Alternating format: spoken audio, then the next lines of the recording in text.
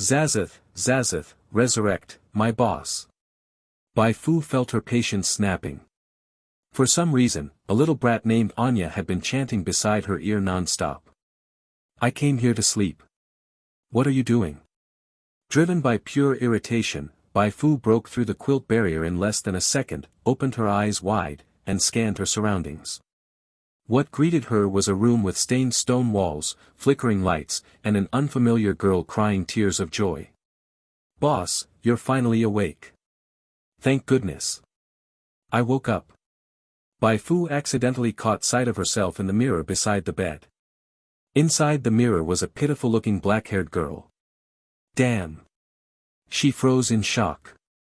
She had only taken a nap, so how did all her strengths turn into weaknesses?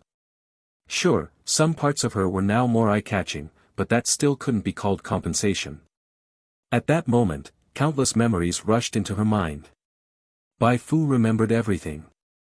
2 days ago, a game called Beyond the Stars had entered public beta. On her way to buy gaming accessories, she had been too focused on reading players roast the developers online. Because of that, she accidentally hit the jackpot.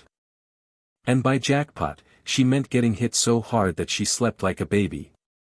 When she woke up again, she had transmigrated into the game. But she had not become the protagonist. She had not become a powerful villain either. She had not even become the villain's close friend. Right now, she was nothing more than a small-time grunt who didn't even deserve her own character page. Well, not completely grunt level. Compared to ordinary mobs, her status was slightly higher. After all, she had a personal sidekick. Bai Fu turned her head and looked at the nervous girl staring at her. Yes, this was her one and only sidekick. Anya. Height, 130 centimeters, special skills, eating and sleeping. Origin, picked up from a trash heap. And now, this little girl had joined the biggest local criminal gang, the Wildfire Gang, together with her. How sinful. What made Bai Fu even more hopeless was her own combat power. 1 Bai Fu was roughly equal to 10 Anyas. In this world, that didn't make her strong. At best, it made her slightly less useless. The day before yesterday, she had gone to collect debts for the Wildfire Gang. As a result, the old bastard who owed money punched her in the forehead and knocked her unconscious for 2 whole days. With this kind of strength, Bai Fu couldn't even imagine climbing to the top of this world. Forget climbing to the top. Just surviving would already be a miracle. That was because Beyond the Stars was a brand new open-world adventure game set in a dangerous universe. Players took on the role of travelers from alien worlds. They started on a remote frontier planet and slowly uncovered the hidden truth behind Beyond the Stars. There were savage stellar beasts, insane psionic mages, and ambitious evil organizations. Even a small battle between powerful beings could tear through the stars. Absolutely not. Bai Fu had no interest in becoming collateral damage and dying without even knowing what hit her. After thinking carefully, she realized there was only one thing she could rely on. Come out, my golden finger. Nothing happened. Wait. No, something was coming. Suddenly, a pale blue screen unfolded in front of Bai Fu. Name, Bai Fu. Age, 20. Race, human. Template, normal. Experience, 0. Main class, unemployed LV2, for 21/500. Subclass, none. HP, 50/50ths. Stats, Strength 4, Agility 3, Constitution 5, Intelligence 3, Spirit 4, Inspiration 3. Skills, none. Talents, none. Stat points, 0. Reputation, 1. So it was a point allocation system.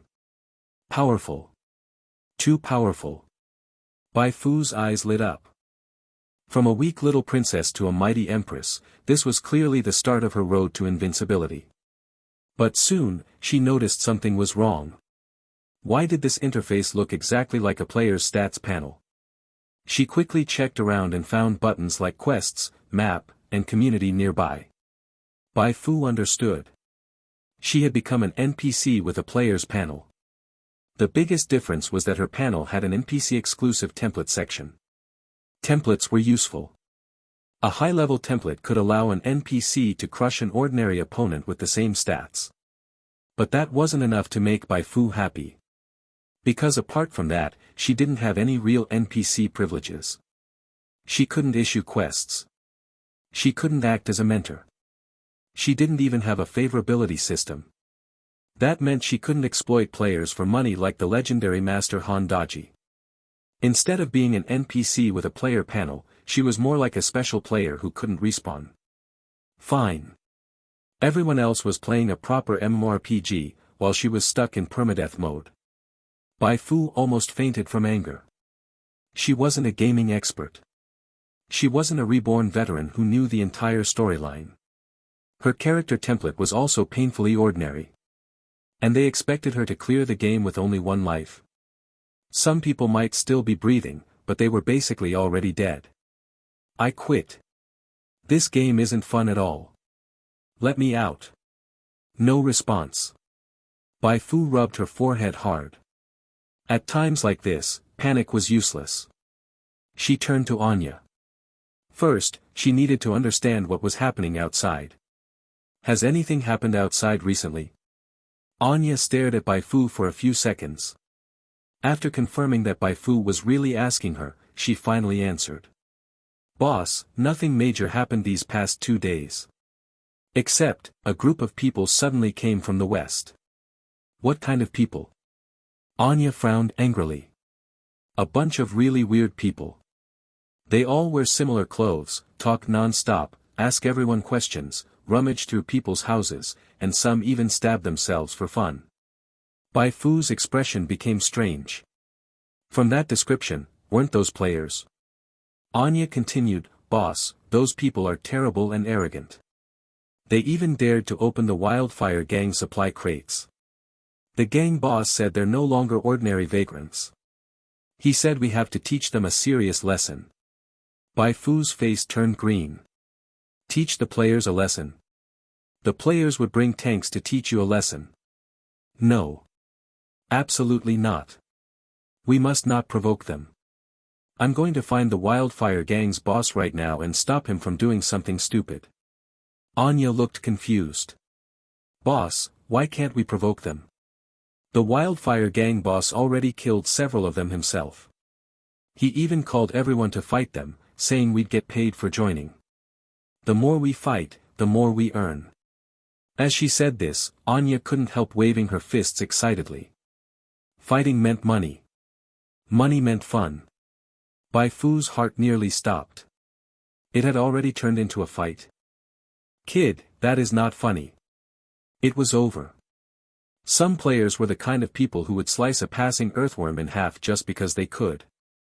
As a member of the Wildfire Gang, if Bai Fu didn't run now, there wouldn't even be ashes left of her later. But there was one major problem. How could she escape?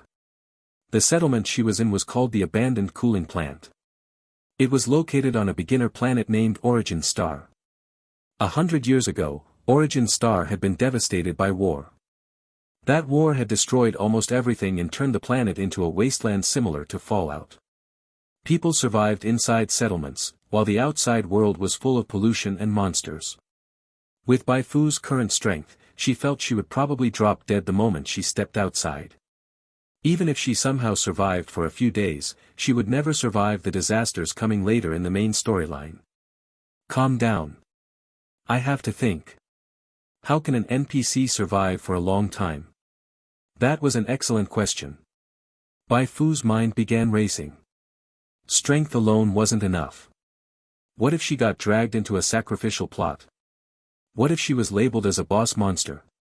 In the end, an NPC's fate was decided by the developers. A stat monster could never beat a mechanic monster. Then Bai Fu remembered a post from the game community. It mentioned an NPC who was supposed to die shortly after appearing in the beta test. But because that NPC unexpectedly became popular among players, the developers had no choice but to rewrite her death. Actually, this kind of thing happened often in games. In long-running games, once a character became popular, it became much harder for the developers to kill them off. Even if they died, they might be revived later. Even a background character could suddenly receive more plot and become important. Bai Fu suddenly understood. If she could go from an unknown nobody to a beloved fan-favorite NPC, wouldn't she also have a chance to receive buffs like that beta NPC? It was uncertain. But it was worth trying. Maybe this was her path to survival. No NPC understood how to become a player favorite better than Bai Fu. Because she had once been a player herself. And she could sneak into the game community at any time to observe what players liked. Whatever the players liked, she would become that. Her entire strategy was simple. Read the room. With that thought, Bai Fu finally relaxed a little. Kids, it's time for me to shine. Boss, are you okay? Seeing Bai Fu suddenly go silent, with her face shifting between pale and green, Anya became nervous again. She had thought her boss had returned to normal. But judging by her expression now, could that punch during debt collection have damaged her brain? No way. The boss had been beaten stupid. Anya rushed forward with tears in her eyes. Boss, pull yourself together. If something happens to you, I'll fight that old bastard who hit you to the death. Bai Fu rubbed Anya's head. Stop making noise. I'm thinking. Becoming a fan-favorite NPC was not easy. First, she had to figure out what kind of NPCs players liked. Bai Fu divided beloved NPCs into two simple categories. First, hot.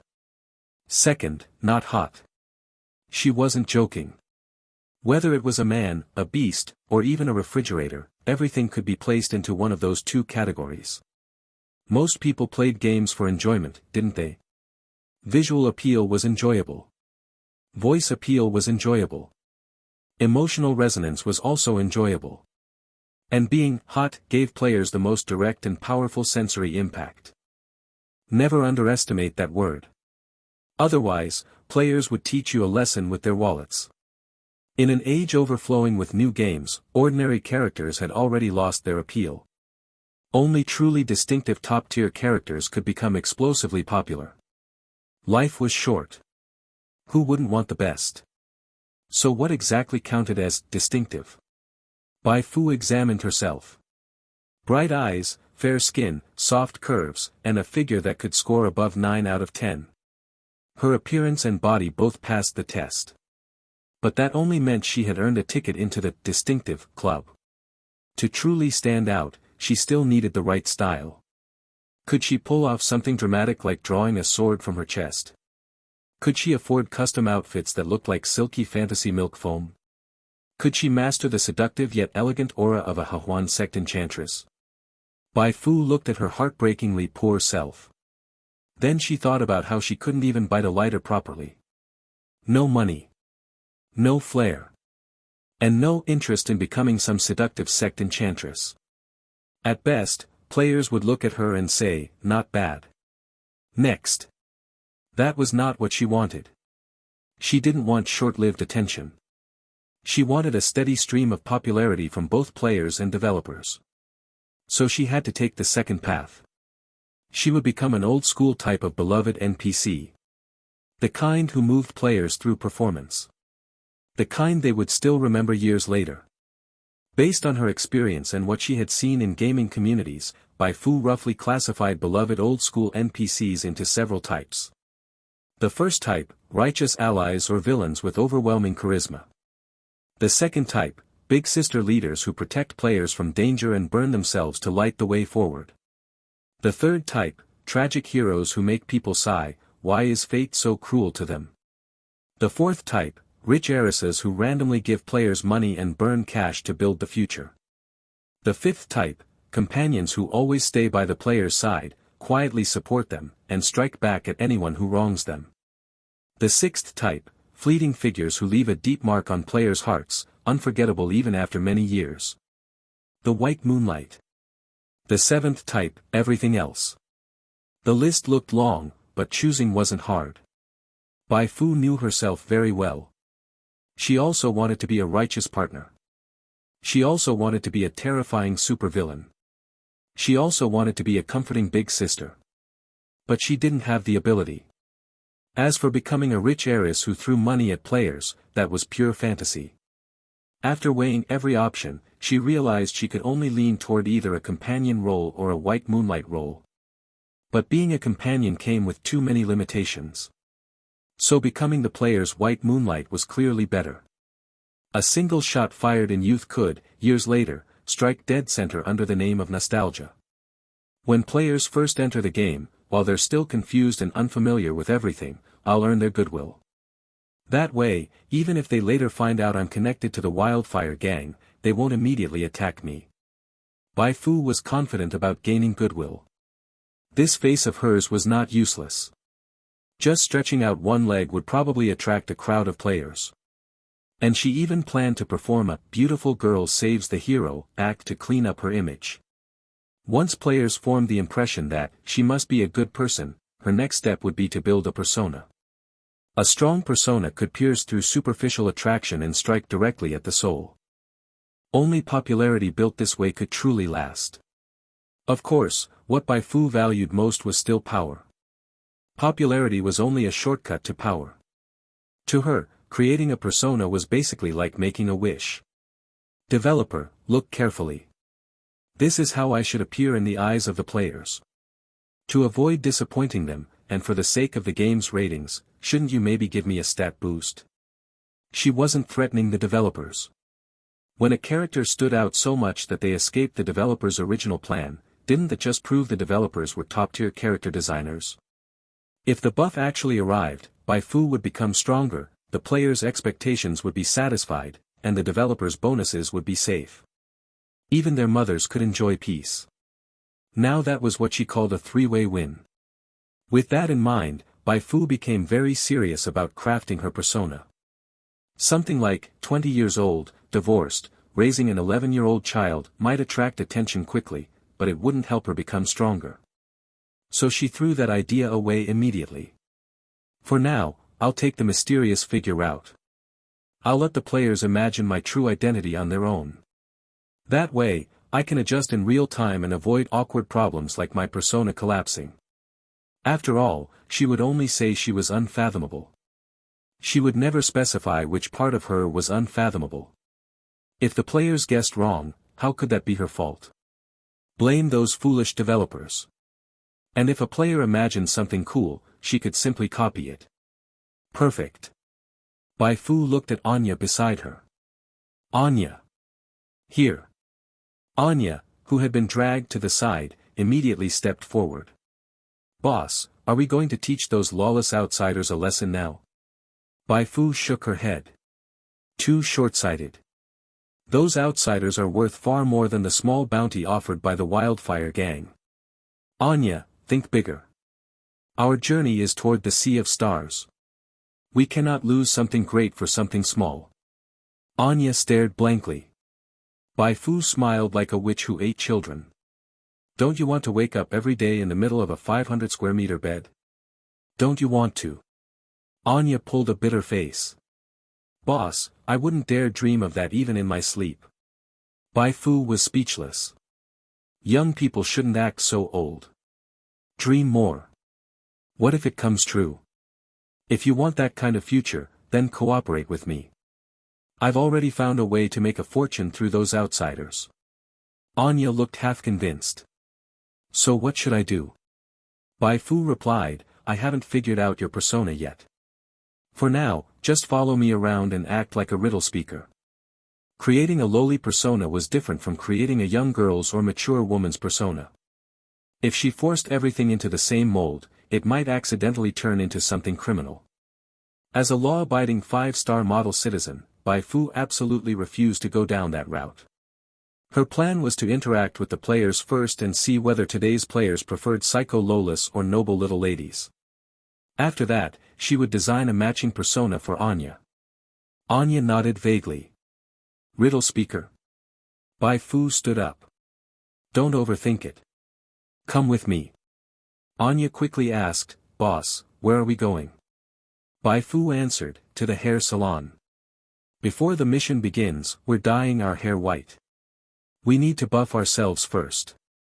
She had heard that white hair was a critical hit against Chinese players. Two white-haired girls meant double the critical hit. Wouldn't that instantly maximize player goodwill? Ah. Anya thought she had misheard. What did white hair have to do with sleeping in a 500 square meter bed? It was over. Boss really had been beaten stupid by that old debtor. No way. Boss, if you lose your mind, what am I supposed to do? Today's story is one you won't want to pause, and if stories like this are how you unwind, you can request the next one I narrate. Your pick, your novel, your audiobook.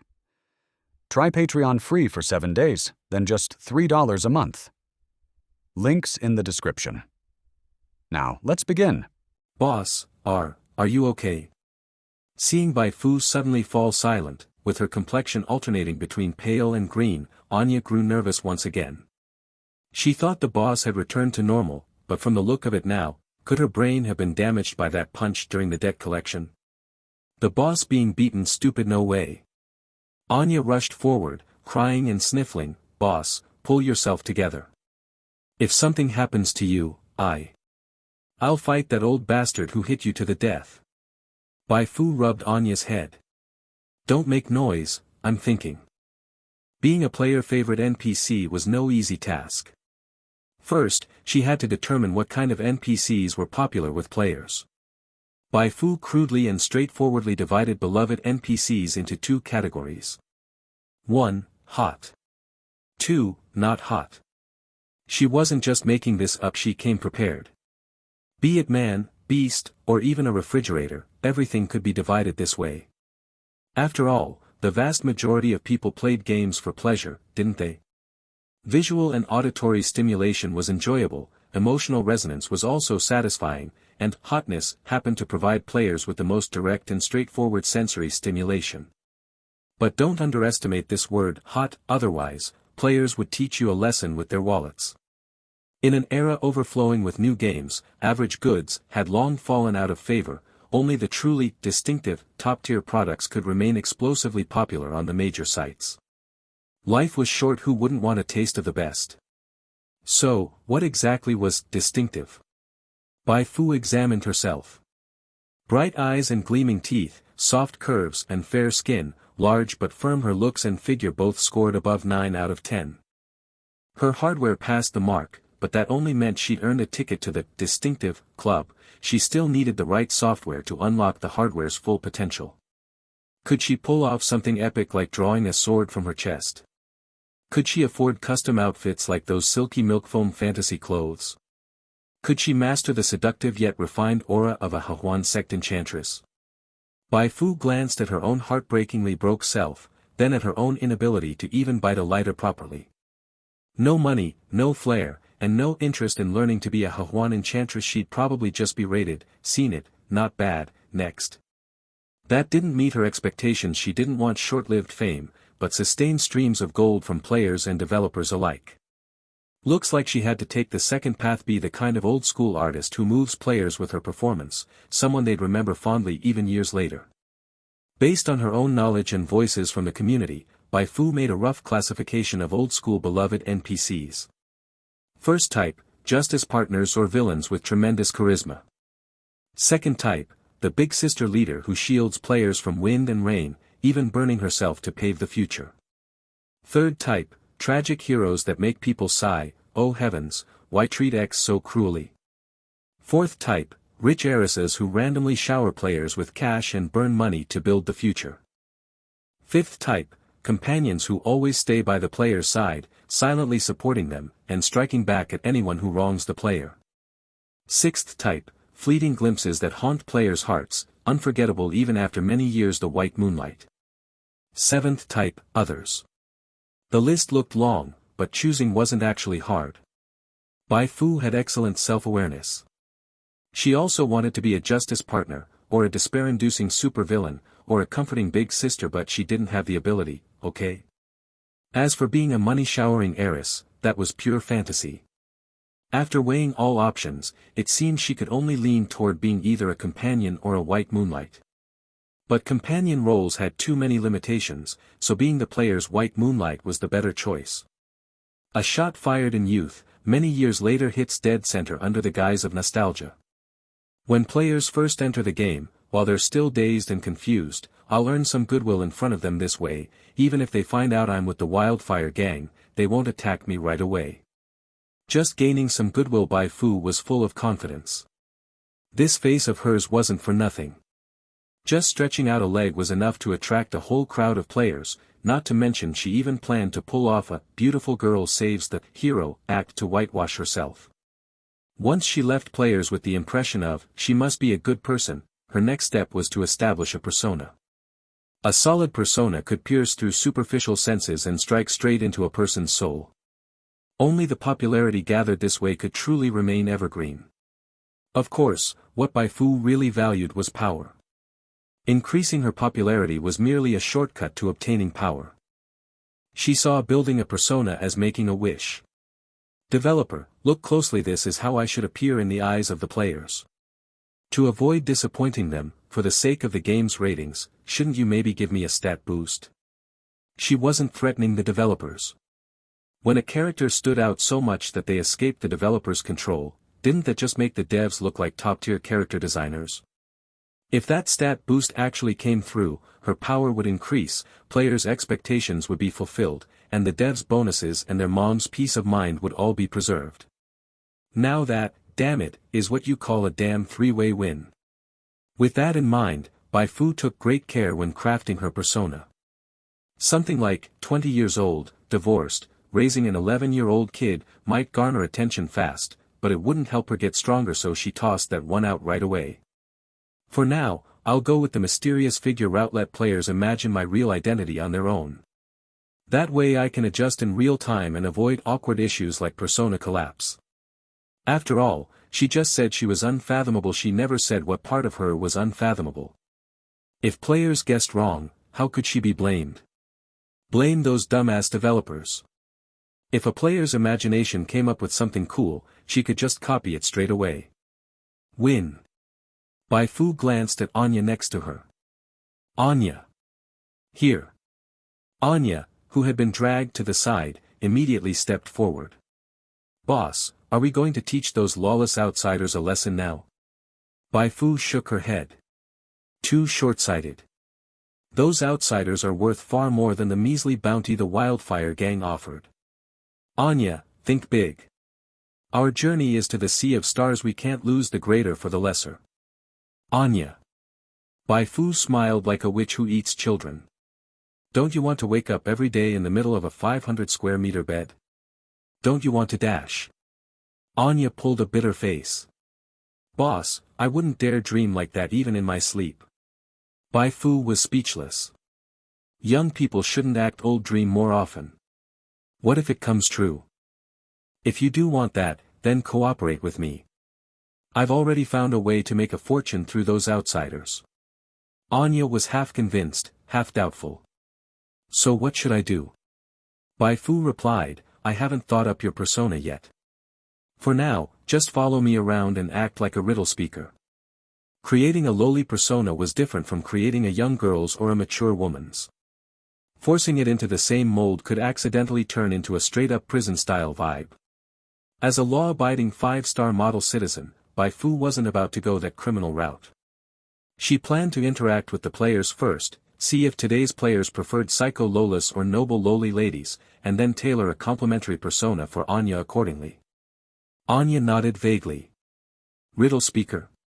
Bai Fu stood up. Don't overthink it. Elbow, come with me. Anya quickly asked, Boss, where are we going? Bai Fu answered, to the hair salon. Before the mission starts, we're dyeing our hair white. Buff ourselves up. She heard white hair was a critical hit against Chinese players. 2 white-haired girls meant double the critical. Wouldn't that just max out player goodwill? Ah. Anya thought she misheard. What was the connection between white hair and sleeping in a 500 square meter bed? It's over. Boss really was hit stupid by that old debtor. No way. Boss, if you lose your mind, what am I supposed to do? To elementary schoolers, pretty cure might seem childish, but for adults, it was just right. Mom, I'm in love. Hiss, white hair, hiss, I'm done for. Damn, this character model. This kind of game that's not shackled by political correctness really hits the spot. I've got no choice but to go all in. You give me a beautiful girl, I give you money. That's perfectly reasonable. Stop spamming, all of you move aside, I want to see my wife. When promoting Beyond the Stars, there was never any display of pretty female characters like 2B or Tifa, the focus was entirely on realistic graphics and extreme freedom. In fact, the first wave of players who flooded in did so purely for the graphics and gameplay. But just because players loved high-quality visuals and gameplay didn't mean they wouldn't love beautiful girls too. Many players would even spend hours before launching a game to install all kinds of huge, white-skinned mods. Bai Fu's radiant entrance was completely unexpected, yet it perfectly hit the players' interests. As a result, within just a few seconds, the live chat barrage exploded. Seeing this, Bai Fu was heartbroken. This was a sin. If she could issue quests like a normal NPC, why would she even bother with such nonsense? She would have fully transformed into the Beyond the Stars version of Syria and made the players shower her with endless dissatisfaction every day. With tears in her eyes, Bai Fu secretly gestured for Anya, who was fanning her vigorously from the side, to stop. When her silver-white hair settled, she walked straight into the alley. The burly man who had kidnapped the excavation princess suddenly realized. Aren't you the one who came to collect debt from Big Bro a few days ago? The burly man relaxed his frown. Actually, when they had knocked Bai Fu out, they were very nervous. After all, Bai Fu was a member of the Wildfire Gang, and they were terrified of bloody retaliation, so they quickly sent her back. But after finding out that Bai Fu was just an ordinary, unofficial member, they calmed down. So she was just a little nobody. Let's just say what's past is past, and now is now. Back then, beating up Bai Fu would have been hard to justify. But recently, the Wildfire Gang had set their sights on those lawless outsiders and urgently needed a bunch of thugs to hold down the fort. And conveniently, they could help the Wildfire Gang. So there was no way the Wildfire Gang would make trouble over a dispensable underling who could just respawn regularly. The burly man immediately began talking tough. You came to stir up trouble just a few days ago, and now you're here trying to steal my business again. Don't think I'll be scared just because you're from the Wildfire Gang. Wait a minute, Wildfire Gang. The excavation princess and all the players watching the stream were stunned. They had only just started the game, but through various channels, they had already learned that the Wildfire Gang was the biggest villain faction in the core area of the abandoned cooling plant. And thanks to some utterly reckless players, the Wildfire Gang's favorability with all players was now in the negative. What a damn plot twist. My wife isn't a pretty cure, she's an evil organization's female officer. Some players were heartbroken. Some players got even more excited. Bai Fu, who was closely monitoring the chat, nodded secretly. These reactions were all within her expectations. Otherwise, she wouldn't have bothered to show up and stir things up. In a martial arts world, saving someone could lead to a promise of marriage if the savior was attractive. But if they weren't good-looking, it usually ended with a repay you in the next life. Ah, this adorable, face-valuing world. Bai Fu stared expressionlessly at the burly man. I'm not interested in stealing your business. I'm just here to tell you, if you want to stay alive, stay out of the mess between the Wildfire Gang and the outsiders. The burly man laughed. And what if I don't listen and insist on getting involved? Don't joke with me. The Wildfire Gang is the Wildfire Gang. You don't scare me. Bai Fu shook her head. You know nothing of fear. Oh, are you going to say I've messed with someone I shouldn't have? The burly man sneered and curled his lip. Bai Fu. Why are you stealing my line? That was the result of me reading hundreds of xianxia novels, and you just took it like that. Bai Fu was furious. The burly man was also angry, he was not someone who liked reasoning. He was better at swinging than quoting Confucius. After 2 heavy punches to pump himself up, he walked aggressively toward Bai Fu. Come on, beat me and you can take her. If you lose, ha ha ha. There were no witnesses here now, so even if he killed Bai Fu, he didn't need to worry about revenge. Bring it on then, who's scared? Don't think your muscles mean you can crush me. This is a world with supernatural power. Did you think my 3 points of inspiration were for nothing? Bai Fu walked straight toward the burly man without a hint of fear. In the narrow alley, the two of them advanced step by step from left and right, quickly closing the distance. Like Dio and Strong the fishmonger heading toward a destined duel, the outlines of their bodies tensed up with power in anticipation of battle. The sound of wind, the rustling of debris, all noises vanished at that moment. Even the daylight seemed to dim significantly. This was the perfect stage. At least, it was for the watching players. Whoa, real-life Mortal Kombat. Where's the impact feel, Inspector? Hurry up and evaluate this. She was just born and he dares to hit my wife. I'll kill you.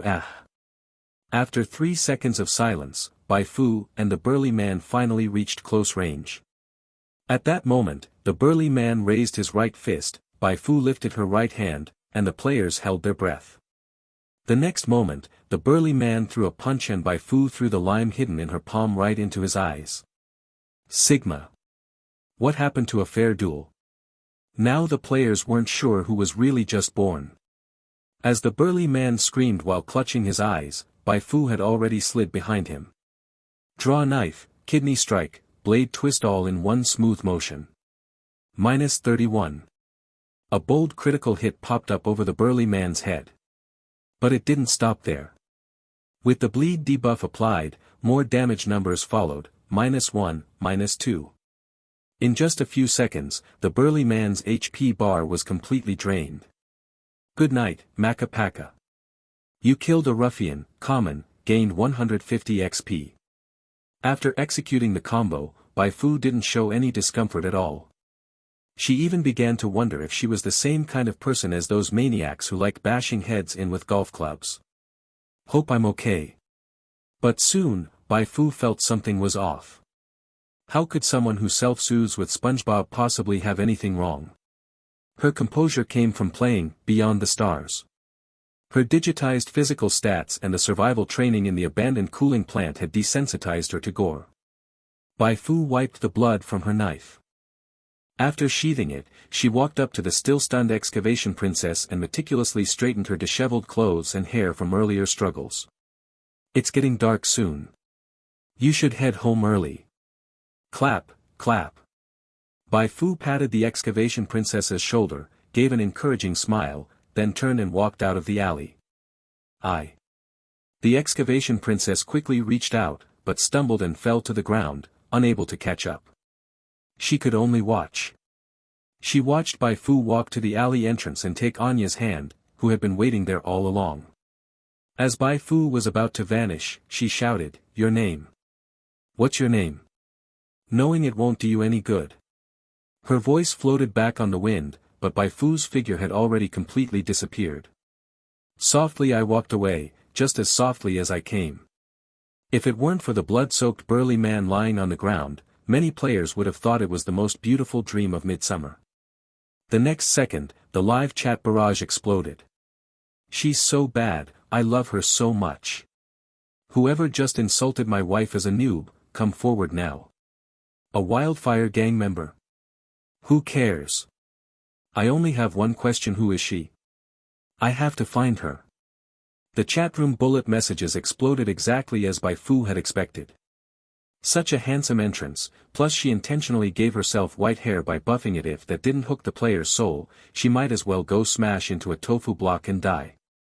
But exactly how much popularity she could accumulate still depended on letting the bullets fly a bit longer. Bai Fu opened the game panel. After defeating the burly man, she gained 150 experience points, just enough to level up. Unemployed loner, upgraded to LV3, strength +1, constitution +1, stat point +1. Bai Fu's stats changed slightly. Template, normal. Experience, 71. Main class, unemployed loner LV3, 0/1000. Subclass, none. HP, 60/60ths. Stats, Strength 5, Agility 3, Constitution 6, Intelligence 3, Spirit 4, Inspiration 31. Skills, none. Talents, none. Stat points, 1. Reputation, 14. Bai Fu allocated her free attribute point into Constitution. 7 Constitution doubled her health bar compared to a normal mob, easily qualifying as an elite monster. The bad news was that the blank slate unemployed drifter's level cap was LV5. To continue increasing her power, she urgently needed to learn a new class. The good news was that the game didn't impose a hard limit on the number of classes, so she could freely learn a new one. This was one of the differences between Beyond the Stars and other games. Players could use experience to unlock additional main class slots and thus learn more classes.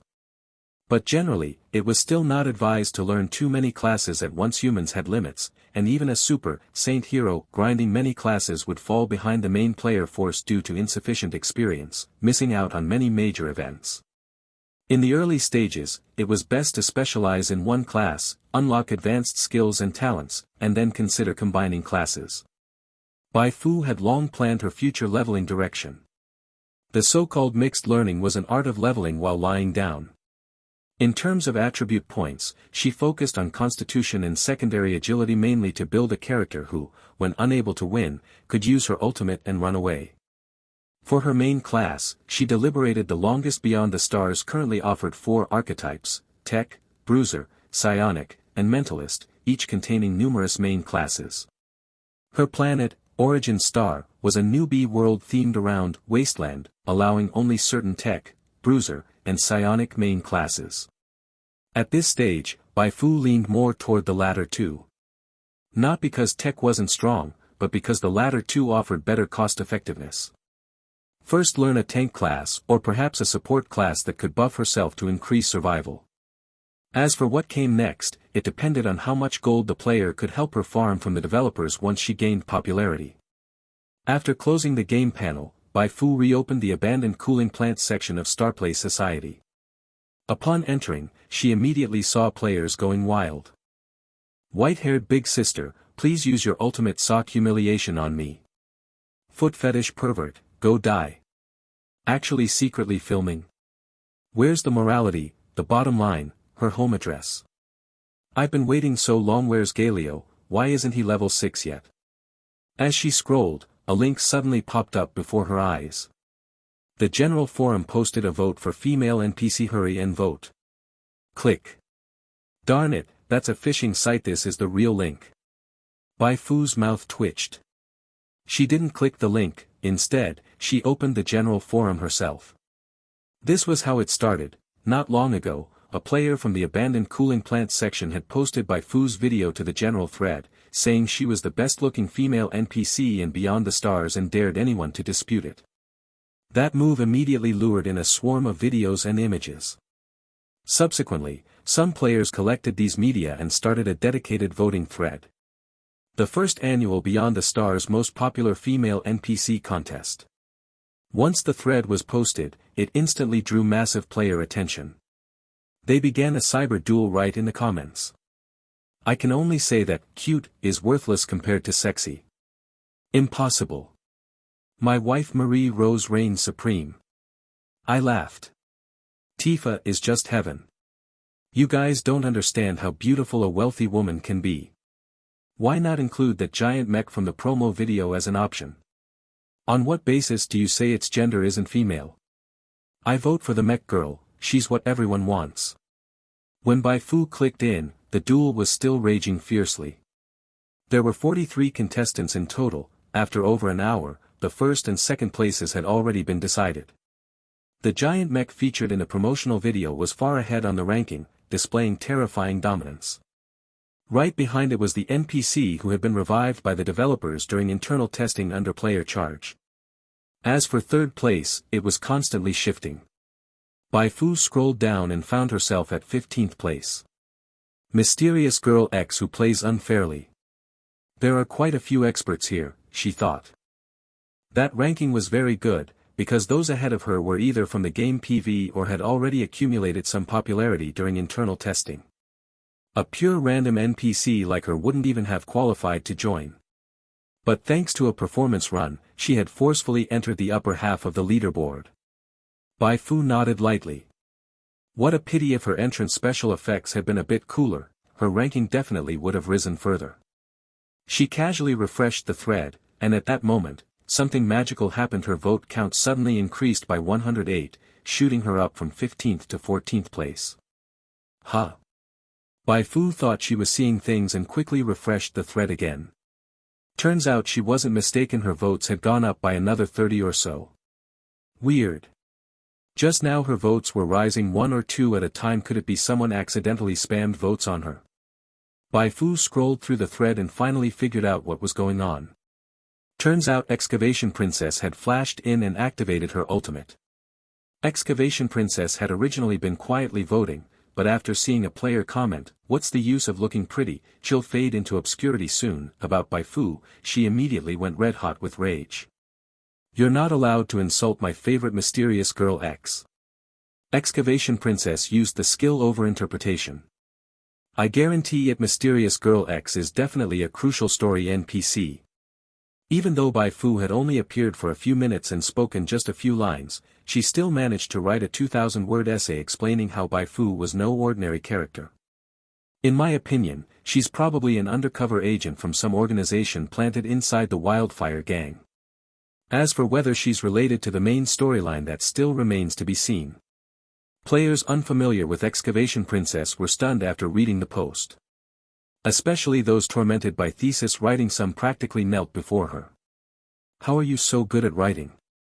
Those familiar with Excavation Princess, on the other hand, immediately started booing. "Everyone disperse, Excavation Princess is at it again." Excavation Princess might guess right, but her guesses are rarely right. In the face of doubt, Excavation Princess remained perfectly calm. Didn't matter. A storm couldn't topple a tree that had already fallen. If you don't believe me, just wait and see. If she guessed wrong, she'd keep playing dead. If she guessed right, she'd leap up and start flaunting it. This wave of overinterpretation from Excavation Princess had a phenomenal effect, drawing in a huge wave of attention for Bai Fu. Some players truly became fans. Some just came for the fun. But regardless of their reasons, they all voted for Bai Fu. "You vote 1, I vote 1." Bai Fu ascended on the spot. 15, 14, 12. 10th place. Holy crap, she's in the top 10. Damn it all, why aren't you voting? Vote, vote now, all of you. Supporters of other NPCs panicked at the sight. Referee. Someone's cheating. They couldn't care less anymore, scrambling to call for backup. No one had expected that what started as a low-attention vote event would become the hottest activity since server launch. 6th place. Everyone, lend your energy to my waifu. Oh, power of unity, please roar and crush all obstacles. In just 20 minutes, Bai Fu shot up from 15th to 7th like a bamboo shoot. But that wasn't her limit. At 30 minutes 6th. At 47 minutes 5th. On the road to 4th place, she encountered a powerful blockade. We unite. After a half-hour-long tug-of-war, Bai Fu managed to completely drain her opponent's vote base and firmly secured 4th place before the voting deadline. Yes, 4th place. This wasn't 4th out of 4 people taking a test, this was 4th out of 43. If the voting had lasted just a bit longer, Bai Fu felt she might have even overtaken that harp-playing big sister in the skimpy outfit. The harp girl unleashed her ultimate right in everyone's face, building a wall of size with the support of the pervs, but the swords of the fun lovers were just as sharp. Seeing the final result, all the players who supported Bai Fu cheered in full force. We are the champions. Holy crap. Awesome. Of course, there were also some players who weren't convinced and argued endlessly over whether 3rd or 4th was better. TCH, it's just 4th place, she's far behind 3rd. What did Mysterious Girl X ever do to you? Typical. Don't tell me you're triggered. Filial. The two sides argued for ages without settling it and eventually agreed to settle the score at the second edition of the contest. Harp Girl is the best, period. Bullshit, Mysterious Girl X is the best, period. This wave of bickering unexpectedly brought Bai Fu even more attention. Bai Fu, 6. Excavation Princess was truly a woman of staggering wisdom.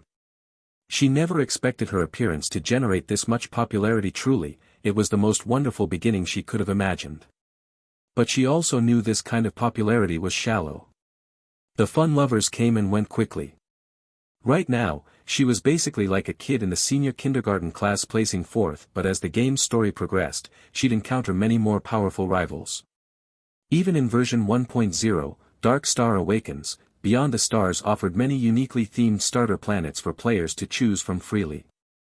Each of these starter planets had its own main storyline and beyond that, countless engaging side quests. Imagine how many high-popularity NPCs those storylines could produce.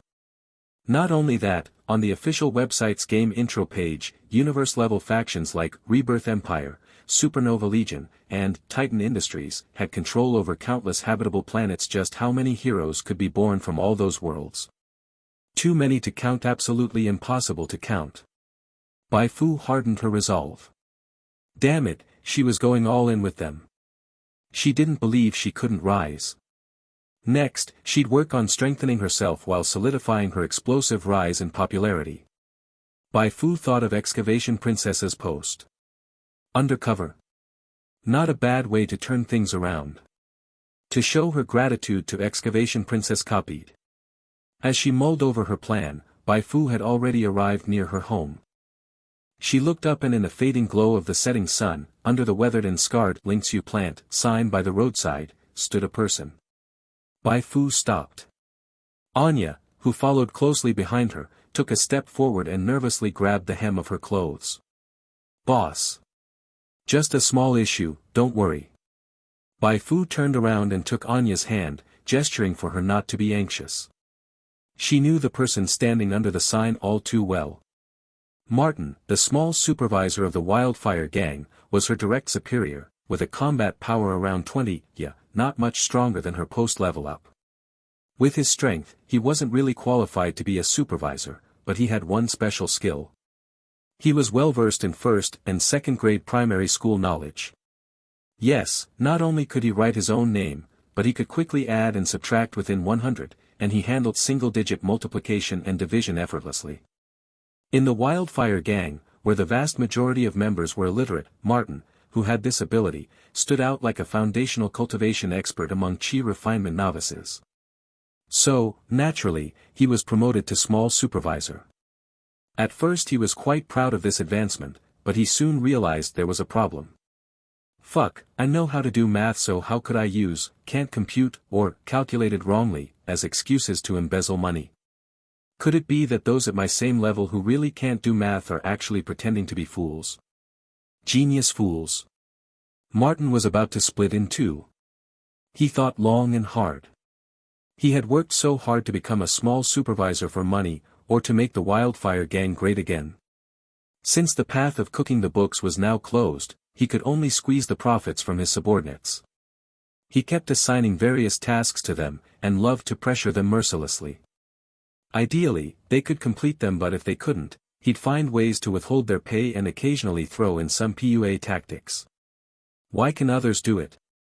Bai Fu's previous incarnation became a victim.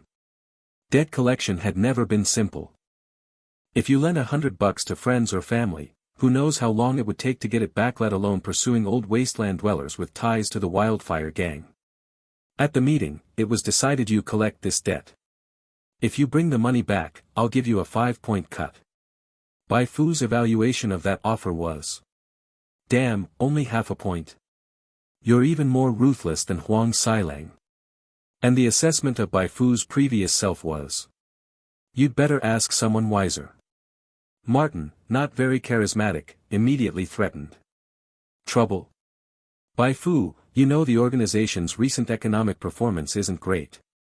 We might not be as punctual with salaries as before. You'd better earn some extra bounty. Think of that child you took in, so cute.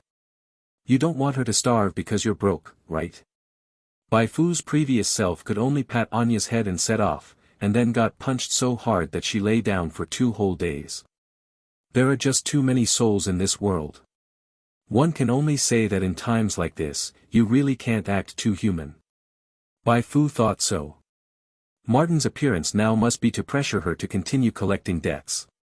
As expected. The moment he saw her and Anya, Martin smiled and came over. Why did your hair turn white? Forget it, that's not important. I heard you were injured before. I was pretty worried. Fortunately, it wasn't too serious. After the small talk, he immediately bared his fangs. Bai Fu, I know it's hard for you, but the deadline from higher-ups is approaching. Ding! Suddenly, 2 game prompts popped up in front of Bai Fu. The first one was: you have triggered the faction quest, pay your debts. The quest came with a detailed description, so no problem. Skip. Although the game didn't have a skip function for the plot, Bai Fu simply ignored the nagging Martin and began reading the quest details. Quest description: your superior Martin wants you to reclaim a sum of money lent out by the Wildfire Gang. Quest objective: no method restrictions. Recover as much of the debt as possible. Details: remaining time 47 hours 59 minutes and 36 seconds. Reward: 2000 EXP, 10 faction reputation. Accept/decline. Bai Fu chose to accept. A reward of 2000 EXP was no small amount at this stage. If players only did daily tasks like carrying bricks and collecting bottle caps, they might not even earn 200 EXP in a day. From the reward alone, it was clear the quest would be difficult. But it didn't matter. If she couldn't win, she would just run away. After all, this wasn't some main god space where failing a quest meant punishment. Bai Fu then opened the second prompt. You have unlocked the faction system. What followed was a dense wall of explanatory text. The faction system in Beyond the Stars wasn't too different from other games. Once players met certain conditions, they could join a faction. By increasing faction reputation, players could unlock faction-level quests, exclusive shops, exclusive class knowledge, faction roles, etc., and even gain stat bonuses in some special factions. Joining a faction wasn't all good. It could cause hostile factions' NPCs to become aggressive, leading to many negative consequences. But that didn't matter to Bai Fu because her faction had already been locked as Wildfire Gang. From the current situation, Bai Fu had no intention of defecting from the Wildfire Gang. Her perspective on the Wildfire Gang was different from others. To other survivors of the abandoned cooling plant, the Wildfire Gang was a terrifying demon king, always robbing and looting, a source of fear, but to her, the Wildfire Gang was as alluring as the demon queens in Djinshi. A powerful faction meant the Wildfire Gang had money. Robbing a lot meant the Wildfire Gang likely had loads of rare upgrade materials and class knowledge books.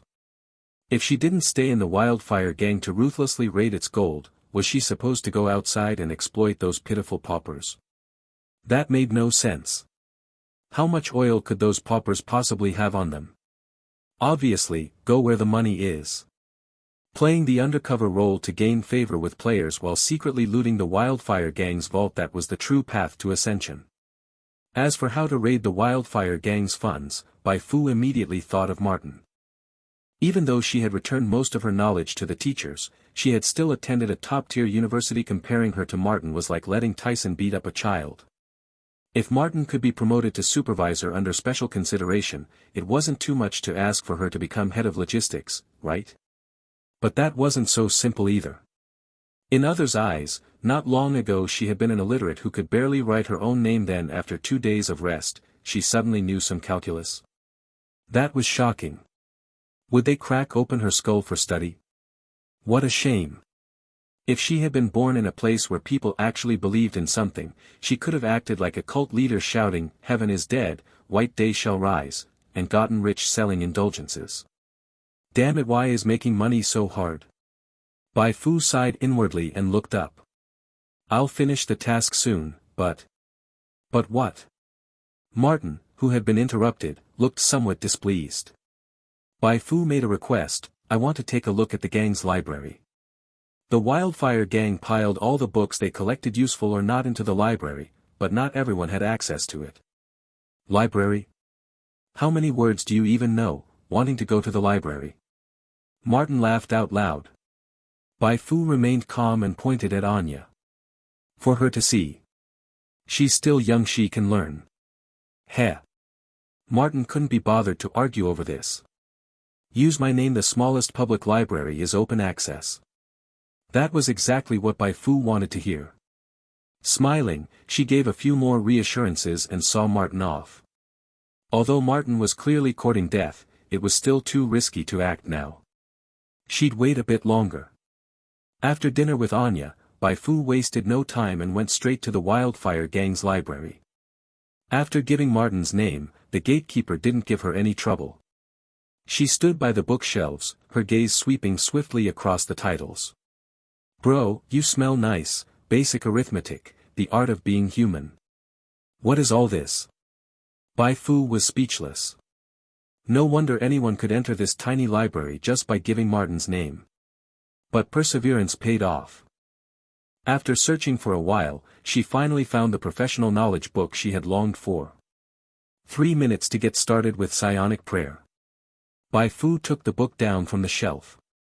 Though the book was full of symbols she didn't recognize, that posed no difficulty for her. You begin reading, 3 minutes to get started with psionic prayer, current progress 0.3%. This was the charm of the player interface at work. 3 minutes later, Bai Fu received a new notification. You have unlocked a new class Psionic Apprentice, +1 Spirit, +1 Inspiration, +2 stat points. During reading, you comprehended new skills, Fervor, Harden, Spirit Vision. She really did, I'm crying to death. After unlocking the Psionic Apprentice class, Bai Fu clearly felt that her consciousness had become much clearer, and for a moment, she even had a transcendent feeling as if she had seen through the mundane world. Was this the manifestation of enhanced spirit and inspiration? The level cap for Psionic Apprentice was 10, and each level up awarded double the stat points compared to unemployed. Bai Fu opened her panel in satisfaction. Main class, Unemployed LV3, 0/1000, Psionic Apprentice LV1, 0/300. Subclass, None. HP, 70/70. Psionic value, 25/25. Stats, Strength 5, Agility 3, Constitution 7, Intelligence 3, Spirit 5, Inspiration 5. Skills. Fanaticism LV1, causes a specific body part of the target to enter a fanatic state, consuming 1 point of psionic value every minute during the duration, with a 2-second cooldown. Hardening LV1, causes a small area of the target's skin to enter a hardened state, consuming 1 to 3 points of psionic value every 5 seconds during the duration, with a 1-second cooldown. Psionic Vision, uses psionic sensing to investigate the target's information, with the detail level depending on the level difference. Talents, None. Stat points, 2. The newly added psionic value was the source of power for psionic path classes. It recovered slowly over time and its cap could be increased by raising inspiration, or enhanced through items, equipment, skills, or talents. Among the 3 new skills, Fanaticism increased attack, Hardening increased defense, and Psionic Vision allowed her to assess an opponent's strength, quite practical indeed. In fact, 3 minutes to get started with psionic prayer had brought Bai Fu not only a new class, but also notes on precautions during psionic cultivation. Warning. Do not use psionic prayers on others recklessly, or it may cause extremely adverse effects. She had originally been ready to head home.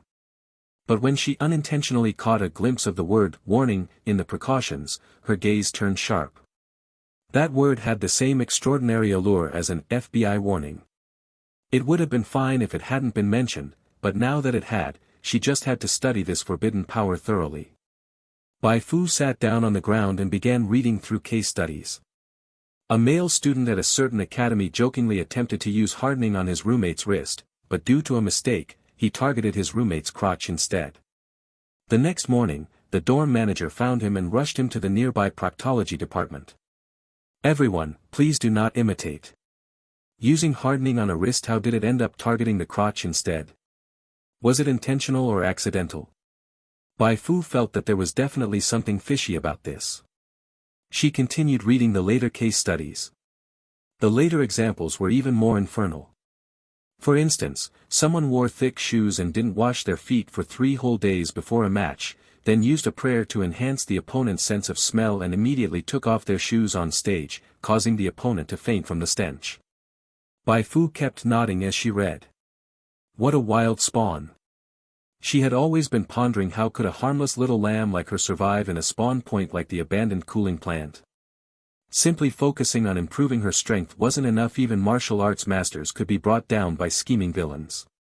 Placing all hope on the players wouldn't work either. Bai Fu ultimately concluded that she needed to defeat Spawn with Spawn. Only by understanding all the methods her opponents might use could she avoid falling victim to them. To put it negatively, if she ever really got entangled with some Spawn in the future and couldn't avoid it, she would at least have enough leverage to negotiate. You don't want to blow up together with me, do you? A poop-smeared mop was like Lu Bu reborn, but if she too pulled out a poop-smeared mop, how would the other party respond? Strategic weapons didn't have to be used, but they must be possessed. Bai Fu reluctantly closed the book. She had actually wanted to find more case studies for reference and learning. Unfortunately, this little book collection was too small. Most of the books here could be bundled into a X Books That Will Benefit You for Life series. She had no choice but to change her approach. Since she couldn't learn useful knowledge from books, she would have to gain insight through practice. After greeting the gatekeeper of the book archive, Bai Fu returned home. During the time she was away, Anya had already cleaned the house until it was spotless. Though still a child, she was very sensible. "Boss, are we really going to go demand debt from that old geezer again?" Wearing an apron made of ragged cloth, Anya walked out of the kitchen, visibly worried. Bai Fu nodded. "Of course. If we don't collect the debt from him, where will we get money? Do you remember that outsider we saved during the day? Now it's time for you to witness the real value of outsiders." As an NPC, if she didn't command players to fight monsters and gather materials for her, could she still be called a proper NPC? Bai Fu called Anya over and gave her instructions in person. "Tomorrow you're going to seduce those outsiders like this. Will this really work?" Anya didn't believe it, but since it was the boss's order, she had no choice but to do her best. There could be no two suns in the sky, she had only one sun in her heart, and that was her boss. The next day, a little after 10 in the morning. In the live stream room titled Mysterious Girl X, I'm Freaking Coming, Excavation Princess was currently working with a group of viewers to search for the missing Mysterious Girl X. Can you marry NPCs after raising their affection in this game? The official site didn't say, so probably not. Thumbs down, not as good as Elaine. I want a harem, I want the lab of love. Speaking of Elaine, have you guys noticed all the female NPCs in this game look so small? Ridiculous, you call realistic proportions small. If I don't see Mysterious Girl X soon, I'm going to die. Digging treasure, my treasure, look behind you. Behind me? Is someone smashing bricks into each other's crotch again? While studying the map, Excavation Princess subconsciously turned around, and instantly spotted a little girl peeking around a corner. That smooth white hair, that petite figure. Wasn't that the same little girl who had been following Mysterious Girl X around yesterday? If she had found her, didn't that mean she had also found Mysterious Girl X? Excavation Princess quickly followed, chasing across several streets before finally catching up to Anya. "Why are you following me?" Anya puffed up her cheeks angrily. "Wait a second, you're the outsider that boss saved yesterday." Excavation Princess nodded with a smile. "That's right, it's me. Why are you out here alone? It's dangerous. Where's your boss?" Anya replied irritably, "What do you think? Boss went to find that big brute's boss who tried to catch you yesterday. Do you know how dangerous that is? That guy's super strong. It's all your fault." As she spoke, she pointed to the end of the street. Excavation Princess followed Anya's finger and looked. At the fork in the road, beside a concrete post, the girl stood gracefully. White clothes, white hair, a neck like a silkworm, slender wrists, fair ankles. A morning breeze suddenly blew, and her smooth hair danced with the wind. It's her, it's really her.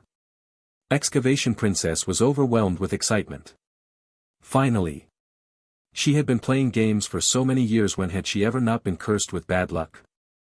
Other people played the odds, but she might as well have been pulling from raffles run by penguins and Pinduoduo, always needing to hit the hard pity before she got anything, and sometimes even failed upgrades with a 99% success rate multiple times. But this time, she had barely spent half a day looking for Mysterious Girl X before finding her. Could it be that Mysterious Girl X was the long-awaited goddess of luck she had been missing? No time to get emotional. Facing Anya's resentful gaze, Excavation Princess gave a confident smile. Don't worry, I'll handle everything. So what if it was a bunch of monsters with HP bars? If she couldn't beat them, couldn't she just summon her Sunshine Big Bro to help in battle? Anya wanted to say more, but Excavation Princess had already taken her leave, striding toward Bai Fu in the distance. Hey! Anya opened her mouth but didn't speak. Boss said these outsiders had infinite potential, but from what she had seen and heard, every single one of them seemed not very bright. What kind of normal person picks up a stick on the street and starts shouting that they found an invincible divine sword? Anya felt that Boss might have misjudged this time. Just as she sighed, Excavation Princess posted a new message in the live stream. Raid time, everyone. Someone's bullying Mysterious Girl X, coordinates, XXX, XXX. If you're nearby, come charge with me. In an instant, the live stream erupted in chaos. Damn, for real. Let's beat the crap out of them. Who dares provoke my wife? I will end their life.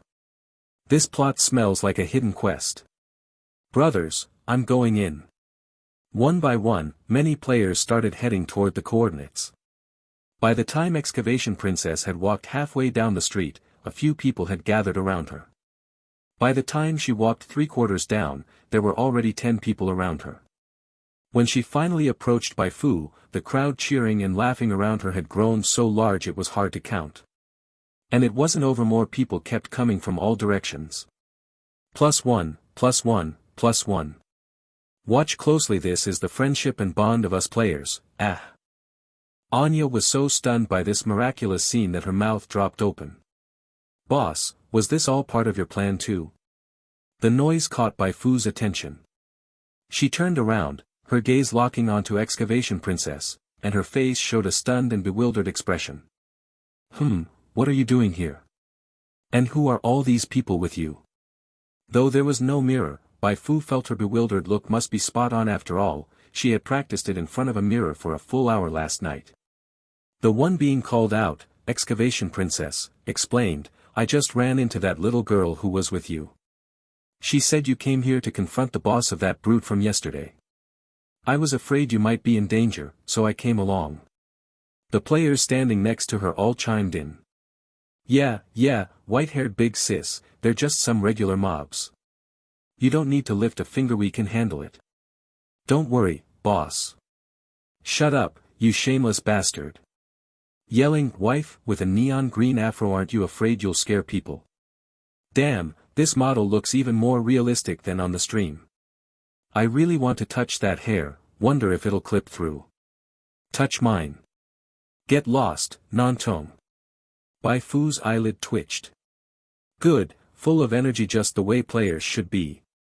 Excavation Princess, who had been watching Bai Fu carefully, thought she was angry and hurried to smooth things over. Everyone, calm down, let's talk about the mission, Bai Fu interrupted her. I think I understand why you all came here. I appreciate your intentions, but this isn't an opponent you can handle at your level. One misstep and you'll die. Go back. As soon as she said this, a playful air filled the crowd of players. We're not afraid of dying. Exactly, it's just dying once, nothing to worry about. As a fan of soul-like games, I live for this dance on a knife's edge thrill. Anya, who had quietly followed behind, was startled when she heard this. Just dying once, nothing to worry about. How could death be something you describe as just or no big deal? Bai Fu shook her head. It's not that I don't believe in your courage. But death doesn't affect just one person. You don't want your loved ones to grieve because of you, right? That was the wrong thing to say. The player's rebellious spirit flared up instantly. Damn it, how dare Mysterious Girl X look down on us, we must prove ourselves with a badass performance. A player emerged from the crowd, his spiky red hair bearing the name Black Tiger Afu. I don't know where I am, and I don't care about the plot. I only have one question: when do we start killing? As he spoke, he ran his hand along the edge of his axe blade. This scene made Anya's face go pale. What kind of maniac was this? Another player named Patrick Starr stepped forward too. Yeah, we're already here. The players beside him began to cheer. We're already this deep, let's fight. Can't have come for nothing. Facing the hyped-up players, Bai Fu could only smile wryly. I really can't stop you guys, can I? You're the ones insisting on this, it's not like I forced you. There's video evidence, so don't blame me if something goes wrong. Alright, here's the plan. I'll go in first to draw their attention. Then you guys sneak up and ambush them. That'll lower the chances of casualties. Excavation Princess quickly objected. No way, that's too dangerous. What if you get hurt? Leave it all to us. Do as I say. Bai Fu widened her eyes, her voice firm and unquestionable. You must be kidding. If I let you charge in while I stay outside watching, would that old geezer's money still have a share for me? By the time I get in there, you'd probably have stripped the entire place down to the floorboards. Bai Fu wasn't worried about her own safety after all. She and that old geezer were still technically in the same faction, and she had invested all her stat points in Constitution. Full Constitution build plus hardening prayer. Just try and stop me. Wait for my signal. With that, Bai Fu turned and headed toward where the deadoing old geezer lived. Watching her walk away, everyone present, both the players and the onlookers just there for fun, were deeply moved. While other NPCs treated them like tools, only Mysterious Girl X would willingly throw herself into danger for their safety. She really did. I'm crying to death. Damn, I haven't seen a game character this considerate of players in years. F you, devs, if Mysterious Girl X dies, I swear I'll come for you. Calm down, the devs don't deserve that. She's not dead yet. If she does die, I'll storm with you. Wait for me, I'm deleting my account and re-rolling in your noob village now. Amid the uproar, Excavation Princess exchanged glances with the surrounding players. With such a great NPC, if we don't do everything we can to protect her, are we even human? Let's FING go. You've been empowered, go sacrifice yourself. Walking through a narrow path cluttered with junk, Bai Fu stopped in front of a 3-story building with drafts seeping through from all sides. This was the base of the deadoing old geezer. It wasn't her first time here, so even though her hair color had changed, the gatekeeper recognized her at a glance. Not good, he shouted in alarm, then turned and sprinted inside. Boss, that woman is here again. That woman? From inside the building came the harsh scraping of tables and chairs being moved. Moments later, a tall man with a knife scar on his forehead walked out. Bai Fu immediately used her psionic vision skill on him. The skill succeeded, but due to the level gap, the data shown wasn't complete. Name, Big Bro Biao, Elite. Template, Normal. Main class. LV6. Subclass, None. HP, 107/110. Stats. Skills, Intimidation LV2. Talents. Affection level, Hostile. Threat level, Yellow. Seeing this, Bai Fu felt relieved. Just as she had expected. In Beyond the Stars, threat levels were divided into 5 ranks: green, blue, yellow, red, and black. Yellow meant Big Bro Biao was only slightly stronger than her. Even if she insulted his ancestors right off the bat and triggered his blood fury state, she would still last long enough for the players to arrive and rescue her. It's you. Big Bro Biao furrowed his brows. He had recognized Bai Fu too. I already told you, I have no money. All I have is my life. You dare come here again? Are you tired of living? Bai Fu remained calm. Relax, I'm not here to make trouble. Then what are you here for? The scar on Big Bro Biao's forehead twitched. Like hell I'd believe you. Bai Fu pointed into the distance. You've been targeted by the outsiders.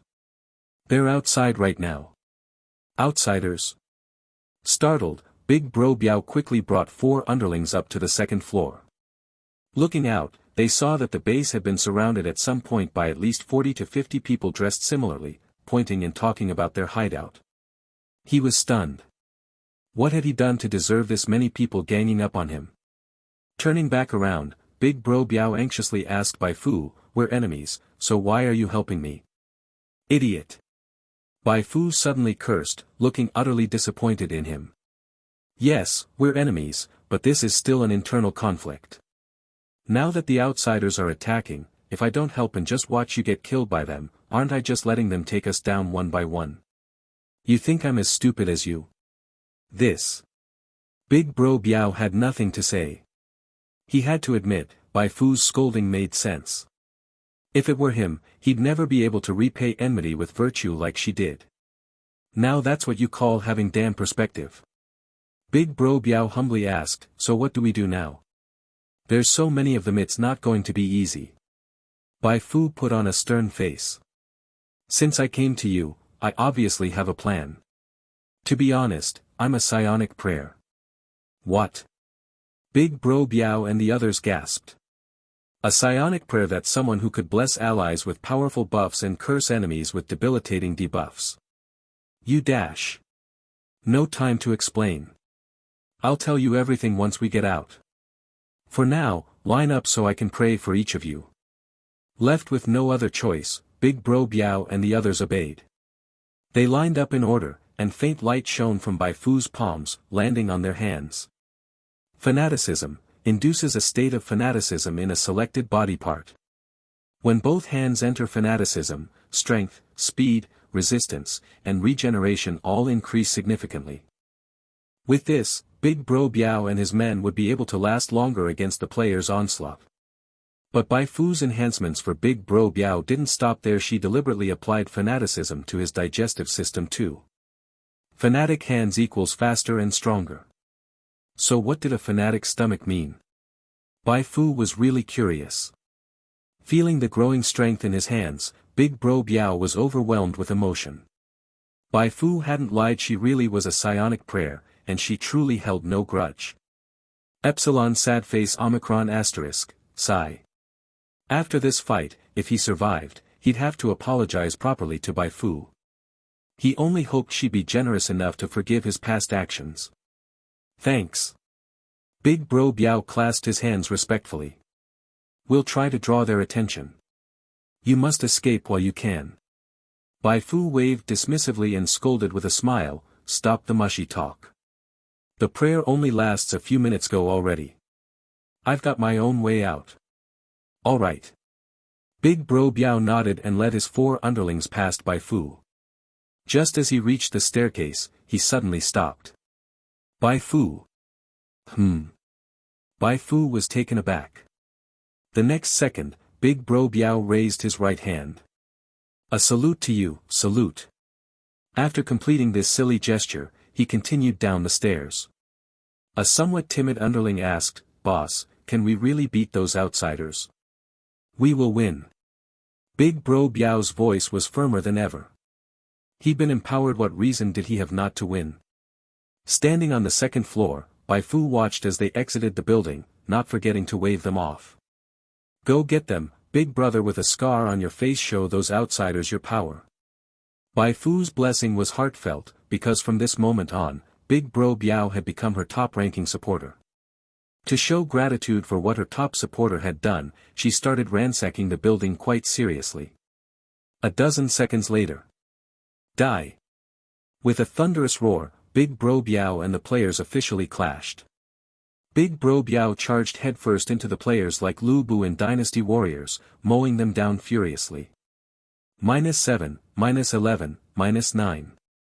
Each of his attacks took away at least a quarter of a player's HP, while the players could barely even land a hit on him.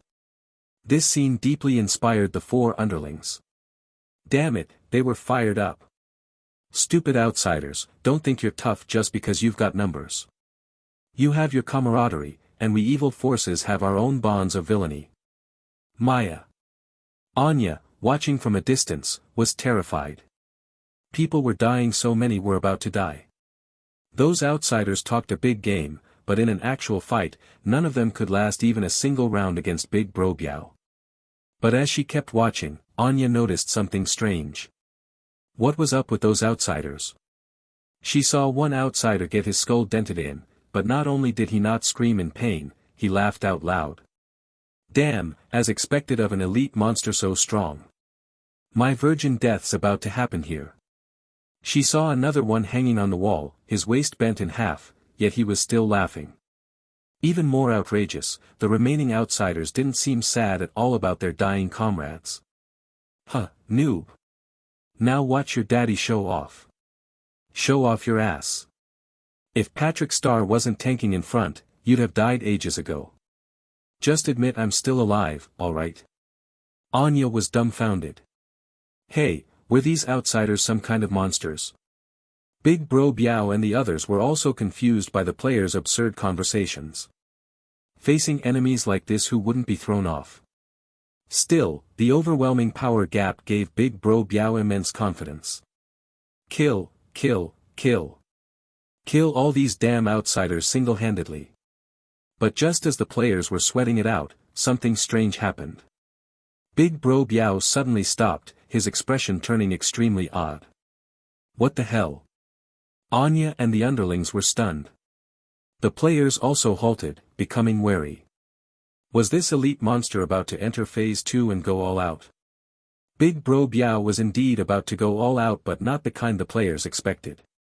He clutched his stomach, legs squeezed tightly together, feeling that if he moved even slightly, he'd have explosive diarrhea. What the hell? At a time like this, he was having stomach issues. What kind of shitty luck was this? Big Bro Biao's heart sank halfway. It had to be something he ate before Bai Fu came. No choice, he had to run, or he'd definitely be beaten to death in this state. Big Bro Biao turned and ran, shouting for his underlings to cover him.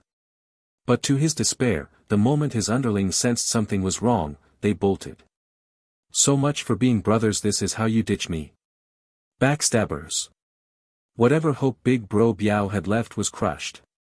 He could only grit his teeth and keep running, but there was no way the players would let him go. Humph, trying to escape. Thunder Crescent Slash. A player named Black Tiger Afu was the first to rush forward, smashing Big Bro Biao's right eye socket with a staff. -7. Red critical hit. Big Bro Biao screamed, shoved Black Tiger Afu away with his shoulder, and kept running through the pain. Several more players chased after him. Bang! Bang! Bang! A flurry of surprise attacks brought Big Bro Biao's HP down to nearly half. 62 of 110. He's almost dead, come on, finish him off. The players were hyped. Severely injured, Big Bro Biao was in a frenzy. He'd barely broken through the encirclement, but in this condition, he wouldn't last much longer. Was he really going to die here today? He felt unprecedented despair. It was here. The footsteps were here. Big Bro Biao clenched his teeth, ready for a final stand. But instead of another player, what came with the footsteps was a familiar voice. Come with me. That was. He looked up, and in his still intact left eye, he saw a white silhouette. It was Bai Fu. But right now, he wanted to call her something else. His angel of salvation. 9. Have you ever seen an NPC like this? Seeing Bai Fu, Big Bro Biao's heart skipped a beat in pure excitement. Especially recalling how not long ago, when he fell into trouble, those juniors who used to call him Great Big Bro had scattered like cockroaches, and that made him even more grateful that Bai Fu had come back to rescue him. True friendship shows itself in adversity. Look at those other scumbags, then look at Bai Fu. Suddenly, Big Bro Biao slapped himself across the face. He was wrong. How could he compare those born by fortune types to Bai Fu? It wasn't praise for Bai Fu, it was outright trashing him. Big Bro Biao forced a laugh and took a step closer. Why aren't you leaving yet? Bai Fu urged him. Cut the crap, are you staying to watch those outsiders chase you down? Hurry up and leave with me. Right, now was definitely not the time for this. Big Bro Biao obediently followed. The two walked one ahead of the other, neither speaking, they just buried their heads and walked on. After turning more than 10 corners, Bai Fu stopped. What's wrong? Big Bro Biao asked curiously. Bai Fu let out a breath. If we've gone this far, those outsiders shouldn't be able to catch up any time soon. Big Bro Biao glanced around. He recognized the area. If outsiders weren't familiar with this place, it would indeed be difficult for them to find. Thank heaven, he was finally safe. Big Bro Biao felt moved. Thank you. You saved my life. Whatever you want me to do from now on, I'll do it. Bai Fu quickly shook her head. No need for thanks. You're the #1 big bro on my leaderboard. I should be thanking you. Leaderboard #1 big bro. Big Bro Biao was a little dazed. He saw Bai Fu digging something out of her pocket and leaned in. After a few seconds, Bai Fu took it out. He widened his left eye and finally saw clearly a bag of lime rested in her palm. Wait, lime. Gah! Big Bro Biao realized the danger, but it was too late. Bai Fu flung it hard, and the lime burst all over his face. The burning pain scorched him like fire, making him howl uncontrollably. Be born again. Give me back all that emotional rescue from before. While Big Bro Biao rolled on the ground in agony, Bai Fu snatched her knife and charged without a word. She'd gone through so much trouble dragging Big Bro Biao here, all for the sake of stealing the player's kill credit. If they delayed any longer and the player came investigating because of Big Bro Biao's screams, her efforts would be wasted. Damn it! Her knife stabbed wildly, and as the numbers -13, -9, etc. hovered above his head, Big Bro Biao's HP plummeted. New status effects appeared next to his name. Bleeding, weakened, crippled. It was already over. Big Bro Biao, his legs useless, wanted to cry but had no tears. Who could he blame? Blame himself for failing to recognize true birth status? He really shouldn't have dared compare those Fairweather juniors to someone who looked as presentable as Bai Fu. In terms of birth, not even 4 of those guys combined could lick the boots of someone like Bai Fu. What a sin. Thinking ahead, how many people might be deceived by Bai Fu's appearance and then die from her betrayal? Just imagining the scene made Big Bro Biao tremble with fury. But on second thought, maybe things didn't look so bad after all. Anyway, he was going to die soon. It was better to have a few more people die with him at Bai Fu's hands than to die alone. Thinking this, Big Bro Biao, who could barely breathe due to his injuries, finally let go and died with peace. You killed Big Bro Biao. Contribution rate, 56%.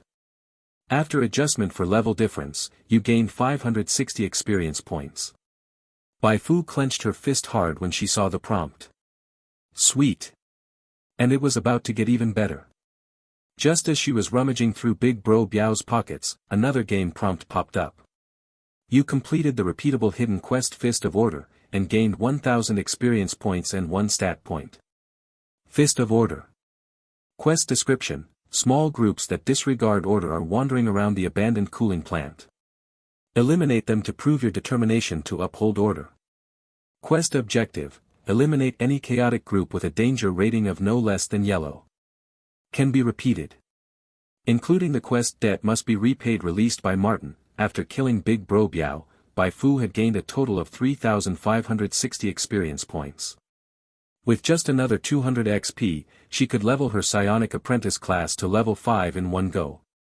By then, whether it was Big Bro Biao or Little Biao Ge, even if the player did nothing, she could knock him down with one punch and make him call her daddy.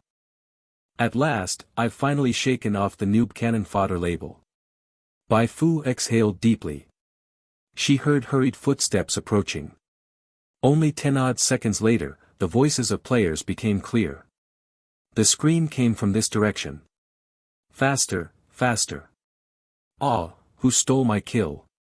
The excavation princess, now fully embodying a war correspondent, darted through the ruins alongside Black Tiger Bai Fu and Patrick Star.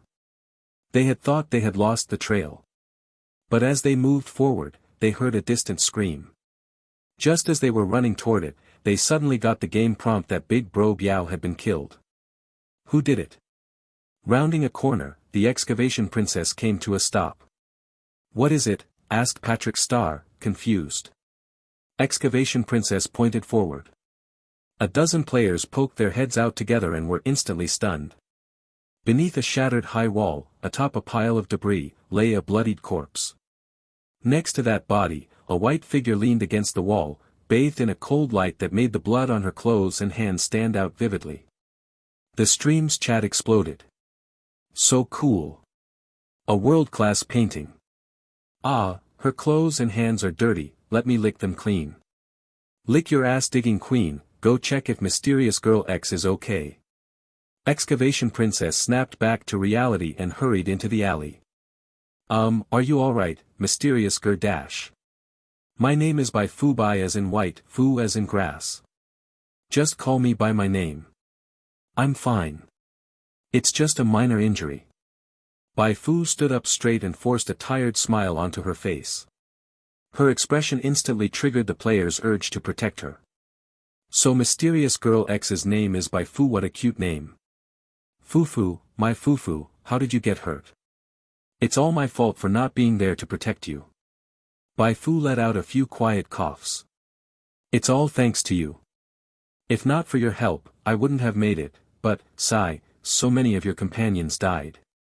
It's my fault I failed to protect them. As she spoke, her smile faded. She shook her head and sighed, her face full of sorrow. Excavation Princess quickly went up to comfort her. It's all right. They'll respawn soon. Patrick Star slung his bat over his shoulder and added. Yeah, that's not real death. You don't need to blame yourself. The players all chimed in to comfort Bai Fu, and no one brought up the fact that she had stolen the kill. But Bai Fu still sighed. You don't need to comfort me. I'll get my emotions under control.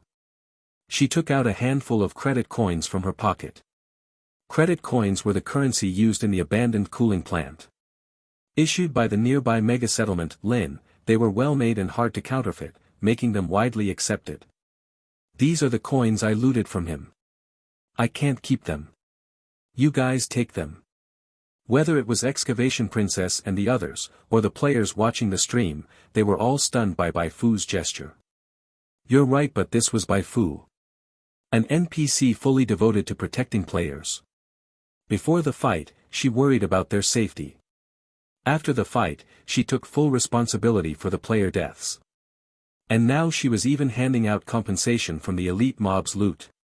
Have you ever seen an NPC like this? Crying. Everyone, cry now. I apologize for ever trashing Fufu. From today on, I'm Team Protect Fufu. No one can stay sane in front of Fufu. We're all just pretending. Damn, can you people really take that money in good conscience? The players in the stream went completely feral. Bai Fu nodded in satisfaction. Good thing she had a flash of inspiration and smeared some blood on herself to fake an injury before the players arrived. Otherwise, it wouldn't have been this easy to win their favor. Now everything was perfect. She took all the players' rewards from Big Bro Biao, gave less than 10% back as compensation, and the players even thanked her for it. 10. From today on, protecting Fu Bao. After a wail like tortured souls and howling wolves, the players gradually calmed down. At moments like this, one had to maintain gentlemanly decorum and not act recklessly, or they might just turn Bai Fu's favor from positive to negative. These were lessons learned with blood. On the first day the server went live, many players unfamiliar with the situation assumed that, like in other games, seeing a pretty NPC meant running over to cling. But without exception, these players all got beaten up, and the NPC's affection for them instantly dropped from normal to eyes that look at trash. Some players were harassing mere passerby. NPCs being disliked didn't affect their gameplay. Others suffered more. They messed with NPCs like the town's chicken god of Shimu, and as soon as these NPCs appeared, the entire newbie village swarmed to beat them up, forcing those players to delete their accounts and start over just to play normally. After experiencing those events, players began paying serious attention to the affection value. At this moment, a group in the livestream chat was debating just how much Bai Fu's affection for the in-scene players had risen. It was probably the normal 0 at first, but after what just happened, it's probably over 20. Only 20 points of affection and she's treating them like that. What happens at 80 or 90? Ha, I'm just guessing.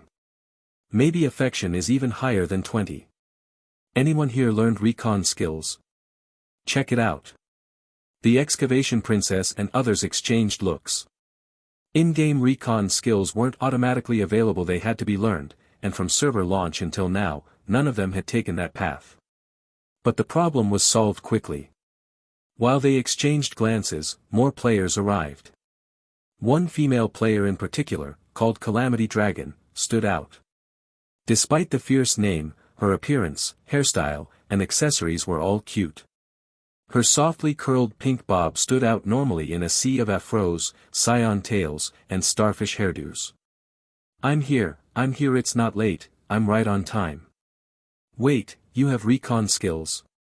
Lucky, super lucky. Calamity Dragon laughed heartily. Go onto the front row. Let me see. Calamity Dragon was thus pushed to the front row. In that moment, the world seemed to stop, and everyone watched, waiting for her recon results. Whoosh! Calamity Dragon cast a recon skill. Then she shared the detected info with Excavation Princess, who posted it in the livestream chat. Name, Bai Fu. Template. Main class. Subclass. HP. Stats. Skills. Talents. Affection, cherished as a treasure, 82. Danger level, red 4. When the results appeared, everyone except Bai Fu was stunned. Do my eyes deceive me? You're seeing it right, 82, really 82. Even if you don't know what those numbers mean, cherished as a treasure, is clear it means Fu Fu treats us like treasured gems. Get out, Fu Fu treasures Excavation Princess and her crew, not you lurkers watching the live stream. I'm so jealous, why wasn't I at the abandoned cooling plant? I also want to enjoy Fu Bao's love.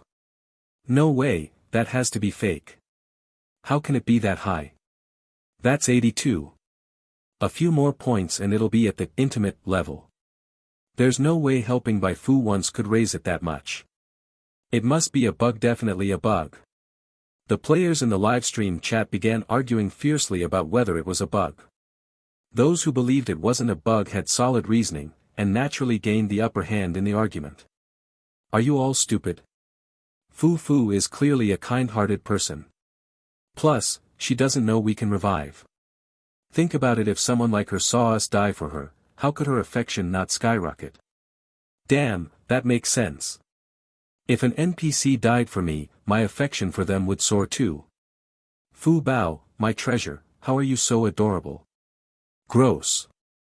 Watching the players' discussion and the displayed recon data, Bai Fu couldn't help but quietly give a thumbs up. That recon skill really knew how to read people. If you asked whether she disliked players, of course not. If you asked whether she considered players treasures, well duh. They helped her with quests, praised her, showered her with gold coins. If she didn't treat these players as treasures, what else could she possibly treat as such? Right now, she only regretted not having more treasures, or she'd ascend on the spot. With that thought, she suddenly said, "What's wrong with you all? Why aren't you moving?" Her puzzled voice instantly snapped Excavation Princess and the others out of it. Now wasn't the time for live stream drama. Bai Fu was still standing right in front of them. It's like this, Excavation Princess quickly explained, we talked it over and we can't take this money.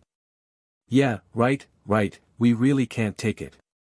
Sis Fu Fu, don't worry about us. You should go tend to your wounds. The players all chimed in. Bai Fu frowned.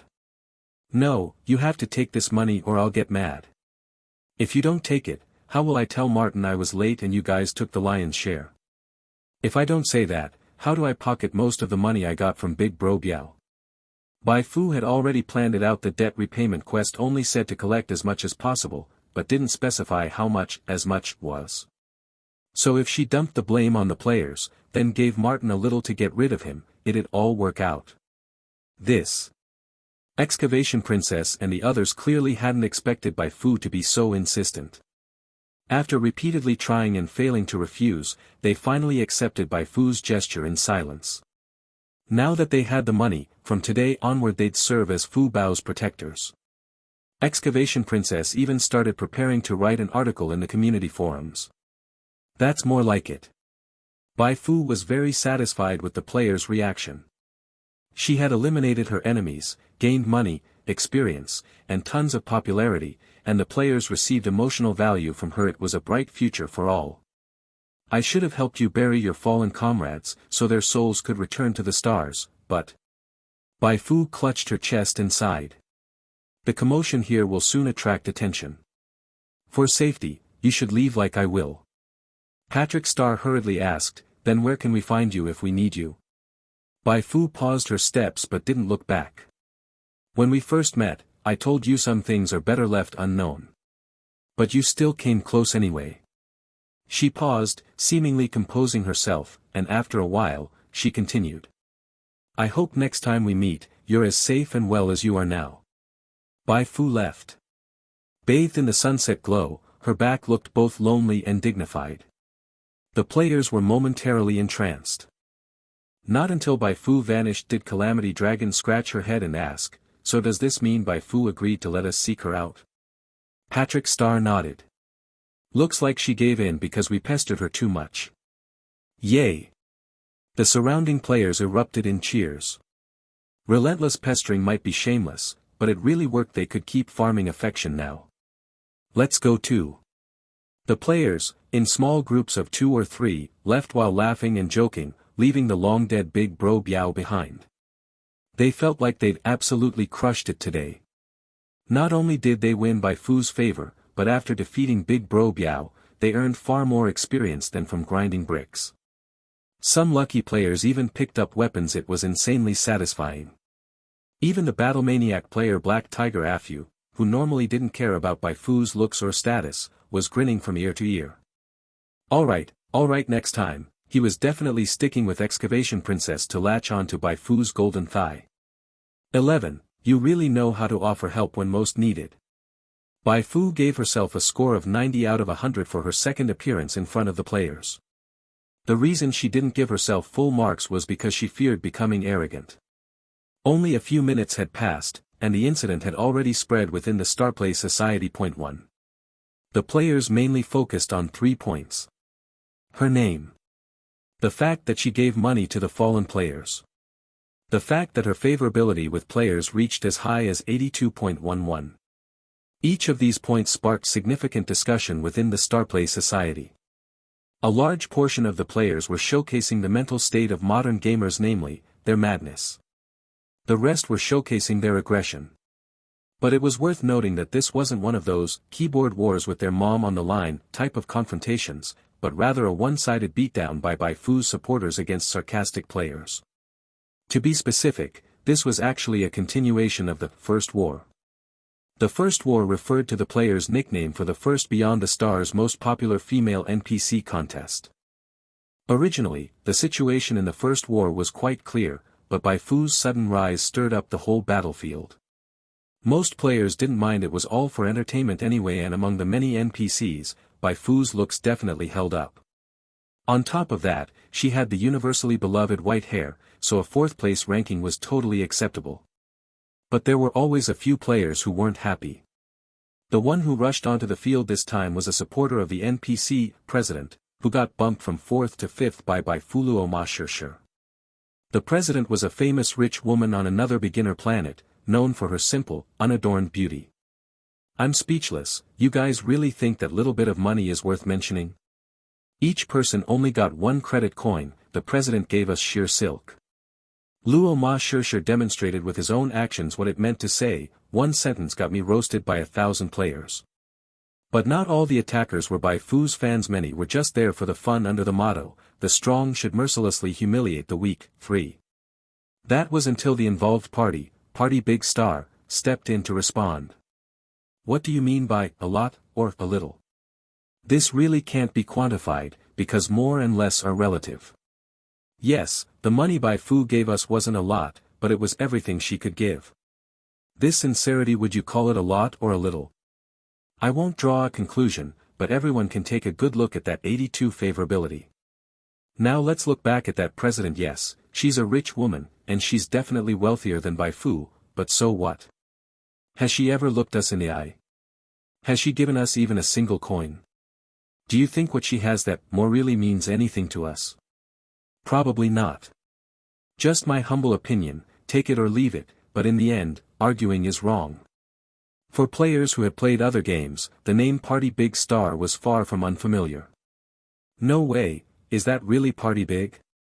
He ran dungeons with me back in Cape Sun Sword. Is that the same Party Big Star who earned the Martial God title in the S1 season of Primal Reality using a roaming gunner? Party Big nailed it.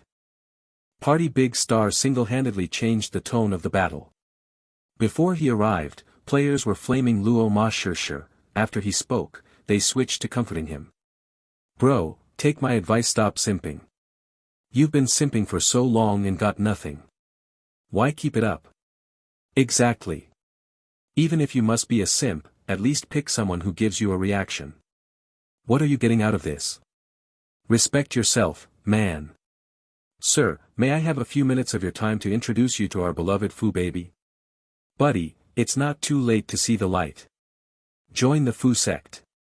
In our sect, you don't need to simp. Fu will proactively give you money, care for your safety, and might even trigger advanced quests.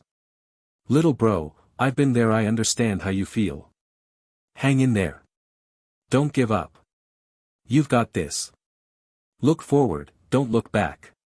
Luo Ma Shir, who was furious after being flamed, had been ready to fight to the end, but after seeing those comforting and encouraging comments in the thread, he broke down completely. Point 4. Combo strikes, percentage damage plus true damage. This was just bullying.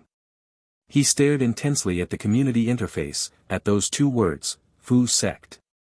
Fu. Damn it, my whole mind is filled with Fu, I can't take it anymore, I'm defecting. 1. Luo Ma Shir took one last look at the president's photo, and after leaving a message, goodbye, President. Today I set sail, he decisively deleted his account. Point 2. On that day, the world lost one Luo Ma Shir. On that day, the world gained one convert to my Fu. In fact, Luo Ma Shir was far from the only one who deleted and restarted. Quite a few new players, influenced by the thread, also joined the army of defectors heading to Origin Star. However, since Origin Star had more than one newbie village and players couldn't choose which one they spawned in, only a small number of those defectors ended up in the abandoned cooling plant. Fu sect. It had to be said that Luo Ma Shir made an unforgettable contribution to Bai Fu's popularity boom. After he disappeared, the community once again became the domain of fun seekers. Some players promoted the Fu sect, others listed the credit coins Bai Fu had given them for sale, and some players tortured the harp girl, hoping that the second war would start soon. I want to see rivers of blood. The excavation princess was delighted at the scene.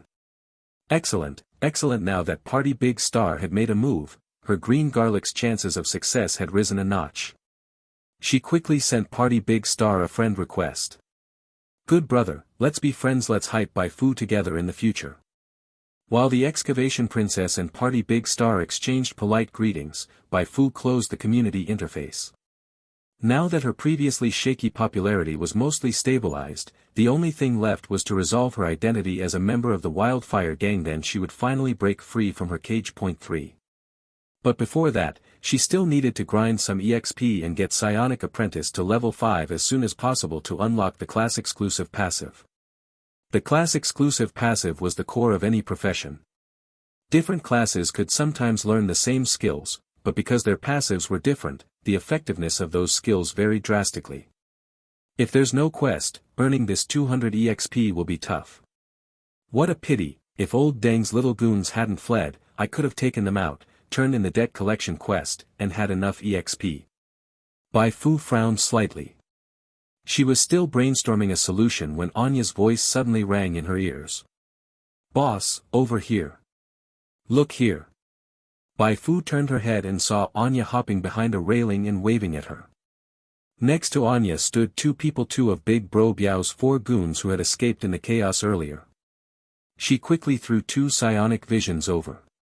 Skill check successful, displayed detailed data of Ruffian B and Ruffian D. Bai Fu tugged at the corner of her mouth. That's a pretty cost-saving naming scheme, huh? She opened Ruffian B's panel first. Name, Ruffian B, weakened, injured, 1. Template, normal. Main class, unemployed drifter LV2. Subclass, none. HP, 29/40. Stats, Strength 5, Agility 3, Constitution 4, Intelligence 3, Spirit 2, Inspiration 3. Skills, none. Talents, none. Favorability, slightly hostile, -13. Threat level, green. Ruffian D's panel was about the same. Both had the weakened and injured debuffs, with weakened reducing stats by 15% and injured reducing them by 10%. Bai Fu smiled. Very good, now that's what you call delivering fuel in snowy weather. 12, you are the one truly born. After slightly brewing her emotions, Bai Fu crossed the street and approached Anya and the two ruffians. Are you guys alright? Anya shook her head. Big sis, how about you? I'm fine, but... Bai Fu turned to the two ruffians. I have bad news for you. On the way out, I saw your boss trapped in a dead-end alley by those outsiders. I didn't stay long because I was worried something might go wrong. She sighed deeply as she said that. Your boss probably didn't make it. Speaking of which, how did you guys even get into trouble with those outsiders? Hearing this, the two ruffians immediately cried out in grievance. How could we know? The bad things our boss has done over time are too many to count. If these outsiders dared to kill our boss today, I don't even want to imagine what they'll dare to do tomorrow. Sis Fu, now we can only rely on you. The two of them spoke back and forth, making Bai Fu feel a headache coming on. She quickly waved her hand. Where are your other two companions? Where did they go? Ruffian B's voice trembled. They're dead. Their injuries were too severe. They died on the way while escaping. What? Bai Fu's eyes widened. Such a pity, truly a pity. How could good people just sigh, it's all those outsiders' fault. If only she had come out earlier, or if the players had been gentler, maybe she could have farmed a bit more experience. Her appearance fell into the eyes of the two ruffians, who finally felt at ease. Bai Fu even mourned for their dead companions, so surely she wouldn't make things difficult for them because of past conflicts. Great. Now that they had relaxed, all they wanted to do was get a good sleep, one where they slept like the dead, not even dreaming. It wasn't that they were tired, it was just that they'd been mentally scarred. Just thinking about what happened earlier made them tremble all over. Those outsiders were far too brutal. They were nearly chopped in half and still laughed while saying they'd kill them all. Even cult horror films from the old times weren't that terrifying. Come with me. Bai Fu called out, and the two ruffians quickly followed. The two of them seemed to be a bit chatty. As they walked, they even discussed getting treatment. I heard that Dr. Lin at Huishui Bay is a psychiatrist. Let's go see him in a few days. Will that work? What if we spend money for nothing? We have to do something. Do you want to be haunted by nightmares your whole life? Who the hell wants that? But even if we get treated this time, what if we run into those outsiders again next time? Problems will still come up. It's just karma. Who the hell brought those outsiders here anyway? After a long sigh, the two fell silent. What else was there to say? Just thinking about needing a lifetime to heal from the trauma caused by the players made them break down again. Actually, Bai Fu, who was walking in front, broke the silence. If you trust me, I can take a look for you. The two ruffians froze. Sis Fu, you. Bai Fu smiled confidently. I'm a psionic per-user, after all. Treating psychological problems is a piece of cake for me. That actually made sense. The two ruffians' eyes lit up. Trust. Of course we trust you, Sis Fu. Bai Fu pointed at Ruffian D who was walking ahead. Then let's start with you. Anya, cover your eyes. Although she didn't understand what Bai Fu meant, Anya obediently covered her eyes. Bai Fu, satisfied, walked toward Ruffian D. When she was only 2 steps away from him, she suddenly raised her right hand. Her slender fingers landed on Ruffian D's neck at lightning speed. With the force of a sudden blow, Ruffian D was slammed against the wall behind him. Bang! With the loud noise of the back of his head hitting the wall came a spray of blood.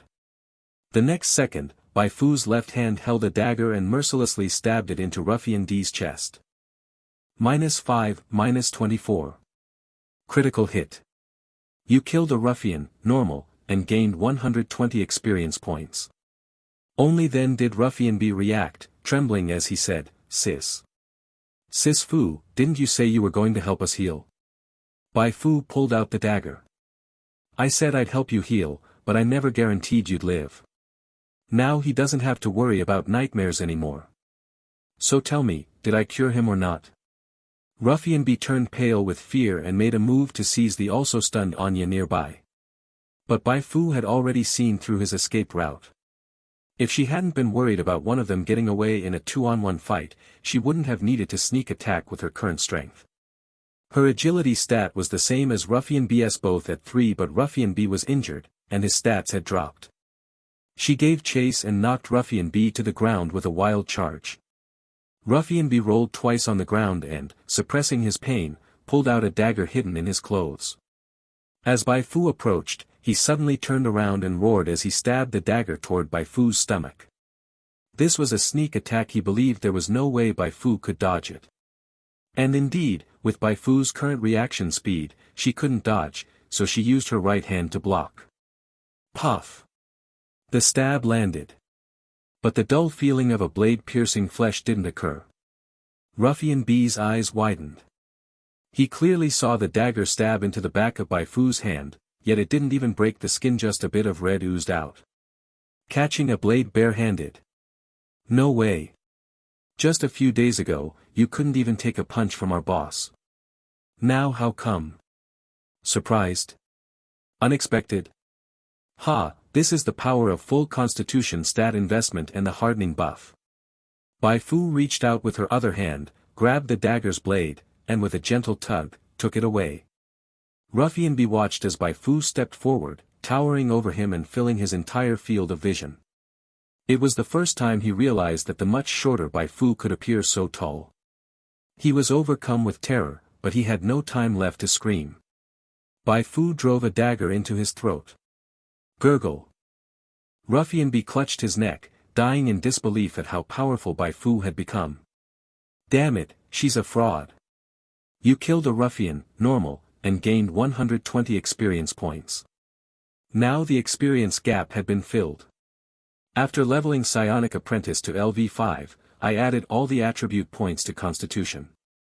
I wonder if I can now catch bullets from a low-quality handgun bare-handed. Bai Fu looked forward to finding out.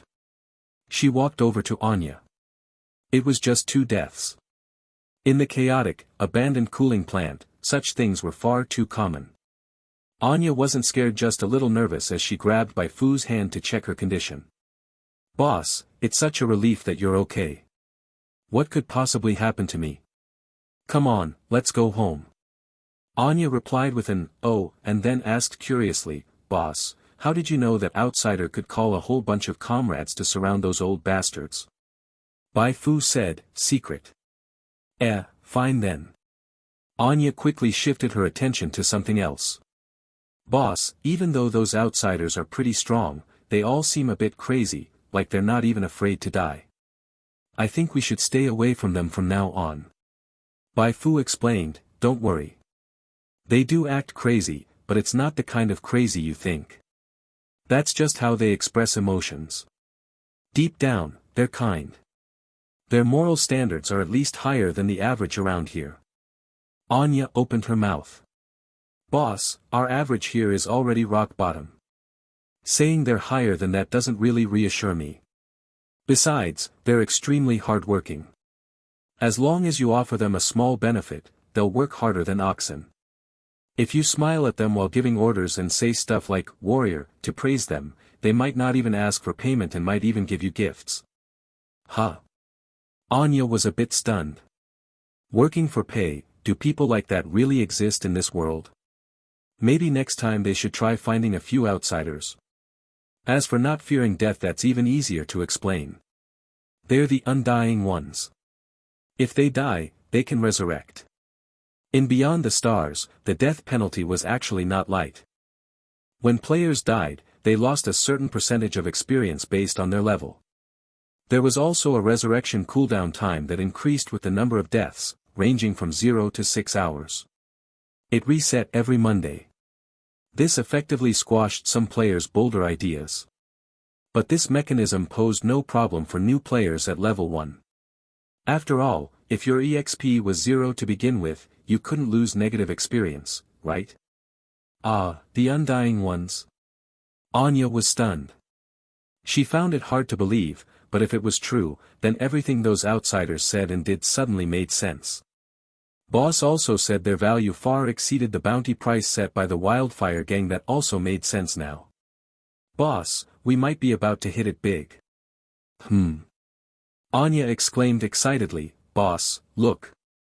Since those outsiders can resurrect, we could work with them, send them to the Wildfire Gang to claim the bounty. After getting the reward, we split it 50-50, no, 70-30. One outsider is worth 200. 100 of them, and we could earn 14,000. Stars began to sparkle in her eyes. With that much money, they could easily hire a private vehicle to leave this place and head to the nearby mega settlement. Lin Bai Fu was stunned. She thought about what she had been doing the past couple of days, always feeling like she wasn't acting very human. After all, she constantly schemed how to boss players around. But now, it turned out Anya had silently fast-forwarded all the way to the triangular trade version of the plan. Anya, so you're the one truly born for this. 13, with my popularity among players, add points. Please keep reading. Anya felt a little guilty under Bai Fu's slightly strange gaze. She tugged at her hair that had been dyed white and began to reflect. Boss, did I perhaps give too high a share to those outsiders? Should we change it to 90-10? But I feel like while we would earn more that way, it might cause those outsiders to start thinking differently, which would make long-term cooperation difficult. She cautiously offered her opinion. That serious expression, paired with that cute face, someone unaware of the context might think she was doing some kind of charity. In reality, what she had in mind was something as ruthless as the black slave trade. Bai Fu rolled her eyes. Talking with one breath, calling someone old dang, and then coming up with an idea that could be compared to big deficits, baby-voiced schemes. That's exactly the kind of child raised in our abandoned cooling plant. Bai Fu felt that if Anya wasn't so weak now that she could only be used as a unit of combat measurement, with that money-grubbing mindset of hers, she might have turned the abandoned cooling plant into a pal world factory and then, cordially, invited players to come and play by role-playing as pals. Child, you're unbeatable. She couldn't help but sigh. My little sister Anya has what it takes to hang from a street lamp. Anya, this won't do. The friendship between us and those outsiders is as pure as white clouds. How can we tarnish it with filthy money? Bai Fu took swift action. She couldn't just stand by and watch Anya go astray. Anya stared back at Bai Fu, feeling the sincerity in her gaze, and lowered her head in shame. Boss, I'm sorry. I'll never again dash. Her words were cut off halfway by Bai Fu. We can't give them any share. Not even 10%. Not a single credit coin. If we give them anything, they'll start questioning our motives and doubting our character. Huh? Anya was dumbfounded. If there's no money, this wasn't just about poor character anymore, this was straight up inhumane. Besides, even if those outsiders were easy to command, they couldn't possibly keep smiling after being exploited this badly, right? Could it be they were born with M tendencies and enjoyed being tormented by the boss? That would be seriously twisted. Bai Fu said, of course, we can't just tell them we're doing this for money. We need to package it well, let them feel a sense of achievement in a different way. That way, they won't care about the money. Anya got even more confused. Watch and learn. Oh, and don't repeat anything I say today to any outsider, got it? Bai Fu reminded her. She had already thought of a plan. She'd use the excuse of helping players infiltrate the Wildfire gang to investigate their secrets and send them in batches to the gang. By then, she'd have made her money, players would enjoy the thrill of sneaky investigations, and the Wildfire gang boss could vent his frustration at being provoked by players. It would be a win-win for everyone. I still just love win-win situations. Bai Fu felt like giving herself a thumbs up. Seeing the relaxed look on Bai Fu's face, Anya let out a long sigh of relief. That scared her. She thought the boss had turned into a good person or something. As expected, the boss looked like a human, but still had so much she needed to learn from her. After the two returned home, Bai Fu told Anya to stay and cook, then went alone to find Martin. Something as Big Bro Biao getting ganged up on by players would soon reach Martin's ears. She needed to act first. Something happened. What happened? Martin looked puzzled as Bai Fu approached. Bai Fu said anxiously, "When I went to collect the debt, I saw a group of outsiders attacking Big Bro Biao. He couldn't hold them off and was beaten badly by those outsiders. From the look of it, he probably won't survive." Martin immediately sprang up. "What about the money? Did you get the money back?" Bai Fu laid out 12 credits on the table in a line. "When I got there, his place had already been ransacked. I dug around in a corner for ages and only managed to find this much." Martin immediately flew into a rage. Bang! He slammed the table hard, sending the water cup flying. That was his money, and those outsiders had actually taken it. "Fking outsiders, fking birth, I'm irreconcilable with you all." He stuffed the money into his pocket and stormed out in fury. "You did well this time. Go rest for now. I'll assign you a new mission when I get back." Bai Fu curled her lips. It had to be him saying nothing about the promised 5% cut, and now opening his mouth to talk about issuing her a new mission right away. Must have learned from old Skinflint show. Good thing she had hidden over 300 credits beforehand. "You completed the faction mission debt repayment, and received 2000 EXP and 10 faction reputation." The game notification rang out. As Bai Fu had predicted, even though she only turned in 12 credits, the game still judged the mission as complete. Current EXP, 38713. After all this effort, the time had finally come to reap the rewards. Bai Fu began power leveling. Psionic Apprentice, has leveled up to LV2, +1 Spirit, +1 Inspiration, +2 stat points. Psionic Apprentice, has leveled up to LV5, +1 Spirit, +1 Inspiration, +2 stat points. You've unlocked exclusive passives: Innate Spirituality, Basic Psionic Specialization. When Bai Fu completed the hidden mission Fist of Order earlier, she gained an extra stat point, and now she invested all the free stat points into Constitution. Her personal stats underwent a massive transformation. Template, Normal. EXP, 71. Main Class, Psionic Apprentice LV5, 0/3000, Unemployed Drifter LV3, 0/1000. Subclass, None. HP, 180/180. Psionic Value, 45/45. Stats, Strength 5, Agility 3, Constitution 18, Intelligence 3, Spirit 9, Inspiration 9. Skills, Fanaticism LV1, Hardening LV1, Psionic Vision. Innate Spirituality LV1, Unity of Mind and Body, you can consume 20 HP to temporarily recover 5 psionic value.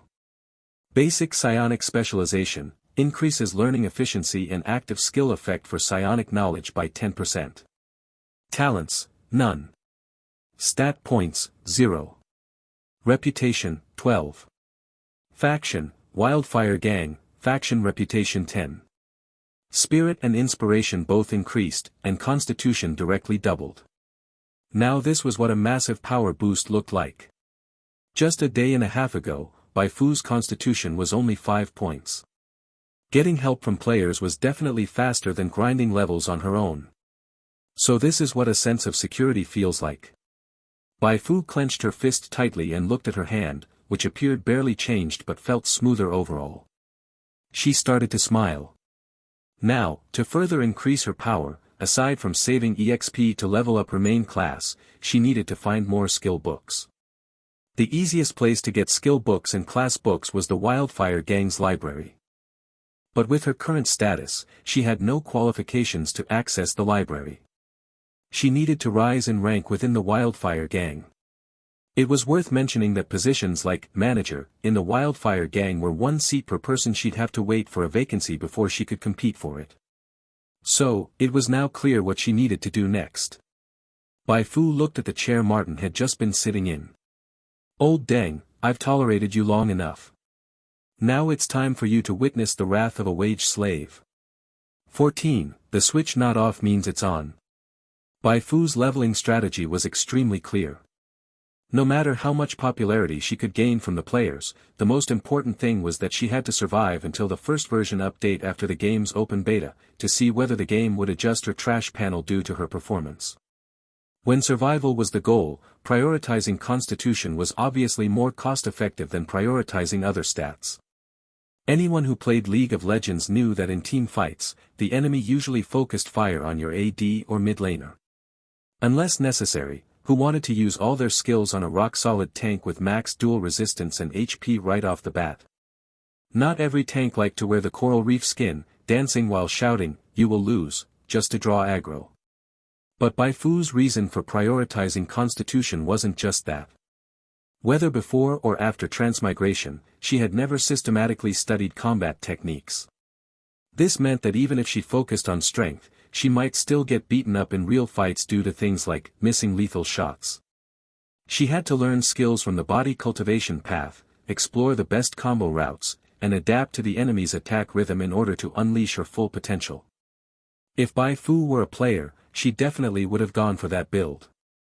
Moves like the Great Wilderness Prison Finger, or Ultra Instinct, so cool, who cared whether they hit or not? Everyone had their own Chinibyo fantasy. But now Bai Fu was an NPC who couldn't respawn, so she chose a simpler and more brute force playstyle. Just like playing a soul-like game as a heavy warrior build. Max out HP, max out poise, max out resistance, max out stamina bar, max out Estus flasks, then put on the heaviest armor and carry the biggest shield. Dodging? Not needed. Operation? Not needed. Say a quick prayer, bring out the unrestricted martial arts learned online, and go toe-to-toe with the enemy. Let's see whose HP bar was thicker in the end. Having made up her mind, Bai Fu quickly returned home, stuffed a few boards into her clothes, changed into thicker clothing, and headed straight for Big Bro Biao's base. 6:49 p.m. The sun dipped below the horizon. On a narrow path lit by faint moonlight, Martin cursed as he kicked a wall that had been crumbling for years. Are those outsiders descended from locusts? They didn't even leave me a single bottle cap. He had just come from Big Bro Biao's base. Good grief, the place was so empty even mice would weep. To be honest, he never expected Bai Fu to complete the mission in the first place. His plan was to heavily dock her wages after she failed the task. Who would have thought those outsiders would suddenly get involved and kill Big Bro Biao? Great, now the mission couldn't proceed, and he had no excuse to dock Bai Fu's pay. God damn it, these outsider gangs are so goddamn rude. Martin was furious. His hobbies were very pure. While most people looked at Bai Fu and thought of how those legs could entertain them for a year, he was different. All he wanted was for Bai Fu to make him money, or to get money from her. Just thinking about how he couldn't dock her pay made him feel like he'd swallowed a fly. He refused to believe he couldn't find another way to deduct her wages. Lately, the outsiders had been causing trouble. Fine, then let Bai Fu go and catch a few of them. If she insisted on going to her death, so be it. But if she dared to refuse, then he'd dock her pay. Thinking this, Martin felt much better. He lifted his foot and was about to walk off when he saw someone blocking his path, fully wrapped up, revealing only a pair of eyes. What the hell, blocking my way? Does Martin from the abandoned cooling plant look like someone who'd take this lying down? Martin stepped forward and launched his signature combo. Where'd this stray dog come from? Daring to block your daddy's path, do you even know whose turf this is? Get lost, now. Or I'll stab you to death. The disguised Bai Fu remained unmoved. Just in case, she used psionic vision on Martin again. Name, Javier Martin, Elite. Template, Ordinary. Main class, Common Boxer LV61. Subclass, None. HP, 80/80ths. Stats, Strength 8, Agility 8, Constitution 8, Intelligence 3, Spirit 4, Inspiration 2. Skills, Fatal Strike LV3, Sweeping Kick LV1. Talents, None. Favorability, Contempt, -6. Threat level, Blue. Very average main stats. Using gaming slang, Martin had trained a bucket build. In single-player games, it's fine to train a bucket build.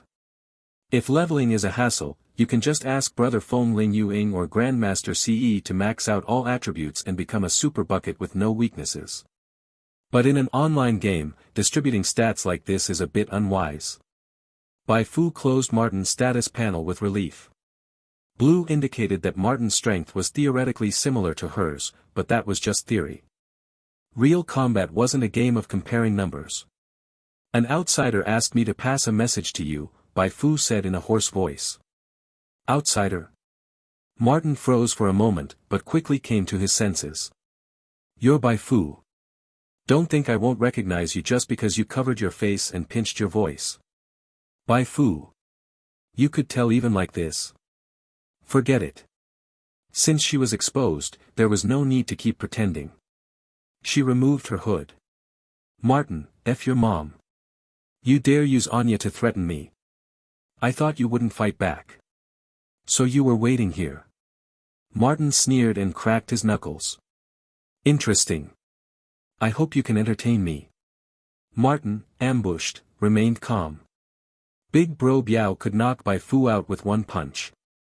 His own strength was slightly inferior to Big Bro Biao's. If one punch wouldn't do it, two should suffice.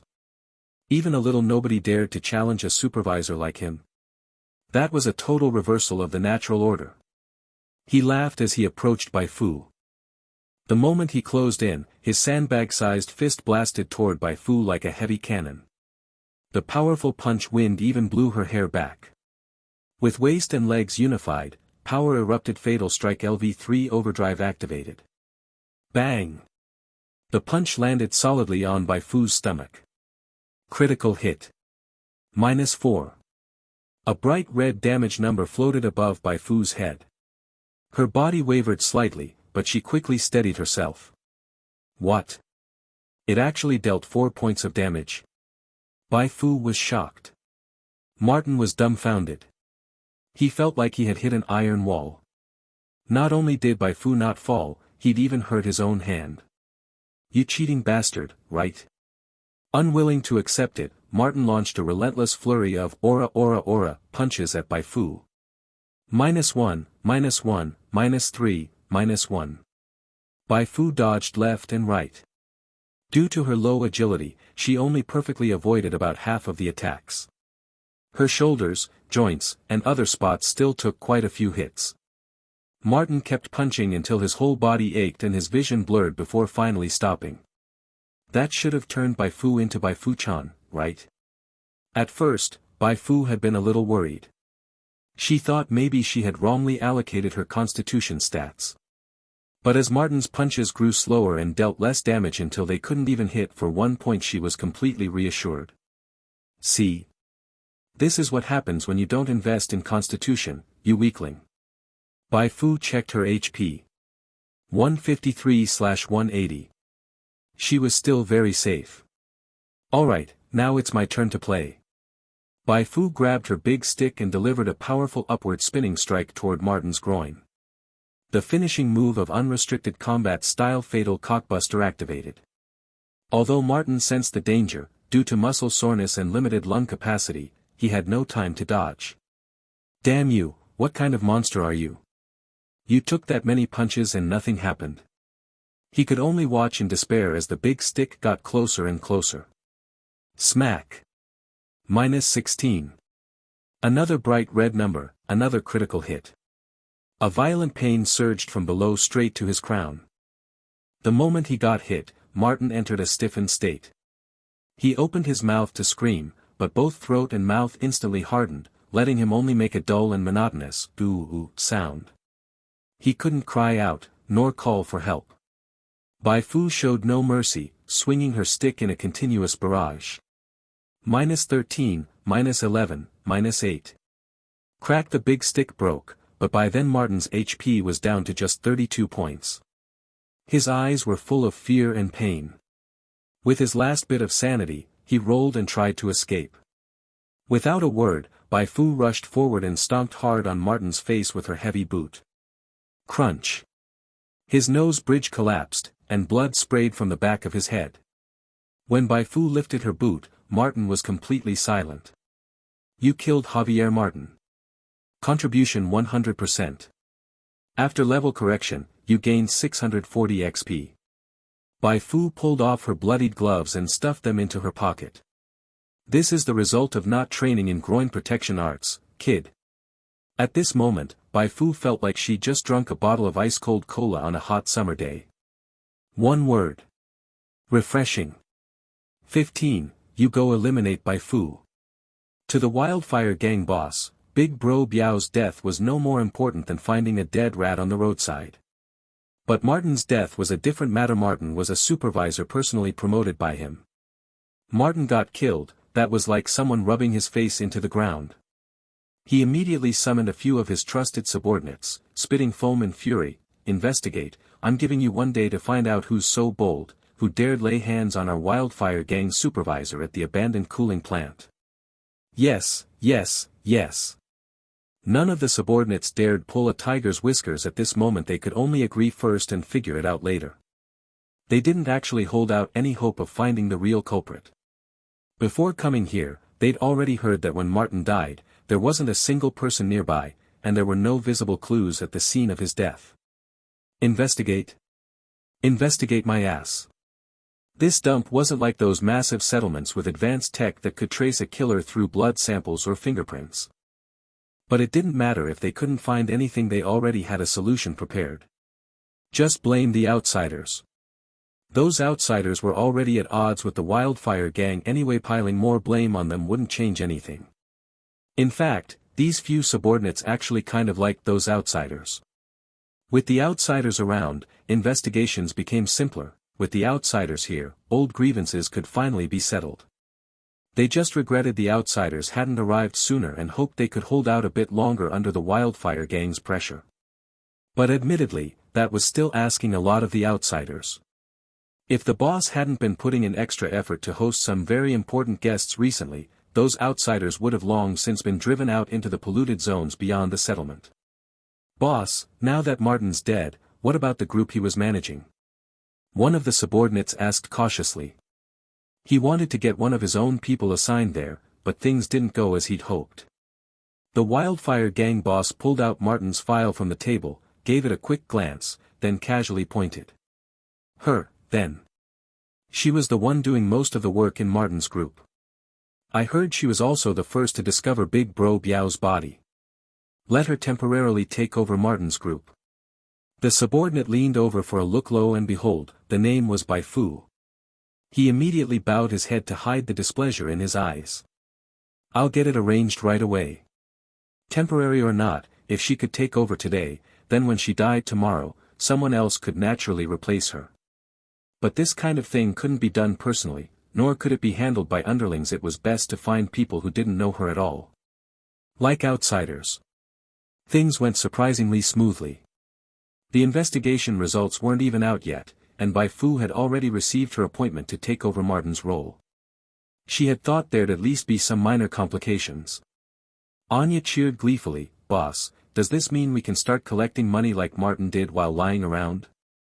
We can, but his methods were too crude. Besides, we've got other things to handle before that. Other things? Bai Fu looked at the back of the messenger who had just left. Just now, she had instinctively used psionic vision to check the man's stats. The stats were average and unremarkable, but one value stood out sharply. 78. Bai Fu almost thought she had murdered his mom. How else could he hate her so much? She thought hard but still couldn't recall ever meeting this person. Since it wasn't personal contact that pissed him off, then it must be about conflicting interests. Just 2 days ago, she'd been a broke nobody. She wasn't in any position to fight for interests. Which meant there was only one truth. This guy wanted to be a supervisor too. You scheming old dang, you're up to no good. Bai Fu had no idea how this guy would make his move, but she definitely wasn't someone to mess with either. Bai Fu withdrew her gaze and opened the new faction features unlocked after being appointed as acting supervisor. The faction system in Beyond the Stars was incredibly complete, and once a player gained a faction position, they could unlock many new features. For Bai Fu, the most important features aside from higher-level faction access were the supervisor management functions. As a supervisor, she could mobilize certain resources and could appoint a quartermaster within her group, and this appointment would be recognized by the faction. Point 4. In the game, a quartermaster could usually issue supply quests to players. Bai Fu planned to appoint Anya as her quartermaster to see if she could use this method to give Anya the ability to issue supply quests. She had originally wanted to appoint herself as quartermaster, but unfortunately, the game returned a failure notice she couldn't assign someone with a player panel as a quartermaster. All set. I'll take Anya to find a few players to test this out later. If the test worked, she would basically have her own weekend, lowly type Syria, 10. 2 p.m. The scorching sun hung high in the sky. Convert to my Fu squatted by the roadside, the warm breeze brushing over him stirred a bit of irritation in his chest. It was his second day after being forced to delete and restart his account by Bai Fu's supporters in the community. After restarting, he had extremely good luck and ended up in the abandoned cooling plant, but he'd already spent nearly a full day looking for Bai Fu without any luck. With no other option, he had to go find some quests to do. In order to find quests with high rewards and level up quickly, he even risked coming to the Wildfire Gang's territory. He didn't want to fall too far behind the other players in level, otherwise, even if Bai Fu needed help from players later, he wouldn't be able to contribute. Ugh, those guys are way too stingy. I'd met 5 or 6 of them and not a single one was willing to sell me the credit coins gifted by Fu. Convert to my Fu rubbed his hair vigorously. He stood up from the ground, and just as he was about to take a step, he saw an NPC approaching him with a big golden exclamation point floating above their head. No way, a quest. Convert to my Fu's eyes lit up and he immediately rushed over. Hello, is there anything you need help with? The man jumped back in surprise. Oh, outsider. Convert to my Fu nodded. The man's eyes narrowed slightly. Under normal circumstances, if he encountered an outsider, he would immediately hit them with a 7-day bonds of steel stun, knock them out cold, and drag them back to the Wildfire Gang for a reward. But today, he was here with a mission he couldn't afford to lose the bigger prize for a small gain. I heard you outsiders are willing to do anything as long as there's money. Help me kill someone. Who? And why do you want them dead? Don't ask so much. 1,000 coins. Just say whether you'll do it. If you're in, I'll pay you 500 up front. Do it? Of course he'd do it. Convert to my Fu accepted, tell me the mission details. The man told him the target's address, when they'd be home, and where to meet up after completing the job. A system notification popped up in front of him. You've triggered the hidden quest Pact of Slaughter, co-op available. What surprised him was the reward, 500 EXP. With a reward that high, the quest difficulty was obviously no joke. There was no way he could finish it alone. After the man left, Convert to my Fu immediately opened the Starplay Society's cooling plant subforum. No way he could solo this. And this was a perfect opportunity to build rapport with Party Big Star and the others, then he could finally approach Fu without hiding at point 2. Perfect. At Party Big Star, Party Big, you free? I just picked up a super high reward hidden quest. 16, the boss is actually me. With the money from that indebted old dang, plus this month's salary and the supervisor's allowance, it's a total of 871 credits.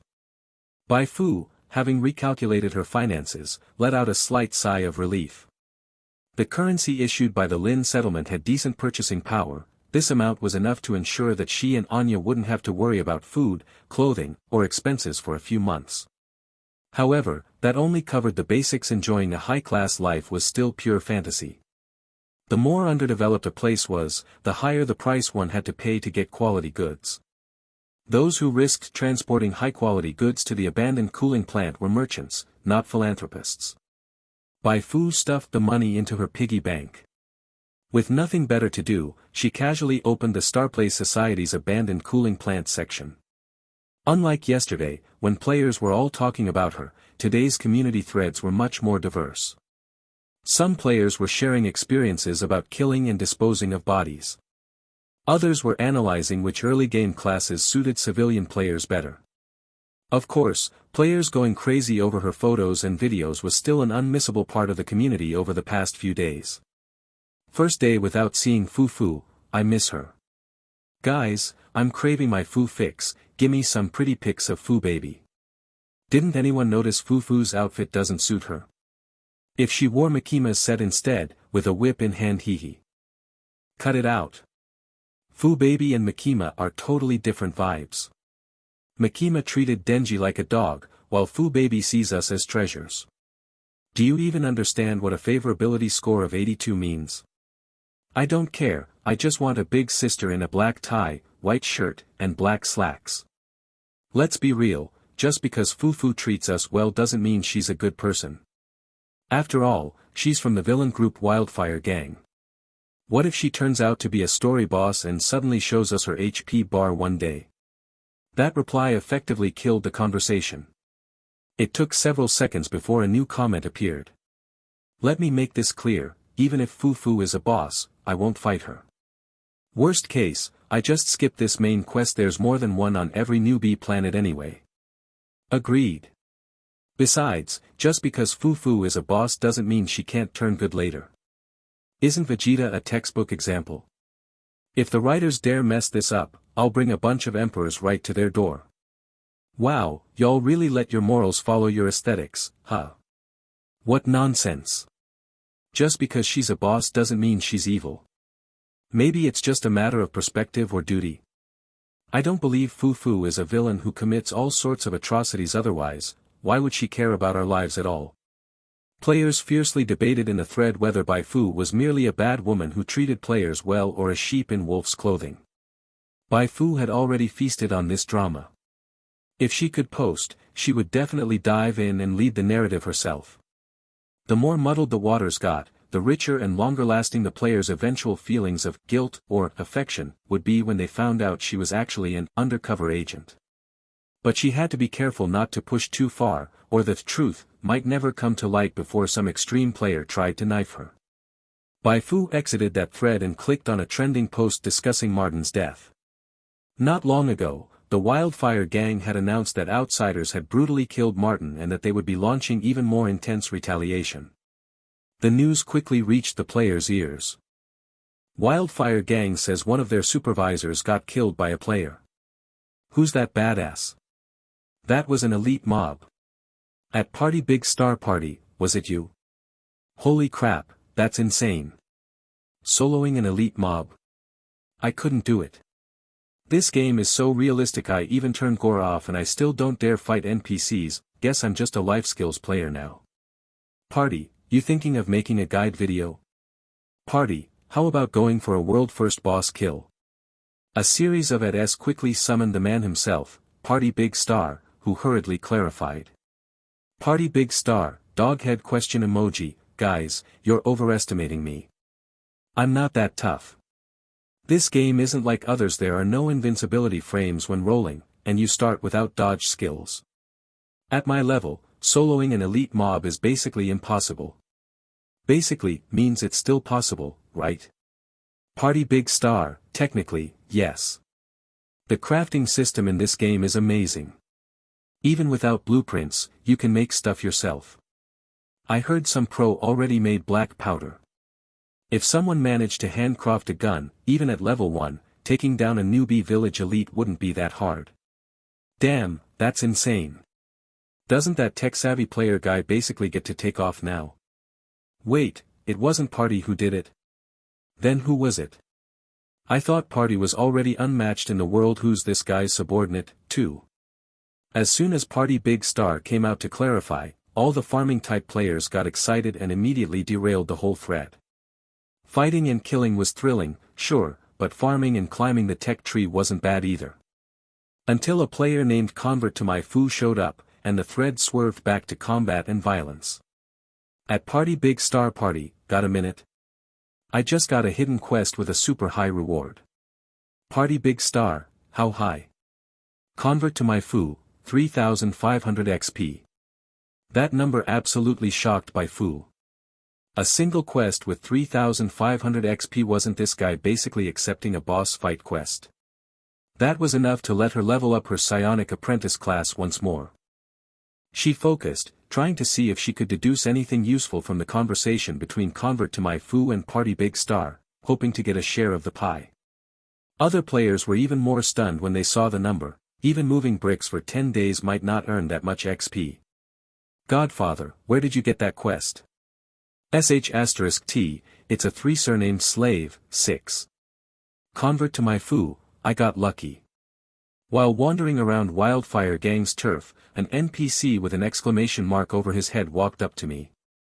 I asked if he needed help, and he gave me an assassination quest. There's no way I could complete it solo, so I had to ask you for help, Party Big Star, bro, I'm adding you as a friend, let's talk in DMs. Convert to Bai Fu, okay. The two vanished after that. A full 20 minutes later, they finally returned. Party Big Star, recruiting 5 teammates. Priority to those who can craft special traps and weapons. Also accepting strategists or action game pros. Note, mission location is in this area, image attached. The mission starts after 7 p.m., so please make sure you can reach the location in time and that you're available during that time slot. Ah, only 5 people. Noob Dog gazes up at the pros. One. Isn't that area Wildfire Gang territory? No wonder the reward is so high, just sneaking in is already tough work. Despite the strict requirements, it took less than a few minutes for Party Big Star to find 5 teammates. Including Black Tiger Afu, Calamity Dragon with scouting skills, and Excavation Princess who previously helped him fight Big Bro Biao. A 10-man boss raid team was quickly assembled. Bai Fu stared intently at the map Party Big Star posted. There was a red circle on the map, and, wouldn't you know it, her house happened to fall right within that circle. Is the quest target someone living in this area? An NPC that could give 3,500 XP definitely had more power than Big Bro Biao. Bai Fu thought about it. There didn't seem to be any NPCs that strong near her house, because this area had pretty poor living conditions. Anyone with power or status wouldn't choose to live here. Could it be that Party Big Star posted a fake map? Wait a minute. She'd overlooked one person. Am I not the NPC who's stronger than Big Bro Biao? Bai Fu's face instantly turned dark. She quickly found a good vantage point and squatted down. As dusk fell and she saw Party Big Star and his team moving under cover of night, her suspended heart completely sank. Alright, so the boss the players were trying to raid was actually her. 17, what, was the one we assassinated Bai Fu? Bai Fu rubbed her temples. She had roughly figured out the situation. The most likely scenario now was that her appointment as acting supervisor made her a thorn in someone's side within the Wildfire Gang or a faction thereof. Then that person or faction approached the player, hoping to use the player's hand to eliminate her. From a normal perspective, it was a very good deal. How to find a reliable assassin? That was the question. If one got unlucky and found an incompetent, 5-star assassin, who killed the wrong target, or a bungler who outsourced the hit through layers of unreliable go-betweens, not only would the assassination fail, but the instigator risked exposure. Hiring the player avoided such troubles. One could say the player didn't understand assassination, but one couldn't question the player's determination to complete the assigned task. And the player was a great scapegoat. Given the current relationship between the player and the Wildfire Gang, unless the player loudly announced it with a megaphone, no one would suspect that the mastermind actually came from the Wildfire Gang. But unfortunately your target is me. Bai Fu laughed. In Beyond the Stars, no one understood the player better than she did. In the abandoned cooling plant, no one was more popular with the player than she was. All she had to do was show her face, nothing else, and she could easily defuse the enemy's move this time. But Bai Fu did not intend to simply neutralize the crisis. Over the past 2 days, she had suddenly appeared to rescue Excavation Princess, who was blocked by ruffians, and in front of the player had acted highly concerned for the player's safety. She had gone to great lengths and successfully captured a group of players' hearts. Now that the player had delivered themselves, how could she let them go easily? Bai Fu, activate. By the faint moonlight filtering from above, Patrick Star and the others advanced slowly. It was now 7:20 p.m. They had taken half an hour, avoiding NPCs one after another, finally arriving near the mission site. Patrick Star took a deep breath and looked back at Excavation Princess, convert to Bai Fu, and the others following closely behind him. Everyone, do a final check, make sure our traps and props are all set correctly. He issued the instruction in the squad channel. Seconds later, Excavation Princess replied first with, no problems, followed by a string of +1s. Good. Patrick Star repeated the pre-planned tactic in the channel. Any doubts? If not, let's start splitting up and move. Be careful where you step. We've come this far, don't expose ourselves through carelessness and alert the target. Don't worry about me, Patrick Star. I'm a stealth game master. Patrick Star nodded with a smile. To ensure mission success, each of them had prepared daggers, iron rods, bows and arrows, and had studied Bai Fu's advanced tactics. They had also brought a batch of lime, rusty nails, chili powder, tripwires, nets, and lubricants. With preparation plus stealth, he had at least an 80% chance of eliminating this mission's target in one go. After quietly waiting for over a minute, everyone successfully reached their assigned positions. The evening breeze swept chips along the street, chilling and filled with a sense of killing intent. In the dim light, Patrick Star surveyed his surroundings. Everyone held their breath, everyone was excited. That was 3,500 experience points. For the XP, for leveling up, to get closer to Bai Fu, to deeply mine the storyline hidden behind Bai Fu. Damn it all. Patrick Star slowly raised his right hand. The moment his hand fell, the action officially began. 5, 4. Patrick Star counted silently in his heart. When he reached 2, something completely unexpected happened. How long are you planning to keep hiding? In the silent darkness, a somewhat muffled voice suddenly came through the wall. Crap. That sound had the same effect as a jump scare in a horror game. Several players were so frightened that their minds went blank and they began looking around in a panic. The rest started wailing in the squad channel.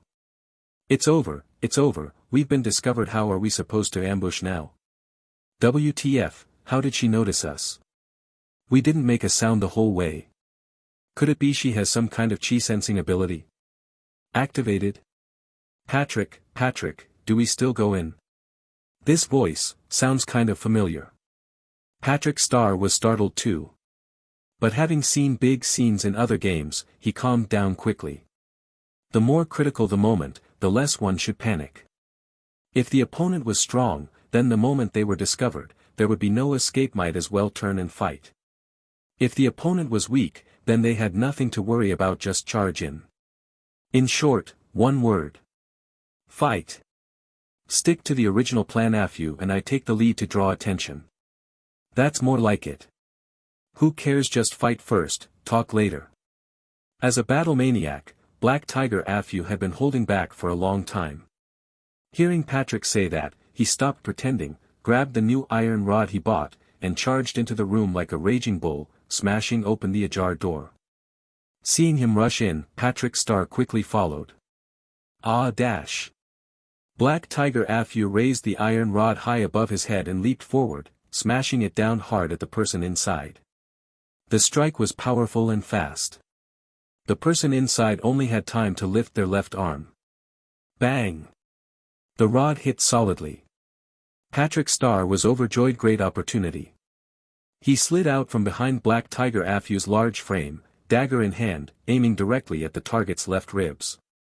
But in that instant, he suddenly saw the target's face clearly. Wasn't that Bai Fu? Stop, everyone stop.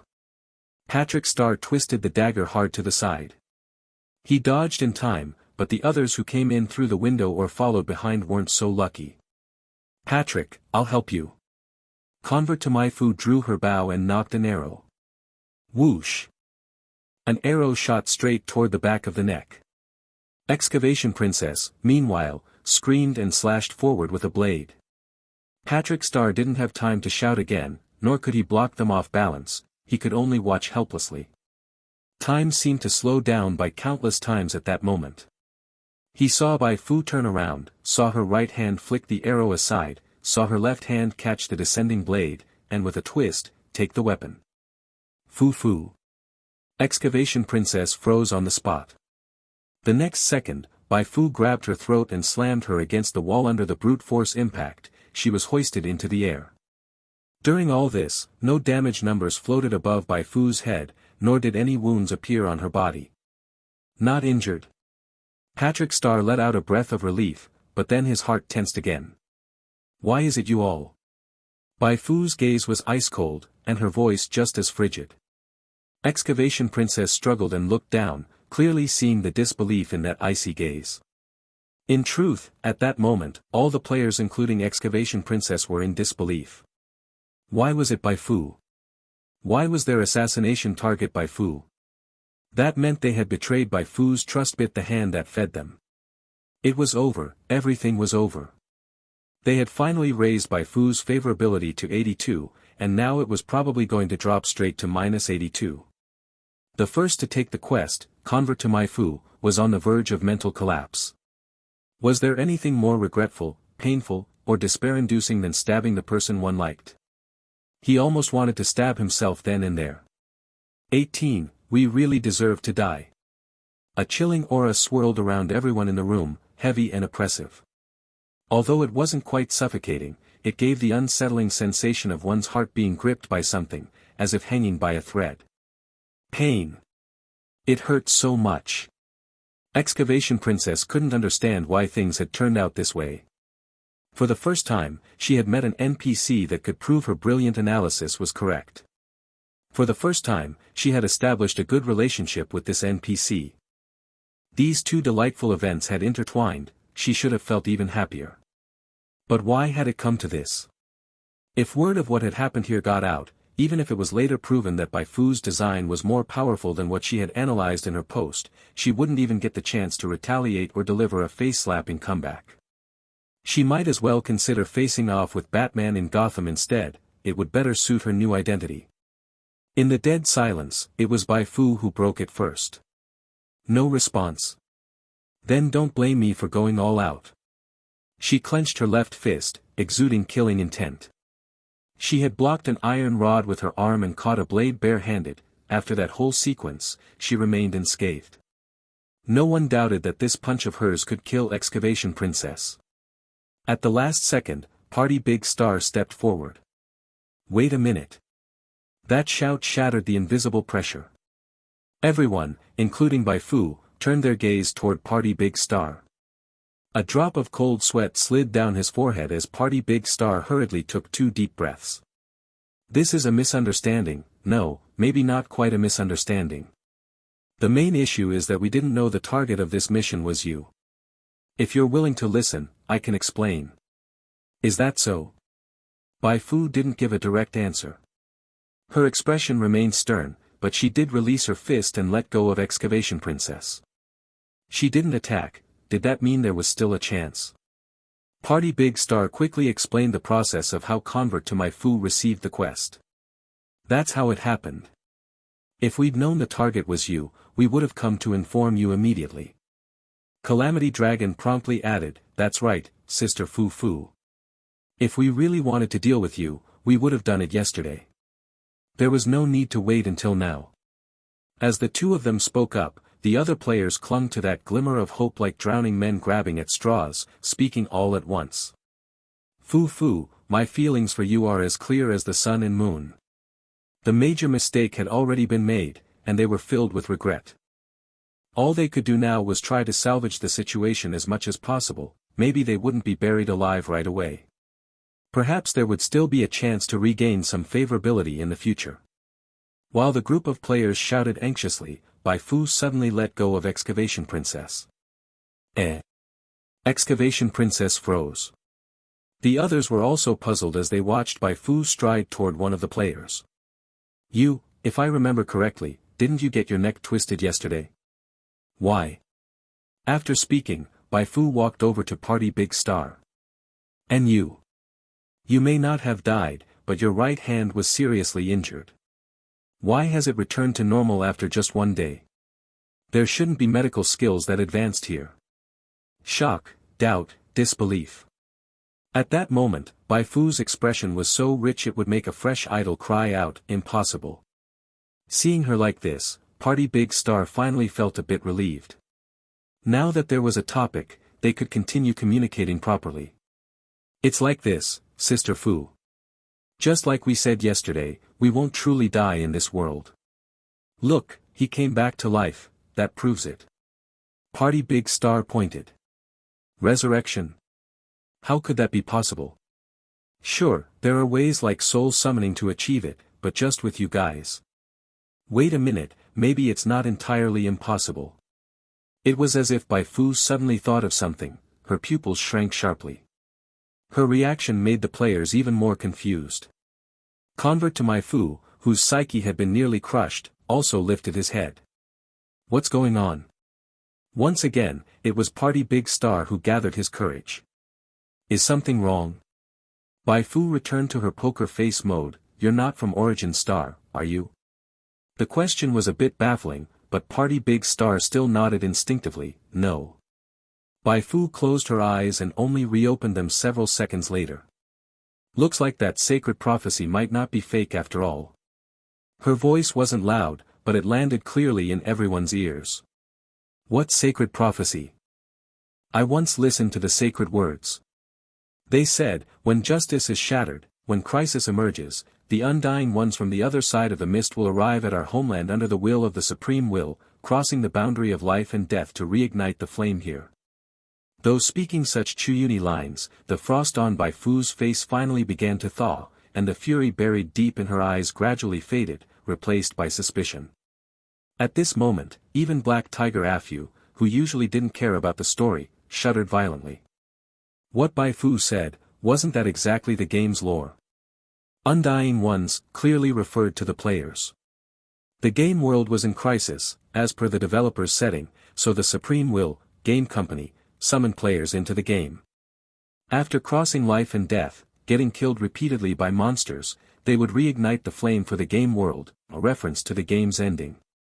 An NPC who could recite such lore could not possibly be just an ordinary Wildfire gang member. There had to be a massive secret behind Bai Fu. To have listened to the sacred words, could it be that she was a saintess from somewhere? Party Big Star was utterly stunned. He hurriedly turned to look at Excavation Princess. Maybe in the past, she often guessed wrong and was scolded for overinterpretation, but this time, she had really done it. Yes, she did it. Excavation Princess was so excited she wanted to rush forward and cling to Bai Fu's thigh and rub it with all her might. The other players were just as thrilled. Whether they liked Bai Fu's appearance or were chasing hidden quests, they all felt like they had struck gold. Before they could revel too long in their excitement, Bai Fu poured a bucket of cold water over them. "To be honest, I've always been skeptical about that sacred prophecy. And I really can't imagine the so-called heroes of legend sneaking in at night to assassinate me." "Ah, that?" All the players lowered their heads in shame. They truly deserved to die. How could they have made such a grave mistake? How were they supposed to atone for it now? But this time Bai Fu paused, "I'll believe it halfway. Even heroes make naive mistakes." "Huh?" This time, the players looked up, eyes filled with disbelief as they stared at Bai Fu. None of them expected Bai Fu's attitude toward them to shift so dramatically. What surprised them even more was when Bai Fu walked up to Excavation Princess and slowly helped her straighten the clothes she had messed up earlier. She was so gentle. By comparison, even Black Tiger Afu, who only thought about fighting and leveling up, felt a bit ashamed. The other players were even more guilt-ridden, feeling they owed Bai Fu far too much and had no idea how to repay her. Also, thinking it over carefully, what you said isn't impossible. Lately, there have indeed been people treating me like a thorn in their side. Originally, I wanted to hide my strength, but now it seems a bit difficult. Bai Fu withdrew her hand from Excavation Princess. All right. With all that commotion just now, it's hard to say if someone will come check it out. If they see you, you won't be able to escape. Go now, I'll come find you tomorrow. Bai Fu gave them an address. Since she'd said that much, Excavation Princess and the others had no choice but to comply. Even as their feet stepped onto the pothole-filled road, they still felt like tonight's events were unreal. The heroes of legend, huh? Looks like we've got to prove ourselves to Fu Fu from here on out. How strong do you think Bai Fu really is? When she grabbed Excavation Princess just now, just looking at her made me feel like I was freezing. Who knows? All I know is Fu Fu is a truly gentle person. Don't you think Fu Fu is so cool? That block, that grab, she was too cool. This combination of gentleness and coldness is just so amazing. Excavation Princess's eyes sparkled with stars. Convert to my Fu side in admiration, that's Fu Fu for you. Gentleness is her nature, but she carries a heavy burden and has no choice but to show her cold side to the enemy. As they spoke, one player shivered with lingering fear. Good thing Bai Fu's real strength is terrifying. Otherwise, tonight we might have made a huge mistake and possibly broken a major storyline. It would have been better if he hadn't said it. Once he did, the other players' faces changed. Their embarrassment turned into guilt, and their guilt into burning rage. Everything else can wait. I'm going to settle the score with the guy who gave us that mission. Convert to my Fu clenched his fists. The other players all expressed they wanted to go together. In the night breeze, 10 furious players stormed off toward the quest-giver's location. Watching them disappear into the distance, Bai Fu nodded with satisfaction. She was genuinely looking forward to the reaction of the person who had tried to get rid of her when they found out their minions had been beaten up by players. 19. Society really is treacherous.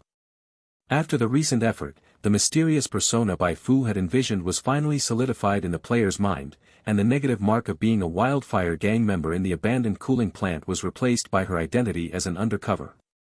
From now on, she only needed to refine this mysterious persona slowly, based on the players' discussions in the forum and her own plans for the future. Bai Fu's actual gains were more than just that. For her, the most valuable thing at this stage was the players' guilt toward her. Because of guilt, to the player she would no longer be just a vase. Because of guilt, she could more easily boss the player around. Point 2. That performance was truly worth it. Bai Fu returned home in high spirits, actually still clutching several devastating moves she hadn't used. How to quickly shape a role that people find impressive and likable. Apart from infinitely boosting the character's aura, the simplest trick was to manufacture misunderstanding and sacrifice. 3. For example, in games, there was a female character, mysterious and beautiful, but from the moment she appeared, all sorts of intel hinted that she was a villain. As the plot deepened and the player fell into a desperate situation, she used the most gorgeous and grand self-sacrifice to clear the path for the player's final victory. Point 25. On that basis, if you added some detailed characterization, the final presentation would absolutely cut like a blazing fire blade, every strike hitting the player's heart and the developer's pride. It'd be hard not to be deeply impressed. But just now Bai Fu thought, her strength wasn't enough to mess around randomly like that. Point 1. Anya, come out for dinner. Boss, really don't need to deal with those outsiders and the ones calling them over. It's fine, they'll help us take care of it. Let's eat first. 1. 9 o'clock at night. Beside a ruined huge water storage tank, a man in a white undershirt raised his hand and looked at a rather aged wristwatch. Is it really this late already? If everything goes smoothly, Bai Fu should already be dead. This time the boss gave him $2,000. He thought he'd need to work hard, but unexpectedly spent only $500 to successfully bribe an outsider, raking in $1,500 in a single profit spike. He was totally thrilled. Gotta say, those outsiders really were stupidly cute. They dared to take any job and cooperate with any person. Didn't they worry about being wiped out after completing their mission? Kid, today I'll teach you a lesson about how vicious society really is, too. White undershirt guy shook his leg cheerfully. After a few minutes, converts to Bai Fu appeared in his view. Back already? Those outsiders really are as trustworthy as rumors said. White undershirt guy walked over smilingly, but after a few steps he sensed something was off. Converts to Bai Fu wasn't alone. 4 outsiders followed him, each radiating murderous intent, as if someone owed them $1 million. What do you want to do? White undershirt suddenly clenched his butt, feeling that something was seriously wrong. What do you think I want to do? Converts to Bai Fu sneered. No need to hold back with these scumbags. Everyone, attack together, free. He rushed forward and threw a handful of lime dust. Watch closely, this is Fu's tactic. Before White undershirt could react, the Calamity Dragon had thrown a hastily woven net over him. Take him down. At Party Big Star's shout, everyone raised their clubs and started pounding hard. 1 strike, 2 strikes, 3 strikes. The intense pain flushed White undershirt's entire body red and hot. You stinking beggar outsiders, how dare you ambush me? I'll kill you all. 11. He struggled fiercely to break free from the net, eyes wide in terror, looking like a man-eating demon. But before he could finish his arrogance, Excavation Princess slapped and released the chili powder she had hidden. Cough cough cough. A nearby player started coughing violently. Excavator, aim better, some of it hit me too. Excavation Princess quickly waved her hands, next time for sure, next time for sure. They still had the leisure to chat, but the man in the white tank top was about to mentally explode. His eyes hadn't even recovered from the lime attack, and now someone had thrown chili powder in his face. Were these outsiders going to sprinkle some salt and pepper next? He had already lost the will to keep fighting. He staggered and stumbled as he tried to run back. Given how familiar he was with the area, he still had a good chance of escaping. After running for a bit, the man in the white tank top turned back to threaten them. You damn gatekeepers, just wait, sooner or later I'll dash. Mid-sentence, a miserable scream suddenly erupted from his throat. Holy shit, who the hell scattered nails on the ground? The sharp pain from his foot caused him to lose his balance, and he fell to the ground with a thud. As he saw several other players emerge from the darkness through his blurry vision, he began to understand everything. No doubt about it, those nails had been secretly scattered by these outsiders. Damn it, this world was vicious. Weren't outsiders supposed to value contracts deeply? Weren't they supposed to be fully committed to completing a mission once they accepted it? Why didn't that apply to him? He hadn't even made a move yet, and these outsiders were already doing this to him. What grudge did they even have? He had seen many birth scenarios in this game, but this kind of ruthless setup was a first. If all outsiders were this kind of monster, then the future of the abandoned cooling plant looked bleak.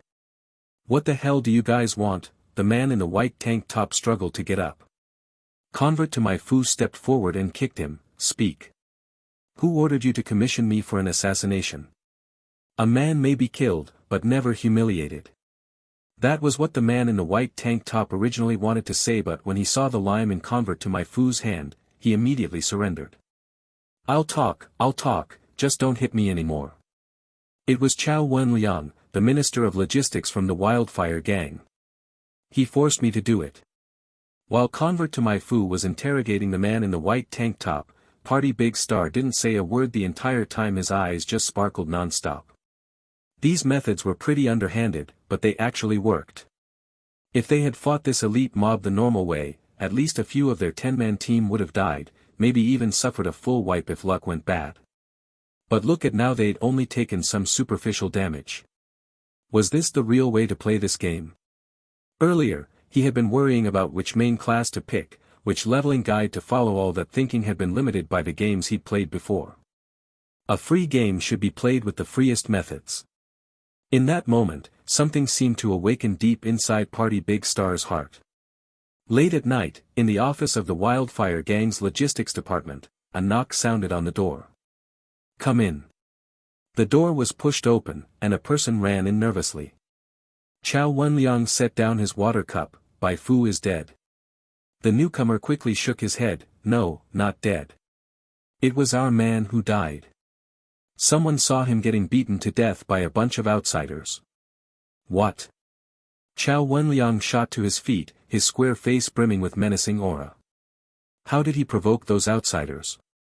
The newcomer trembled as he replied, I don't know. Useless. Useless trash. You can't even handle such a trivial matter. What's the point of keeping you around? Chow Wenliang smashed the cup with one punch and stormed out in fury. Minister, you're going to. I'm going to the boss. Damn it, I want those outsiders dead. Chow Wenliang was fuming with rage. He didn't understand why these outsiders had suddenly become so ruthless, but he had thought of another plan. Since hiring outsiders to kill Bai Fu had failed, then he'd just send Bai Fu directly to fight those outsiders. If I can't kill you, I'll take your name. 20. Who let you become this free? Go to the morning meeting right away. Early in the morning, Bai Fu, who had been full of energy, wilted upon receiving this message. She had already transmigrated, yet still had to attend a morning meeting. Was this the part of drudgery that corporate workers must endure? This can't be helped. The other day, another brother died at the hands of outsiders, and it was a gruesome death. De Biao merely had lime thrown in his eyes, but not only lime, he was also showered in chili powder. Right now, the boss is furious. The messenger smiled wryly and pointed at the goggles over his face. These are the new gear from the logistics department. The boss said when dealing with those outsiders we must first wear these. Oh, and the boss gave each of us a bag of lime, saying we should use tooth. What again? Bai Fu's mouth twitched. Wasn't something off here? She pictured the scene. The player and the wildfire gang met in a narrow alley. After exchanging insults, they suddenly pulled out bags of lime from their waists and dumped them into each other's eyes. Damn it, truly unscrupulous. The atmosphere in this abandoned cooling plant was already awful, this seemed to make it even worse. Now they were just throwing lime, but what next? One day they might bring in feces throwers or concentrated sulfuric acid hurlers. Would people in the abandoned cooling plant need to reinforce their doors and become steel door zombies when heading out? Too over the top. Who let you become this free?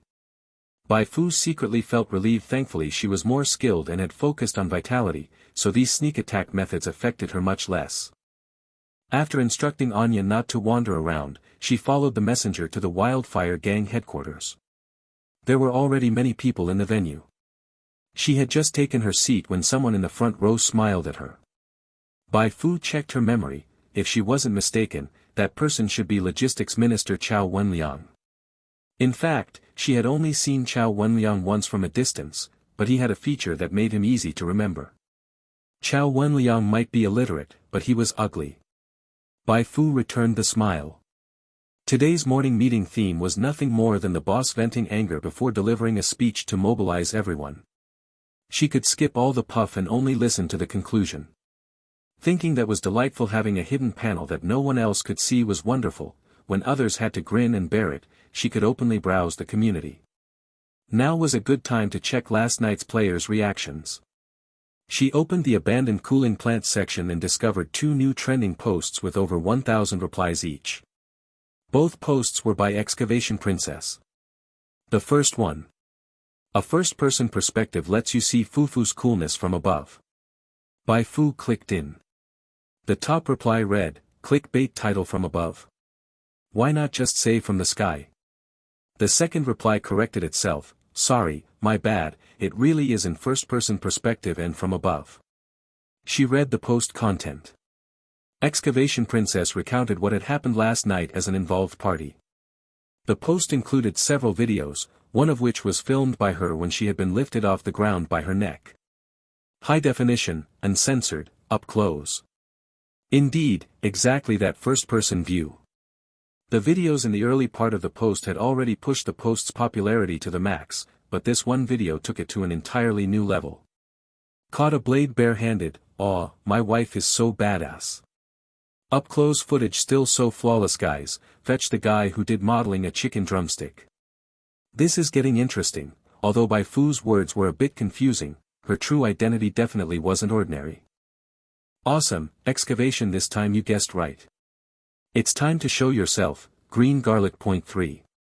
I'm crying. When will you stop talking and look at Bai Bao's trembling eyes? My heart is in pieces. Luckily the misunderstanding is cleared. When she cursed me, she even called me the legendary hero, hee. Wake up, noob dogs can't be heroes. A tide of players chatted happily about Bai Fu's true identity. Some said she was a female secret agent, some said she was a reborn war goddess, and others claimed she was a fugitive from a cosmic power. Bai Fu read it with relish, like enjoying a short story. The more they talked, the better, easier for her to copy. She had to admit, these gullible fools were growing stronger and more robust, and just as she had hoped, they had begun to fill in her backstory with their own imaginations. Then Bai Fu clicked on the second post. In this post, Excavation Princess had edited together the player's battle with her and the player's battle with the white undershirt man. She originally only wanted to make a simple record, using the white undershirt to highlight Bai Fu's strength, but unexpectedly, the video's popularity spread quickly to other parts of the Starplay Society forum. Even players who had no interest in Bai Fu at all, or who were solely focused on leveling up, flocked in. Whoa, I heard yesterday that players could craft their own items, but the freedom in this game still exceeds my imagination. You can do that? Learned it. I'm going to get some lime too. So satisfying, this game cured my digital ED. Many players shared the video as they watched. This high-frequency sharing brought a new wave of popularity to Bai Fu. Who is this female character? Bai Fu, an NPC from Origin Star.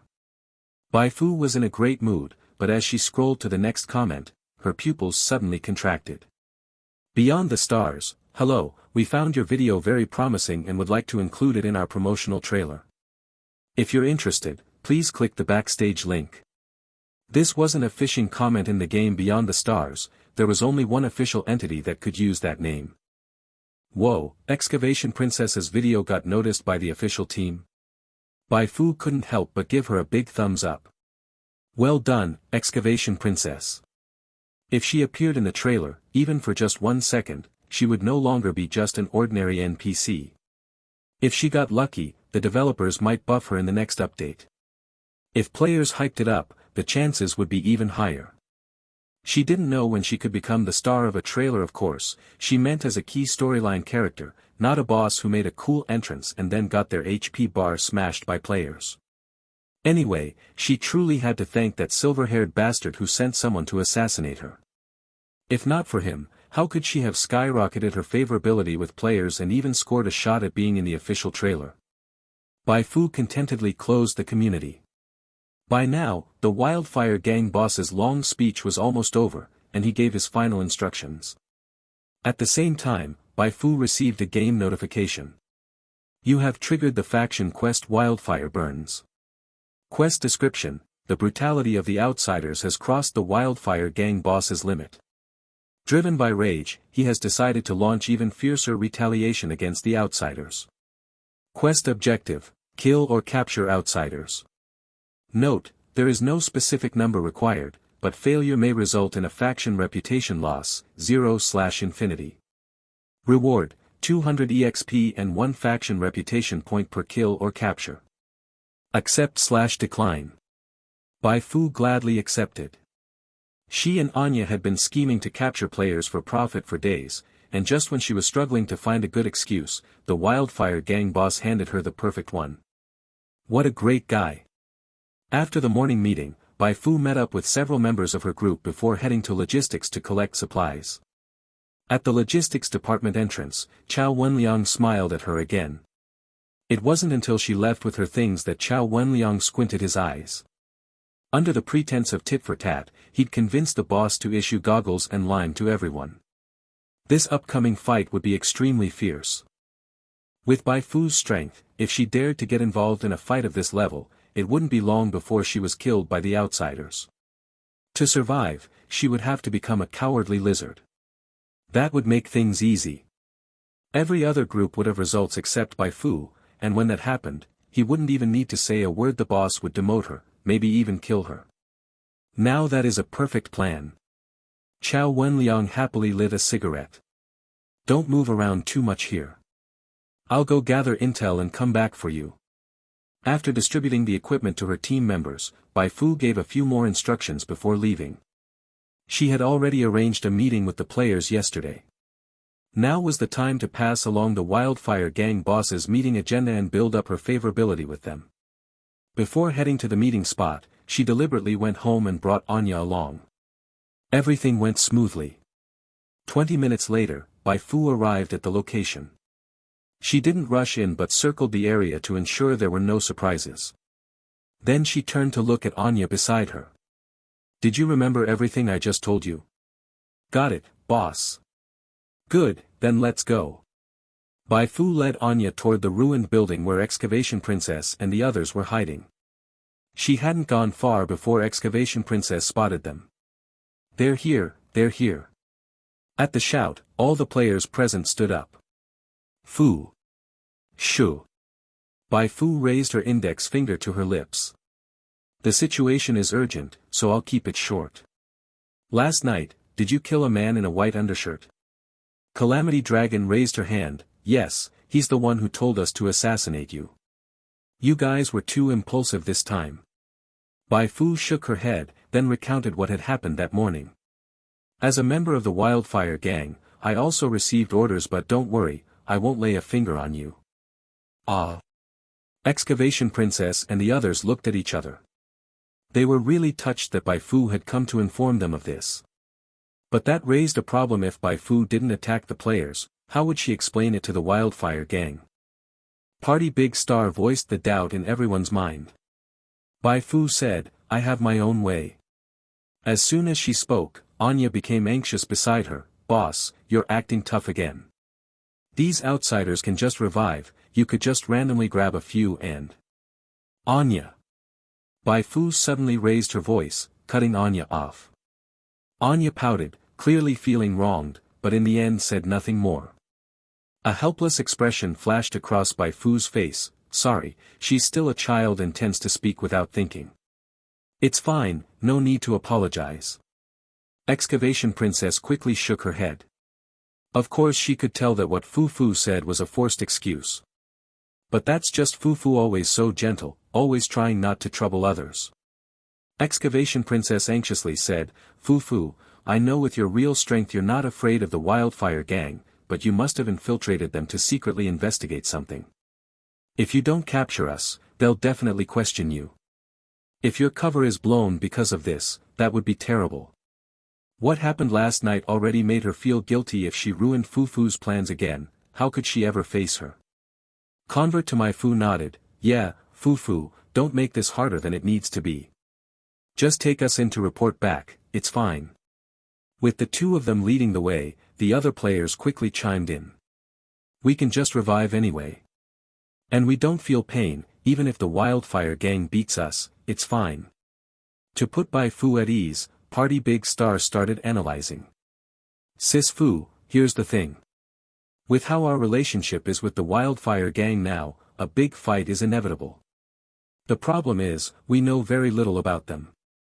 If you bring us in now, we can take this opportunity to learn more about their inner workings. Party Big Star's words made the players' eyes light up. He was right. This way, they wouldn't make things difficult for Bai Fu and could even unlock the Wildfire Gang map. With luck, they might even trigger a special quest. Truly a win-win-win. Fu, don't overthink it. Party Big Star kept persuading her, Sis Fu, I even thought of a cover story for you. Just say you accidentally found us, drugged our food, and captured us while we were unconscious. Ooh, that excuse is solid. The Wildfire Gang definitely wouldn't doubt you, they just think you're awesome. Damn, Big Star's brain really worked. Solved the whole issue in one go. Bai Fu hesitated to speak. Her original plan was to take back 1 or 2 players first, then a few more over time. That way, she could easily earn over 1,000 EXP. But things didn't quite go as expected. She had only barely hinted at her intention using Anya, and before she could even begin her performance, this group of players had already skipped to the ending on their own. Was this the effect of planting guilt in players? Bai Fu was overjoyed. While everyone else was still struggling to find or defeat players, hers had already tied themselves up and delivered themselves to her. Now this was what you called a quest. You guys really leave me no choice. I'll go get some special drugs to make this look more convincing. Bai Fu, tearfully, raked in 2000 EXP. Just as she was about to leave, Excavation Princess called out to her. By the way, Fu, I forgot to tell you something. What is it? Yesterday, when we ambushed that white undershirt guy, he said it was the logistics minister of the Wildfire Gang who ordered him to harm you. Wasn't that Chao Wenliang? Bai Fu understood instantly. So it was you, old Deng. No wonder you smiled at me for no reason this morning. Now you've chosen the path to death. Thanks for the warning. 21. You have alarmed the fourth calamity. Who? Chao Wenliang, who had just finished dinner, exhaled several smoke rings with great satisfaction. A cigarette after a meal beats living like an immortal. It's been so long, Bai Fu must have some updates by now. Chao Wenliang pushed open the window and leisurely glanced outside. In truth, he didn't absolutely need that supervisor position. With his status, recruiting one more or one less supervisor wouldn't make any difference. But he had boasted so confidently in front of his subordinate that he'd definitely hand over the vacant supervisor role to him. In a place like the abandoned cooling plant, besides money and power, what one needed most was face that others respected.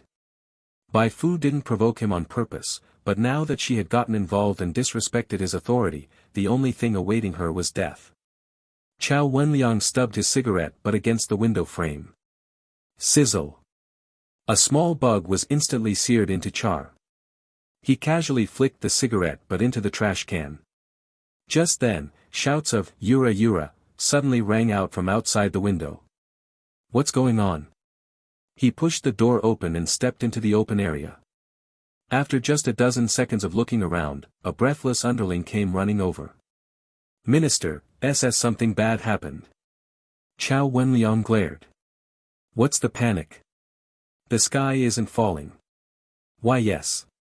The underling stammered, not daring to refute. Chao Wenliang sneered. Speak. What happened? The underling hurried to report, Minister, Bai Fu, Shi and her group went out and came back with 10 outsiders. How many? Chao Wenliang thought he had misheard. It was one thing for Bai Fu to capture outsiders, but to get 10 at once? Damn you, what were you doing, capturing people or stocking inventory? He couldn't stay put anymore and dashed off toward the source of the shouting. The underling who came to report helplessly spread his hands. See? You panic too once you hear it. Several minutes later, near the Wildfire Gang's main gate, over 100 people had gathered. Hiss. Hiss. Chao Wenliang almost thought he had walked into a snake pit. What the hell are you all hissing for? Move. Everyone, get out of the way. Furious, he began pushing people aside. After forcing his way past 5 or 6 people, his view suddenly cleared. I want to see for myself, hiss.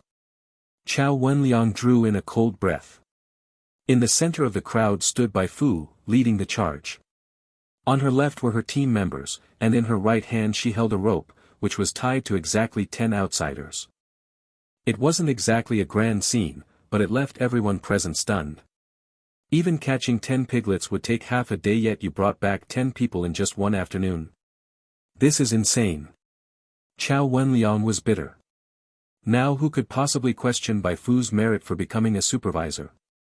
As he looked up, he saw the Wildfire Gang boss rallying everyone to learn from the gang's rising star, Bai Fu. Take a good look. Don't always solve problems with your fists, use your brain. If you don't use your brain, you'll be stuck at the bottom your whole life. Chao Wenliang quickly nudged the person beside him. How did she do it? Minister Chao. Here's what happened. Supervisor Bai discovered that this group of outsiders was cooking by a fire while out on patrol. She then led her team to deliberately lure them away, and took the opportunity to spike their food with sedatives, knocking them all out. Sigh, Supervisor Bai is really bold and meticulous. If only I had half her cleverness. The Wildfire Gang member who spoke looked envious. Chao Wenliang couldn't bear to look at this scene and turned his head to leave. Wenliang, you're here. The boss's shout came from behind. Chow Wenliang had no choice but to turn back reluctantly. Huh, boss, what brings you here? The boss smiled and patted Chow Wenliang on the shoulder. Come, Wenliang, come meet the rising star of our wildfire gang. Actually, this whole thing partly started thanks to you. I've been so busy lately that I wouldn't have remembered to assign a new supervisor to Martin's group if you hadn't mentioned it. And look what we found, an unexpectedly talented newcomer, ha ha ha ha. Chow Wenliang. He really wanted to laugh along, but he just couldn't manage it. You praise Bai Fu, fine, but why drag me into it too? Trying to murder me emotionally, huh? This damn world. Chow Wenliang, who already had a bad temper, was about to blow his top. Calm down, you must stay calm at a time like this. As he thought this, he suddenly noticed the outsiders looking at him with curiosity. There was no fear in their eyes, only interest. Chow Wenliang's fury flared up again. Is it that old Chow can't wield a knife anymore, or are you all just getting cocky? You've been captured and you're not even scared. What are you looking at? He stormed over to the excavation princess, who was the closest to him. In recent days, the excavation princess had gradually adapted to the game's realism, so even when Chow Wenliang stared her down, she wasn't afraid. Instead, she kept glancing back at him. Wenliang. The man behind the assassination of Fu was called Chow Wenliang, right? Could it be this guy? While the excavation princess was still guessing, Chow Wenliang was already laughing in anger. He had actually been ignored by an outsider. Fine, these outsiders not only killed his men but now didn't even acknowledge him. Today, he would see whether they truly weren't afraid to die. Chow Wenliang raised his right hand high.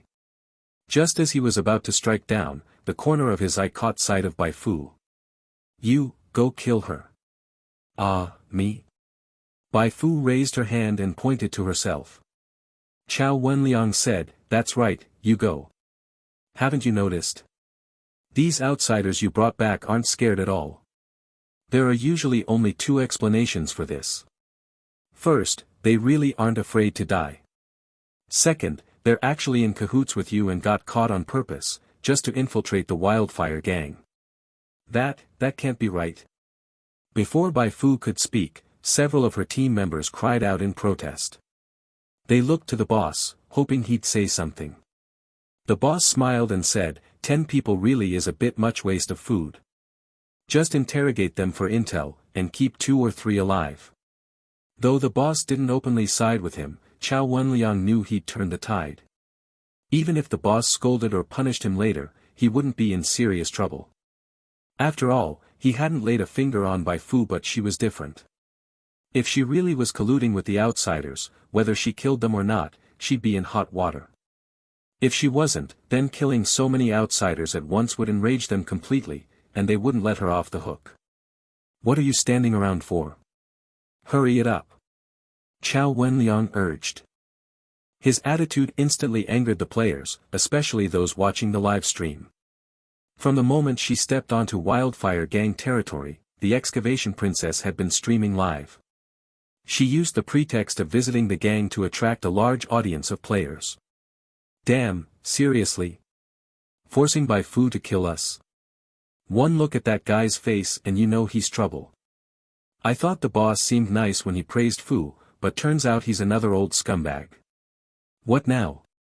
Can Fu go through with it? If she can't, things could get ugly. The excavation princess and others quickly signaled to Bai Fu with their eyes. Party Big Star even shouted directly, come on, kill me, do it. You think I'm scared? Shut up, fucking outsiders. Every one of you deserves to die. Chow Wenliang roared, and the area finally quieted down. He looked at Bai Fu with a cold expression. Do it. If you don't, I think everyone here will start to doubt you. Bai Fu's expression turned strange. Dude, do you even know what you just did? You shouted in front of a bunch of players that they all deserve to die. This is basically a declaration of war. Alarming the witch was scary enough. But alarming the fourth calamity?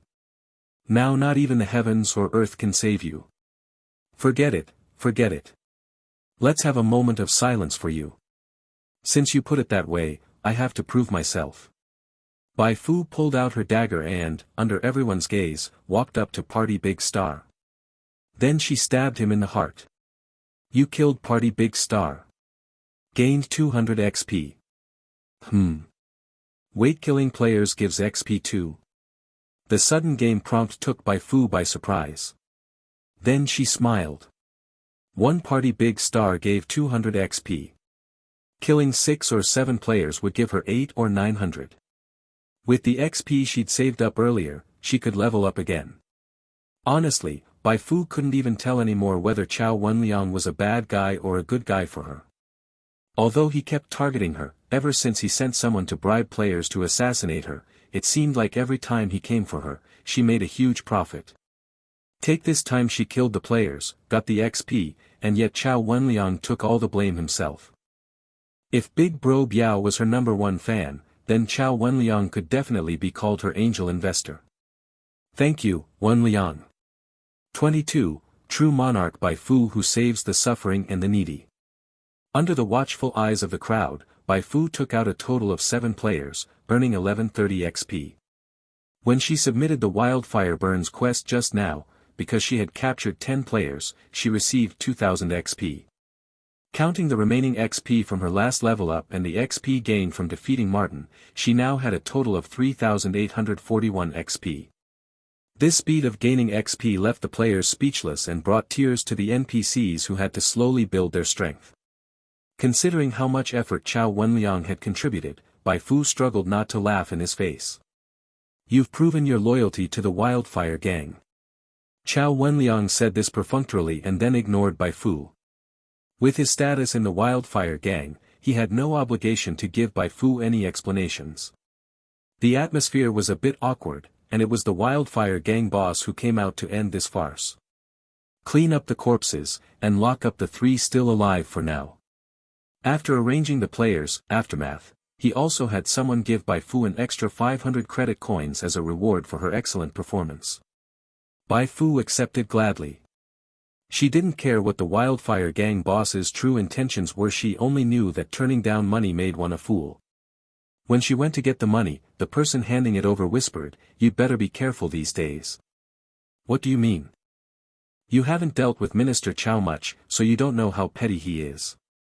He was already unhappy with you, and today you embarrassed him in front of everyone. There's no way he'll let this slide. You know he's in charge of logistics, so, well, you get what I'm saying. As he said this, the man shook his head. It seemed he had long been dissatisfied with Chao Wenliang. Bai Fu smiled and thanked him. She truly didn't know much about Chao Wenliang, but she had hacks, after all. When Chao Wenliang left just now, she had deliberately used psionic vision on him. Name, Chao Wenliang, Elite. Template, Normal. Main class, Ordinary Boxer LV9. Subclass, None. HP, 130/130. Stats, Strength 14, Agility 7, Constitution 10, Intelligence 3, Spirit 3, Inspiration 4. Skills. Talents. Favorability, Hatred, -46. Danger level, Red. Psionic vision couldn't see Chao Wenliang's true thoughts, but a favorability of -46 already said plenty. Bai Fu was actually looking forward to how Chao Wenliang might try to get back at her. Surely he wouldn't just withhold her supplies, right? If that was all, then his status in her mind would drop from angel investor to something else entirely. Overall, Bai Fu remained calm. Although it would be difficult to defeat Chao Wenliang with her current strength, unless he showed up at her doorstep, there wasn't much to worry about. The next day, Bai Fu deliberately got up early, first to apologize to Party Big Star and the others she had taken down, and only then did she report to the Wildfire Gang. Shortly after she arrived, a Wildfire Gang member from the field division responsible for distributing various tasks found her. The higher-ups discussed it. Considering your team is currently weak and you overachieved yesterday, they're giving you a relatively easy and nice gig for now. A cushy gig like this? Why do I find that hard to believe? Bai Fu asked, what kind of gig? Interrogator. Huh. Bai Fu froze. Thing is, I've never done anything like that. If I'm made an interrogator, I probably won't be able to extract any useful intel. It's fine. Your job's simple. You're in charge of interrogating the outsiders. When someone comes in, just rough them up a bit. If they confess, great. If they don't, just send them on their way. This is allowed. Sure, why not? Those outsiders are really tight-lipped, even professional interrogators might not be able to get anything out of them. You don't need to feel any psychological burden. At this, Bai Fu was convinced the person in front of her wasn't lying. Because this was indeed a cushy gig, she could hardly think of anything better at the moment. According to what the person said, her job was very simple: kill players. Given the level gap between her and the players, killing one player could net her 150 to 200 XP. And as the average player level increased, that number could go even higher. This was basically a zero-cost, high-return trade. Bai Fu never dreamed she'd transition in 1 second from my years at the abandoned cooling plant to my XX days of player slaying in the interrogation room, finally experiencing the joy of leveling up the coward's way. Could it be she had finally encountered the goddess of luck? Bai Fu wasn't worried at all that she'd go full rampage in the interrogation room, cutting down players one by one, and spark any backlash. The reason was simple. Once a player got captured by the Wildfire gang, they couldn't play the game normally. All they could do was log off or browse the community and internet. If she killed those players, it was essentially freeing them, letting them get back to gaming normally. They'd be too grateful to blame her for it. Seeing Bai Fu still deep in thought, the quest-assigning NPC asked, "So, are you taking this gig or not?" Bai Fu nodded. "Of course I am." "Great, I'll take you to get familiar with your work environment then." Logistics office. Chao Wenliang looked up and asked the person who just entered, "So, did she take the job?" The person smiled. "She did. Looked quite pleased about it too." Chao Wenliang tapped his index finger on the table, a cold gleam flashing in his eyes. With his strength, killing a supervisor wouldn't normally be this complicated. But Bai Fu had been personally appointed by the boss. Unless he was ready to completely fall out with the boss, no matter how furious he was, he'd only dare go as far as he did yesterday, not actually make a move. But none of that mattered anymore. He had already prepared a much tastier death dish for Bai Fu. He had specifically ordered his men to publicize Bai Fu's glorious achievements in the interrogation room whenever they went out in front of the outsiders. First, she'd captured 10 outsiders in one go, killing 7 of them. Then she racked up a blood debt in the interrogation room. Chao Wenliang was looking forward to releasing Bai Fu on some pretext and watching the outsiders take revenge on her like madmen. Would they dismember her? Or mince her into paste? Or use even more cruel and heartless methods? Now that would be interesting. Over the next 3 days, Bai Fu didn't go anywhere. She just stayed in the Wildfire gang's interrogation room. Just as she suspected, the players captured by the gang were overjoyed upon seeing her aside from some initial surprise. As time passed, players even gave her a new nickname in the community. True Monarch Bai Fu, who saves the suffering and the needy. But I don't think Fu looks too happy. She got suddenly assigned to be an interrogator and can't even do what she really wants. She must be suffering inside. After all, she has to kill every day, even if it's just us undying ones.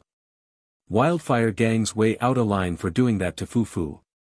Maybe it's that bastard Chao Wenliang behind it. Damn it, we need to find a way to kill him and rescue Fu. No, please don't rescue me. I'm doing great here. In 3 days, Bai Fu had taken out a total of 23 players. And since the players had gradually leveled up over those days, she earned more XP than expected. 4350 XP. At this rate, in another 10 days or so, I should be able to get my psionic apprentice to level 8 or 9. Chao Wenliang. Just wait and see if I beat the crap out of you or not. 23, ready to make the sacrifice. Bai Fu's Coward's Path upgrade plan encountered a small hiccup, because it was getting harder and harder for the Wildfire gang to capture players alive. As time passed, players were gradually able to protect themselves in fights against regular Wildfire gang members. This was thanks to the overall level increase among players, as well as that combat comparison video Excavation Princess had uploaded to the forum a few days ago. After watching that video, two groups of players stepped forward. The first group had a rather mixed composition. Among them were handicraft experts, engineering students on holiday, overworked software engineers who could only game for an hour after work, and brothers working in plumbing and construction. After seeing how free the crafting system in Beyond the Stars was, they made full use of their knowledge to build a small handmade production base. This production base could not only produce some small traps, but according to the experts, as long as materials were sufficient, they could even handcraft firearms. The second group of players were more straightforward, they simply stopped behaving like humans. At first, they just imitated Excavation Princess and others by throwing lime and chili powder, but when they realized most Wildfire gang members were now wearing goggles, they had to develop new tactics. Some players enchanted their weapons with feces on purpose, some dressed in drag to lure away isolated Wildfire gang members, and one player even developed a highly effective taunt skill during battle, cursing out 4 enemies' 18 generations of ancestors by himself, creating tons of sneak attack opportunities for his teammates. Thanks to these inhuman tactics, some Wildfire gang members had already begun to resist fighting them. A month's pay was so little, who the hell wanted to risk their life?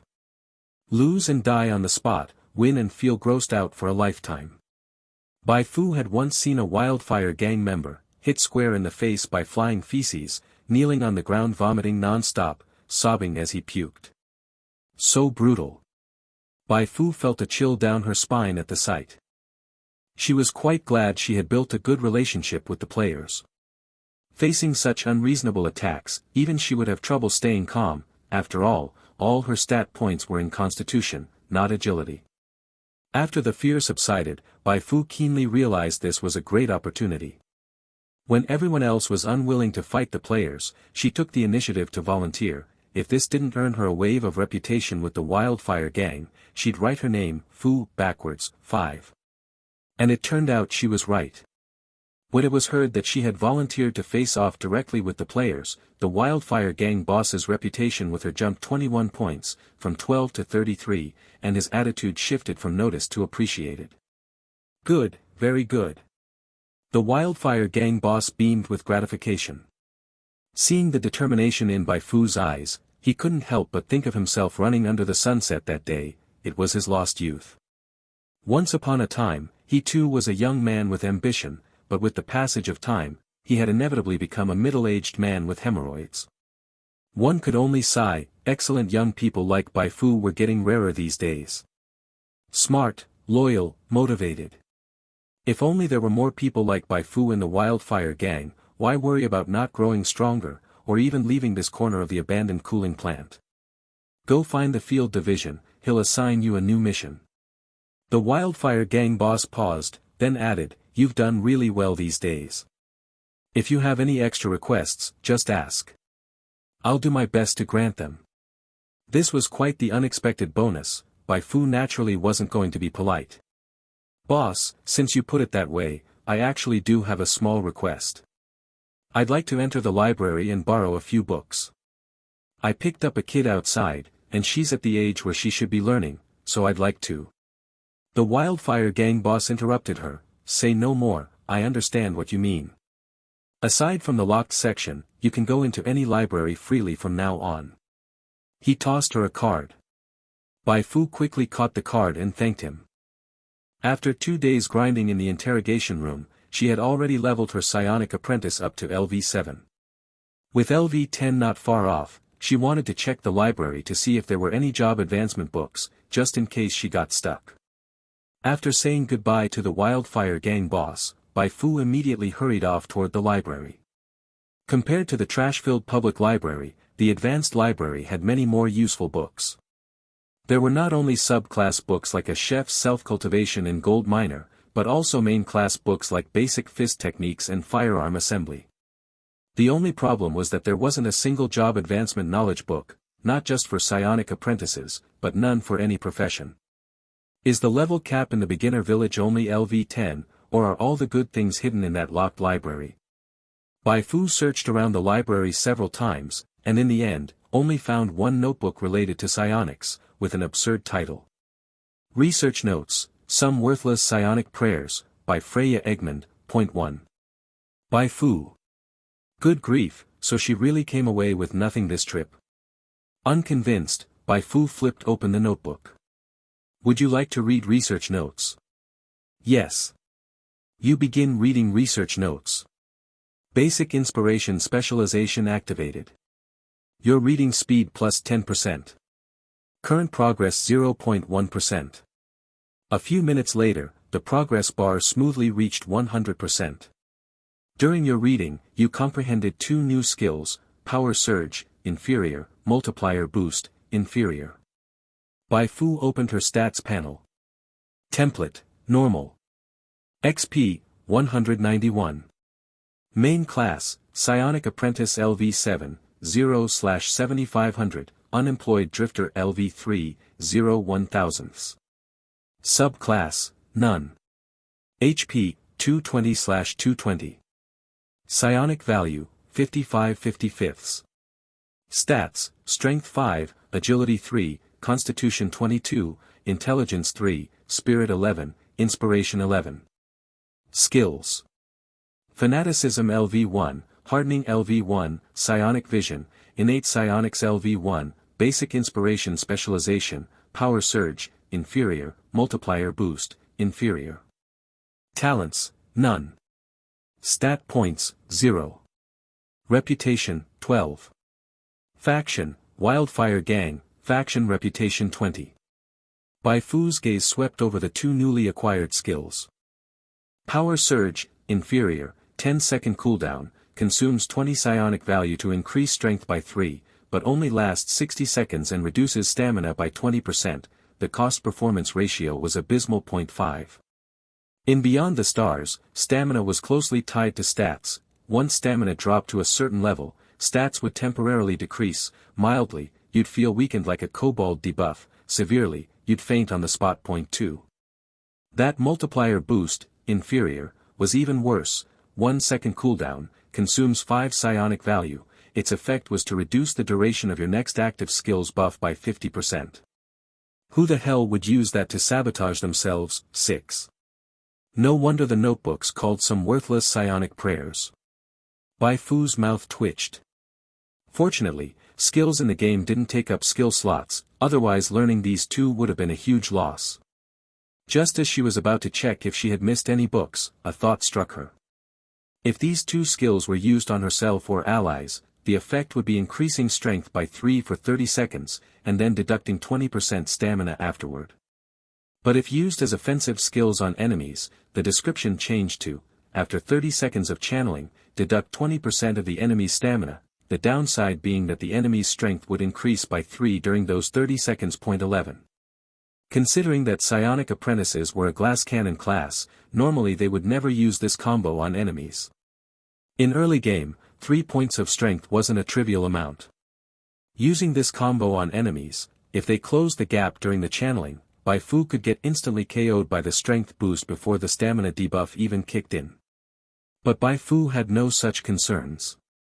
She glanced at her whopping 22 constitution and smiled in satisfaction. A tanky psionic per user feared nothing. 6. At least the trip wasn't in vain. Bai Fu stood up and shoved the notebook back in its place. After circling the library a few more times to confirm she hadn't missed any other psionic books, she pushed the door open and left, heading to the logistics. Since the Wildfire Gang boss had already informed them in advance, she received a new mission as soon as she arrived. You have triggered the faction quest counterattack. Quest description: although the Wildfire Gang has gained the upper hand in the struggle against the outsiders, a significant portion of its members have become fearful. Their hesitation has seriously impacted morale. The Field Division is extremely displeased and has organized a surprise assault against the outsiders to restore momentum. Quest objective: launch a surprise attack on the temporary base established by the outsiders on the western edge of the abandoned cooling plant. Show them the might of the Wildfire Gang. Reward, based on contribution. Accept/decline. Bai Fu's eyes lit up. So the Wildfire Gang was finally reacting after being battered by the players' outrageous tactics. She clicked accept. The field division tapped his desk lightly. Very good. Go make your preparations. We regroup here in 30 minutes and begin the operation. 30 minutes. Bai Fu was briefly stunned. So urgent? She had originally wanted to secretly warn the players to farm some reputation, but half an hour wasn't enough time to go back and forth. She had to give up on that idea. She'd finished the mission today and apologized to the players tomorrow. Bai Fu went to the logistics department, grabbed a pair of goggles and a knife, and returned to the logistics. As everyone began to assemble, she spotted Chao Wenliang approaching and whispering something to the field division. Bai Fu frowned slightly and immediately tossed a psionic vision skill at the field division. Reputation, indifferent, -3. This value wasn't the issue, but Bai Fu still didn't feel at ease. Chao Wenliang hadn't shown up earlier or later, he just had to show up now, clearly up to no good. Could it be he plans to use this operation to get rid of me? Bai Fu thought that was very likely. Especially after seeing the people she was grouped with for the operation, she was even more convinced. 4 people, only one had positive reputation with her, the others had a max of -25. If anyone believed they weren't here on a mission, they'd be fooling themselves. Bai Fu stayed calm. At the call of "move out," she followed behind the main force, heading toward the temporary player base. 1 hour later. The sun had set in the west, night began to fall. Amidst the ruins of the western sector of the abandoned cooling plant, the field division began his final arrangements. Bai Fu, you and your group are in charge of the west side. When you see my signal, don't hesitate, just charge in. No problem. Bai Fu agreed readily, her eyes scanning the 4 teammates. Once they were separated from the main force, those 4 would likely make their move. She'd been killing players for days now, time for a change of pace. She wondered how much XP these 4 could drop. But the development of things took a turn she hadn't expected. Even after the signal flare went up, those 4 still showed no signs of aggression. Instead, they stopped after running some distance and called out to her. What are you standing there for? If we're late, we'll definitely be punished afterward. Bai Fu. Had Chao Wenliang turned over a new leaf? Full of confusion, Bai Fu followed the 4 of them as they charged toward the player base. As they ran, Bai Fu began to realize something was off. The 4 looked like they were sprinting full speed, but kept weaving and detouring. Soon, she, the one starting behind, ended up in front. At this rate, she'd be the first to reach the players. As for whether those 4 would follow, who knew? So that's how it is. Bai Fu understood instantly. These guys never intended to do anything themselves, they planned to use the players to kill her. It was a good plan. Once things were tallied, no one would suspect foul play. They'd just think she was too eager to perform, rushed ahead alone, got separated from her team, and tragedy struck. Unfortunately for them, they never considered her great relationship with the players.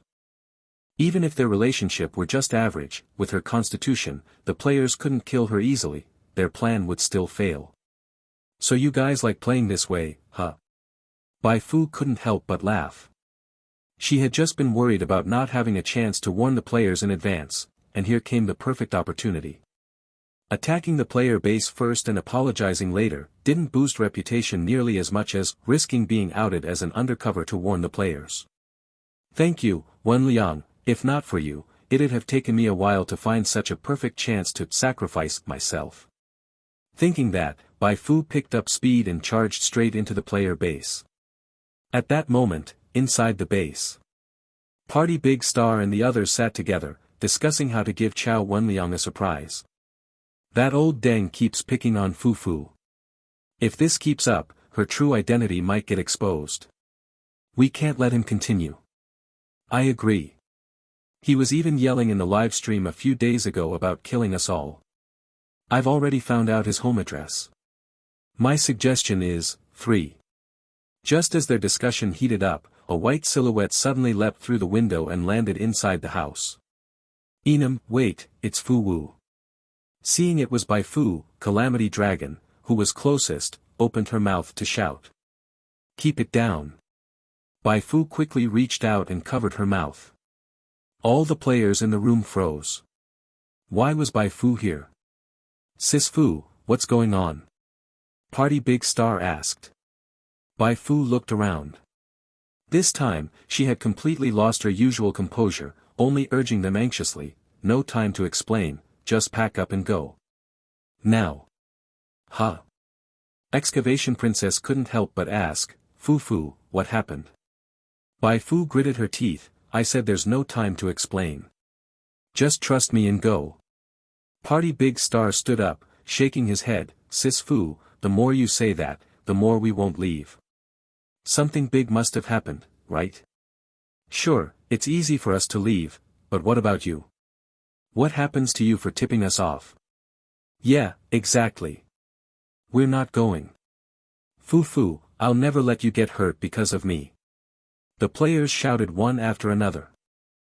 Bai Fu stared at them for a long moment, then finally let out a long sigh, "I'm starting to understand why you all qualify as heroes of legend." 24, unable to let Bai Fu's sacrifice be in vain. The room fell into a brief silence. At the critical moment, none of the players expected Bai Fu to suddenly blurt out those words.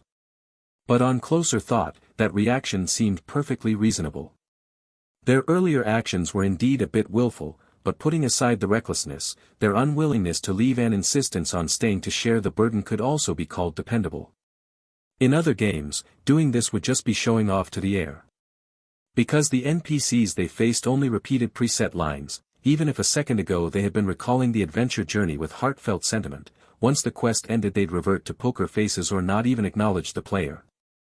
But in Beyond the Stars, the situation was completely different, because the NPC's AI was realistic enough to be indistinguishable from real. After seeing this dependable side of the players, it was only natural for Bai Fu to express such emotion. She was, after all, a kind-hearted good soul. Legendary heroes? Yes, they were indeed the legendary heroes from another world, fighting for all love and justice. With that thought, several normally upright players couldn't help but straighten their backs. Those players who usually enjoyed running into villages to kill chickens or trying to lure NPCs into monster nests were also in high spirits. They played games for fun, and being genuinely praised by an NPC was also a kind of joy. Bai Fu couldn't help but smile to herself. Yes, exactly that was the reaction. But now was not the time to bask in pride, next came the crucial moment to boost favorability. "Since you insist I explain, then I shall explain. The Wildfire Gang organized a commando team, their target is your stronghold, and they're already outside. I came running over pretending to be reckless, gambling on glory before they launched a full-scale assault." What? The news shocked all the players, and those near the window hurriedly peered outside. Bai Fu urged, "With your current strength, you absolutely cannot defeat that commando team. Leave immediately with your supplies. If you delay even longer, it'll be too late." As soon as she finished speaking, convert to Bai Fu emotionally stood up, shouting, "I won't leave. If I go, they'll surely suspect that Fu you came to pass on warnings, and then all your plans would be ruined. You might even fall into danger. Anyway, I'm not leaving." His words gained agreement from many players. "Yeah, there's no need to run. This time we're facing elites, right? If we can replace even one, that's a gain, and we also have faction versus faction missions, where the damage we rack up can convert into experience later. Brothers, it's a game, right? In real life, escaping from difficulty might make you a deserter, but in a game, do you still want to be a deserter? Let's rush in. My great sword has been thirsting for action." Fu, as expected of you. Whenever something like this happened, Black Tiger Fu was always the first to charge forward. Seeing their expression, some relaxed, some fired up. Bai Fu frowned even deeper. She seemed to be brewing a storm of emotion. 1 second, 2 seconds, 5 seconds. "Shut up." A muffled, suppressed roar exploded through the room. All the players stared in astonishment at Bai Fu's sudden outburst. "Do you think the Wildfire Gang's goal is just to raid your stronghold? Well, Mining Princess hesitated, then said, whatever first turn on the camera. Bai Fu said in a low voice, so naive. The Wildfire Gang's ultimate aim is to gradually squeeze your survival space until they drive you into the contaminated zone. There's no point in you staying here. In the end, you'll just waste a lot of supplies and make it increasingly impossible to defeat them. Preserving your strength and waiting for the right opportunity is what you should be doing now. That may be true, but losing those supplies doesn't have much impact. Yeah, getting pushed into the contaminated zone isn't that big a deal. Several players whispered among themselves. At this, Bai Fu's voice grew even more twisted. You don't understand, none of you understand. Outside the settlement, the polluted zones are filled with pollution sources. Whether it's humans, animals, or plants, any contact with a pollution source will lead to mutations lightly, it means death, severely, it means turning into a mindless monster. Even the strongest scavengers don't dare linger there. What can you even do there? Do you want to become monsters and then get killed by me? That's not it, but you. You my ass. My business doesn't need your meddling. It's just a damn quest. Failure means failure. If you really want to care about something, care about yourselves. Ask yourselves what you're really here for. That outburst left the players in the room completely stunned. For more than 10 seconds, not a single person spoke. Bai Fu remained calm in her heart. She wasn't worried at all that her words would scare off the players. She had already thought it through before coming here. If the players ran off, that would count as her single-handedly taking down the entire damn player stronghold. She could probably milk a lot of rewards from the counterattack quest. The downside was that she might be suspected of colluding with the players and thus attacked by the Wildfire Gang. But that wasn't a big issue. The money she earned from taking out Big Bro Biao and capturing players was enough for her and Anya to flee to another settlement. What would the players choose? Bai Fu glanced around. Calamity Dragon clenched her fists, clearly agitated. Damn it, even my dad never scolded me like this. But the feeling of being scolded didn't seem that bad. After all, Bai Fu scolded them out of concern, not wanting to see them go die. And Bai Fu's flustered and angry look was way better than her usual poker face. Not that she looked much prettier, but suddenly the character felt more fleshed out. She was no longer a mysterious expert hiding behind the mist. She felt like a real big sister-type character. Maybe this was what they called immersion in a game. If this were a gacha game, Calamity Dragon thought she might have already started spending money. The other players weren't as emotionally intense as Calamity Dragon. They quickly started chatting in the squad channel. Even though we got yelled at, it felt kinda good. Am I a masochist? I didn't expect Fufu to go this far. She's risking everything for us. If this gets exposed, will she be okay? Damn that Wildfire Gang. Damn the developers. Developer. What are you waiting for? Cry already. Fu baby, my Fu baby. That expression, that tone immersion in this game is crazy. I used to skip all NPC dialogue. Enough crazy talk. In any case, we can't let Bai Fu be exposed, or this storyline might end. Their opinions might differ, but they all shared one understanding. They were playing a game with high freedom. How could the legendary heroes let those who travel with them fall into tragedy? Sure, the Wildfire Gang was powerful in the newbie village. Sure, the polluted zones sounded terrifying. But so what? They had charged ahead through gunfire and artillery, braving hellfire just for the hope of tomorrow. They had walked through pitch-black, cold hospitals with fear as their companion, finally bringing peace to vengeful spirits. They had roamed the world, confronting gods and demons as mere mortals, reopening the path of humanity for those on broken lands. They were goddamn players. Fearless players. Party Big Star stepped forward. Fujia, I completely understand your feelings. But I still choose to stay. Don't be mad just yet.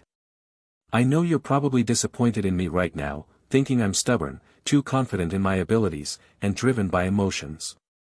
But... He looked at the other players beside him and flashed a bright smile. Maybe this is why the Supreme will chose me to become an undying one. These personality traits may not be great, but without stubbornness, how could I challenge strong opponents again and again? Without confidence, how could I dare face danger? Without emotional drive, how could I care so much about the world beyond the mist?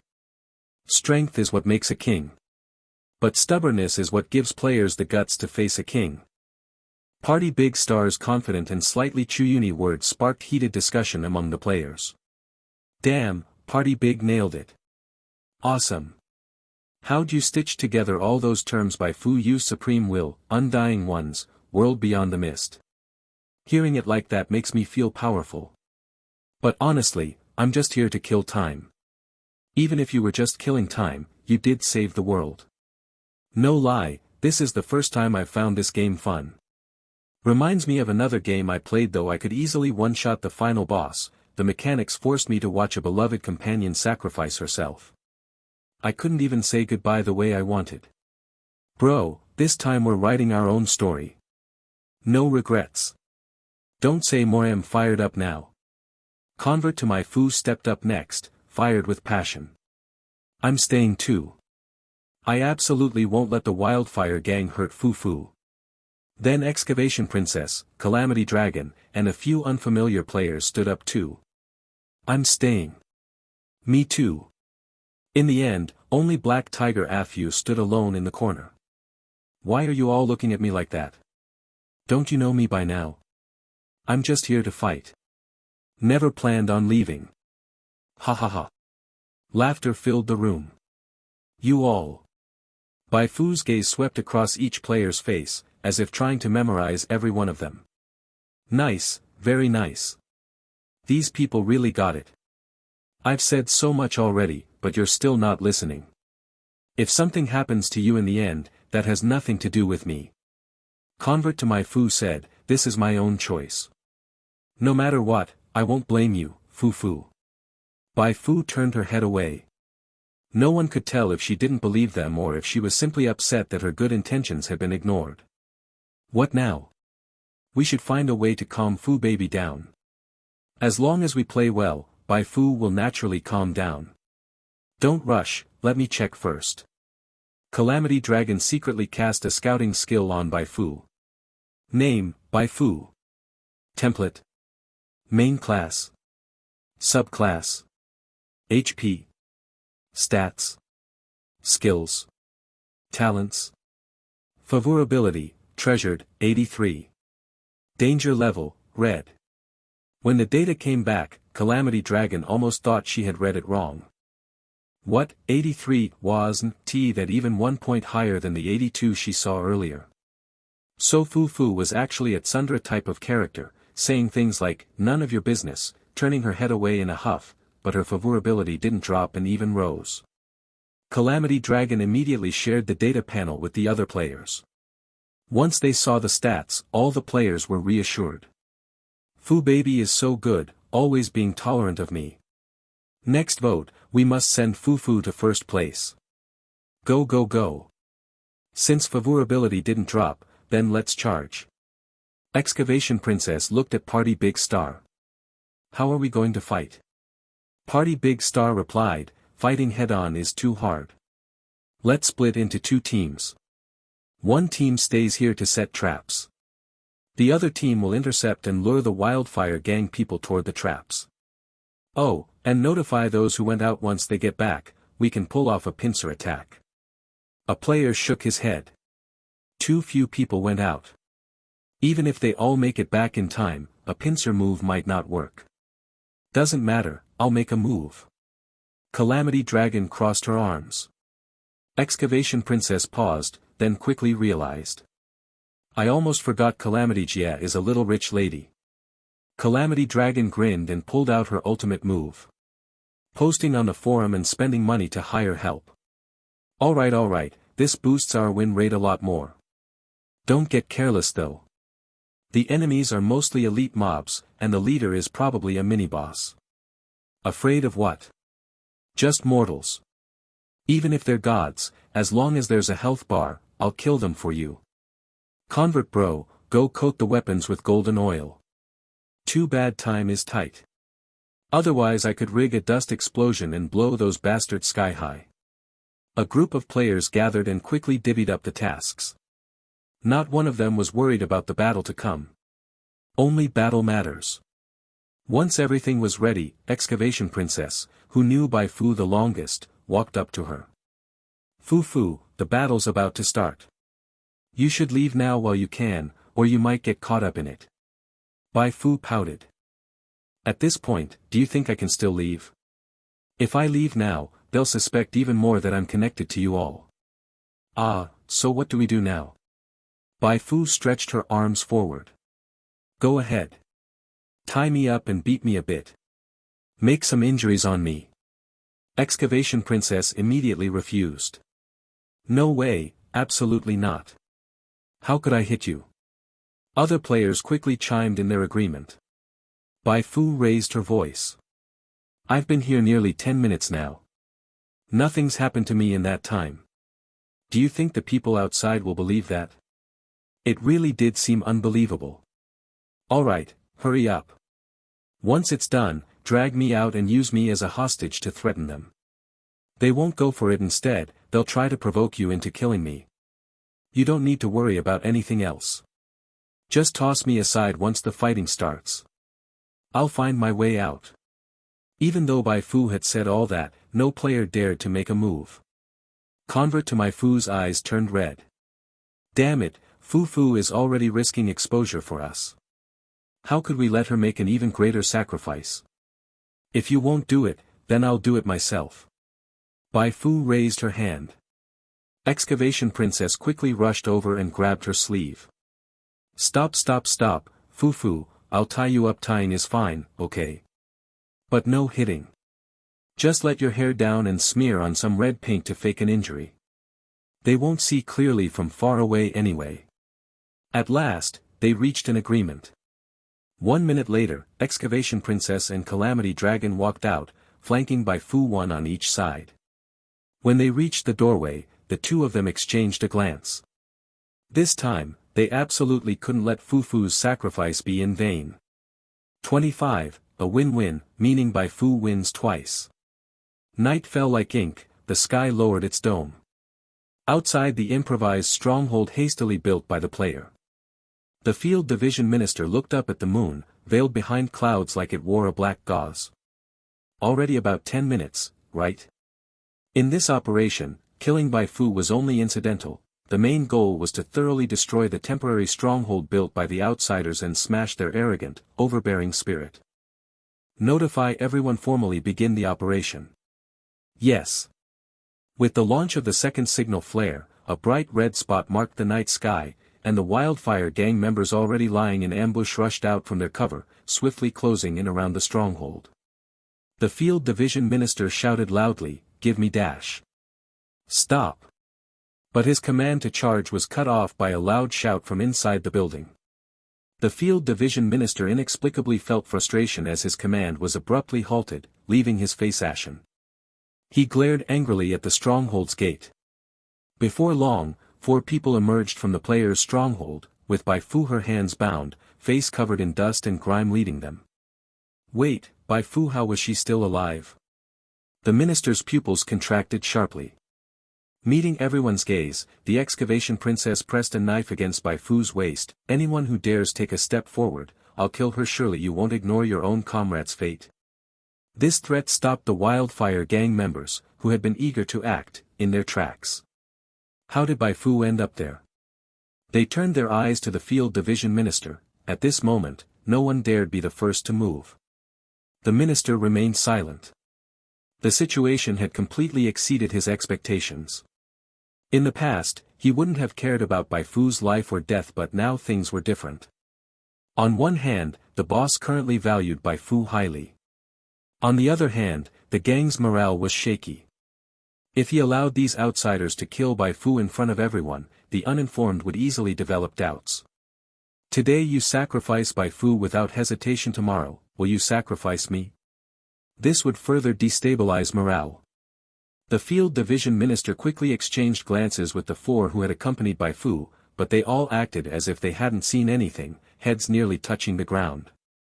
It was one thing to kill Bai Fu, it was another to justify it when the boss asked who was responsible. Damn it, Chao Wenliang had really given him a sticky situation. The minister's expression flickered. As he pondered his options, Bai Fu suddenly shouted again. You don't have to worry about me, they definitely won't let me live. It's a sure death anyway, so hurry up and act. You, shut up, shut up. As if completely unprepared for Bai Fu to shout like that, the excavation princess hurried to cover her mouth. What are you waiting for? You finally have a chance, are you going to stand by and watch them escape? Bai Fu struggled fiercely, even the excavation princess and Calamity Dragon working together couldn't control her. Finally, the excavation princess had to strike her neck with a chop hit. Bai Fu's body slumped, collapsing to the ground. Drag her back quick, drag her back. Calamity Dragon and the excavation princess, flustered, dragged Bai Fu back into the house. This? The Wildfire gang members surrounding them were stunned, they could only again look at the field division minister. He was also shocked, he never expected Bai Fu to perform such a blaze toward me move. After the shock, he was overjoyed. Isn't this the opening he needed? Now it wasn't that he cold-heartedly wanted to kill Bai Fu, she sacrificed herself for the greater good. Who could blame him? She truly was so foolish and naive. To be honest, if Chao Wenliang hadn't given him so many benefits, he really wouldn't want to kill Bai Fu. In this line of work, people might think Bai Fu is stupid, but when it comes to a critical moment, who wouldn't want a comrade like her? The field division minister raised his right hand high, shouting with all his might. Brothers, things have come to this, we absolutely cannot let Bai Fu die in vain. Charge with me, kill these outsiders. With his roar, the Wildfire gang members surged into a ruthless frenzy. They had been cooped up these past days in capturing these outsiders, boiling with pent-up anger, and now these outsiders were tormenting Bai Fu in their presence. Damn it, kill, kill, kill. From this moment on, let these outsiders feel pain. Kill them. Inside the stronghold, the players' expressions turned strange. Not let Bai Fu die in vain.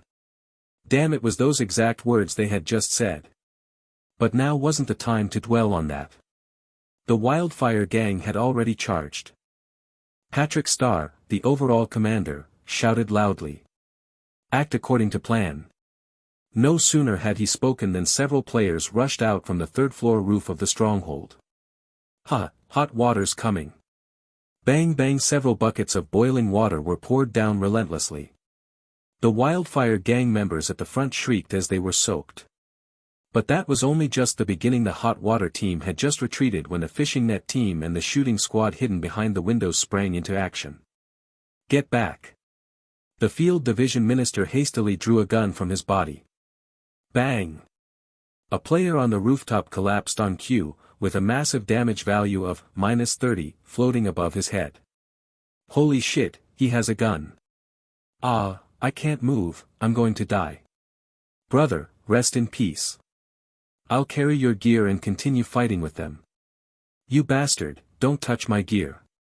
The players on the rooftop kept tossing things downstairs while laughing and bickering, showing no sense of urgency at all. Why? Just why could they be this calm? The field division minister lowered his gun, intending to take out Patrick Star first, but the moment he saw Patrick pull out a gun, the latter had already slipped back inside. Split up, try not to engage them in open spaces. The players' first wave of attacks only caused 2 actual casualties to the Wildfire gang. Both sides quickly entered a phase of street combat. Patrick Star led a few higher-level warrior-class players to gang up on fewer enemies. Excavation Princess and the others who weren't good at fighting knowingly served as bait. Meanwhile, Bai Fu hid in the shadows as a control-type mage, casting the fanaticism buff on people's stomachs all over the place. At the moment, she had 55 points of psionic value. Each fanaticism buff consumed 1 point per minute. Under normal circumstances, with the physique of Wildfire gang's elite mobs, they'd feel stomach discomfort after 3 to 4 minutes. That meant she could control over a dozen people simultaneously, provided she didn't use the innate psionics skill to convert HP into psionic value. But Bai Fu didn't go all out at the start. She only selected 5 of the strongest targets and saved the rest of her psionic for emergencies. Keep fighting. The more intense the battle, the faster their stomachs would rumble. Bai Fu lay flat in the VIP seats pretending to be dead, enjoying the show. Idiot, you think you can catch your daddy? You son of a bitch, how did that shit-flavored snack I fed you last time taste? The player's taunting was turned up to the max. Chris, leave that red star-headed brat to me. That motherfucker, the last time we met, he kept mocking me for being impotent, saying I only became a supervisor by selling my body to the boss. I swear I'll turn him into a cripple. That's nothing. They blew up the toilet while I was using it, ha ha ha, hee hee, ha ha ha ha, I want them all dead. A few Wildfire gang members gave chase relentlessly. As they ran, the one in front suddenly stepped into empty air and fell into a trap concealed by weeds. Shit! A piercing pain shot up from his foot. Just as he placed his hand on the wall and prepared to climb out, Convert to Bai Fu jumped down from above, wielding a large iron club smeared with golden oil. Take my big sword. Don't come any closer. Seeing that golden oil flying through the air, the Wildfire gang member in the pit desperately tried to dodge, but the small pit offered nowhere to hide. Bonk! Convert to Bai Fu's golden oil-coated club landed squarely on his face. -15. It was a critical hit both on his HP and his psyche. Excavation Princess, ugh. Calamity Dragon, no matter how many times I see it, it's still absurd. I'm going to kill all of you. A few Wildfire gang members who were lucky enough to avoid the trap flew into a rage and viciously attacked the players in front of them. At low levels just 3 or 4 the gap was still too big. There weren't enough traps either. After surprising and taking down one elite mob, the players couldn't face them head-on and had to run. Upstairs, hurry. Trying to run. Another round of wits and guts ensued around the staircase. But this time, the Wildfire gang members were alert and didn't suffer serious injuries. After a chase, they finally cornered Excavation Princess and the others on the rooftop. Run, haha, why aren't you running now? A Wildfire gang member approached the panting Excavation Princess, laughing triumphantly while swinging his knife. I'm going to peel your skin off piece by piece and make you beg for weight, what the hell, my stomach. He was laughing when he suddenly clutched his stomach. Convert to Bai Fu's eyes lit up instantly. Now's the time. Every Wildfire gang member taken down meant more safety for Fu. Charge. Without another word, he charged forward and rammed into the Wildfire gang member. Shinde. Tien, die, in Japanese. Both of them plummeted off the building like cannonballs. Bang, bang. After 2 loud crashes, both of them perished. Seeing the 2 corpses suddenly drop nearby, the field division minister who was holding off 10 players single-handedly was stunned. His reaction was decent, but the few Wildfire gang members on the upper floor who witnessed the whole thing were completely dumbfounded. Are all these outsiders this insane? If everyone played like this, how are we supposed to keep playing? They began to waver. But since they'd already made enemies out of these outsiders, they steeled themselves again. Screw it. Kill first, talk later. At that moment, Calamity Dragon showed a smug smile. You really think you've won? What do you mean? Calamity Dragon turned away. Watch closely, this is our bond. ? A few Wildfire gang members squinted and suddenly saw several unfamiliar figures appearing in the night. They were quickly approaching the stronghold. No, it wasn't just a few, there were more in the distance. It's reinforcements from the outsiders. Their expressions changed dramatically. Excavation Princess couldn't help but roll her eyes. Bonds, really? You bought them for 50 coins a pop, right? But she still cooperatively shouted, you have nowhere left to run, prepare to be judged. Damn it, where did these outsiders come from? No, we can't keep fighting like this. Even if we win, I'll be half crippled. As their will began to waver, the surviving Wildfire gang members gradually lost the heart to fight. When the first deserter appeared, the rest no longer felt burdened about fleeing. No one is allowed to run. Stop. Stop, do you hear me? The minister of the field division was furious, but his shouts were meaningless. In the chaos, those who had initially followed Bai Fu also began to think about fleeing. Although Chao Wenliang had repeatedly instructed them to personally confirm Bai Fu's death, who still cared about that now? Running came first. One of them, rubbing his swollen eyes, began running toward the edge of the stronghold. As he ran, he suddenly stopped. Bai Fu? On a road soaked in blood, Bai Fu blocked his path. He froze at first, then became excited. The fact that Bai Fu wasn't dead caught him a bit off guard, but that didn't matter, because soon, she would die by his hand, and he could finally report back to Chao Wenliang. It's great that you're still alive. He laughed as he walked forward, hand quietly slipping to the hilt of his blade. Bai Fu nodded. You've got quite the luck. Yeah, not bad, not bad. But this is the end. Huh. That wildfire gang member hadn't yet figured out what was happening when a sharp pain erupted in his abdomen. He looked down to see a knife stabbed into his belly, spinning rapidly, and the hand gripping the knife was Bai Fu's. You! Thud. When the blade was pulled out, he collapsed to the ground. Even as consciousness faded, his eyes remained wide like copper bells. You killed Wildfire Gang Supervisor, Elite, 100% contribution, adjusted for level difference, gained 540 XP. Bai Fu wiped the blood off her blade and continued looking for her next target. Soon, she found a wounded Wildfire Gang member inside the stronghold. Come with me, this way. Bai Fu. You're alive. How did you? Just now, someone passed by and kicked me. I woke up, took the chance to break free from the ropes. Come on, follow me, I'll get you out first and then come back for the others. Thank you, thank you. If not for you, I might have died here today. The wounded man was deeply moved and quickly followed. Bai Fu's figure didn't seem especially imposing, but remembering what had just happened brought him an unprecedented sense of peace. This time, Bai Fu didn't deliver a killing blow, because she needed a witness. After sending the wounded man out, she quietly snuck back to the main entrance of the stronghold. By now, the battle near the front gate had paused. The minister of the field division had taken down over 20 players in a single breath.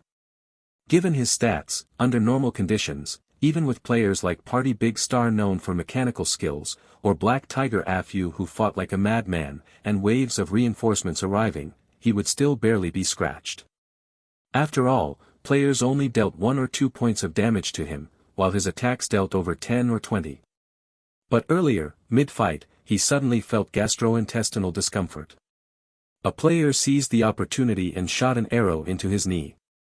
With a knee injury, he couldn't move quickly. And without mobility, he couldn't swiftly finish off players. During the prolonged skirmish, his wounds accumulated, and he was starting to feel overwhelmed. Damn, this is way too strong, it's not a monster our level should even face. Don't get cocky. Once I get the materials, I'm making a homemade bomb to blow you up. Ah, my right hand, my king's power. As Bai Fu appeared, she saw a player rolling on the ground, his right hand severed. She immediately shouted toward the minister of the field division, Minister. Bai Fu? What are you doing here? Just like the others, the minister froze upon seeing her. Minister, don't worry about me. The outsiders' reinforcements have arrived. Continuing this fight isn't worth it, leave now, I'll cover you. The minister turned his head. He could faintly hear more shouting from afar. Damn it, those bastards from the Wildfire Gang love sneak attacks. Everyone, gang up and stab their asses. These outsiders were relentless. Despite his anger, the minister also felt relieved. Bai Fu wasn't strong, but she was the kind who would never betray. With her covering the retreat, there was at least some added safety. Go. Limping, he hobbled toward Bai Fu. Seeing the look of relief on his face, Bai Fu quietly clenched her fists. Now it was perfect. To the players, she was the whistleblower who cared only about their safety. To the Wildfire Gang, she was unyielding unto death, a true loyalist to the gang. One action, 2 waves of favorability gain. This was what the hell people meant by a win-win situation. 26. Bai Fu shall make the wildfire gang great again. The battle had ended, but the commotion continued. Outside the player's stronghold, in an abandoned building, the field division minister sat expressionlessly on a broken wall. Talk. What's the situation on your end? Minister, it's like this. Bai Fu repeated the reason she had told the injured man earlier. If it weren't for the minister's fierce offensive forcing those outsiders to fend for themselves, I'd have died at their hands. The wounded man who had been saved by Bai Fu quickly came forward to testify, yes, it was too close. Thankfully, Bai Fu woke up in time. Otherwise, with my injuries, I might have died there tonight. The field division minister pinched the bridge of his nose. He had to admit that Bai Fu's luck was unbelievably good. She actually survived. Was this what people called the blessings of fools?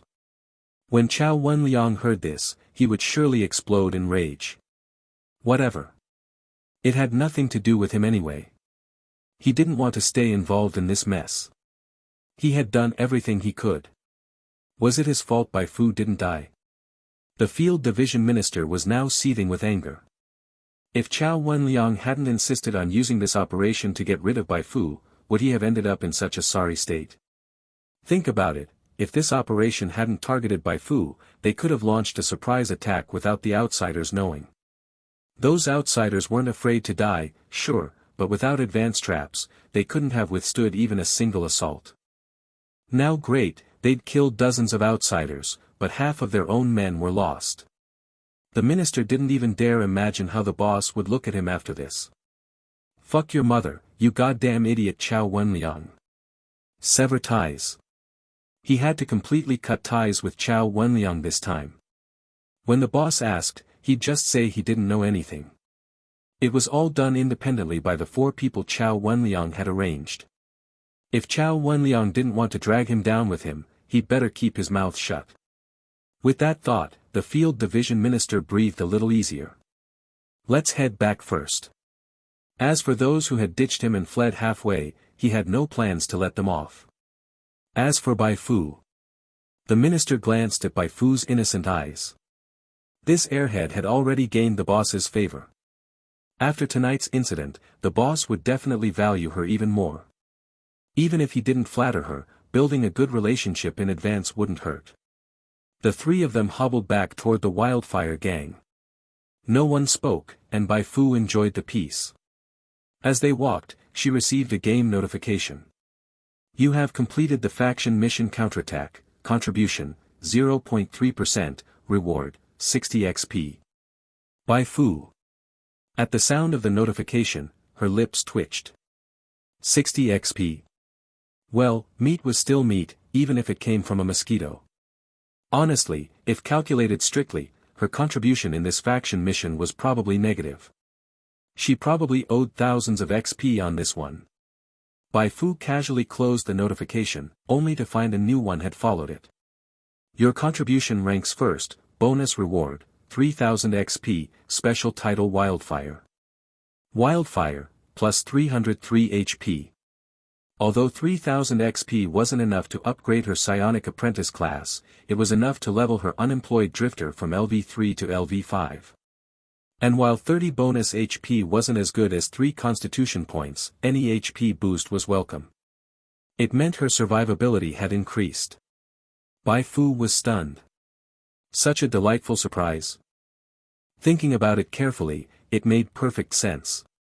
Forget 0.3%, even if her contribution had been 0% or minus 100%, since she was the only one who received the mission, didn't that automatically make her number 1? Was this the joy of being the sole member of a faction? Bai Fu quickly reached out to cover her mouth to stop the corner from curling into too big a smile, in case the 2 people in front noticed. Staying in the wildfire gang and pretending to be an undercover agent had definitely been the right decision. If she had left the wildfire gang as soon as she woke up, how could she be enjoying the faction mission rewards like she was now?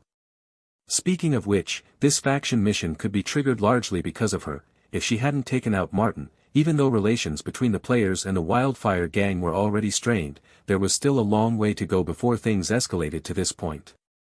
If anything had happened in between, some players might have even chosen to join the Wildfire Gang's faction, making the situation more unpredictable. Now, Bai Fu had only one thought. This was freaking awesome. After farming players for beheadings and XP, she had now discovered a new shortcut to level up. That was to egg the Wildfire Gang on to keep striking hard at the players, triggering new faction missions and letting her enjoy the extra faction mission rewards. Players are just the best.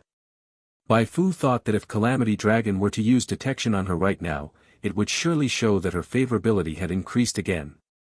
Who wouldn't love thick, juicy leaks that voluntarily cut themselves and walk right up to your doorstep? The players' support, the money in their pockets, and the XP on their bodies, she wanted it all. Bai Fu wasn't worried at all about her persona falling apart. Anyway, there wasn't a single player left in the Wildfire Gang right now. Who would know what she had done? As long as she warned the players again like she did today, wouldn't their favorability toward her keep soaring? The only issue was that the players still weren't strong enough. If the Wildfire Gang continued to ramp up their attacks, they might not be able to withstand it. She had to find a way to strengthen them. Got it. Some players were already close to hitting level 5 and needed to learn new classes, right? She couldn't provide other resources, but when it came to class knowledge books, it was a different story. The Wildfire Gang's library had 7 or 8 of them. She could totally take those books and give them to the players for leveling up. But one thing she needed to be careful about was not to hand those class knowledge books out too freely. Bai Fu had 2 considerations. First, if she gave them away too easily, the players might forget her kindness in a few days. Only by making them wait a bit and giving them some cost, would they truly appreciate the weight of her goodwill. Second, she wanted to balance the players' strength. Right now, she was afraid they'd suffer too much and get discouraged by the Wildfire Gang's beatdowns, but also afraid they'd steamroll the Wildfire Gang in a flash, then run off elsewhere and leave her behind. After checking her latest gains, Bai Fu opened Starplay Society. As she expected, the reason the game suddenly notified her that the faction mission was completed was because the players had retreated from that battered stronghold. Even though they had worked hard to build that base, the players were still in high spirits, not even spending a moment mourning its destruction. Bai Fu had faction missions in the Wildfire Gang faction, and the players who opposed the Wildfire Gang also had missions to destroy them. Post-battle stats showed that except for the few players who died doing nothing, every other player who participated tonight made gains. Some even leveled up twice in one go, and even those who earned the least got a solid 200 to 300 XP. The abandoned cooling plant district had now basically become a paradise of joy. So satisfying. / so refreshing. / feels so good, tonight's kill spree was too satisfying. Party Big Star is insane, he dodged the leader's attacks just by positioning. What do you mean insane? He got hit several times. He could have dodged with just one more step. Ribbit, it's a mouth warrior king. Everyone back away from the keyboard. You guys are seriously wilding, actually smearing poop on your weapons, EW. Besides those players, the rest were busy praising Bai Fu. Half the credit for repelling the Wildfire Gang tonight belongs to Fu Fu. If she hadn't risked her life to tip us off, we would have been crushed in the opening exchange. That's our Fu Fu. The most solid pillar for players. It's not too late to join Fu's sect now. I can't hold it in anymore. Even the female characters in some other gacha games aren't this nice to me. You mean that hardcore, no pandering to otaku game? It wasn't me, I didn't say that. What confused Bai Fu was that she didn't see the Fu sect's top general, Excavation Princess, in the community. Where is she? She scrolled through the forums for a while before discovering that Excavation Princess had gone to visit the neighboring section. It started a few days ago when fans of Harp Girl mocked that players in the abandoned cooling plant worshipped Bai Fu endlessly but gained no real benefits, just psychological comfort and quick respawns after getting killed by her. Those words seriously pissed off some of Bai Fu's supporters. Even if you were right, you didn't have to say it out loud. And what, like fawning over Harp Girl got them anything real? But after tonight, things completely flipped. Who said there were no benefits to worshipping Bai Fu? Not only were there benefits, there were massive benefits. A bunch of trolls seized the opportunity to storm the sub-forum of the newbie village where Harp Girl resided. Believe in Bai Fu, attain eternal life. Come out and take your beating. The strong must harshly humiliate the weak. By the time Excavation Princess arrived, the community was already in chaos. Surprisingly, this time she didn't pour oil on the fire. Instead, she jumped in to calm things down. Stop arguing, stop arguing. Different folks, different tastes. Whether you like Fu or not, it's all fine. This stance shocked everyone. You're clearly not the real Excavation Princess. Who are you? Even Calamity Dragon, watching from the side, was stunned. She quickly reached out to feel Excavation Princess's forehead. You don't have a fever, do you? You're the one with the fever. Excavation Princess snapped back. Calamity Dragon was even more puzzled. Didn't you say you'd pierce all mockery from the old days with your burning battle spear once the time came? Well, the time's here, why are you chickening out? It's not worth drawing hate to Fu for no reason. Besides. Excavation Princess crossed her arms and suddenly burst out laughing. There's no need anymore. True strength doesn't come from bullying the weak. Ignoring those who mock you is the greatest counterattack, free. Damn, what a chinibyo. Calamity Dragon rolled her eyes. Forget it, go on laughing. I'm logging off first. Go ahead, go ahead. Excavation Princess watched Calamity Dragon leave. She was planning to patrol the sub-forums and see how other players were praising Bai Fu.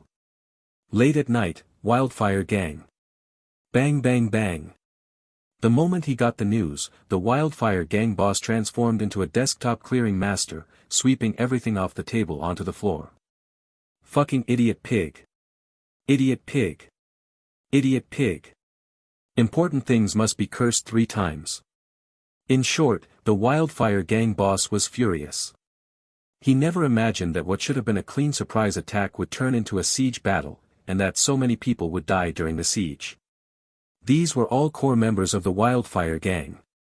Their deaths would significantly weaken the gang's strength. The field division minister quickly took the blame. It was my poor command, all my fault. Thankfully, Bai Fu showed extraordinary bravery and prevented things from getting worse. He brought up Bai Fu, and upon hearing her name, the Wildfire Gang boss's rage noticeably lessened. Why would Bai Fu charge in alone? The minister pushed the blame. I'm not exactly sure either. The 4 who acted with her didn't report to me immediately after she was captured. When I asked them, they just said Bai Fu acted recklessly for credit. The Wildfire Gang boss's eyes narrowed. Do they think I'm stupid? If Bai Fu really acted recklessly, wouldn't they have reported it right away? Bring those 4 to me. Yes, yes, boss, you're wise and powerful. I'll fetch them immediately. The field division minister slipped away at lightning speed. The lights in the Wildfire Gang boss's office stayed on all night. The next morning, Bai Fu was hurriedly summoned. Boss, it's all my fault. If I hadn't been captured, there wouldn't have been so many casualties in this operation. This isn't your fault. The Wildfire Gang boss nodded inwardly. After one night, his favorability toward Bai Fu had changed from appreciation to valuing. Yes, valuing. Previously, his impression of Bai Fu was that she was smart, loyal, and driven, worth cultivating. Now, he had added 2 more impressions. Responsible and big-picture thinking. Looking across the entire Wildfire Gang, aside from himself, only Bai Fu displayed both of these traits, the very qualities a true leader should have. The Wildfire Gang boss never imagined he would find such a qualified successor before stepping down. If it's Bai Fu, she could surely make the Wildfire Gang great again.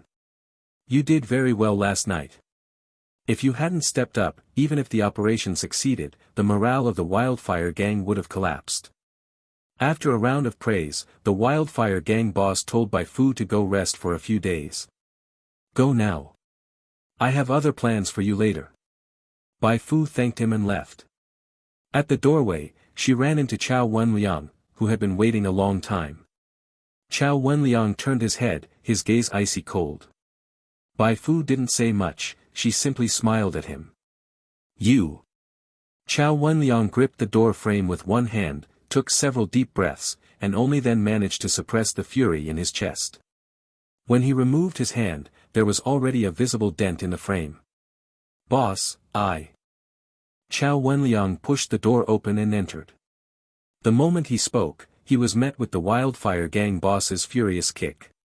Chow Wenliang, are you fucking looking to die? Boom. The crash of collapsing items echoed far and wide. Even Bai Fu, dozens of meters away, heard it clearly. Looks like this new top-ranked big bro is about to fall off the leaderboard.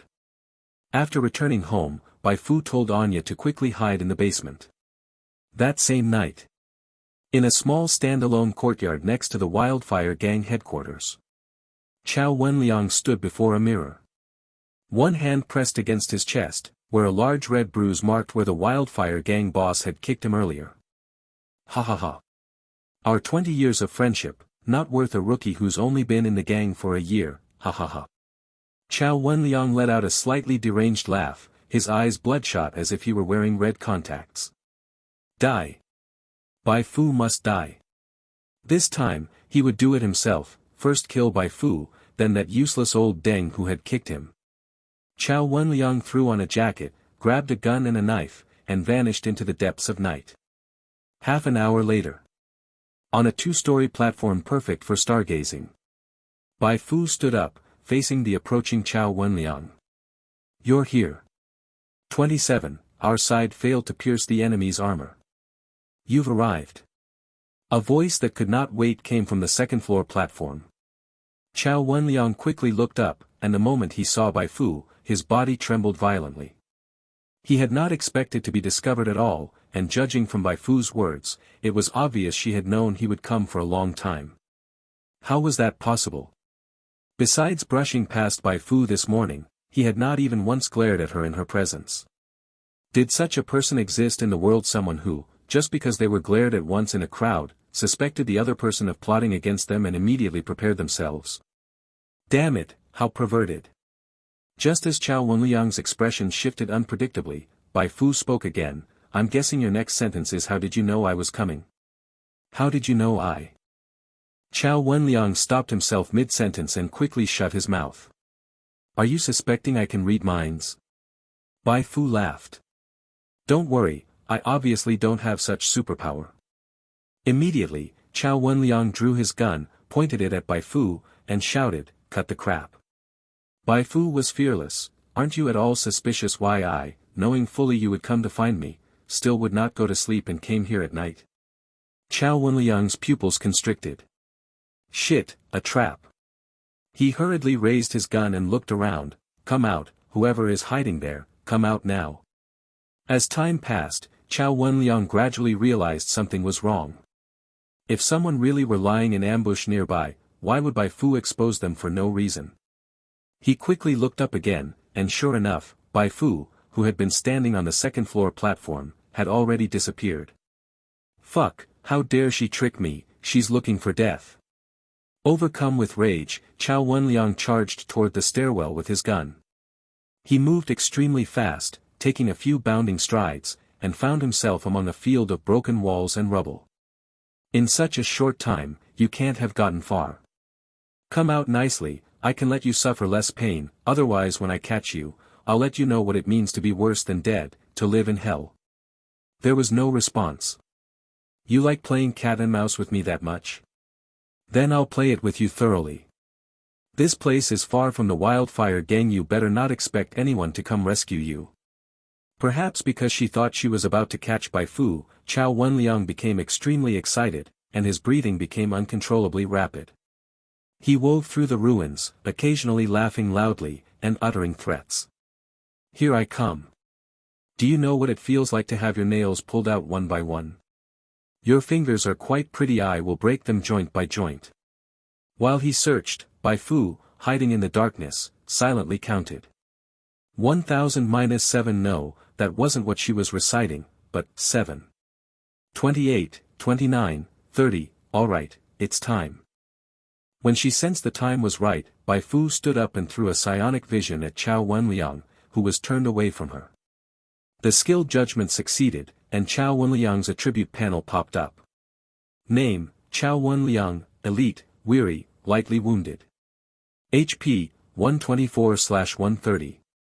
Attributes, Strength 14, -4, Dexterity 7, -2, Constitution 10, Intelligence 3, Spirit 3, Inspiration 4. Seeing these stats, Bai Fu smiled. She clearly understood that with her extremely specialized stat distribution, it would be very difficult for Chao Wenliang to kill her and equally difficult for her to kill him. After all, Chao Wenliang's dexterity was as high as 7, while hers was a pitiful 3. If they fought, and Chao Wenliang shamelessly used his trump move, "You give way, dude," to run, she would truly have no way to catch him. But the situation was different now. When they first met, she had used a combo of multiplier boost, inferior, and power surge, inferior, on Chao Wenliang. After that, relying on her mouth alone, she successfully delayed the first power surge buff on him until it faded, and immediately applied a second set of skills to him.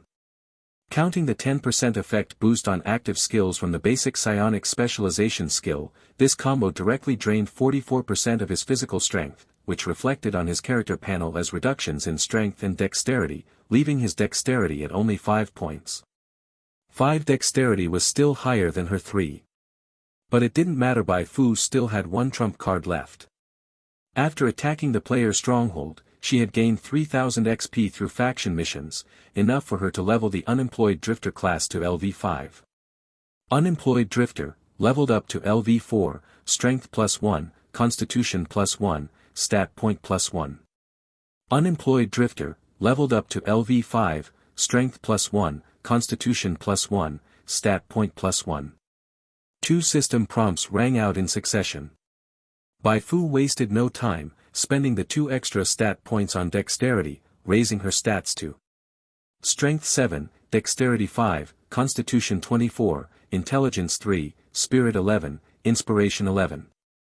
Psionic value is down to only 5, but it's more than enough. She still had a class-exclusive skill that could consume 20 HP to restore 5 psionic. Now, it was time for a reversal of the cat-and-mouse roles. A sharp glint passed through Bai Fu's eyes. "Chao Wenliang!" she shouted. Chao Wenliang whirled around sharply, and after the shock passed, a hideous grin appeared on his face. "What, you realized you couldn't hide anymore, so you're not hiding?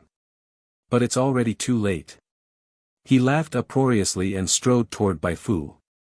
Bai Fu stretched her body as if relaxed, and smiling, asked, "I was waiting for your strength buff to expire. What are you waiting for?" "Power strengthening effect." Chao Wenliang was stunned for a moment by what Bai Fu said. But he quickly tossed that thought aside. "I've already been fooled once, you think I'll fall for it again?" He pulled the trigger. The gunshot pierced through the night, the flash of fire appeared and disappeared in an instant, and the bullet accurately hit the wall 10 centimeters to Bai Fu's left. "If you don't want to get shot, stand still." Unexpectedly, Bai Fu acted as if she hadn't heard him at all and walked straight toward him. "Ho ho, you're actually approaching me voluntarily. Instead of running away, you're getting closer to me." Chao Wenliang became even more excited. He reached out to grab Bai Fu's hair, but Bai Fu easily dodged his attack with a light sidestep to the left.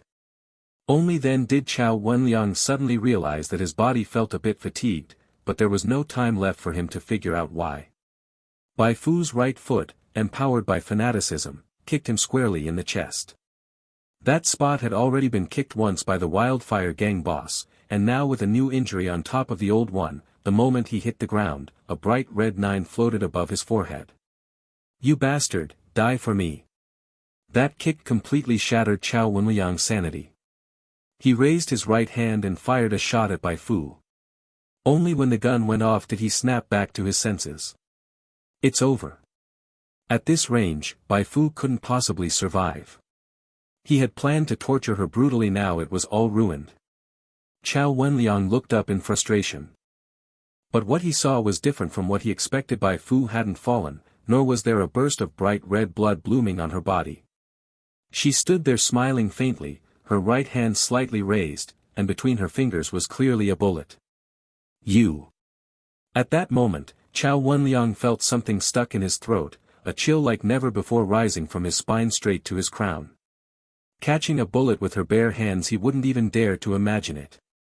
He watched helplessly as Bai Fu stuffed the bullet into her pocket, and then watched helplessly as she snatched the handgun from his hand. Your gun is nice, but it's mine now. Bai Fu examined the gun in her hand with great interest. Trash Star P7. Quality, Gray. Base stats, attack power 16 to 23, fire rate 2 shots/s, magazine capacity 8 rounds, effective range 50 m. Additional effects, none. My calculations were indeed correct. After using hardening, this kind of poor quality handgun poses no real threat to me. Catching bullets barehanded, Bai Fu was confident in doing it. The gun Chow Wenliang used was the same model the Minister of the Field Division had used the previous night. When the Minister of the Field Division had shot at a player, she had observed the damage numbers. After comparing the players and her own stats, she believed that unless the gun hit one of her weak points, it wouldn't pose a threat. And indeed, that last shot only shaved off 2 HP. For someone with a total of 270 HP, that damage was negligible. Even if her estimate had been wrong and the bullet embedded in her palm, Bai Fu still wouldn't have been worried. She wasn't an ordinary NPC. As a digitized body, she had a power that all NPCs envied, the great healing through breathing technique. As long as she was out of combat, not crippled, and didn't have a heavy bleeding debuff, her wounds would heal over time with her HP. If not for this ability, she wouldn't dare to take on missions with such intensity. Now, it's time to send you on your way. Bai Fu raised the gun. By now, Chow Wenliang had already scrambled up from the ground and was desperately running in the direction of the wildfire gang like a madman. Bai Fu pulled the trigger. The bullet burst from the chamber and hit Chow Wenliang on the butt, causing him to scream and fall to the ground. Missed? Bai Fu rolled her eyes. She had clearly aimed at his back just now. Oh well, no big deal if you're bad, just train more. Bai Fu holstered the gun and rushed up to Chow Wenliang. As soon as he tried to get up, she kicked him in the chest again. Ah! Chow Wenliang let out a beast-like roar from his throat. Ah! He had meant to shout Bai Fu's name loudly, but his suddenly hardened jaw made his voice slurred and incomprehensible. Before he could figure out what was happening, Bai Fu had already kicked him in the chin. -27. That kick not only dealt significant damage, but also inflicted a 10-second stun debuff on Chow Wenliang. Bai Fu pressed the gun to Chow Wenliang's neck. I hadn't planned to kill you so soon, but you insisted on seeking death. So be it. Bang! The bullet shot into Chow Wenliang's throat. After a while of struggling, his HP bar was completely emptied. You have killed Chow Wenliang. Contribution, 100%. Adjusted for level difference, you gain 1750 XP. Just like when she killed Martin, no quest was triggered this time either. That was normal, they were in the same faction, after all. If killing someone from your own faction triggered quest rewards, that would be utterly absurd. Bai Fu dragged Chow Wenliang's corpse to a distance, did some obviously fake camouflage, and then headed home. The next day, she didn't hear from the wildfire gang until noon. Minister Chow is dead. I heard he was killed by those outsiders as revenge for the ambush the night before. Minister Chow died terribly, his jaw and throat were completely blown apart. The boss rushed to the scene the moment he got the news. Damn it, those outsiders are totally lawless. When Bai Fu arrived with the main group, she saw the wildfire gang boss squatting and inspecting Chow Wenliang's corpse. Beside the wildfire gang boss stood a woman she had never seen before. The woman clearly had Western features, with ice blue hair that couldn't grow naturally in real life. She stood expressionlessly, radiating an aura that warned people to stay away. What is that? Someone beside her explained, that's an honored guest from elsewhere. The boss has been hosting her recently. Otherwise, those outsiders wouldn't be acting so arrogant. Bai Fu instinctively threw out a psionic vision. Skill check failed. Question mark. Bai Fu was shocked. This was the first time she had ever seen a psionic vision fail a check. Even the Wildfire Gang boss hadn't caused such a failure. At most, the data returned was all question marks. She felt like she might have encountered a hidden quest, or perhaps it was part of the main storyline for the newbie village at the abandoned cooling plant. While she was thinking, the Wildfire Gang boss stood up. Looks like I'll have to make time to personally visit those outsiders. Wait. Suddenly, that ice-cold woman spoke up. The Wildfire Gang boss turned around in confusion. It probably wasn't the outsiders who killed him. Why do you say that? Think about your people's encounters with those outsiders over the past few days. They only use some filthy tricks. If it had been them, there would definitely be some human excrement on his body or somewhere around here. Damn student, you've discovered the key detail. Almost instantly, everyone's eyes focused on the ice-cold woman. Bai Fu was no exception. You must have come from a Detective Conan movie. How the hell did you even notice that? The bystanders whispered among themselves. These past few days, every time they went out to fight with those outsiders, there were always a few brutes with poop-smeared weapons. Even during the ambush the field division minister pulled off the other night, it was the same. There's no way the ones Chao Wenliang ran into suddenly became decent folks. The Wildfire Gang boss's expression darkened. If it wasn't the outsiders, then. The ice-cold woman said, I'm not sure. There's no evidence. The Wildfire Gang boss didn't say anything more, but his face clearly showed his anxiety. Whether or not Chao Wenliang was killed by the outsiders, the fact that this had happened meant the entire Wildfire Gang's survival was now under threat. He had no choice but to take this more seriously. He thought of Bai Fu. It had taken him a lot of effort to find a successor who looked promising. He couldn't let this successor follow in that idiot Chao Wenliang's footsteps. After instructing his men to drag Chao Wenliang's body back, he shouted to the underling guarding the entrance. Go get Bai Fu. I have a new mission for her. 28. Bai Fu, a true friend of players. I wanted to personally investigate the cause of Chao Wenliang's death, but I have an urgent matter now, so don't deal with those outsiders for the time being. First help me finish this. As soon as she entered the Wildfire Gang boss's office, Bai Fu received a new task. You triggered the faction quest material collection, special. Quest description, Type 2 amoeba is a mutant creature living in the polluted zone, bloodthirsty and vicious, a headache for all scavengers. But research indicates its venom sac has special properties. The Wildfire Gang boss wants you to collect venom sacs. Quest objective, collect 50 Type 2 amoeba venom sacs within 7 days, 0/50. Reward, 100 XP per venom sac, additional 5000 XP for completing the collection, 20 faction reputation. Accept/decline. 1 venom sac is 100 XP, 50 of them gives 5000, plus the bonus. Completing this quest yields a full 10,000 XP. The reward was undoubtedly generous. Even for Bai Fu, collecting 50 venom sacs in 7 days wasn't easy. Her defense could easily withstand the amoeba's physical attacks, but what made Type 2 amoebas truly terrifying was their toxic spittle when threatened. That poison inflicted terrible corrosive damage and, if mixed with human blood, could trigger mutations turning victims into abominations.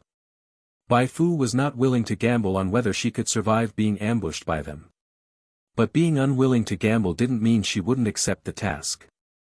The quest didn't require that she personally cut the sacs from the amoebas. She could subcontract it to players after accepting. If she offered ample benefits, players would dare to poke even the world boss's rear. I guarantee the quest will be done. The gang boss smiled in satisfaction. I'll allocate 50,000 credit coins from logistics. If you need funds during the operation, apply anytime. What a pleasant surprise. That was 50,000 credit coins. Bai Fu grinned widely. In the Wildfire Gang, a bunch of scoundrels. A supplier who didn't take a little cut during procurement wasn't a proper supplier.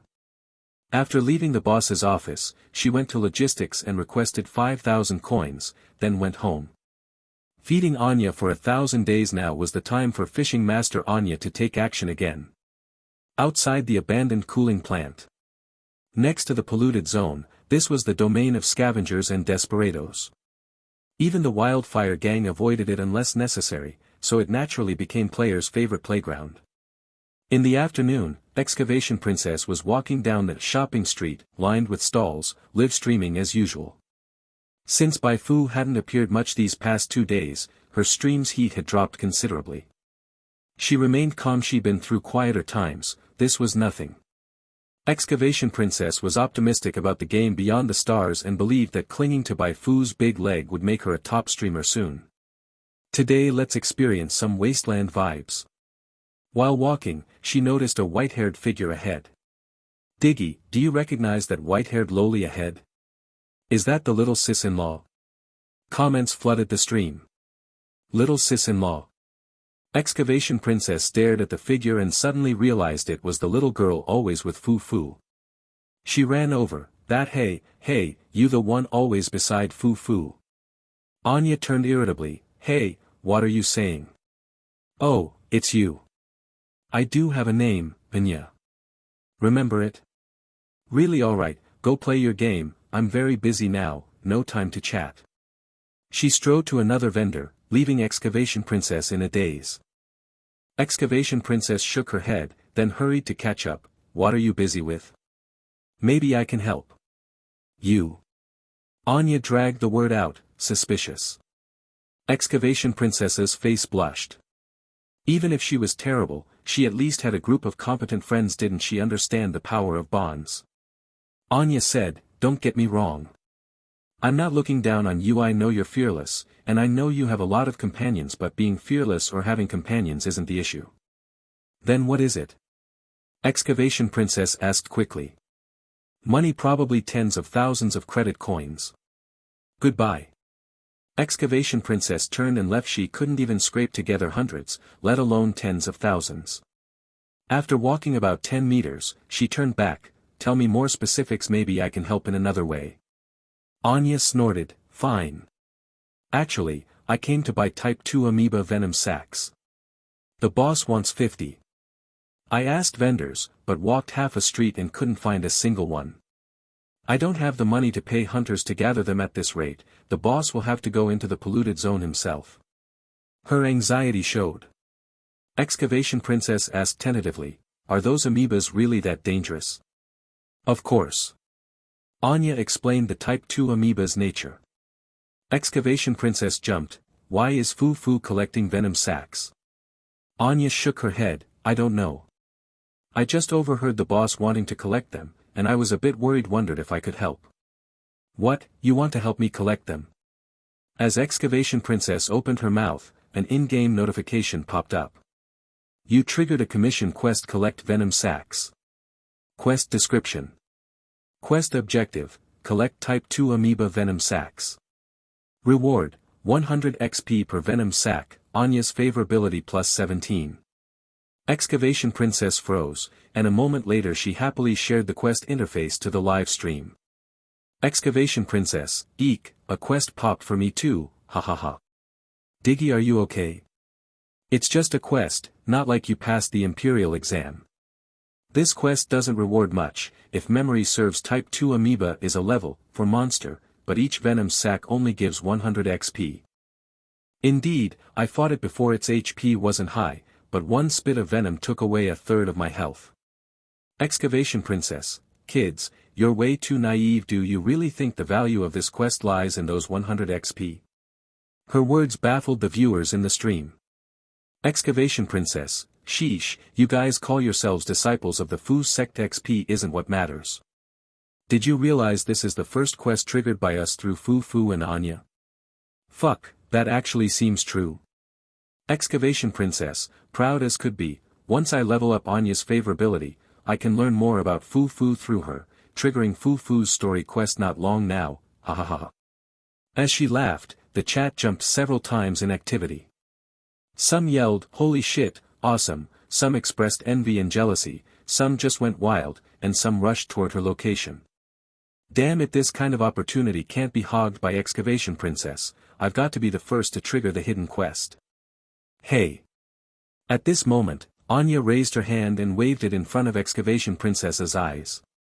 Dazed. Excavation Princess snapped back, "No no no, I'll help you, but by myself it's not enough, I want to recruit more people." Anya's eyes lit up, "That's obviously fine, but, you're really going to help me?" Excavation Princess responded, "Of course. Also, can you do me a favor?" Anya instinctively took a step back, eyeing Excavation Princess warily. Excavation Princess hurried on, "It's nothing bad, I just want you not to tell Fu Fu right now, wait until after the sacks are all gathered, keep it a surprise." "Oh, I thought you were going to ask something else."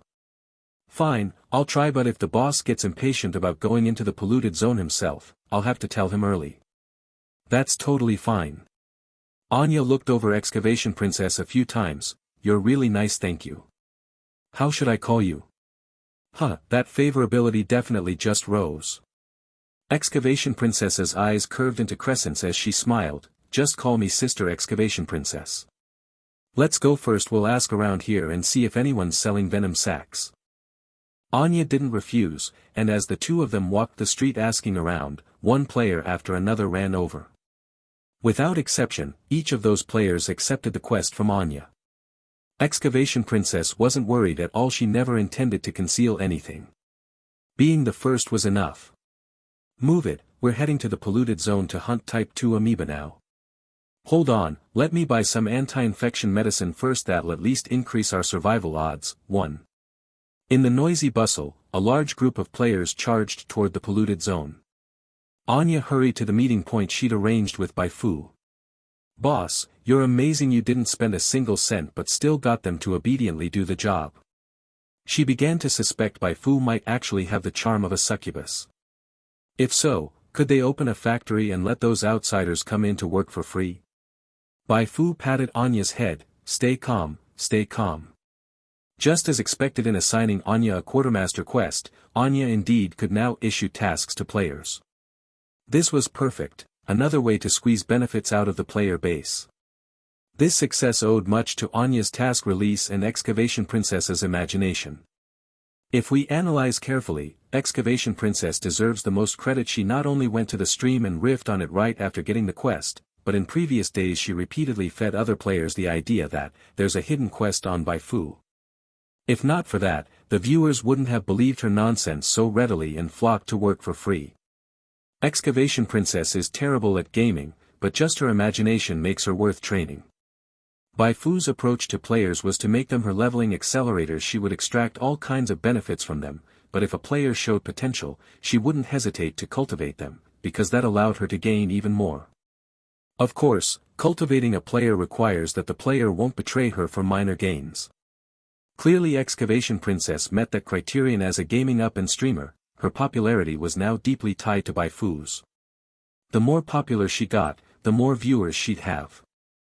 Besides Excavation Princess the promotional chief, Bai Fu intended to cultivate a few more players with decent combat ability to make them examples, attracting other players to fight for her. Relying on popularity alone to keep good relations with players isn't stable, you need to add some tangible incentive as spice. Let's go home for now. In 2 to 3 days they'll probably finish the quest. Bai Fu didn't intend to wait idly. When the next day came, she brought Anya back to yesterday's shopping street and found Excavation Princess and the others buying things. "Fu Fu, what are you doing here?" Seeing them, Excavation Princess froze. She noticed Anya was looking down with a hurt expression. "Did that mean?" "I already know what you helped me with from Anya." Bai Fu sighed. As expected. Excavation Princess had a sudden thought. Wasn't this her chance to raise Anya's favorability? She hurried forward a few steps and placed Anya behind her. "Fu Fu, the kid's young, can't fight. I suggested helping you. I swear she just cares about you. What did she do wrong?" Excavation Princess felt she must look very heroic. Maybe she'd become a giant of light in Anya's eyes. Other people only know how to grind quests, but boosting favorability comes from these seemingly trivial details. Bai Fu gently shook her head. "Since things are this far, I can only accept your kindness, but I won't let it go unrewarded. I'll buy the venom sacks you collected for 200 coins each." "Ah." Excavation Princess and Big Star beside her hastily refused. No, how could we let Fu Fu spend money?" Bai Fu said, "You better accept they aren't my coins, they're from the Wildfire Gang. If you don't take them, someone else will. You all need the money, right? Missing it who wasn't?" These words immediately moved the players to tears. Damn, this is Fu Fu, the true friend of players. If it were another NPC, upon learning we worked for her for free, she'd be overjoyed. How could she give us money from the Wildfire Gang's funds? Brother, no regrets joining the Fu sect in this life. I'm doomed after meeting Fu Fu. I feel I'll never fancy anyone else again. Am I going to stay single now? Wake up, you were single before meeting Fu Bao too. Bai Fu secretly chuckled. If she had just included the 200 credits in the quest reward from the start, the player reaction would never have been this big. They'd have taken it for granted. Point 3. This time she really hit it big. Collecting 50 venom sacks, she paid players 10,000 credits. It seemed like a lot, but she'd still make 40,000 credits from the gang. She didn't intend to go all in, she planned to leave 10,000 for the Wildfire Gang to show off her thriftiness. You've helped me a great deal. Just giving you this money isn't enough to express my gratitude. If you have other requests, feel free to make them. I'll try to fulfill them. Her words caused another stir among the players. Nothing really. It seems like we actually don't have any real wants. Well, could we have a profession knowledge book? Hey, why are you asking for that? The player who raised their hand was immediately pushed down. A profession knowledge book? Bai Fu frowned slightly. I remember the Wildfire Gang has one in their library. It's not easy to get, but I'll see what I can do. The moment she spoke, every player was stunned. Could she really do that? No, that's too risky. What if Bai Fu gets caught stealing from the Wildfire Gang's library? Some players tried to persuade her to give it up, but Bai Fu insisted, and they could only quietly hold their gratitude in their hearts. Should I go steal the Wildfire Gang's profession knowledge book to feed you guys? GIF. That night, a player edited a picture and posted it to the community. The post rocketed to number 1 on the community's trending list. Bai Fu couldn't help chuckling. The gains from this operation were far better than she had imagined. She waited another day, and finally the players collected all 50 venom sacks. Before she could celebrate too much, troubling news reached her ears. Yesterday, when we followed the boss to arrest the outsiders, we killed 2 outsiders who looked exactly the same. Bai Fu, could they be twins? At first we thought that too, but after a while, we saw him a third time. Triplets? That seems unlikely. Bai Fu realized the secret of player resurrection might be about to be exposed. 29, you're a little too extreme. Double length, please keep reading. Bai Fu's hunch was spot on. Once he sensed something was wrong, the Wildfire Gang boss immediately ordered his men to be extra vigilant. Within just one day, the Wildfire Gang discovered numerous pairs of twins, triplets, and even quadruplets among the outsiders. That was simply outrageous. How could it be so easy to give birth to that many twins? The Wildfire Gang boss could only come up with 2 explanations. First, these outsiders weren't normal people but clones. Once one died, a new clone immediately took their place. Second, these outsiders could come back to life after dying. If he had to choose between the two, he leaned more toward the first. Compared to resurrection, cloning technology seemed more scientific, more feasible, and easier to accept. But things clearly weren't that simple. One problem had been bothering the Wildfire Gang boss all along. Those outsiders showed no signs of training. Many of them didn't look especially obese, but at the very least, they had the physique of overworked wage slaves from major settlements. Yet somehow, they were even more fearless than death commandos. Did that make any sense? Unless those outsiders knew they could revive after death, there was no way to explain this. There was an old saying at the abandoned cooling plant. Once you eliminate all the impossible, whatever remains, no matter how unbelievable, must be the truth. So the truth is the outsiders can come back to life. The Wildfire Gang boss was shaken to the core. He didn't dare announce this discovery publicly. In earlier battles, the gang's regular members had already been driven nearly insane by the outsiders' shameless tactics. If they suddenly learned they were up against a bunch of undying ones, they might flee in terror on the spot. And just like that, the wildfire gang he had worked so hard to build would collapse in an instant. What kind of devils have we provoked? They possessed undying bodies, unfathomably low moral standards, surprisingly high levels of education, and limitless potential for growth. To the wildfire gang boss, provoking these outsiders was no different from encountering a cataclysm that could destroy the entire settlement. He started regretting how loudly he had spoken when he first met the outsiders. But it was too late for regrets unless he could travel back in time with his memories intact. He would still have made the same choice after catching the outsiders breaking into his supply crate. Who would have thought those outsiders were so terrifying? Their appearances and carefree attitudes were just too misleading. The wildfire gang boss was mentally exploding. He looked toward a nondescript hidden door in the gang's hideout. At this moment, those people behind the door were all he had to rely on. After telling his men not to wander off, he quickly darted through the secret door. Beneath it lay a narrow white corridor, ending in a heavy iron door. Behind that door was an old-looking laboratory. Dr. Yulia.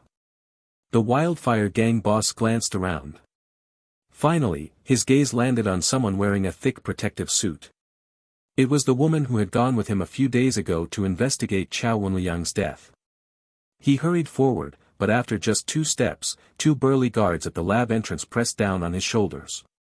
Yulia turned around. Let him go. He's in a rush, so it must be something urgent. The 2 burly men only chuckled and didn't move their hands. Yulia remained calm, not the slightest bit annoyed that her words were ignored. What do you want from me? The wildfire gang boss quickly explained what he had discovered.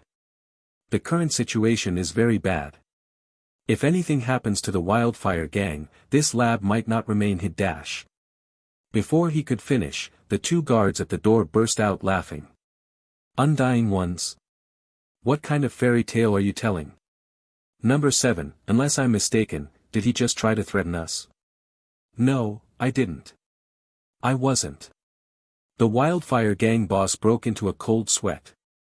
Though he was being humiliated, he didn't dare retaliate because these 3 people belonged to a group feared even by the nearby major settlement, Lin. The Truth Society. Over 100 years ago, Origin Star suffered a global war that nearly destroyed everything. In the century that followed, humanity rebuilt civilization amidst pollution and mutated lifeforms. Now, 5 superpowers controlled countless settlements and shelters. These 5 forces were Gene Primordials, Old Republic, Railway Guild, Human Alliance, and the Truth Society. Among them, the Truth Society was the most mysterious. No one knew where their headquarters was or who their leader was, but every time they appeared, they brought disasters that claimed countless lives.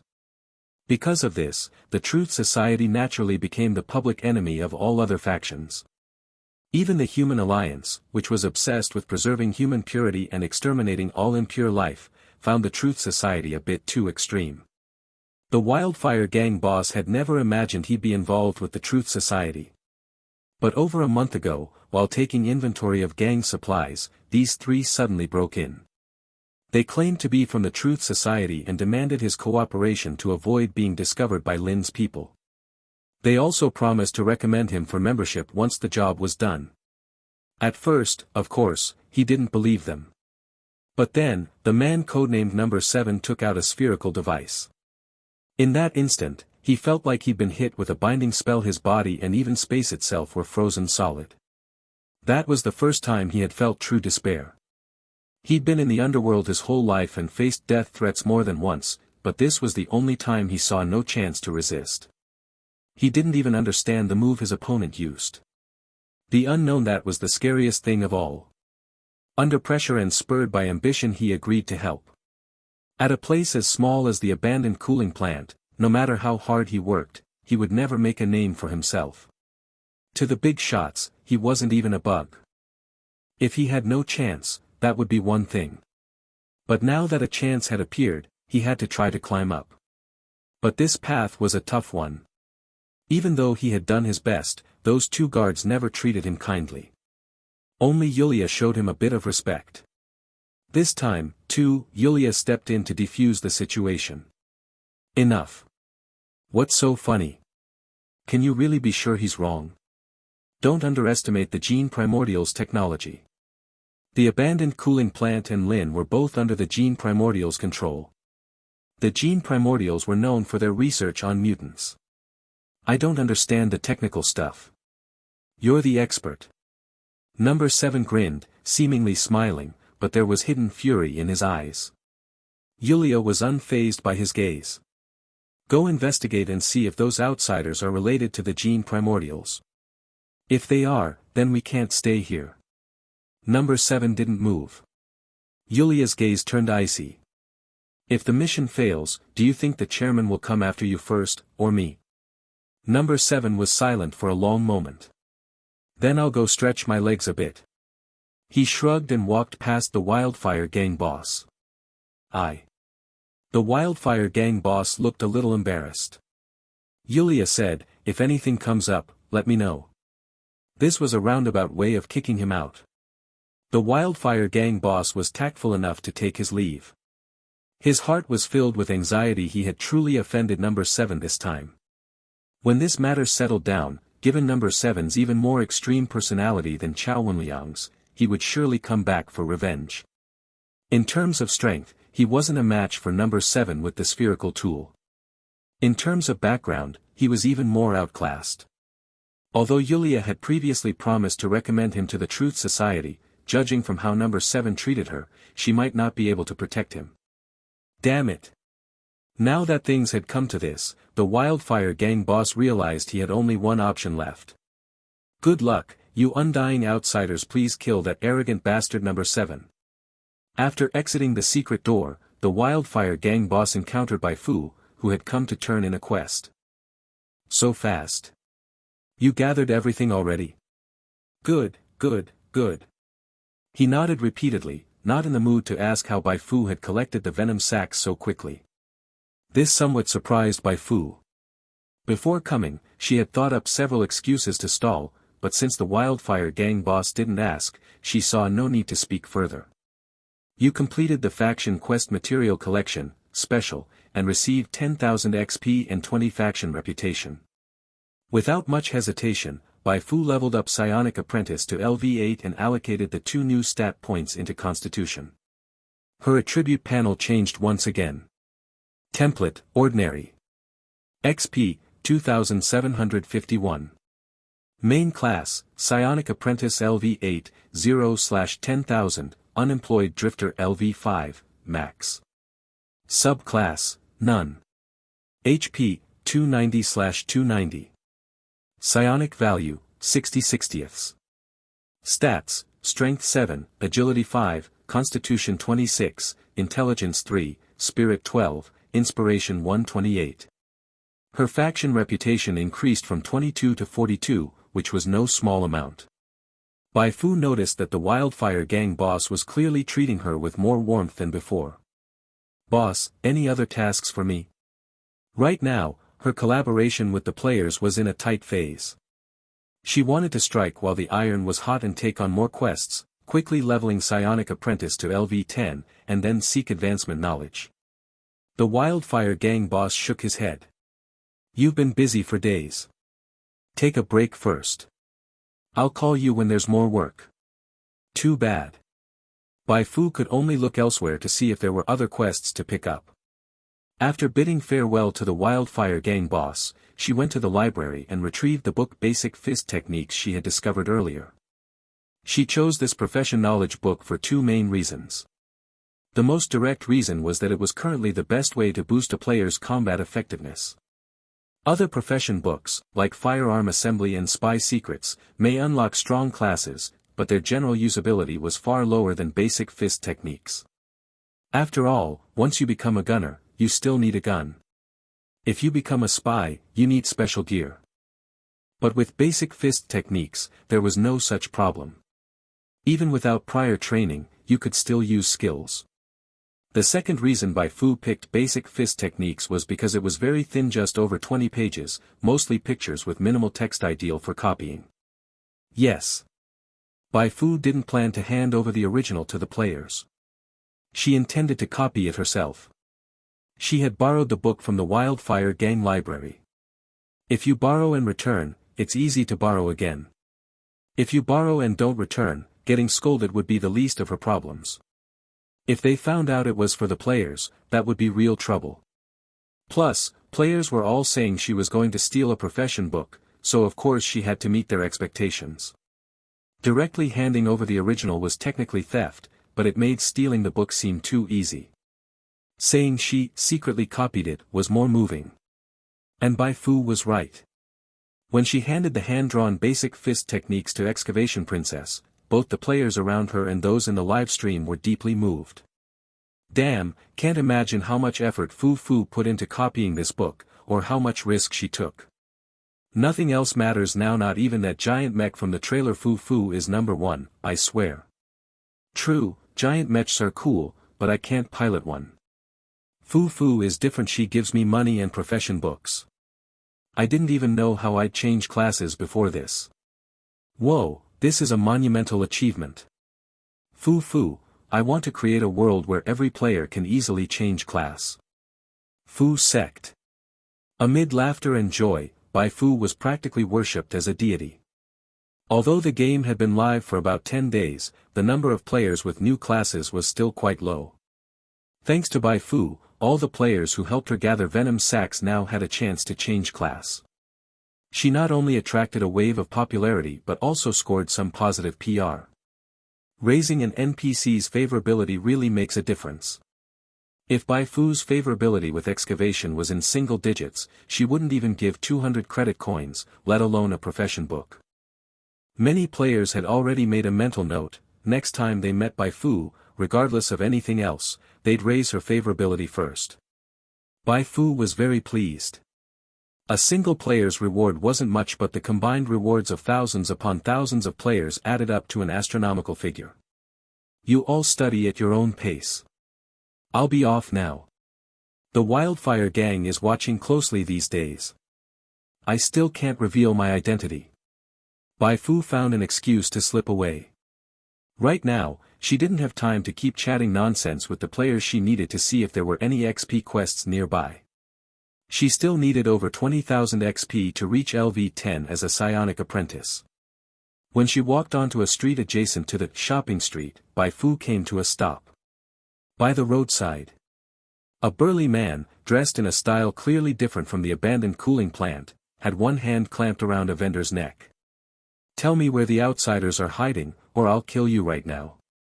Bai Fu was taken aback. Though it wasn't rare to see thuggish people at the abandoned cooling plant, she had never seen anyone quite this extreme before. Fortunately, this man had set his sights on the players who were even more extreme than he was when it came down to it, so she wasn't worried at all. She was just curious about his identity, since she had no recollection of him whatsoever. Bai Fu cast a psionic vision at the burly man. 30. Two-gun God mode, the sense of security brought by Bai Fu. This time, the judgment of the psionic vision skill succeeded perfectly, and the data panel of the unfamiliar strong man popped up smoothly. Name, number 7, Elite. Template, Special, Mutant. Main class, Truth Hunter LV2 Subclass Agent LV10, Max Level. Subclass, Chef LV36. HP, 190/190. Stats, Strength 19, Agility 16, Constitution 14, Intelligence 4, Spirit 5, Inspiration 8-10. Skills, Weak Point Strike LV5, Precision Shot LV3. Talent. Affinity, Never Met Before, -5. Danger Level, Red. Number 7. Is your creator called Master Luban? Bai Fu's mouth twitched, especially when she saw that number 7's affinity toward her was -5.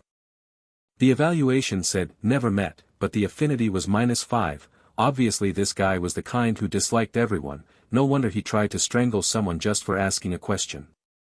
If it were anyone else he provoked it would be one thing, but considering he was clearly looking to pick a fight with a player, Bai Fu could only silently pray for him in her heart. Come to think of it, this was probably the first NPC she had encountered with a special template. Moreover, number 7 had the advanced class Truth Hunter. With the bonus from the special template and the advanced class, number 7's attributes could be said to trounce Chao Wenliang across the board. Even compared to her, number 7, while one total level below her, had total stats several points higher than hers. Is this the charm of a special template and an advanced class? Bai Fu felt her blood beginning to boil. She needed to rush to level Psionic Apprentice to LV10, after that, if she couldn't find the class advancement knowledge book in the abandoned cooling plant, she'd have to consider taking a ride to Lin. Bai Fu closed the data panel, she felt it necessary to confirm number 7's identity. An NPC whose power far exceeded the average newbie village level suddenly appearing in newbie village would definitely spell trouble in a typical game. I wonder if this is mainline plot or a hidden quest. Bai Fu silently followed behind number 7. After interrogating several passers-by, number 7 finally found the new player's stronghold, and then, very much in character, he barged right in without a word. Are you looking for? Wham! Number 7 punched the player who was chopping wood at the entrance, sending him flying. The player hadn't even processed what had happened before he suffered this week's first death. I thought you were undying ones, why are you able to die? Number 7 walked up to the player's corpse and laughed heartily, even kicking the corpse with his foot as he laughed. Come on, resurrect and show me. His mocking expression held a hint of ferocity. This countryside ruffian from the Wildfire gang dared to toy with him, and on top of that tried to lean on that stinky woman Yulia's influence to intimidate him. Later he'd show him what the methods of a truth hunter really were. This completely unorthodox move left the group of players in the stronghold who themselves liked breaking norms even more dumbfounded. What kind of commotion was this? This can't be right, even a monster siege isn't fought like this. After a moment, a group of players approached number 7 and began pointing and whispering. Human Confusion Awards. Is this a bug? If it's a bug we should report it immediately, otherwise if all NPCs turn into this monstrosity, who'd even play anymore?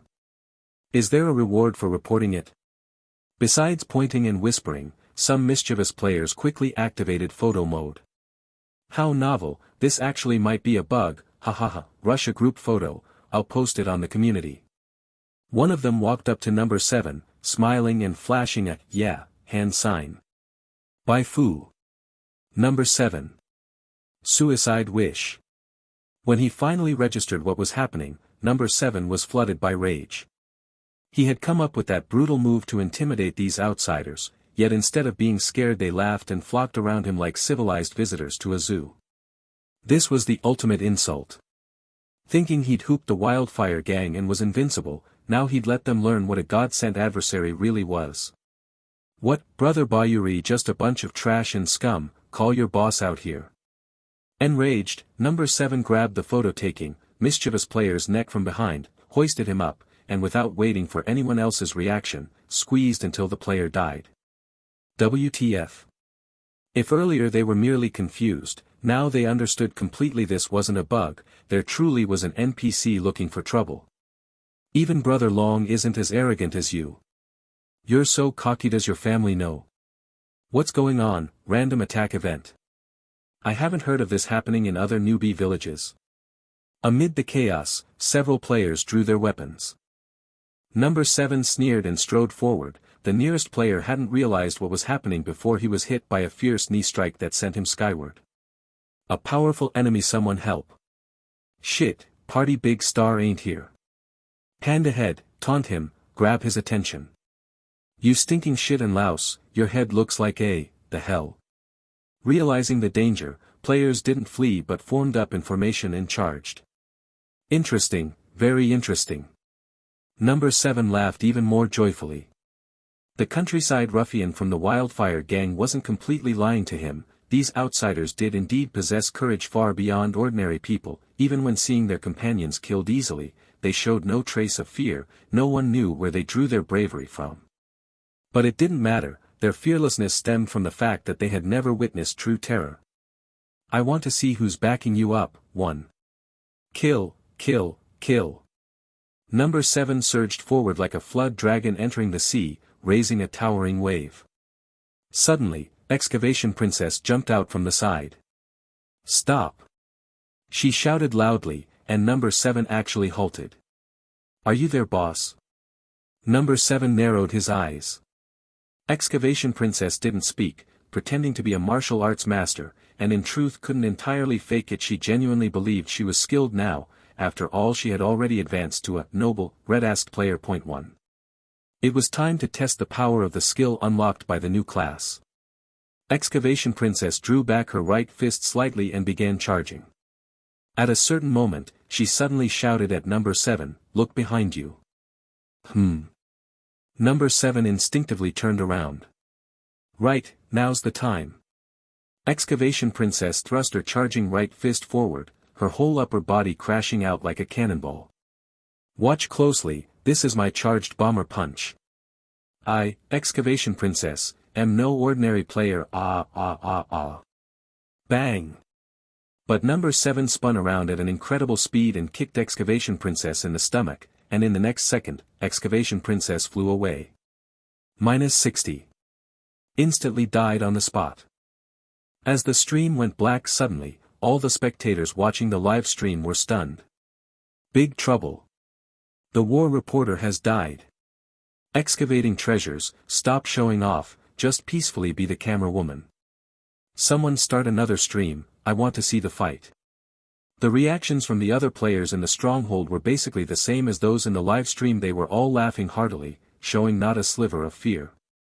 This made Number 7's expression grow increasingly grim.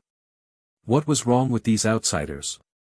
Could it be that they really could resurrect? But that couldn't be right, because those a few he'd killed were still lying there in perfect rows. No matter. Number 7's bloodthirsty nature ignited, and this time, he resolved to suppress these outsiders with the most gruesome methods, including but not limited to tearing apart, flaying, and smashing them into mince. Blood was an excellent catalyst for fear. 1. He grabbed a player who had rushed forward and, with extremely brutal force, snapped their foot forward until the bone protruded. How about that, scared now? Number 7 lifted his head in pride, but what he saw in return was a scene that left him bewildered. Damn, good thing I've got the harmonization mode on. What a human. You can't beat him front on, it seems we have to bring out our special moves. I thought once I advanced class I wouldn't have to fear these monsters. Were they finally going for it? Bai Fu looked at Number 7 with eyes tinged with sympathy. Don't think only bosses have Phase 2. Players in the abandoned cooling plant also had Phase 2, and now Number 7 had successfully forced the players into their Phase 2. Brothers, go get him. Here we come, watch me. One player lunged forward, scattering a bag of lime, another attacked from behind and poured a basin of boiling water. 3. Number 7 was fast and responsive, easily dodging the first wave of attacks, but the number of players was far more than he had anticipated, and their preparations were far more than he'd expected. These traps and items were individually low in lethality, but in numbers, they were truly annoying. Even more incredible to Number 7 was the will of these outsiders. He broke one outsider's leg, and that outsider collapsed but crawled toward him to stab his kidney with a knife. He punched in another outsider's chest, and even though that outsider was near death, he still clung to Number 7's waist screaming, "Fire at me," and the next moment someone plunged a knife through the outsider's own body against Number 7.3. Were these outsiders messed up? No, even if messed up, they wouldn't be so aggressive like this. He had been distracted for a moment when an outsider jumped onto him from behind and used a strongman lock on him. 2. Then one outsider after another pounced, some pinned his feet, some pinned his arms, some shoved stinky socks into his nostrils, piling him up until only one foot remained visible outside. Never having seen such a style of combat, Number 7's heart trembled in inexplicable fear. Was he scared? No, absolutely not possible. How could a group of outsiders, who were as easy to kill as chickens, ever terrify him? Rage infused Number 7 and he began to violently struggle, a powerful force bursting through his body. Just as it seemed those players pressuring him would be thrown off, another player rushed over. I'll fucking fight you. Number 7 focused and saw the outsider clearly holding a Type 2 amoeba poison sac. Damn! He was terrified and his face paled dramatically. If those poison sacs exploded here, even he would be in serious trouble. Get the hell away, all of you, get away. Number 7 now had no time for anything else. He fumbled in his clothes, pulled out a spherical item, and pressed it firmly. Point 1. Hum. Under the impact of the invisible shockwave, all the players froze in place, including the one clutching the poison sac, but due to the earlier throwing motion, 2 poison sacs flew out with inertia and landed in front of number 7, the poison liquid splattering, almost corroding away the bone of his right foot. Point 1. Number 7 struggled to his feet, looking deranged. Good, very good. You've actually pushed me to this point. I'll tear every one of you to pieces. He took 2 steps forward, just placed his hand on a player's shoulder, when his body suddenly trembled violently. A bullet came from behind and struck his back. Who? Number 7 turned around, and in his field of vision appeared a white-haired girl holding a gun. Good, good, good. So there was another one hiding here. You'll die too. He pressed that spherical device again, and under the assault of the invisible shockwave, the girl's body also froze. Number 7 sneered and walked toward the girl. Just as he was 2 meters away from her, something unexpected happened. The girl who had seemed frozen pulled her right index finger on the trigger, and the muzzle burst with flame as a bullet shot straight into his chest. Why aren't you affected? Number 7 stared in disbelief at the bullet hole in his chest. Bai Fu stepped forward and gave him 2 punches to the bullet wound, knocking him to the ground, then stabbed his chest once to confirm he was in a critical state before beginning to question him. Who are you? Number 7 burst out laughing. You're all going to die. Everyone will die. This entire abandoned cooling plant will be buried with me. Since she couldn't get any useful intel out of him, Bai Fu gave him another finishing blow. You have killed number 7. Contribution, 63.4%.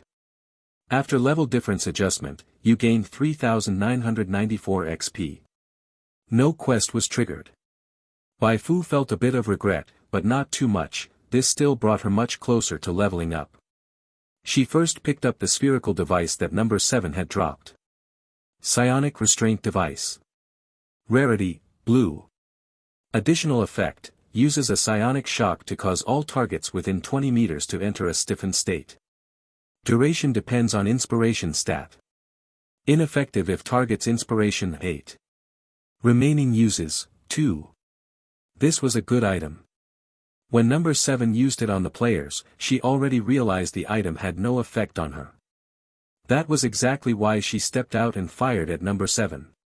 That shot didn't cause significant damage, but it served to distract number 7, and as expected, he turned his wrath on her and used the psionic restraint device. She decisively pretended to be frozen, luring him into completely dropping his guard. Without that move, even with his injured leg, her second shot would have been hard to land. Bai Fu crouched down and rummaged through number 7's pocket, pulling out a peculiar teardrop-shaped badge. Truth Society. She had seen this badge before, in a book about Origin Star she read in the Wildfire Gang's library. Seemed like a really serious organization, but oh well, Truth Society wouldn't know it was her anyway.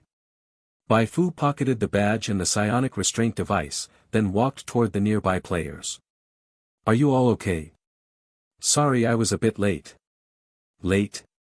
No, not late at all, you arrived at just the right moment. Seeing Bai Fu shoot number 7 ignited a deep sense of relief in the surviving players. Even when Bai Fu appeared frozen afterwards, they didn't panic. Come on, this was Bai Fu, the one who could tell they were heroes at a glance. Sure enough, number 7 had only managed a few seconds of gloating before Bai Fu swept him away with a smooth, flowing combo. Fu is badass.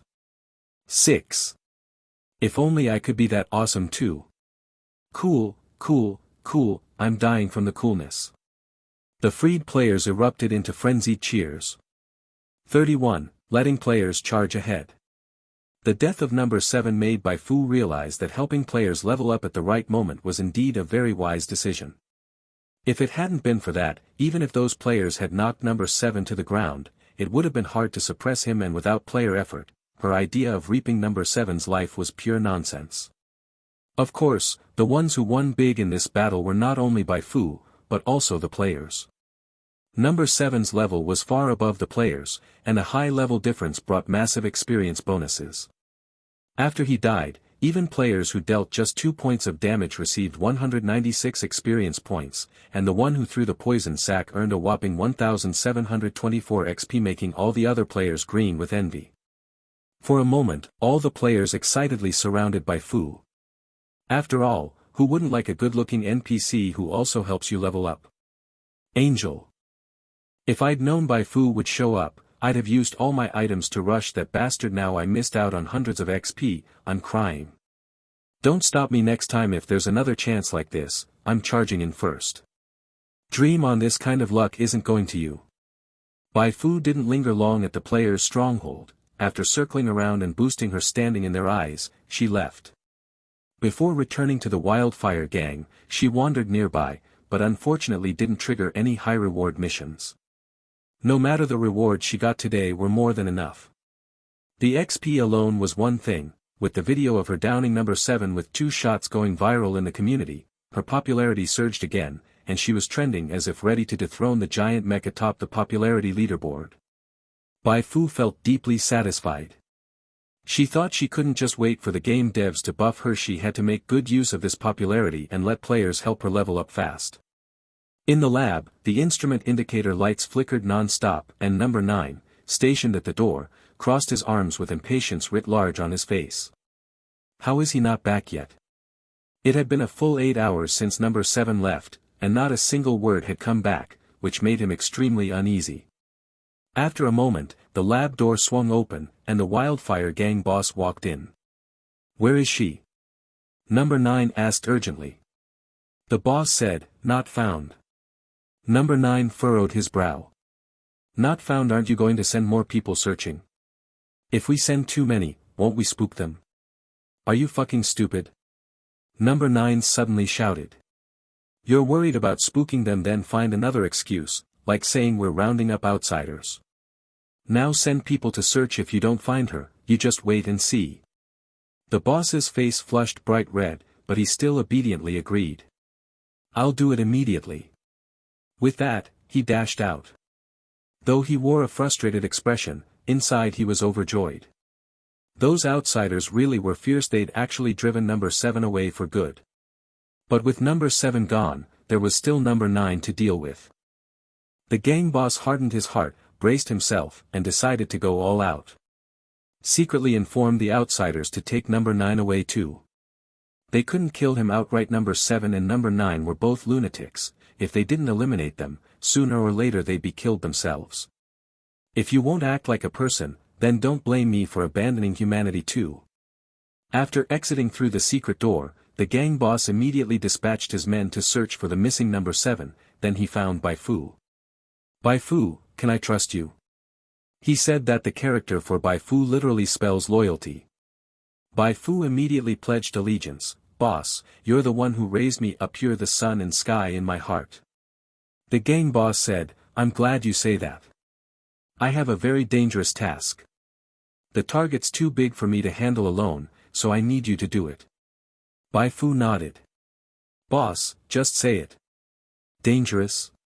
She'd take the mission first. If it was truly too dangerous, she'd run away.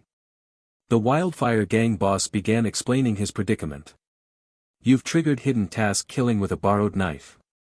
Task intro. During contact with important visiting guests, the boss of the Wildfire Gang was threatened with death and has reached his limit. He's decided to fight for his life and wants the players to eliminate the threat.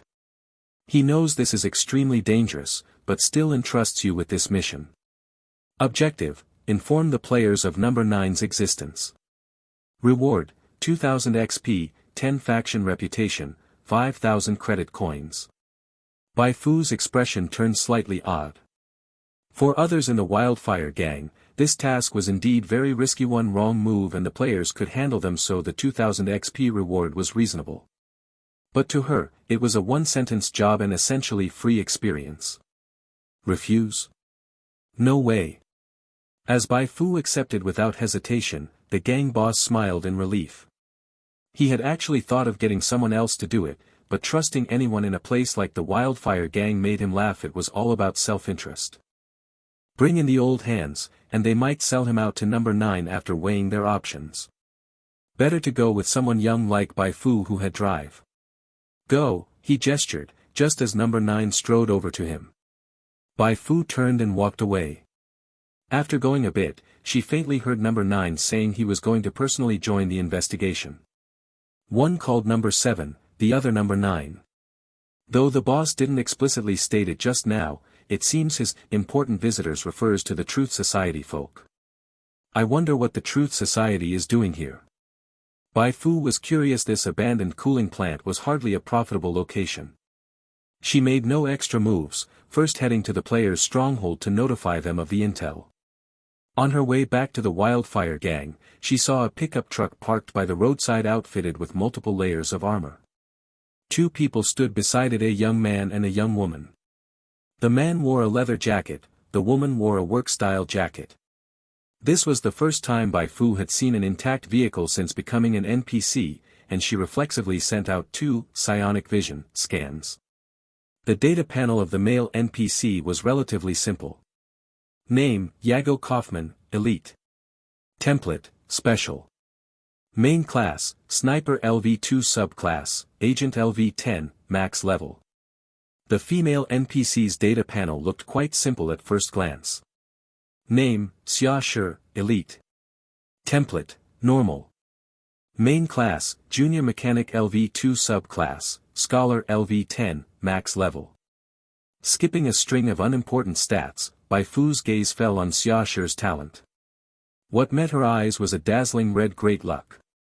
Great luck, born with exceptional luck. Although the description was only a simple sentence, Bai Fu already understood this woman named Xia Shi was a life form that one could only envy, resent, and hate. A luck goddess. The terror of a luck goddess was self-evident. They could easily pull double golden draws in a 10-pull, withdraw cash from digital wallets instantly. Rumor had it that luck gods lived short lives, but the truth was, they actually lived very long. Got knocked out by dog luck goddess.jpg. Bai Fu hurriedly closed the data panel. She couldn't stand looking at that dazzling talent. What are these two here for? Judging by their classes, they're definitely not ordinary people. A bad feeling crept into Bai Fu's heart. First, the Truth Society showed up, and now another unknown group had appeared. It seemed something big was about to happen at the abandoned cooling plant. Although major incidents in newbie villages were pretty standard plot setups in games, right now her strength wasn't enough to ensure her own safety. That was troubling. Maybe she should consider leaving the abandoned cooling plant. With her current strength and finances, leaving wouldn't be hard at all. After reaching a larger settlement, not only could she receive higher-level quests, she could also find profession advancement knowledge books. The only problem was that players wouldn't be able to follow for a while. Bai Fu pondered for a moment. Just as she was about to leave, she spotted someone she only half knew. In the alley across the street, number 9 was staring intently at that woman named Xia Shi. He stared for over 10 seconds before finally turning and leaving. She didn't know what number 9 was up to, but judging from the look in his eyes just now, Bai Fu felt his intentions were anything but good. Better send him to reunite with number 7 soon. Bai Fu turned back and informed the players of number 9's whereabouts. The players, already itching for action, didn't hesitate to grab their weapons and give chase the moment they got the news. Having had experience dealing with number 7 before, the players were full of fighting spirit and eager to try out new tactics and go big in this battle. This time, they had nothing to worry about. Bai Fu had already told them that the Wildfire Gang boss wanted them to eliminate number 9 on his behalf, so the Wildfire Gang wouldn't interfere. They only needed to deal with number 9. The hidden quest triggered after Bai Fu's words seemed to confirm this point as well. Even if the Wildfire Gang boss had plans to use them behind the scenes, they weren't afraid. As long as they took out number 9, they would earn a massive amount of XP to level up. Once their levels were higher, scheming, huh? Ever heard of brute strength crushing all schemes? Bai Fu followed closely behind the players. They advanced quietly and made their way near the Wildfire Gang. While the players hesitated on whether to charge in directly or ambush from outside, number 9 had already returned to the underground lab. I saw people from the Gene Primordials outside. They're from the Division 4. Those outsiders are definitely connected to them. Number 7's disappearance must also be related. They've discovered our movements. A cold glint flashed in Number 9's eyes. Today they not only eliminated Number 7 but also revealed themselves. It seems they no longer intend to hide. I estimate they'll launch a full-scale assault on the Wildfire Gang very soon. Yulia's face was as grim as still water. At the earliest, I'll still need 2 more days to complete the basic verification. 2 days. Number 9's breath caught. That's too long. But the experiment must go on. If time is short, I'll buy it for you. Yulia asked, what are you planning to do? Number 9 picked up a translucent green cylindrical object from a nearby crate. Use this. Induction bait. Do you know what consequences using that will bring? Yulia's face changed dramatically. Number 9 smiled. Mutant creatures will rush in like sharks smelling blood. Along the way, they'll attack every living thing they see, until those creatures are either dead or turned into their kind. You know that and still plan to use it. By using it, those people outside will be too busy dealing with mutants to interfere with your experiment. Don't worry, even if the Division 4 calls for help from Lin, reinforcements would take more than 2 days to arrive. That's enough time for you to complete your verification.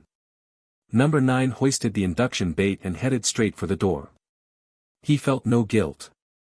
After all, the plan was to use the bait to destroy the entire abandoned cooling plant after the experiment anyway, to erase all traces of their presence. He was just starting early. You're insane. Yulia shouted. Number 9 stopped. Insane? Yulia, remember we are the Truth Society. Don't try anything funny. Think about yourself, your people back home, and the President's kindness toward you. Your only task is to use this abandoned cooling equipment to finish the verification as fast as possible. Otherwise, if the President gets angry, you, heh. Cruel laughter echoed through the lab. Only when the heavy doors shut did everything fall silent again. Yulia quietly approached the cooling chamber and resumed her previous work. This was no time to be distracted. After leaving the lab, Number 9 carried the induction bait toward the outer edge of the abandoned cooling plant. His goal wasn't to kill everyone in the plant, but to eliminate the 2 agents from the Division 4 and all the outsiders, to buy time for Yulia's verification. So he planned to pour the bait near the outsiders' hiding spot. I don't care if you're truly undying. Once this place becomes a mutant haven, even if you can resurrect, you'll wish you were dead. His eyes were ice cold. After leaving the Wildfire Gang's base, he walked about 400 or 500 meters when a loud shout suddenly came from the roadside. He's out. Who? Just as Number 9 turned around, several arrows flew at him from the distance. He ducked quickly, but the next second, more than a dozen brawny men jumped out from both sides. Humph, trying to run. Pin his legs down. Amidst the shouting, a pile of strange items flew at him from the roadside. Lime, chili powder, rope traps, fishing nets, slippery goo, venom sacks. The throwing group of players hurled whatever they had, not caring at all if they hit their allies. This ferocious and unreasonable ambush completely stunned Number 9. By the time he came to his senses, a venom sac from a Type 2 amoeba was already about to smash into his face. Crap. Number 9 quickly leaned back, and the venom sac flew past his scalp, leaving him drenched in cold sweat. Although the venom couldn't kill him, if it landed on his face, the pain alone could temporarily incapacitate him. I'm going to kill all of you. Number 9 roared in fury and got back on his feet. Just then, he suddenly sensed someone rapidly approaching from behind. Trying to ambush him? Number 9 chuckled angrily. Courting death. He twisted his shoulder and grabbed the incoming punch from Convert to Bai Fu. You think you can dash? Before he could finish speaking, Convert to Bai Fu lifted her leg and kicked him hard in the crotch. Pa! The sound of eggs shattering. Ah dash! The intense pain froze Number 9 in place. Not just him, other players nearby also felt a chill between their legs and instinctively took a step back from Convert to Bai Fu. So ruthless, muttered Bai Fu, watching from the shadows. She had to admit the players were doing better than she expected. She didn't even need to make a move herself. Though it meant losing some XP, she didn't have to worry about exposing herself. Seeing the other players hesitate, convert to Bai Fu grew anxious. Why are you all just standing there? Hurry up and help me smash his balls. Otherwise he'll recover soon. Oh. I'm coming. Party Big Star broke into a sweat. He had zoned out during combat, but honestly, who wouldn't after seeing a move like that? As Party Big Star charged forward, the other players also snapped out of it. They drew their weapons, some aiming for the balls, others stabbing at the butt. Luckily, number 9 wasn't just anyone, he was a mutant.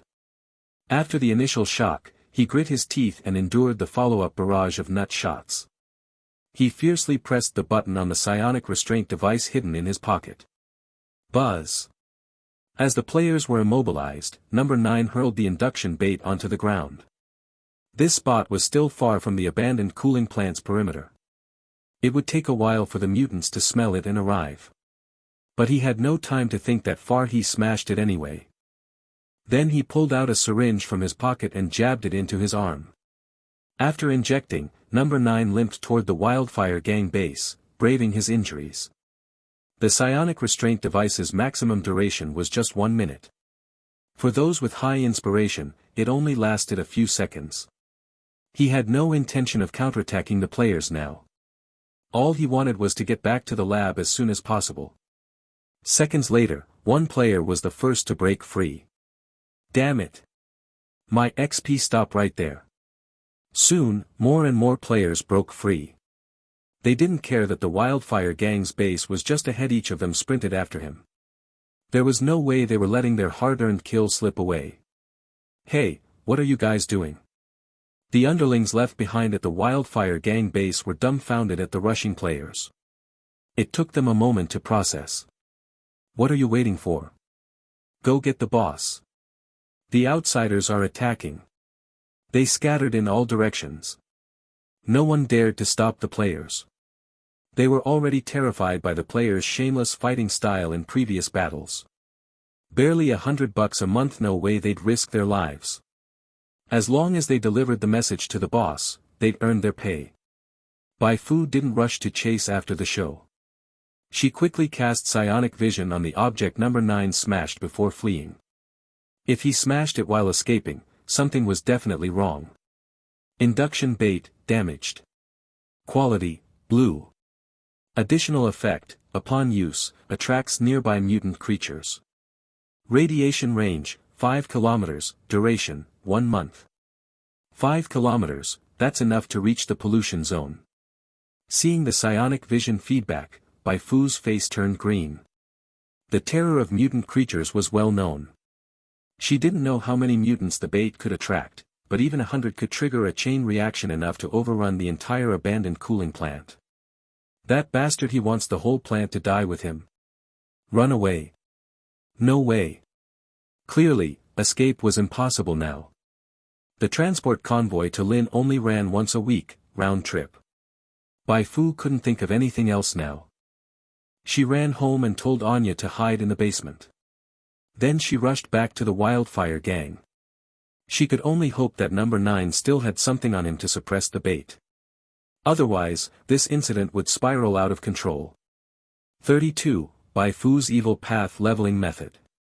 When Bai Fu rushed back to the scene, the players had already chased number 9 into the dark door. Because the underground passage was relatively narrow, many players were still blocked outside and couldn't get in for a while. What's the situation inside? Heard there's a boss inside, and she's really beautiful. Already reaching high-level gameplay this fast. Idiot, don't fall for her beauty trap. So what if she's pretty? If she's the enemy, chop her down. The players left outside were all excited.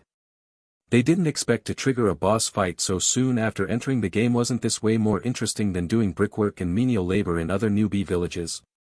Now they only regretted not running fast enough to squeeze to the front.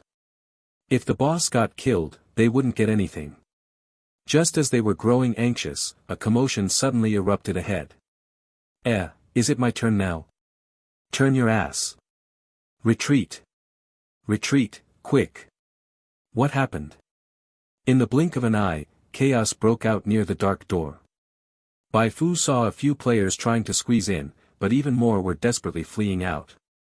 Something had gone wrong. A little over a minute later, all the players who had rushed in came flooding out. But several players were acting abnormally.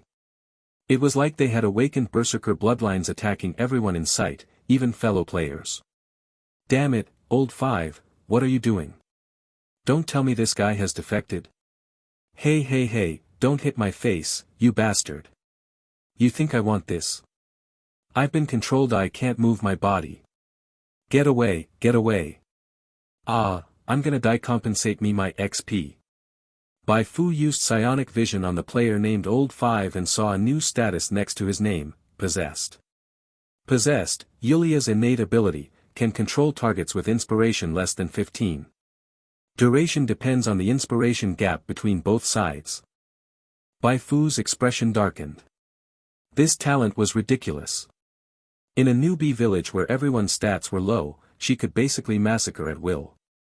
Right now, Bai Fu herself only had 12 points of inspiration, others were even lower. No, not just the newbie village.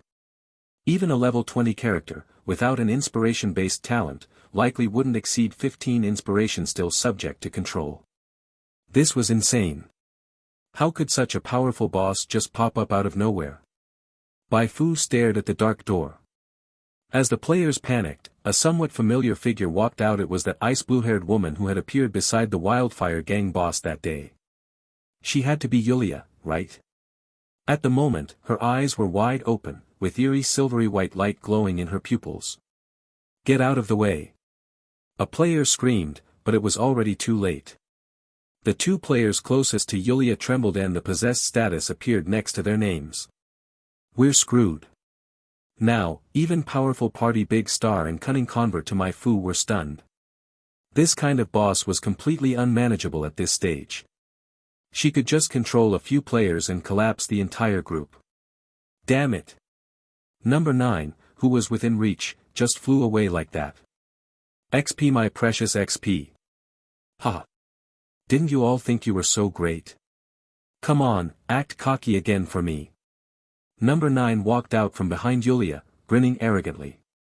He had only rushed back because he knew about Yulia's ability. It was absolutely broken. But as long as they had the guild-issued lock devices, they didn't have to fear Yulia. Number 9's smugness made players grind their teeth in rage. Fine, you damn boomer, we've marked you now. Just you wait, we'll twist your head off later. Yulia frowned and snapped, shut up. You dash.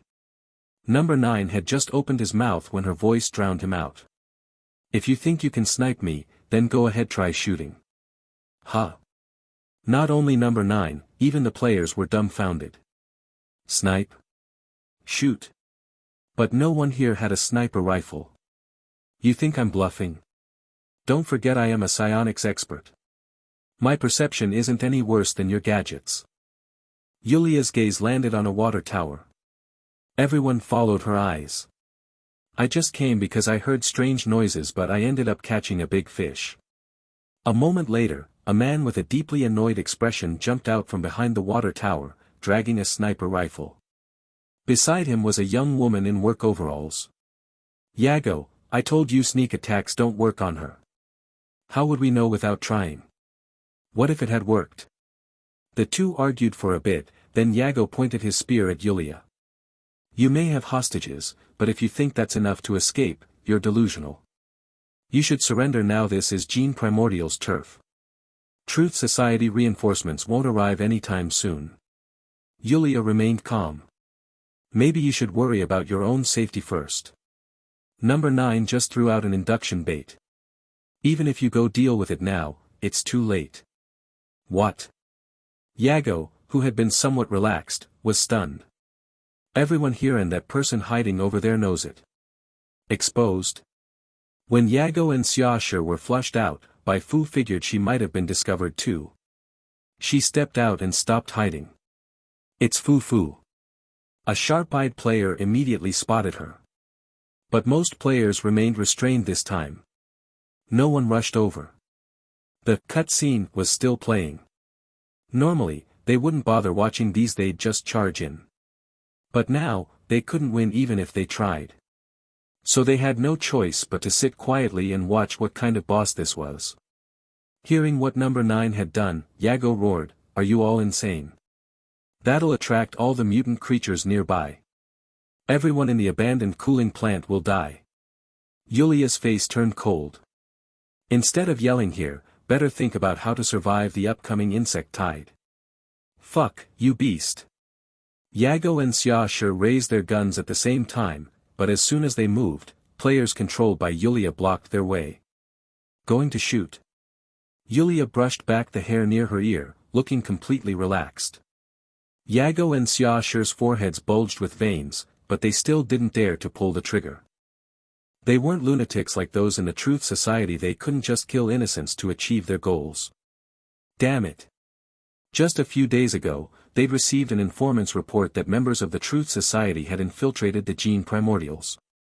Just 3 days ago, they'd received orders to investigate the abandoned cooling plant. So why had they just arrived today and already run into a massive crisis? This was way too bizarre. There was no investigation phase, no back and forth with enemies. It was like they'd just finished showing the opening credits and fast-forwarded straight to the final battle before the ending. Was this how normal plots were supposed to go? Did someone change the script before they even got here? Yago was sweating buckets, but no matter how badly he sweated, he had to go along with the act. The induction bait had already been thrown, there was no way to escape now. The only chance of survival was to fight. "Xiaoshi, I'll stay here and keep watch. You go check the situation outside and try to connect Dash." As he spoke, Yago trailed off, because his attention had been diverted by the players. Those two look like they're from a righteous faction. Induction bait, from the description, it sounds like some kind of monster attracting cage. Kinda awesome. If we could get our hands on some of those, could we combine them with traps and farm mobs automatically? That's actually a great idea. The problem is how to get it. Holy shit, didn't even hesitate to initiate a city massacre, that's real gaming blood right there. Are we going to have to defend the base next?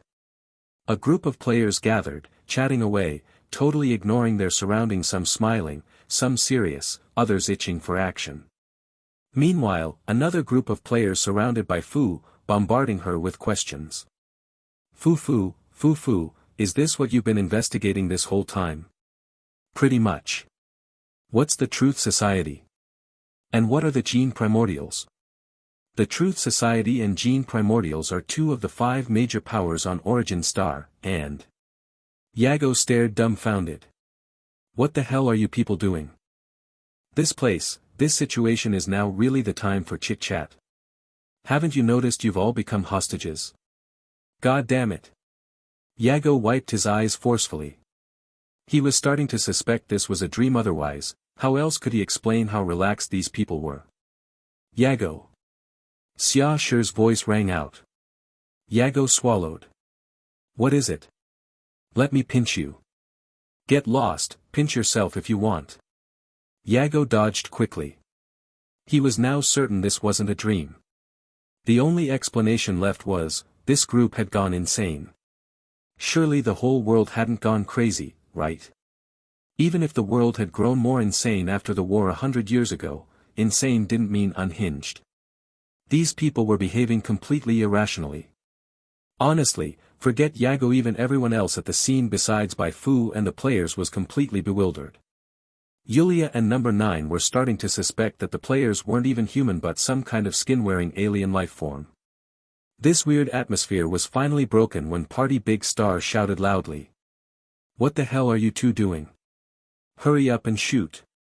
Yago snapped his head up and stared in astonishment at the yelling Party Big Star. You're talking to me? Didn't you hear her say the insect tide is coming? Everyone will die. Party Big Star shouted urgently. Hurry up and shoot her. She must be carrying something that repels insects, otherwise she wouldn't dare to trigger the swarm. Well, you're not wrong, but... Yago and Xiaoshi stared fixedly at the players controlled by Yulia. They'd die. Those people were going to be sacrificed. What are you hesitating for? It's just a few meat shields. Don't tell me you're running out of bullets. After Party Big Star yelled, the controlled players also started shouting. Shoot! I'm already under control, I'll die either way. You waiting for New Year's to pull the trigger? Stop being such cowards. The longer this drags out, the more damage the swarm will cause. Yago and Xiaoshi looked at each other. Suddenly, they felt ashamed. They'd just been calling these people lunatics, but it was these same lunatics who now stepped forward at the critical moment, willing to sacrifice themselves for the greater good. What kind of spirit was this? God damn, it was touching as hell. Xiaoshi. Yago. The two nodded at each other, feeling an overwhelming surge of power from within. They had to make sure these people didn't die in vain. For the abandoned cooling plant and for themselves they had to kill those two bastards from the Truth Society. Bai Fu felt a little speechless. Wasn't this her favorite move?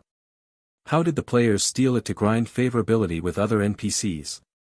Just as Yago and Xiaoshi raised their guns again, Yulia's eyes turned silver-white once more. Honestly, she didn't want to use this move too often, it drained her quite a bit. She was afraid something might go wrong later. But since the other side wasn't scared by her display, she had no choice but to fight. She needed to complete her experimental validation and couldn't allow anyone to interfere. Kill them. Battle erupted once more, and the wildfire gang fell into complete chaos. Yago and Xiaoshi kept adjusting their positions, trying to shoot Yulia. But Yulia's perception was terrifyingly strong. She could always predict their angles of fire, then manipulate players to block the bullets. While fending off Yago and Xiaoshi, she could also spare focus to command other players to attack. At this moment, she stood gracefully at the entrance of the dark door. Her ice blue hair danced under the glow, like a masterful puppeteer or a brilliant symphony conductor. There was an unspoken elegance. Damn it, so this is what a special effects build looks like. Bai Fu thought if her skill effects looked as cool as Yulia's, she would have long outshone that giant mech in popularity. When you play games, who doesn't want to look awesome? She put those thoughts aside for now. After all this observation, she discovered the biggest limit of Yulia's possessed skill wasn't that the target's inspiration had to be below 15 but range. Maximum range is 30 meters. Beyond that, it has no effect. That was good news for Yago and Xiaoshi.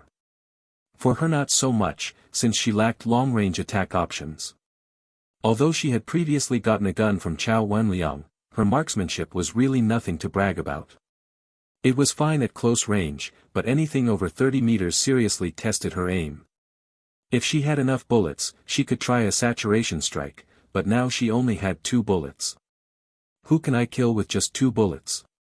Yulia was the first to be ruled out. Her perception was too strong. If even Yago and Xiaoshi couldn't land a hit, Bai Fu definitely couldn't. Bai Fu locked her target onto number 9. Don't be fooled, just because he got beaten up by the players earlier, that wasn't because he was weak, but because he didn't expect players to hit him in the nuts. In terms of melee, he was actually stronger than Yago. So it was best to finish him off before he recovered and became a threat. Killing him had another benefit. Bai Fu had already accumulated 8,755 XP. If she killed number 9, that would be enough to level up again. Then she could put all the new points into inspiration and raise it to 15, making her immune to Yulia's control. Would the shot land? Bai Fu placed her hand on the gun. If it weren't necessary, she really didn't want to stand out. Messing with the massive Truth Society could bring big trouble. But now the Truth Society had abandoned all restraint and was pushing her to the edge. She had no choice but to strike hard. First, Bai Fu quietly cast fanaticism on number 9's gut. She didn't use any skills on Yulia when her psionic vision failed earlier. She already had a hunch. Now she confirmed her theory. Yulia was a psionic prodigy with at least 20 inspiration. Her skills probably wouldn't work on Yulia, and even if they did, Yulia would immediately notice, making her the number 1 target. Just a few more minutes. Bai Fu narrowed her eyes and began slowly adjusting her position. Under Yulia's control, the players were fighting each other fiercely. No doubt about it, Yulia had a long-ass mana bar. Bai Fu roughly estimated that she had controlled more than 30 players already, and still looked completely unfazed. Trying to wear Yulia down with sheer numbers clearly wasn't going to work. As the fight dragged on, Yago and Xia Shi grew increasingly anxious. They'd already shot 7 players to death, and still hadn't managed to injure Yulia at all. Was that woman a monster? Even the players' mental states began to shift. This dungeon's difficulty was way too high. 2 powerful NPCs had already spawned, and they still couldn't win. They could only hope the wave of players rushing over after watching Excavation Princess's stream would arrive soon. Right, Fu had also been lying low nearby. She probably had a plan. Time ticked by slowly.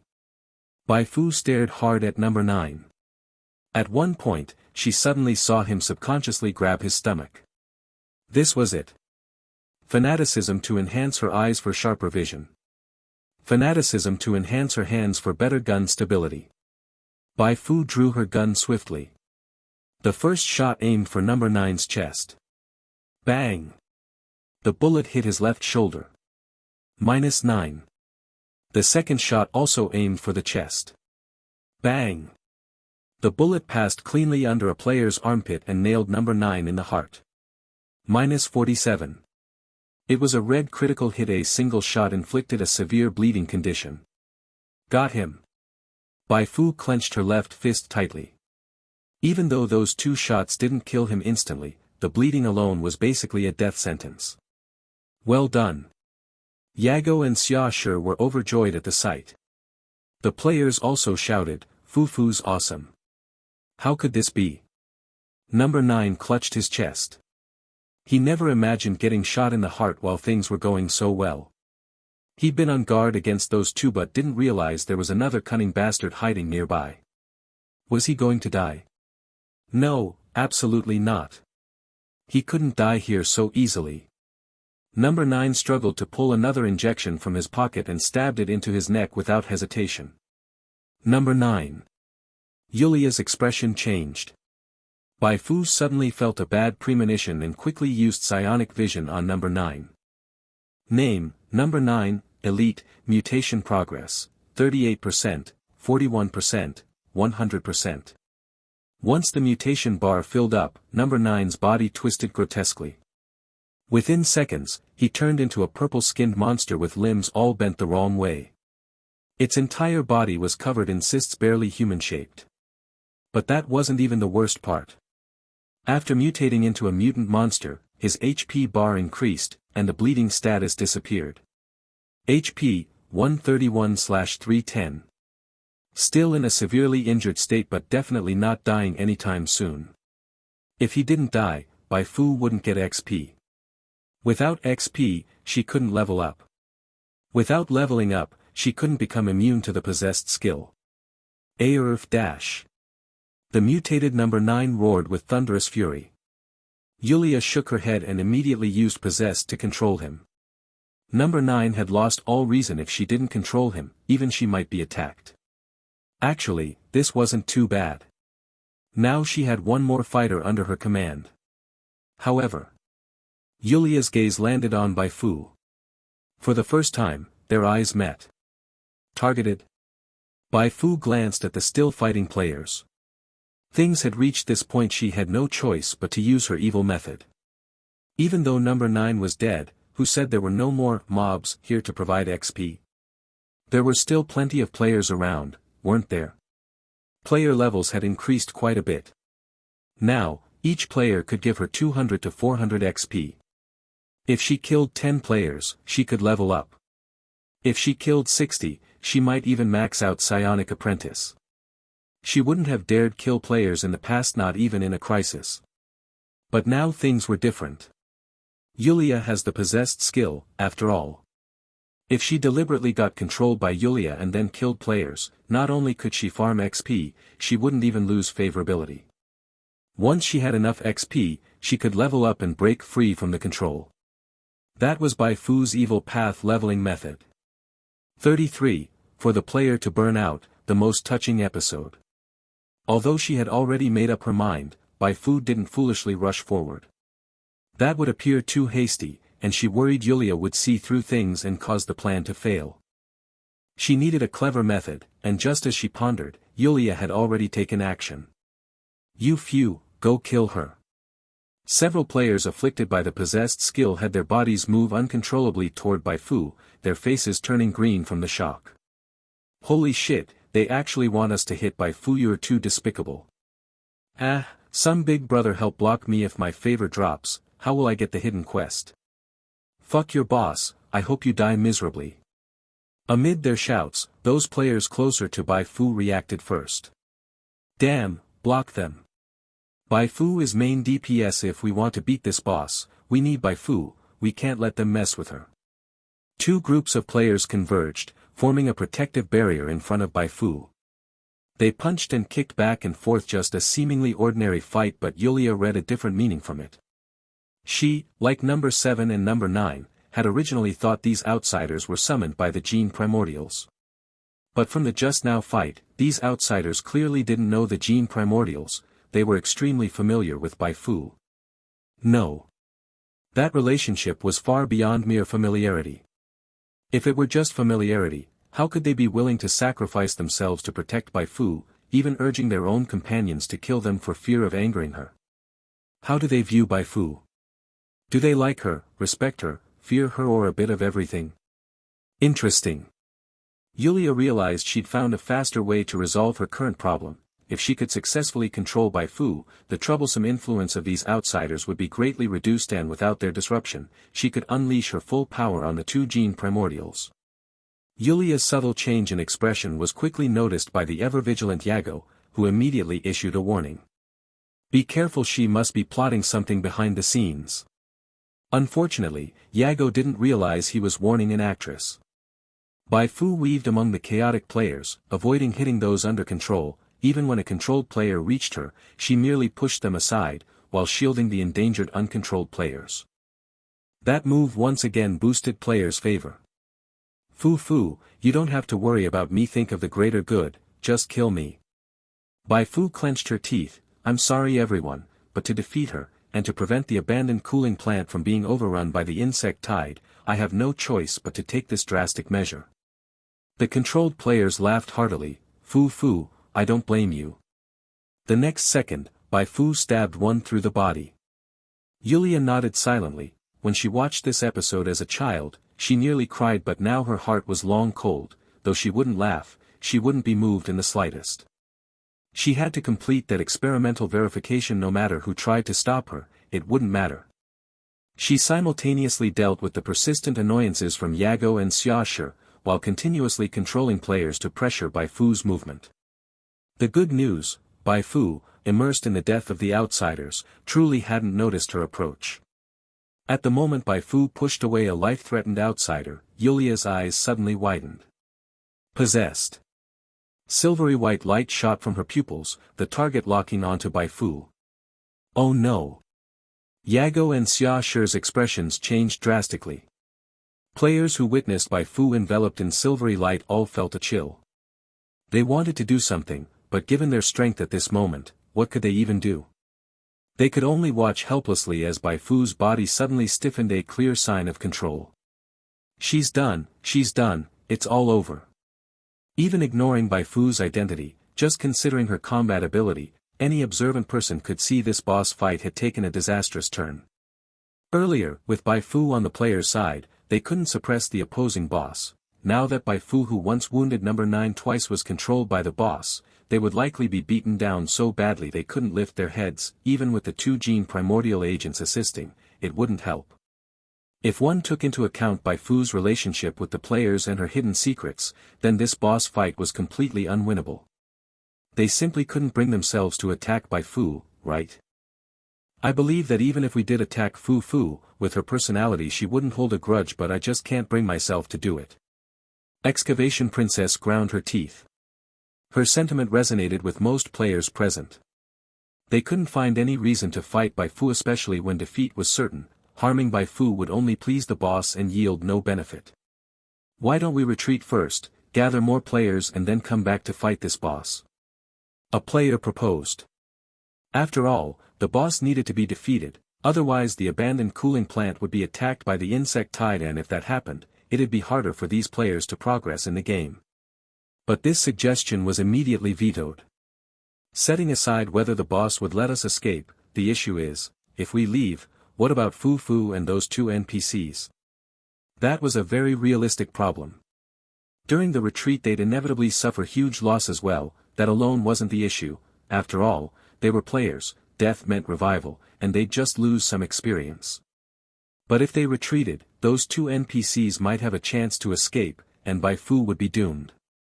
So, retreat was not an option. Damn it, now we can only try to avoid Fu Fu and hit that boss as much as possible, hoping we can hold out until more players arrive. Can we dodge it? Sigh, it's all my fault. If it weren't for covering me, Fu Fu wouldn't have been sneak attacked and controlled by that boss. I'll go draw Bai Fu's aggro, you guys team up with those 2 NPCs. I refuse to believe this boss can keep controlling her forever. There's no way a starter village would spawn such a broken boss. During the discussion, Party Big Star stepped forward. His expression was solemn, his eyes determined, which reassured the somewhat panicked players. Party Big, I'll help you. Me too. A dozen players stood up.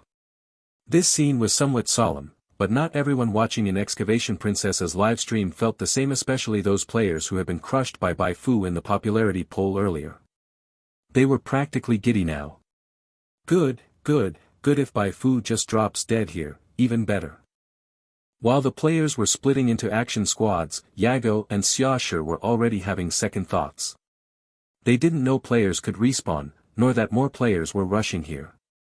Upon realizing Bai Fu was really being controlled, their first instinct was to give up on killing Yulia and instead retreat for now, adjust, and look for another opportunity.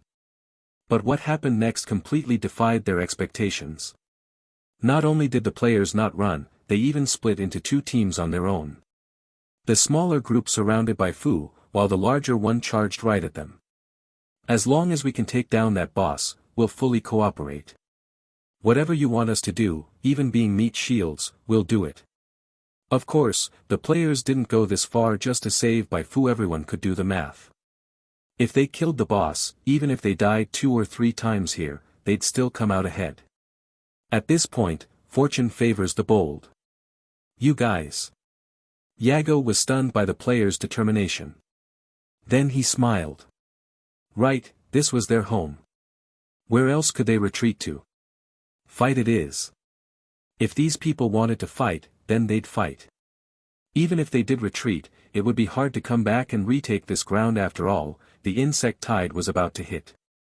If you're prepared to make sacrifices, then I'll share my idea. This might be our only chance at victory. Go ahead. Sacrifice? That's nothing. All right. Yago turned to check the situation on Bai Fu's side. By now, the controlled Bai Fu had already started brawling with the players. Some players, under Yulia's command, were even charging toward them. Then I'll keep this short. Yago began explaining rapidly. Yulia's gaze drifted between the 2 groups of players.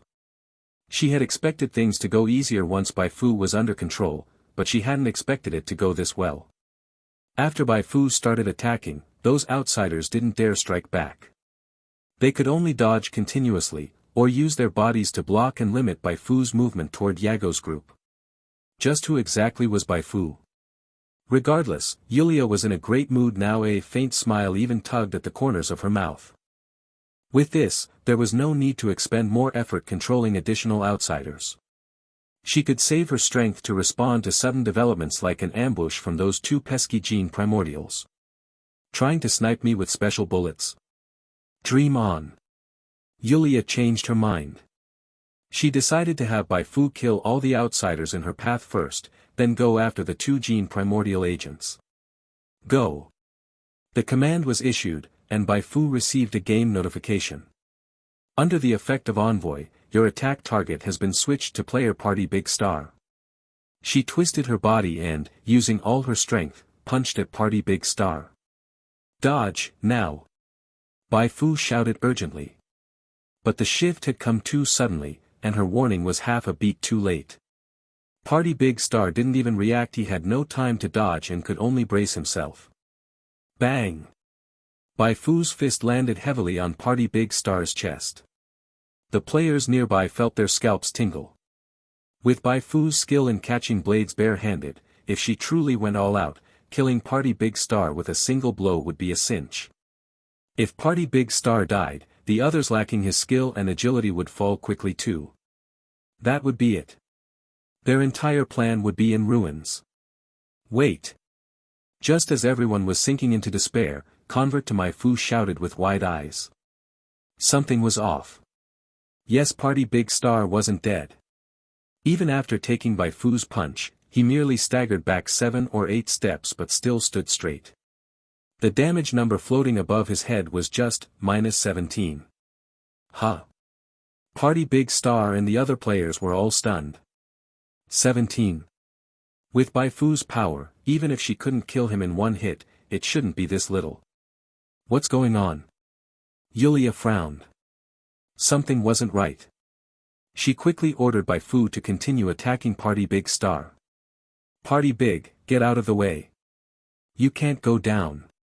As Bai Fu rushed in for a second hit, another player shoved Party Big Star aside and took the punch for him. This time, the player was sent flying several meters, but when he hit the ground, he was still alive. -23. All the players looked at each other, confused. They didn't get it. Why was the damage so low? And not just the damage. Bai Fu's speed didn't seem as fast as expected either. Although most players couldn't keep up, those with high agility builds could, if they focused, actually dodge her attacks with ease. Could it be a bug, or did her stats drop after being controlled, or maybe Yulia's power was running out? The players didn't have time to think. Yulia, unwilling to accept this, ordered Bai Fu to launch a full-force attack on the players and kill them all.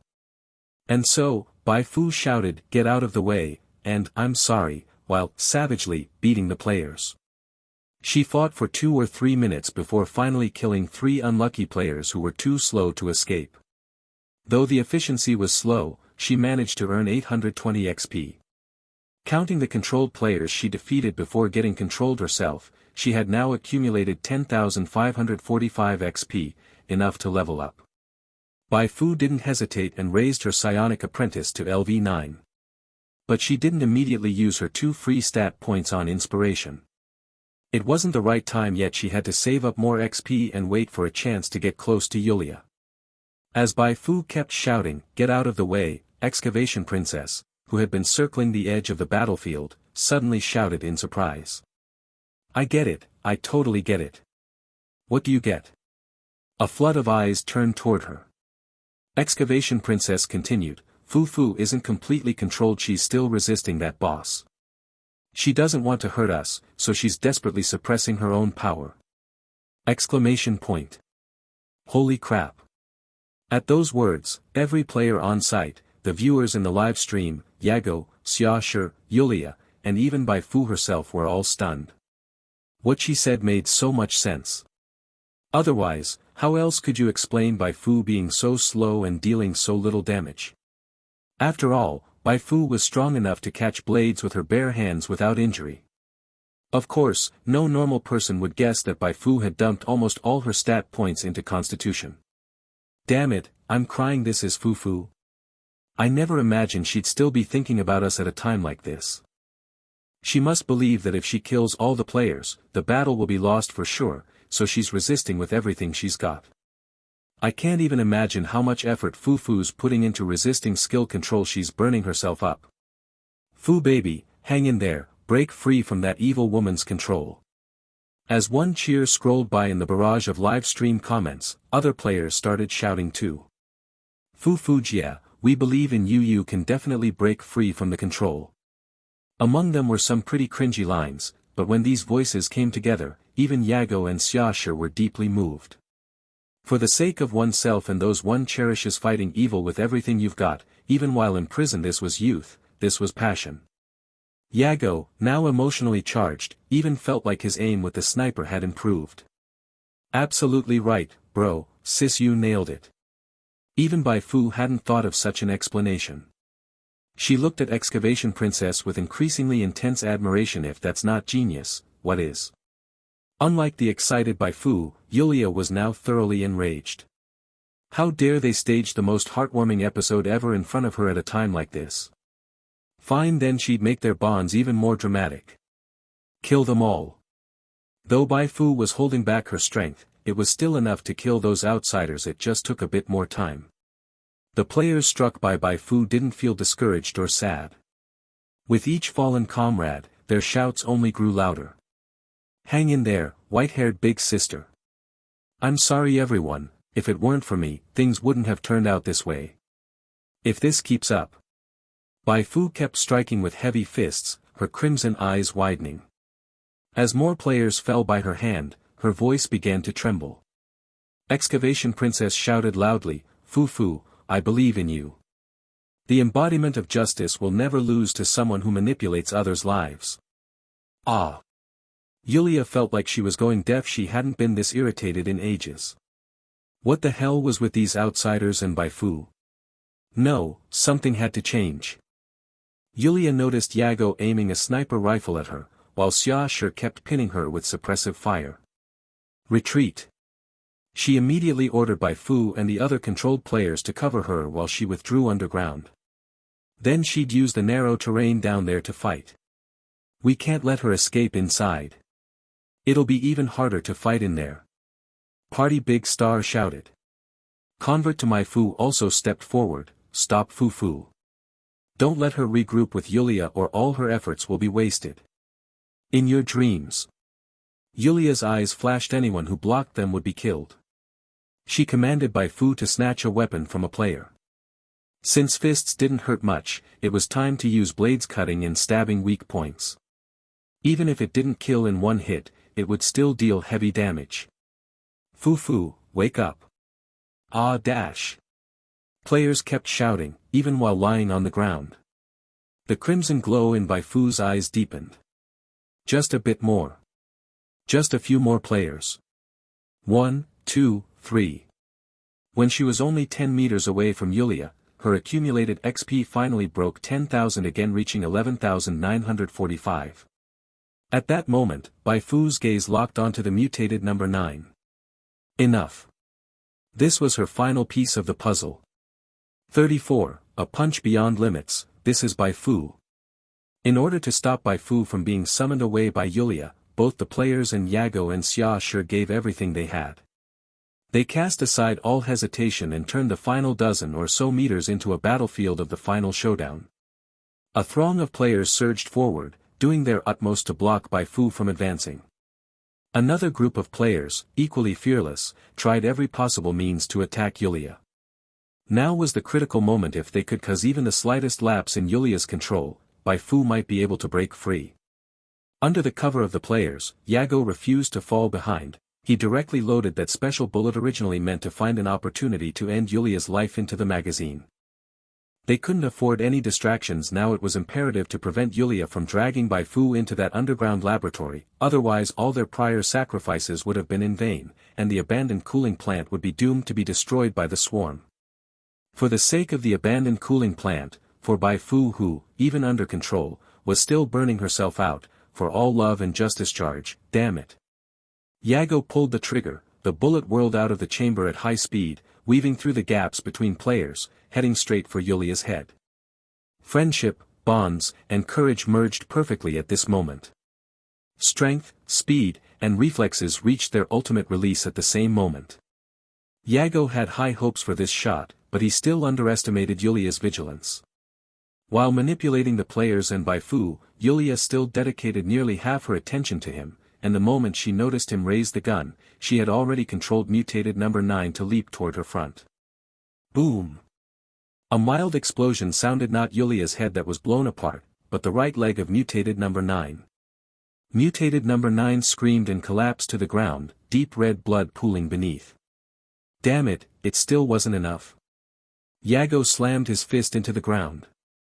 The situation was already so chaotic. How could that woman still maintain such control over the battlefield? As a sniper, this was the first time he had encountered an enemy who so completely restrained him. More than anger, he felt pent-up frustration. Grass. Expletive. This time, it was truly over. At just over 10 meters, no matter how brave the players were, they could not really stop Bai Fu. If Bai Fu had been alone, they might have dragged her back with sheer numbers, but Yulia had also controlled many players. Under the harassment of those players, they could only watch as Bai Fu took step after step, and after crossing those 10+ meters, she finally reached Yulia's side. Victory! Yulia smiled. At the moment Bai Fu reached her, the once momentum-driven players all halted, and even Xiaoshi, who had been shooting without pause, did not dare to act recklessly. The raucous wildfire gang fell silent in an instant. It was like the volume on a horror movie suddenly dropping to zero. Everywhere exuded unease and eeriness. At this moment, the only lively place was the live stream among the players, especially Excavation Princess's stream. Now Bai Fu is surely done for. What a pity. I thought Bai Fu had a lot of plot, but didn't expect her to log off so soon. This boss really seems like the real heavyweight. It's not that there's no plot. Bai Fu's lines vaguely hinted at her unusual background. I guess she's the prologue, and a revenge quest will bring out the force behind her. Damn you, plot devs, you actually gave Fufu this ending. I'm going to blow this up. I can't accept this. Digging Bow, Excavation Princess, say something. Don't tell me you got so down you blacked out. Excavation Princess was indeed struck hard. Recently, seeing no new official trailer, she had planned to edit a Bai Fu video herself to promote Bai Fu. This would draw more viewers but also subtly counter those who doubted her. But who could have expected things to turn out this way? Now it's all gone to hell. Even if afterward Bai Fu's background proves unusual, because she ghosted in Beginner's Village, her previous speculation has a huge gap and will be seized upon and mercilessly interrogated by some. Excavation Princess nearly fainted from rage. Damn you, plot devs, for once, I put my heart into it, and you make me lose so completely. Well, I can only say my fate is mine, not heaven's. Furious, Excavation Princess pushed through the players and charged directly at Yulia. Wachow. Expletive. Wachow, Excavation Bow, what are you doing? Players inside and outside the live stream were shocked by Excavation Princess's sudden action. Even Yulia was taken aback. Such a head-on feeding. Get back. Yago panicked, urgently calling Xiaoshi to open fire on Yulia. A volley of bullets poured out, but all were easily blocked by Yulia. Fine, since you want to sacrifice yourself, then I'll control you alongside everyone else. Yulia's eyes turned silver white again. At the exact moment her attention shifted to Excavation Princess, Bai Fu's heart rate suddenly accelerated. This was the perfect opportunity she had been waiting for. She even suspected Excavation Princess had been planted by her. Otherwise, how could Excavation Princess time her moves so perfectly? It was time to strike. While walking to Yulia's side, Bai Fu had rehearsed dozens of times in her mind, so when the chance truly came, she felt no nervousness or panic. Instead, her mind had clarity she'd never experienced before. First step, allocate 2 free attribute points into inspiration, raising it to 15. Judgment successful. You have broken free from possessed's binding.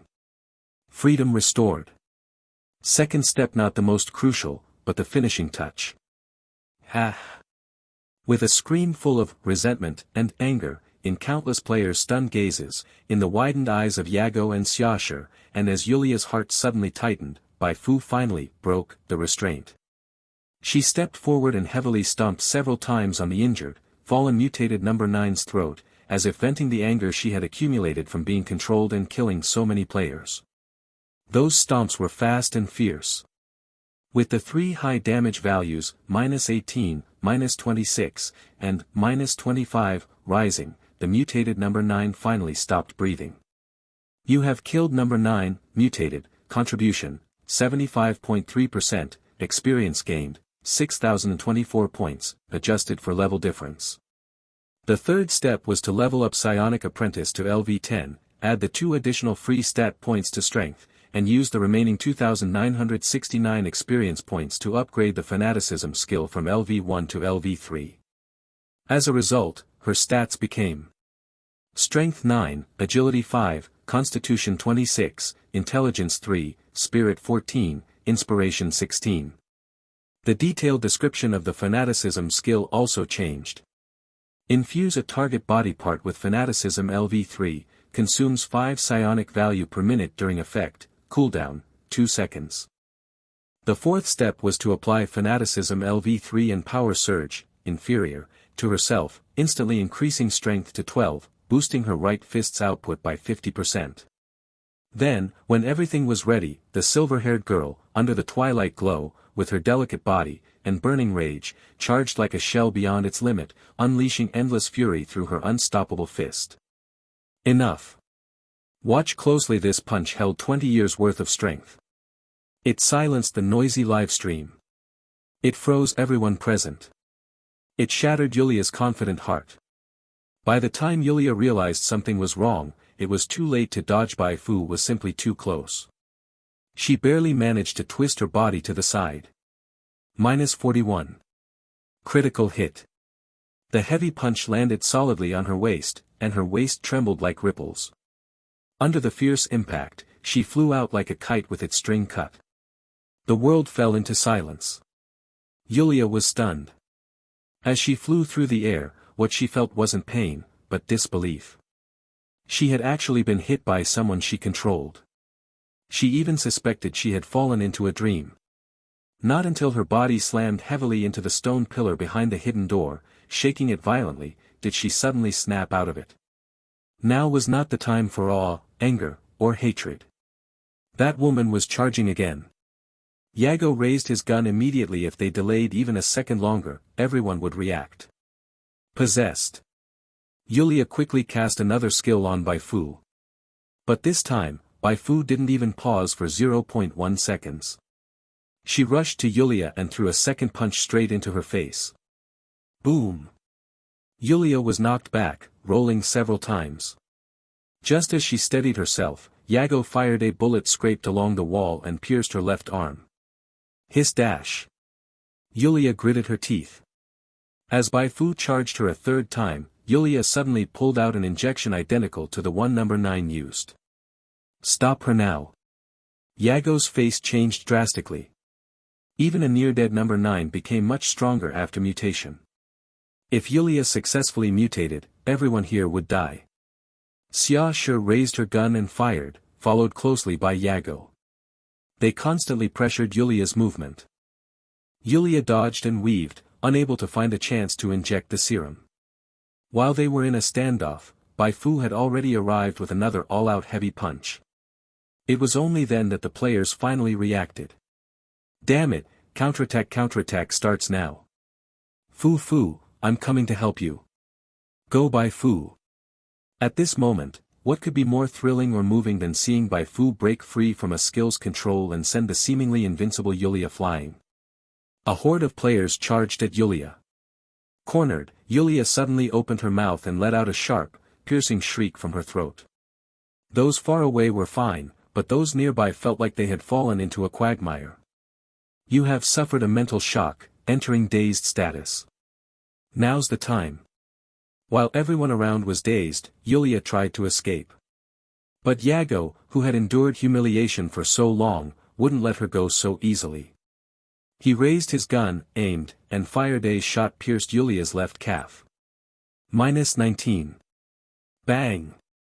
Her body tilted and crashed to the ground. Don't let her get away. Yago shouted. Given the current situation, it seemed she truly couldn't escape. As for the experiment, there was absolutely no time to complete it. Realizing this, Yulia gave up running. She rolled over, her face showing neither despair nor anger. Something's wrong. Bai Fu became alert when facing this type of skill-oriented boss. She couldn't relax for a second. Otherwise, a comeback could happen at any time. She noticed Yulia was staring at her. Your name is Bai Fu. Bai Fu didn't answer. She just gathered strength, preparing to knock Yulia out with one punch. I don't have any medicine on me to suppress the insect tide. Even if you kill me, you can't stop its outbreak. But there's a piece of induction bait in the lab. If used properly, it might divert the tide somewhere else. You're begging for mercy? No. Yulia suddenly smiled, eyes intense. I just hope you live long enough for me to find you again. I'm very interested in you. To me, you are the most special one. Bai Fu felt a chill run down her backside. She began to suspect this woman had a strange fetish. Otherwise, why would her gaze become so fervent after being beaten up? Pervert. What kind of person is this? No wonder she joined the Truth Society, a bunch of lunatics. She quickly rushed up and punched Yulia. This time, Yulia didn't resist at all and was directly knocked flat on her back. After being hit, Yulia seemed even more excited. Who wouldn't be thrilled? Bai Fu had actually broken free from her control through sheer rage, something that had never happened since she awakened her powers. If there was a chance, she absolutely had to capture Bai Fu and study her. After delivering 3 consecutive punches, Bai Fu received a game prompt. You have killed Yulia, doppelganger, contribution, 69.2%, experience gained, 15,224 points, adjusted for level difference. You have triggered the quest Insect Tide Invasion. Quest description: the spilled induction bait from number 9 has attracted a tide of amoeba. If left unchecked, the abandoned cooling plant could be destroyed by the swarm. Quest objective: find a way to stop the imminent insect tide at the abandoned cooling plant. Reward: based on contribution. Accept/decline. Seeing the first prompt, Bai Fu was startled. Doppelganger? No wonder Yulia's behavior had seemed so strange at the end, and no wonder she couldn't use psionic vision to inspect Yulia's data. Looks like she had stirred up quite a terrifying monster. But Bai Fu wasn't too nervous. She had already survived the hardest phase, and both her level and popularity had risen. No matter how dangerous Yulia might be, could it really be worse than when she had just arrived in this world, blind and clueless? Instead of worrying about Yulia's revenge, she might as well see how much gold Yulia had dropped this time. 15224 experience points was an impressive number, but clearly not the end of it. There must be more valuable items hidden in that lab. Without hesitation, Bai Fu jumped through the hidden door. The moment her figure disappeared, the players outside erupted in cheers. Awesome! Fu is awesome! Ha, we won! Long live Fu sect! Excavation Princess didn't shout, but immediately returned to the live stream. Just now the live stream comments were roasting me and Fu, huh? Then it's time to roast them right back, good and proper. You're absolutely right, but that's just Fu. A mysterious identity, beautiful looks, and overwhelming strength. She carries justice in her heart and always thinks of the players. Even under boss control, she struggles to resist so as not to hurt the players. And when she sees players getting injured by the boss, her rage helps her break free and beat the boss to a pulp. Who else can compare? The live stream fell silent at the rhetorical question. A few seconds later, the entire virtual screen was filled with Fu sect. 35, after sunset, she resolutely steered toward death. How handsome can someone look when they're angry? Greatness speaks for itself. JPG. After asking that rhetorical question in her live stream, the Excavation Princess didn't say another word. Instead, she clipped the segment showing Bai Fu realizing she was going to be controlled, then erupting in anger and knocking Yulia away with a single punch. Then she replayed it on loop in the live stream.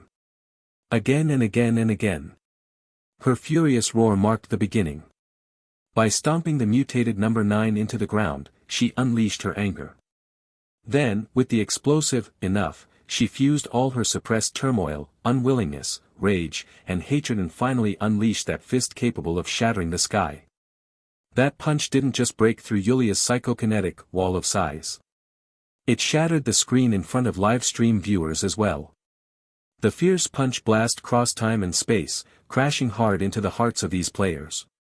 First it hit with a deep, spicy tang. Then came a pleasantly lingering sweetness. This is what love feels like.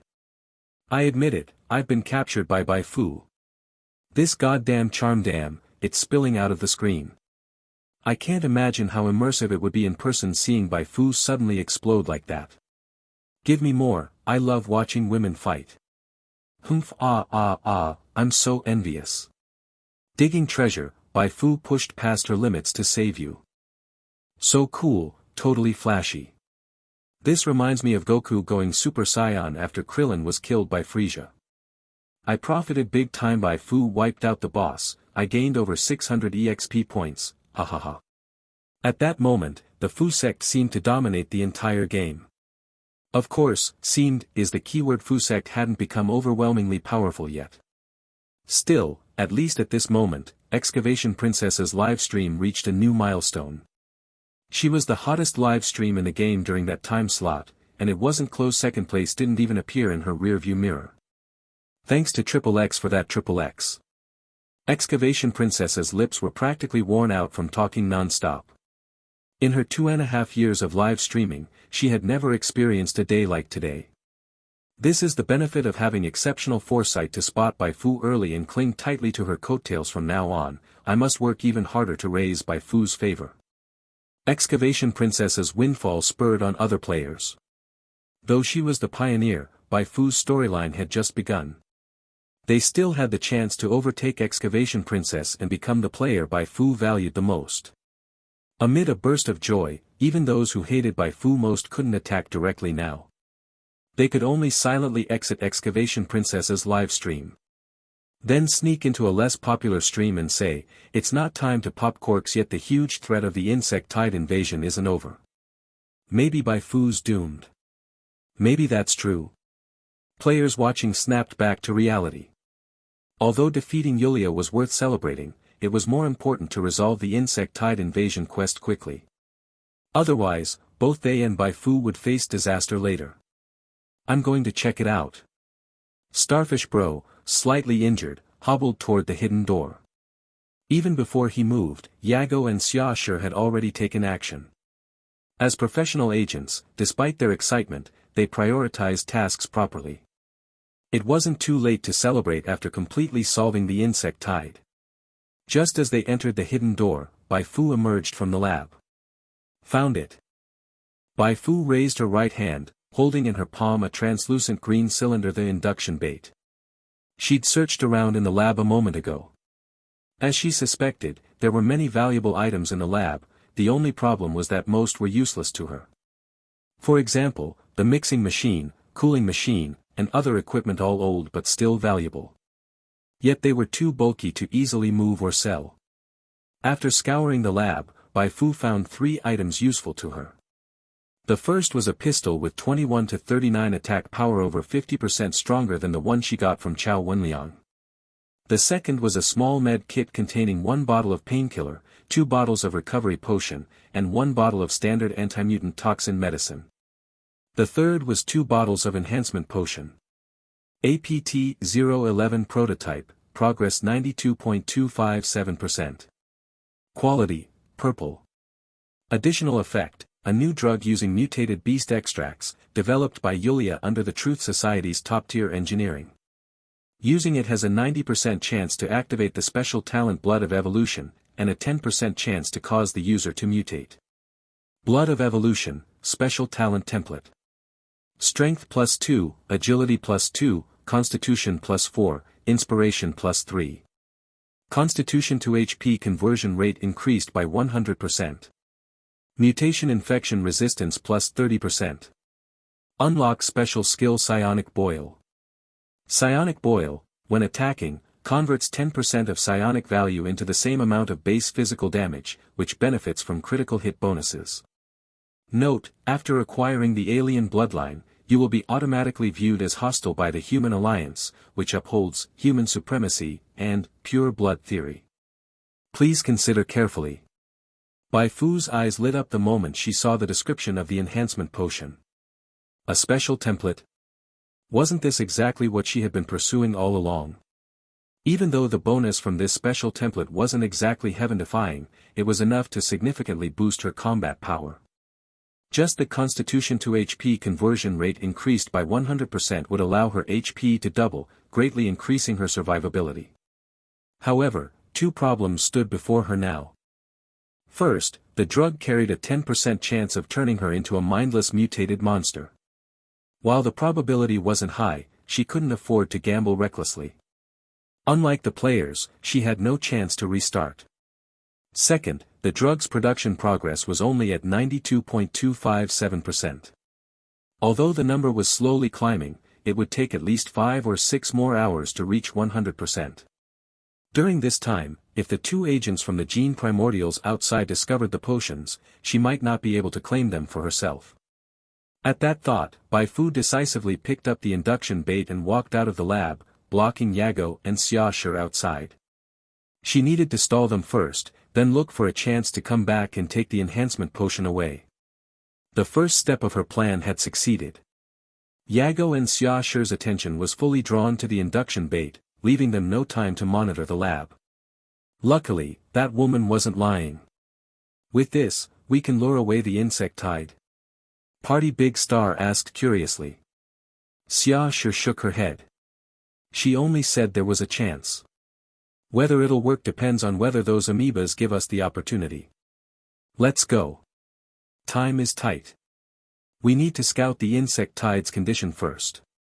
At first, the players didn't quite understand what Xiaoshi meant, but after following Yago and Xiaoshi to the outskirts of the abandoned cooling plant, they understood. This. Holy crap, my trypophobia is flaring up. There's slime everywhere. Ugh. Outside the fence, swarms of gray-brown bugs, each about the size of an adult husky, were madly ramming against it. They piled on top of each other, tumbling, scattering left and right, constantly making a screeching creaking noise. Just watching this nauseating scene made the players' scalps tingle. And hearing that harsh sound made them feel physically ill. The reactions in the live stream weren't much better. Turn the camera away. I don't want to see bugs, I want to see Fufu. Stop filming, or I'm unsubscribing. TSK, those bugs are kinda cool. Bruh, we've got a perv in here. Bugs seem to have some kind of special curse. One on its own was manageable, but when there were so many of them, swarming and packed tightly together, it sent chills down your spine. This is bad. Yago looked around. Under the effect of the insect tide, the abandoned cooling plant had fallen into utter chaos. The residents living on the outskirts were fleeing like mad toward the center. Several roads had been completely blocked off, and even small stampedes had broken out. That was not good news. The chaotic fleeing of the residents meant that no one was left to guard the fence. It was easy to foresee that the fence would be torn down by the bugs much faster than expected. What's more, since number 9 had spilled the induction bait near the entrance to the wildfire gang, the residents flocking to the center of the cooling plant wouldn't be saved. Instead, they would become prime targets for the amoebas.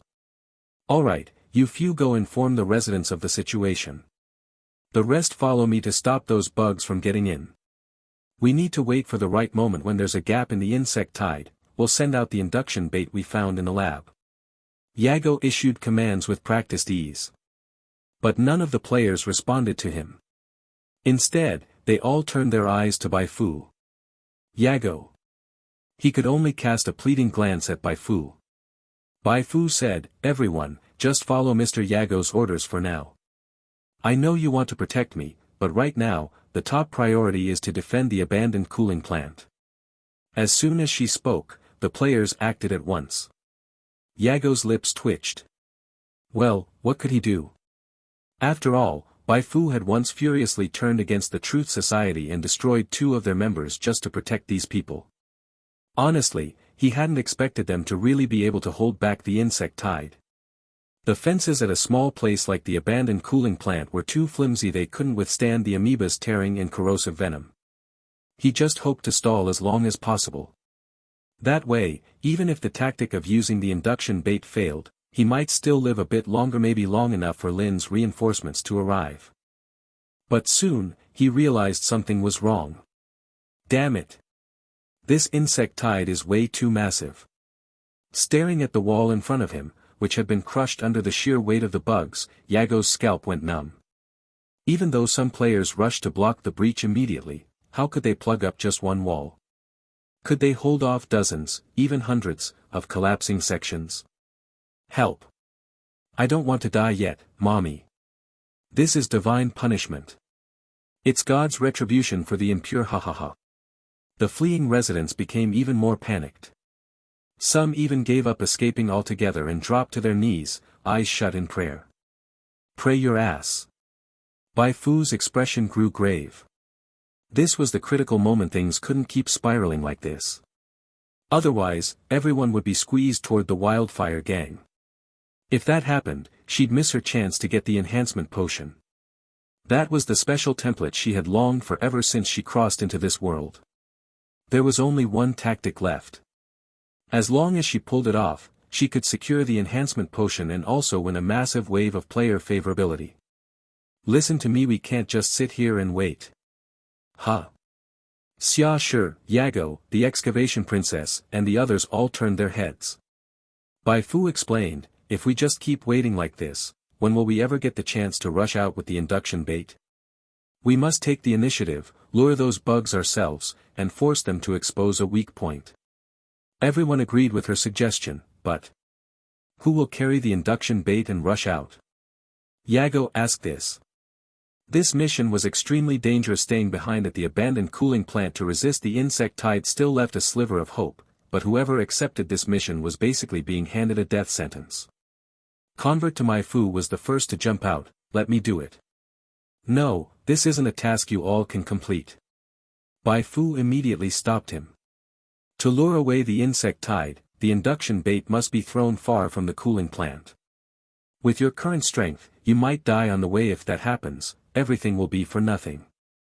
These words were a bit hurtful, but they were the truth. The players weren't afraid of death, but their current strength truly wasn't enough to complete this mission.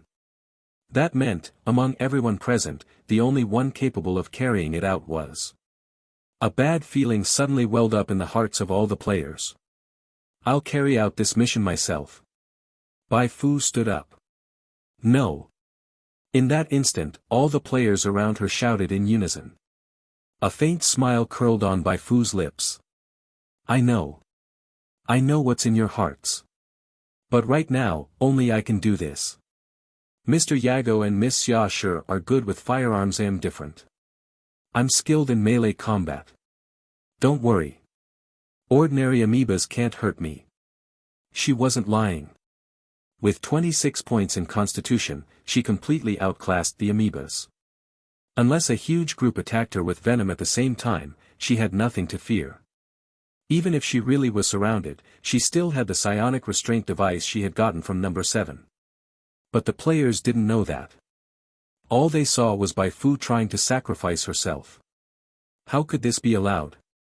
They had only just crossed the hurdle that was Yulia. What awaited them should have been happiness and peace, not parting in death. There has to be another way. Bai Fu shouted lowly, stop being stubborn. We don't have time. The sun has already set. After dark, the insect tide will become even more dangerous. We have to lure it away immediately. But even after being scolded, the players didn't back down. Bai Fu locked eyes with them for a long time before sighing. She stepped away from the crowd and walked under a streetlight, looking out toward the chaotic crowd of refugees.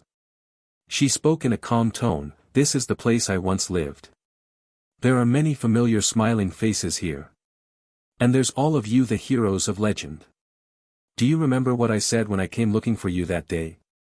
I could never sit by and watch this place become a monster's paradise. Excavation Princess originally wanted to say something, but when she saw that lonely figure standing beneath the streetlight, something suddenly stuck in her throat. That day, it must have been the day Bai Fu risked her life to warn them about the wildfire gang's attack.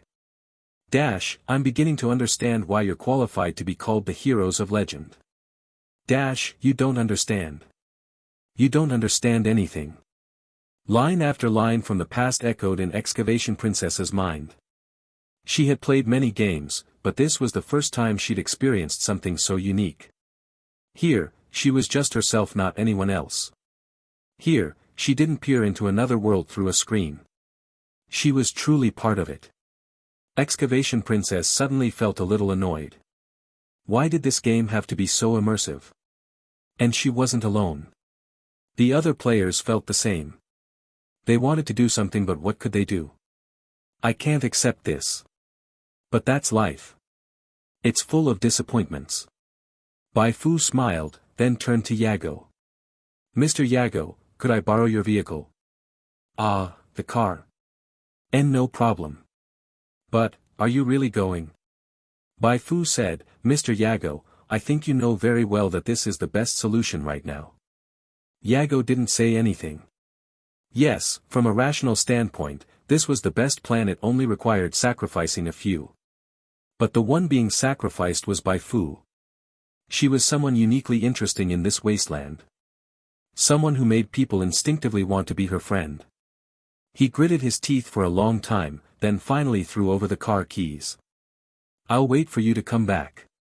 Xia Shi immediately followed and handed all her weapons to Bai Fu. I'll wait for you to come back. Thank you. Bai Fu jumped into the car. Just as she was about to start it, Party Big Star suddenly rushed up. Take me with you. At a critical moment, I can jump off and lure away some of the bugs.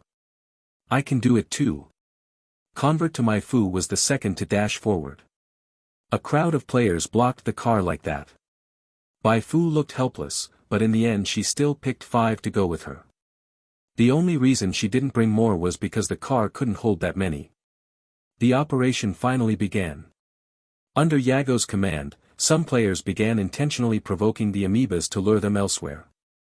Their efforts were successful. A gap soon appeared in the insect tide. Bai Fu raised her right hand high and waved side to side. Farewell, everyone. At the edge of the abandoned cooling plant after sunset, Yago, Xia Shi, over 100 players, and countless viewers in the livestream all looked at that not-so-tall silver-haired girl. For love. For the land they loved, for the people who lived on it, and for the players who had placed their hopes in her. As the engine roared to life, the silver-haired girl resolutely drove toward the high wall of death in the wilderness. At that moment, the first comment to float across the live stream screen was, "My heart was taken by Bai Fu. Perhaps I will never feel joy or sorrow again in this life." 36. That day, people waited for the hero to return. The live stream comment was sent by Excavation Princess herself. Right now, she truly felt nothing. If there was a word to describe her mood, it would be numb. At this moment, no one understood the meaning of a world of ice and fire better than she did. Not long ago, she was still contemplating how to cling to Bai Fu's thigh to achieve a win-win situation. She had been fantasizing about the day she would become a top-tier game content creator. But before she could even enjoy the moment, both Bai Fu's fate and her own had simultaneously hit a turning point, a downward one. What did it mean to be completely screwed? Excavation Princess was on the verge of tears. What else could she do? She could only slump to the ground and, like the other players, stare blankly at the departing pickup truck. She wondered when Jing left Ishui, what did the people watching him leave feel? Is this the final farewell? Maybe, there's still a 1 in 10,000 chance Fu baby could survive. If even your hypothetical odds only dare to say 1 in 10,000, doesn't that mean you actually think there's no hope at all? Damn it, that plot developer seriously deserves to die. Damn it, I hate knives. Even if it's one of those burn yourself to save the world kinds of knives, I still hate it. Actually, a well-placed knife can make the plot shine brighter. It's just that this one came too suddenly, too fast. Clearly Bai Fu's storyline was just starting to unfold. Yeah, it came too fast, just like the pickup truck Bai Fu was now driving, so fast no one had time to react. In the impromptu livestream opened by Starfish Bro, Bai Fu's face was cold and calm as she sat in the driver's seat. Both hands gripped the steering wheel tightly, and she slammed the accelerator to the floor. No one knew when the tunnel through the insect tide would disappear. So she only had one thing to do now. Accelerate. Go full throttle. Road signs in the way. Smash through. Barricades in the way. Smash through. Amoebas in the way. Smash through them too. In just a few seconds, the pickup had burst out of the settlement like a straight javelin, piercing through the gaps in the insect tide. The commotion immediately drew the attention of the amoebas frenziedly hunting the players. They changed direction at once, surging toward the pickup like a tidal wave. Shoot! Shoot, now! Starfish Bro shouted as he commanded the players who had jumped onto the pickup with him. Their guns had been acquired from Xia Shi by Bai Fu. For a moment, dust flew beneath the wheels, and gunfire erupted from the cabin. But there were simply too many bugs. A few stray bullets couldn't change the situation. As the pickup's path was about to be sealed off, everyone watching held their breath. If only one or two amoebas were in the way, the pickup could crush them easily.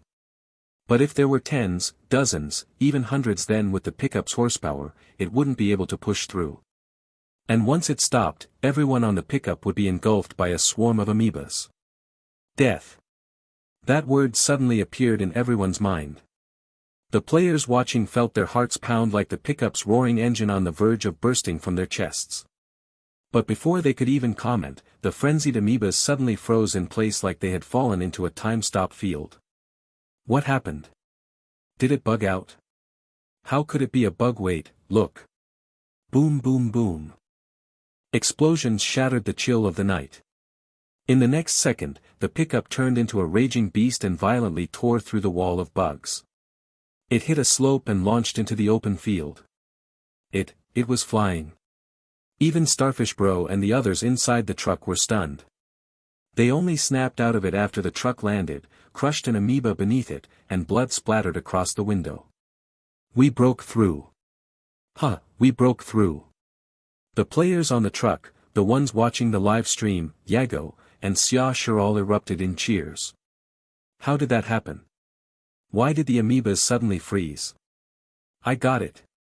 Look at the item Fu Baby just used. It's exactly like the one number 7 used to attack us. Everyone's eyes locked onto the spherical device Bai Fu had just pulled from her pocket. Psionic restraint device, uses a psionic shock to stun all targets within a 20-meter radius. Remaining uses, 1. Want to block my way? Bai Fu's eyes burned with killing intent. This road might be the path of death, but she was the one spreading death. You killed a Type 2 amoeba. Contribution, 100%. Gained 270 XP after level-adjusted bonus. You killed rear left amoeba trying to hit the tire. Send it off. 3 on the right. Take 1 down, otherwise the door won't withstand the impact. Bai Fu issued commands with perfect composure. Her expression remained cold, showing no joy nor panic. This calm, more than anything, was captivating. Fu Baby's amazing. Treasure hunter, stop slacking. Get over here and watch a goddess. She can't die no matter what, she can't die.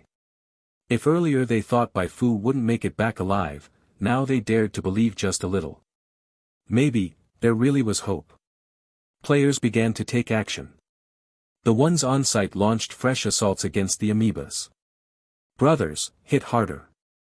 No weapons. Use rocks. As long as we can hold back just one more amoeba, Fu Baby gets that much safer. Those not present ran to the official account to plead, begging the devs not to write Bai Fu off. Whether it worked or not, they flooded the comments. At the very least, they wanted the devs to see their determination. This united front even touched Yago and Xia Shi. Such pure human emotion, more beautiful than any gemstone. Excavation Princess was moved by the passionate atmosphere too.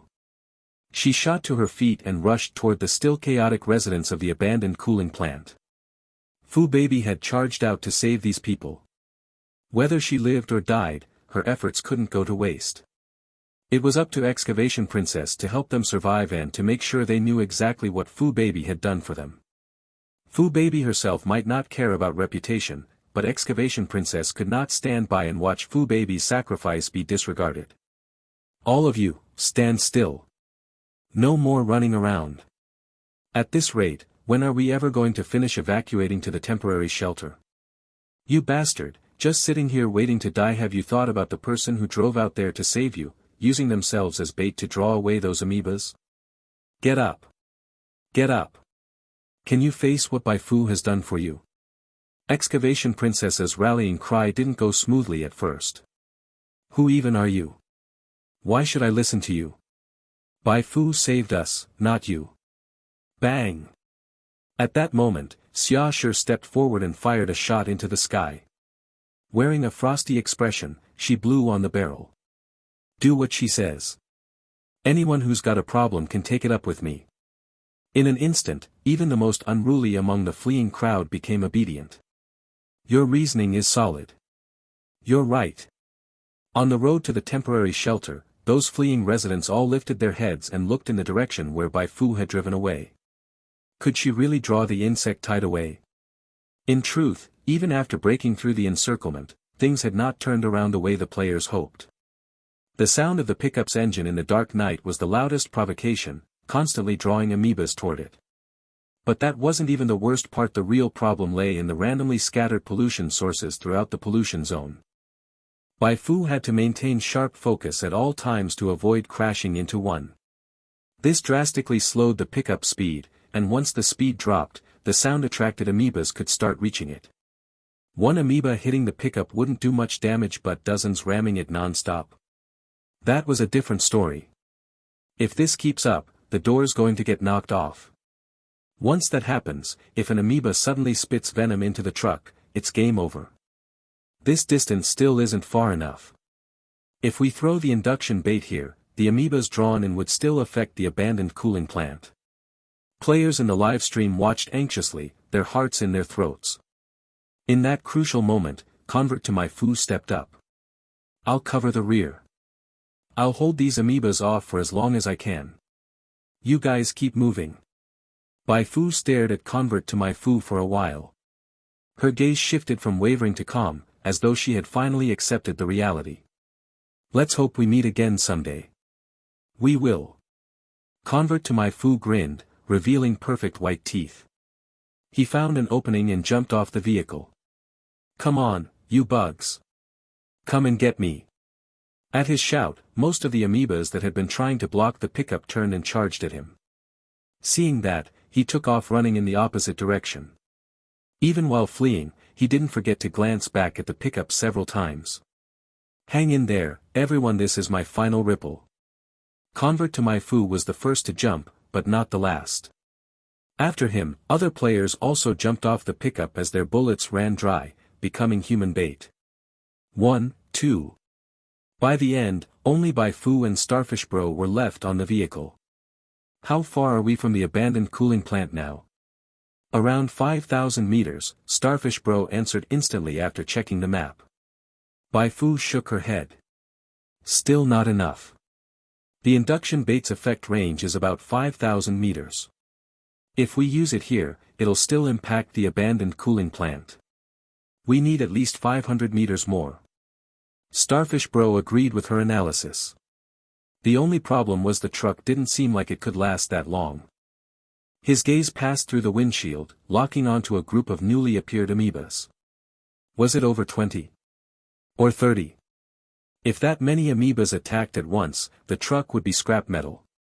It was his turn to step up, but could he even hold off those bugs for 1 minute? Maybe, if he were at full strength. But his leg had been injured during the fight with Yulia and hadn't fully healed yet, so his chances were practically zero. What rotten luck. Starfish Bro's heart sank. Even 30 seconds wouldn't be enough for Bai Fu to drive away. He had a bad feeling the mission insect tide invasion might end in failure. I'll do it. Huh. When Bai Fu's voice rang out, a tidal wave crashed in Starfish Bro's chest, and the players watching the live stream exploded in panic. Hey, don't do this. Don't give us hope and then shove a knife straight into our hearts. Save her, someone save her, please. Why couldn't this damn truck be bigger, fit a few more people? I can't bear to keep watching this. Bai Fu, stealing glances at the live stream during the chaos, let out a quiet laugh. In truth, she had purposely driven toward the area with more amoebas. After driving for so long, it was about time she headed back to retrieve the enhancement potion from the lab. Sure, she could have waited until after dropping the induction bait to head back, but jumping off the truck now, sacrificing herself, was far more impactful. More moving. This distance was perfect. She would leave the psionic restraint device with Starfish Bro to ensure he could safely deploy the induction bait and complete the mission insect tide invasion. Bai Fu continued, we came all this way with courage in the face of death to lure the insect tide away. Now that hope is right in front of us, How could we let the chance slip away over our own lives? Hearing this, Starfish Bro, who had countless thoughts racing through his mind, couldn't help but open his mouth wide, yet he had nothing to say. "I'm sorry," he heard Bai Fu say. "I forced you all to carry the burden that was meant to be mine. But, let me be selfish just this once." Bai Fu shook her head and uttered her chunny line. "If this burden feels too heavy, then think simple. Don't think of it as saving anyone. Just use the induction bait for me." Bai Fu forced a smile and handed both the induction bait and the psionic restraint device to Starfish Bro. Then she stopped the truck, opened the door, and jumped out. "Come on, you fearless bugs. Come on." In the dark of night, Bai Fu's shout rang loud and clear. Starfish Bro still couldn't speak. He just felt his vision blur. Damn it, this was the first time in all his gaming years that an NPC had moved him. He felt a powerful urge to jump out of the truck and face those vicious amoebas alongside Bai Fu. But he knew he couldn't. Doing so would render all of Bai Fu's efforts meaningless. Besides, with his strength, he couldn't possibly save Bai Fu. The only thing he could do was slide over to the driver's seat and, following the game's prompt, start the pickup. Charge forward for Bai Fu. I'll come back. I swear I'll come back. Anyone in my way dies. The roar in his heart intertwined with the pickup's engine, forming a symphony of explosions that tore through the amoebas and shattered the boundary between game and reality. In the rearview mirror, Bai Fu's figure grew smaller and smaller, until she completely vanished into the darkness, as if she had never existed. "Step on it, Starfish, step on it. I won't sleep well tonight." Even now, Bai Fu is still apologizing to us. Can't she be a little more selfish? I'm crying to death. She's the true hero. You must succeed, this must succeed. We can't let Fu Baby's hopes be in vain. Seeing the live stream comment section explode, Bai Fu felt half her heart ease. Then, seeing those amoebas she had intercepted stop and all turn to rush toward the direction Starfish Bro had just driven off, the rest of her heart settled too. From here on, she just needed to wait. The threat the insect tide posed to the abandoned cooling plant should be resolved. After all, the induction bait number 9 had thrown was actually at the center of the abandoned cooling plant. The reason so many amoebas had swarmed there was simply because they followed the noise without thinking. Now that the induction bait was deployed elsewhere, most of the amoebas wouldn't head back to the abandoned cooling plant. A cause for celebration. With that, a joyful world was born, one where only a few players were numbed by the knife. Bai Fu punched away an amoeba attempting a sneak attack. Things had reached this point, there was no need to delay any longer. She turned and sprinted toward the abandoned cooling plant. A few minutes after her departure, a pickup truck burst through the night and charged in. As soon as it stopped, Starfish Bro stumbled out. Fu sis. Fu sis. I'm back. Where are you?" He kept searching, but in this vast wilderness, there was no trace of Bai Fu anywhere. Was it really over just like that? Sorrow filled his heart. Wailing filled the screen. Only those digging through the cracks could find a few slightly optimistic comments. "There's no corpse, no shredded clothing. Maybe Fu Baby's still alive." 37, Monument forged for a hero. The return journey to the abandoned cooling plant was easier than Bai Fu had imagined. With a psionic value of 14 and inspiration of 16, these two stats had significantly heightened her 5 senses. She could detect the movements of the Type 2 amoebas from afar. Relying on this ability, she deliberately avoided larger swarms of Type 2 amoebas. By the time she saw the fence at the edge of the abandoned cooling plant, she had only gone through 4 battles. To her current self, these 4 battles were just warm-ups. She didn't even use Power Surge, inferior, to temporarily boost her strength. She simply turned the Type 2 amoebas into XP with ease. Including the ones she had taken down earlier while driving, Bai Fu had earned another 13,038 XP on this trip, bringing her XP reserves up to 14,007. Once the mission Insect Tide Invasion was completed, she would almost have enough XP saved up for her main class advancement. The only issue now was that she hadn't found a profession knowledge book for advancement yet. There might be something good in the library within the Wildfire Gang, the one only the Wildfire Gang boss can enter. Even if it's not there, the Lin settlement should have one. Bai Fu was in an excellent mood.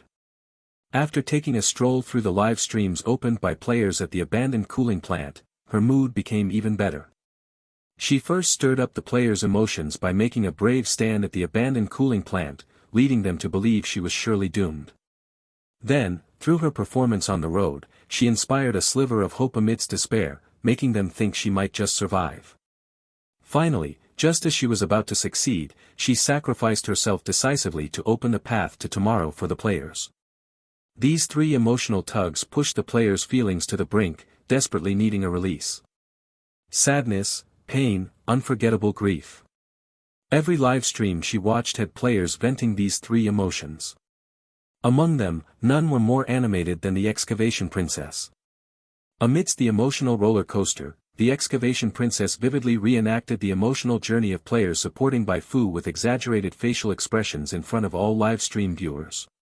From collapsing to the ground in despair, to picking herself up again, to fainting on the spot, and then getting back up after hearing that Bai Fu might still be alive, the comedic effect was akin to the classic arc: grand declarations at the start, nonsense in the middle, and silence at the end. She was jokingly dubbed the sit-up master by internet jokers and even became a meme, clearly on track to becoming a running gag. Bai Fu burst out laughing. Becoming a meme made things easier to spread, just like the Krillin sacrifices, power unmatched, bit from Dragon Ball. As dark-humored as it was, the mere mention of it would inevitably bring to mind the iconic scenes tied to it. This was extremely beneficial for solidifying her popularity and boosting her visibility among the player base. The mood has been built up this far. Now I just need to let the emotions ferment for a while longer. Her plan was to wait half a day before showing up in front of the players. If she appeared too early, the emotional buildup wouldn't be enough, making the outburst less impactful. But of course, showing up too late wasn't good either. Who knew what unexpected things might happen then? A dozen minutes later, Bai Fu arrived smoothly at the Wildfire Gang. Since only 3 hours had passed since she discovered the enhancement potion, her first stop wasn't the lab, but the library that only the Wildfire Gang boss had free access to. With no one around, she shot off the lock hanging on the door and pushed it open. The library wasn't big. It only took her a dozen minutes to search it thoroughly. Unfortunately, Bai Fu didn't find any advancement knowledge for psionic per-user paths in the library. Still, it wasn't a total loss. She found 3 profession knowledge books for other classes on the shelves. Gunner Training Manual 2.0, Advanced Study of Muscles and Power, Introduction to Qi. She didn't have any use for these profession knowledge books for now, but they could serve as rewards for players, helping her gain more goodwill. Leaving the library, Bai Fu next targeted the Wildfire Gang's vault and logistics department warehouse. It took her a full hour and a half to rummage through both places and gather everything useful to her. She had to admit this time, raking in credit coins was extremely satisfying.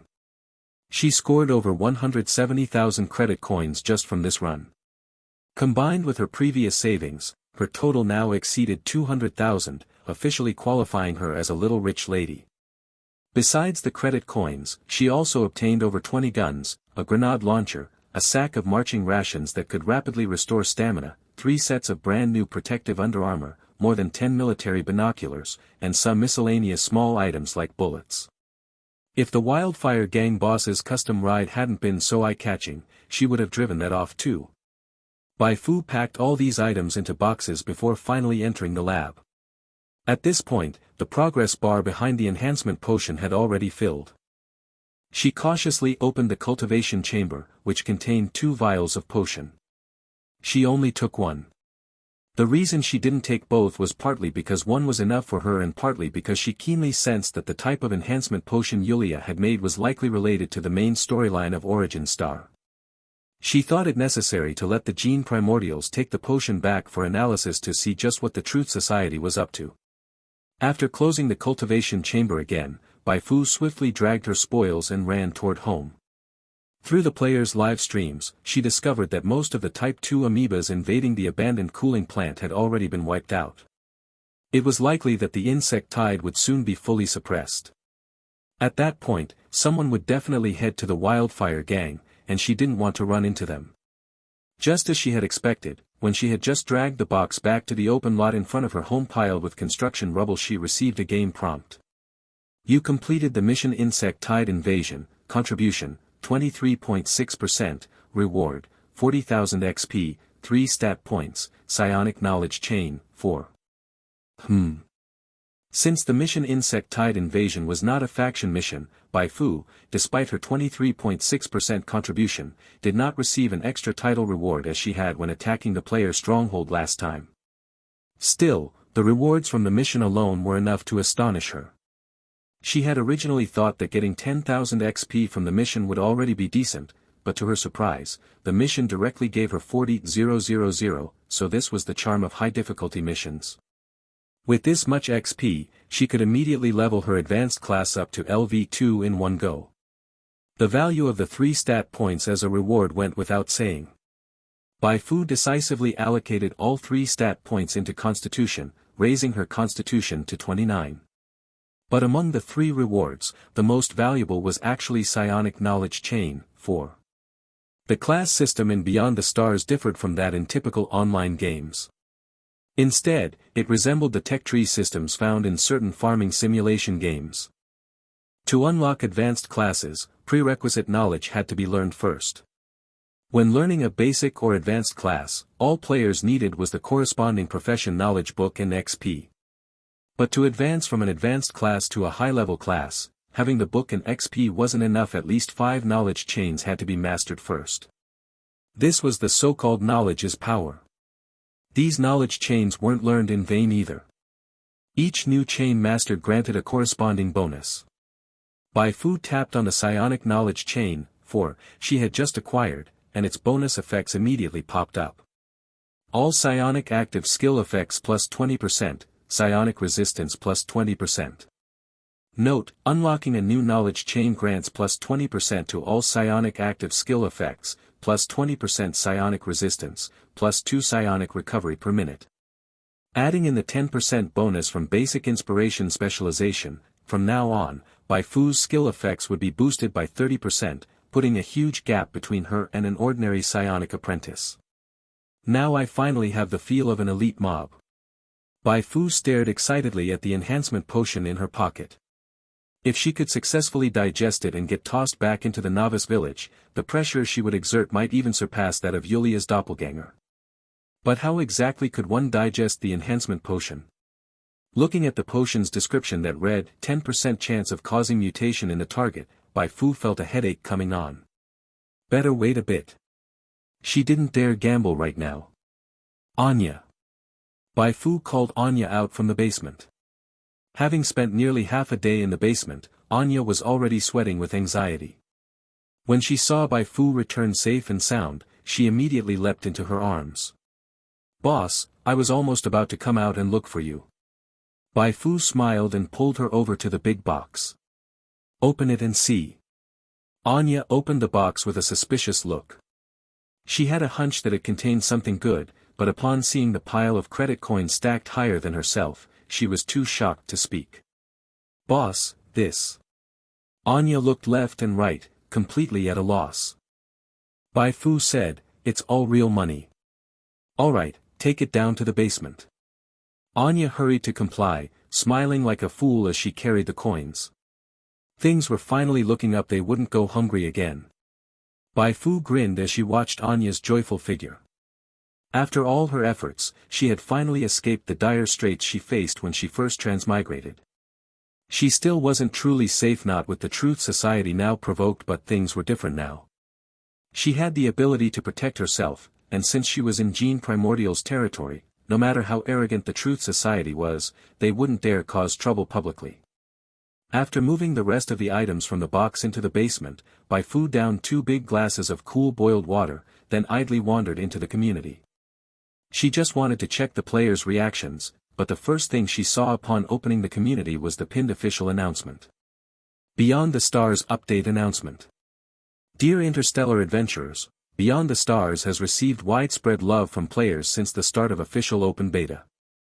To ensure server stability and service quality, the game will undergo maintenance in 1 hour, lasting approximately 4 hours. We apologize for any inconvenience caused. Update notes. 1. Server expansion to allow more players to join the adventure. 2. Launch of guild function. Adventurers are welcome to create their own guilds. 3. After the maintenance, Beyond the Stars will present a brand new promotional video. Please stay tuned. The announcement listed many points, most unrelated to in-game content and more focused on hardware and peripheral upgrades. What Bai Fu cared about was just the maintenance itself. The game would be offline for 4 hours. Considering the different time flow speeds between in-game and the real world, the actual time players would be offline would far exceed 4 hours. The exact duration would depend on the developers. If the players only come back after 2 or 3 days, how am I supposed to put on my grand performance of the dead returning to life and explode their repressed emotions? Bai Fu was flustered. The players who were still searching for her also panicked upon seeing the update. What the hell, all I want right now is to know whether Bai Fu is dead or not, and you drop an update on me. Damn it, don't you dare leave us hanging now. If you must update, at least tell me Fu's ending first. The devs must be asking to be cursed. Is it possible just maybe that this sudden maintenance isn't about server expansion at all, but actually an attempt to patch the bug whereby Fu dies? That might really be the case. No matter how anxious, how angry, or how unwilling the players were to log off, they were still forcibly disconnected when the time came. They're all dead, all of them, for Bai Fu, for the abandoned cooling plant, they. At dawn, beside the ruins piled high with Type 2 amoeba corpses, Xiaoshi sighed heavily with a pained expression. Even if Bai Fu had successfully diverted the insect tide with the induction bait, a large-scale battle was still inevitable to wipe out the Type 2 amoebas that had already invaded the abandoned cooling plant. Although all the Type 2 amoebas had been wiped out, the outsiders also fell one by one. By the end, out of 100 outsiders, at most only 4 or 5 were still standing. What a brutal and tragic battle this was. Even Xiaoshi, who had grown used to blood and fire, almost threw up at the sight of such devastation. She wanted to step forward to comfort the surviving outsiders, but she couldn't think of a single thing to say. In the end, she could only watch helplessly as the remaining outsiders staggered away, vanishing completely from her sight. Try to let it go. Don't let yourself spiral into depression, Yago offered. Xiaoshi nodded. I know. Just need a few days to recover. Wait, Yago, look over there. Over there. Yago followed the sound and looked. He saw a lone figure walking slowly through the early morning mist. 1 step, 2 steps, 3 steps, finally, that figure emerged from the fog and drew near. This time, Yago saw clearly. Bai Fu. Bai Fu had returned alive. Yago's eyes widened. For a moment, a flood of joy surged through his heart. On this chilly morning, he had at last encountered some good news. If the outsiders who died in battle knew that Bai Fu was still alive, perhaps even in the underworld they could rest a bit easier. After regrouping with Yago and Xiaoshi, Bai Fu shared her newly fabricated story with them. The story was simple. After getting out of the vehicle, she was swarmed by a large number of Type 2 amoebas. To better distract them, she led the creatures far away. She originally thought she was done for, but then the Type 2 amoebas suddenly turned and left. At that moment, she realized the operation had succeeded. She wanted to go back and find Patrick Star, but she got lost in the darkness. She wandered around all night before finally returning safely to the abandoned cooling plant. So the situation now is, I survived, but they died. Bai Fu's face was expressionless. Yago and Xiaoshi comforted her, yes. Sigh. Bai Fu let out a long breath. She sat quietly beside the ruins, seemingly waiting for someone. She sat for a long time, until the afternoon, then finally stood up with a resigned look and walked to a player corpse that hadn't disappeared yet. She lightly kicked it with her shoe. Didn't you all say you wouldn't die? Then what's this now? Come on, resurrect. Resurrect and show me. Xia Shi suspected Bai Fu's mind had been affected by the shock. Bai Fu, the dead can't come back to life, you. Bai Fu opened her mouth, wanting to say something, but in the end, she swallowed her words. They saved the abandoned cooling plant. I want to build a monument for them. Yago and Xia Shi were moved. I'll help you. Thanks. Looking at the two now full of enthusiasm, Bai Fu couldn't help but let out a secret laugh. To build a monument for the players, this was her solution to the sudden forced logout of the players.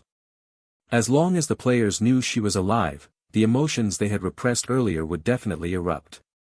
Since that was the case, why did she need to insist on appearing before them? In fact, Bai Fu was quite grateful for the officials' move this time. It further pushed down the players' emotions, and not only that, it pushed the "Is Bai Fu dead or alive?" topic to peak popularity. Many internet jokers who hadn't cared about her fate were drawn in and began joining the no-prize guessing game in the community. When the game reopens, when the players log in and see the monument, what will they feel? Bai Fu looked forward to it greatly. Serve it up quickly, she could hardly wait any longer. 38, First Enhancement, Blood of Evolution. In Section C of Level B3 at the Truth Society's main base, within what appeared to be an ordinary laboratory. Cold-toned light poured down from the embedded ceiling light strips, casting a sterile glow over the already frigid machinery-filled room, making it appear even more desolate. When the time on the oval clock hanging on the wall reached 4:12, accompanied by a faint pneumatic hum from the door opening, a nondescript-looking man walked in from outside. He was the president of the Truth Society, known as one of the most dangerous people in the world, ranked number 1 on the dark web bounty list alongside the other 4 leaders of the 5 major powers. Has Yulia woken up? The president asked emotionlessly toward the lab coat beside the circular machine. The lab coat replied, she just woke up 10 minutes ago, but her mental state isn't great. Her mental state doesn't matter. I have questions for her. Half an hour ago, the president had received intelligence from a spy embedded within the gene primordials. He had learned that the strike squad sent to the abandoned cooling plant had been completely wiped out. The gene primordials had urgently convened a meeting, preparing to launch a new wave of attacks against the Truth Society. He urgently wanted to know what exactly had happened at the abandoned cooling plant. The lab coat nodded, then reached out and operated the circular machine. Soon, the heavy rectangular monitor in front of them lit up, and in the center of the screen appeared Yulia. Different from her spirited appearance at the abandoned cooling plant, this Yulia looked sluggish. She wore a white hospital gown, her neck shackled to the bed frame by a silver metal collar. Her forehead, wrists, and ankles were all affixed with red and blue lines. The president got straight to the point. Tell me everything you experienced at the abandoned cooling plant. Yulia slowly opened her eyes and began explaining. A group of unidentified outsiders appeared at the abandoned cooling plant, suspected to have been sent by the gene primordials. Number 7 disobeyed my orders and insisted on teaching them a lesson, which ended up exposing our presence. Those outsiders then coordinated with the gene primordials agents and launched an assault on the Wildfire gang. And then you all died. Those outsiders had no fear of death. Even when I took control of their comrades, they didn't flinch. Under their relentless assault, my doppelganger due to insufficient strength broke down under the control, allowing someone to break free. They seized that opportunity and killed my doppelganger. Yulia spoke carelessly. When she brought up Bai Fu, she deliberately blurred the details, avoiding saying that Bai Fu had broken free of control herself. Instead, she made it sound like she had accidentally loosened control over Bai Fu. Just as she expected, the president paid no attention to Bai Fu. So you're saying that the doppelganger I gave you was too weak, and that's why this mission failed? The president stepped forward and placed his right hand on the top of the monitor. Yulia, you must want to kill me, slice my flesh off inch by inch. Yulia made no comment. The president narrowed his eyes. Normally, I'd ignore your subtle cues. But this time, I want to do something different. Ed, give Yulia a stronger doppelganger. The lab coat named Ed was taken aback. President, that's not appropriate. What if she turns around and tries to kill you once she gets a new one? Relax. The president remained composed. She's a smart one. Until she's sure those acquaintances back home are safe, she won't make a move. Isn't that right, Yulia? Yulia simply closed her eyes. The president chuckled. The Truth Society is vast, filled with all kinds of people. I don't care about your past, don't care what you want. As long as you can help me reach the truth, even if you want to kill me, I can turn a blind eye. At this point, he suddenly paused, as if preparing an emotional beat. Yulia, if you want to kill me, then complete the missions I assign you. For every mission you complete, I'll give you a stronger doppelganger. Once you've completed everything I ask, I don't mind setting you free. Then you can come for your revenge. Yulia was so furious her molars nearly shattered. This taunt maxed out the humiliation, but in her current situation, she truly had no choice but to endure and continue working for the Truth Society. Fortunately, she still had a counterplan. If she could capture Bai Fu, if she could understand why Bai Fu could break her control, the tide would turn. By then, she would make the president of the Truth Society pay for his arrogance. You, synchronize her with the experiment data, then immediately begin a new experiment. After giving Ed his instructions, the president left the lab directly. He had a new assignment for the combat units. Eliminate Bai Fu, Yago, and Xiaoshi. I will dispatch assassins immediately and have our spy embedded with Lin assist the operation. Leave the purge to me, President, please rest assured. The president nodded in satisfaction. Can't kill the Gene Primordial's leader, but can't even kill 3 lackeys. He didn't dwell on it. He had too many tasks. His focus had to stay on military strategy. The Truth Society was about to launch an unprecedented assault on the Gene Primordials. Because she didn't know when the player would return, Bai Fu took immediate action upon meeting Yago and Xiaoshi. She had originally planned to spend a full day building the monument, but she still underestimated her popularity at the abandoned cooling plant after the insect tide incident. She was now the savior. Just standing by the roadside drew greetings from several passers-by, some even offering her food. Once people learned she was building a monument for the player, a large group of scavengers quickly stepped forward and offered to help. With the scavengers' assistance, she completed the construction of the monument in just half a day. This should do it. Before leaving, Bai Fu specially placed several paper flowers folded by Anya in front of the monument, adding a touch of solemnity to the tribute. Now all that remained was to wait for the game to finish updating, so the player could come back online. While she waited, Bai Fu encountered an uninvited guest. Boss? Why are you here? The Wildfire Gang boss stood at the door with a bitter face, as if someone owed him $1 million. Bai Fu suspected that her sneaky coin farming operation in the Wildfire Gang had been exposed, but that couldn't be, right? The Wildfire Gang didn't have surveillance, and she had triple-checked that no one was around at the time. In any case, if it really was exposed, she would have no choice but to send the Wildfire Gang boss on his way. In the past, she definitely wasn't a match for the Wildfire Gang boss. But times had changed. Now, her constitution stat was as high as 29, and she had even snatched 2 vials of blood potion from Yulia's laboratory. That should be enough to wear down someone on par with number 7 and number 9 like the Wildfire Gang boss until he dropped. However, things took a turn that caught her off guard. I came to say goodbye. Goodbye? Bai Fu was stunned. The Wildfire Gang boss gave a bitter smile. I've had dealings with the Truth Society. Once the Gene Primordial's reinforcements arrive tomorrow, I'll be the first one they arrest. This might be the last time we see each other. Wait. Boss, are you planning to run? I'm not running. If the Gene Primordials catch me, I might still have a chance to live. But if the Truth Society catches me, I'm done for. Whatever, let's not talk about this. The Wildfire Gang boss stared at Bai Fu. Right now, he was simply filled with emotion mixed with a hint of pride. Yes, pride. Back when Chao Wenliang was targeting Bai Fu, he had already seen her potential, believing she could take over the Wildfire Gang after he joined the Truth Society, and lead it to new heights. And he was absolutely right. Bai Fu had proven herself again and again. During the insect tide incident, she had stepped forward to end the threat, becoming the savior of the abandoned cooling plant. With such performance, how could she not make a great wildfire gang boss? This only proved that although he lost, he wasn't wrong. His judgment was flawless. The real fools were those three idiots in the Truth Society. It was the timing that tripped him up. The world itself had been against him. What a shame. The wildfire gang boss shook his head. Bai Fu, I had planned to hand over the wildfire gang to you after joining the Truth Society. I've always believed in your potential.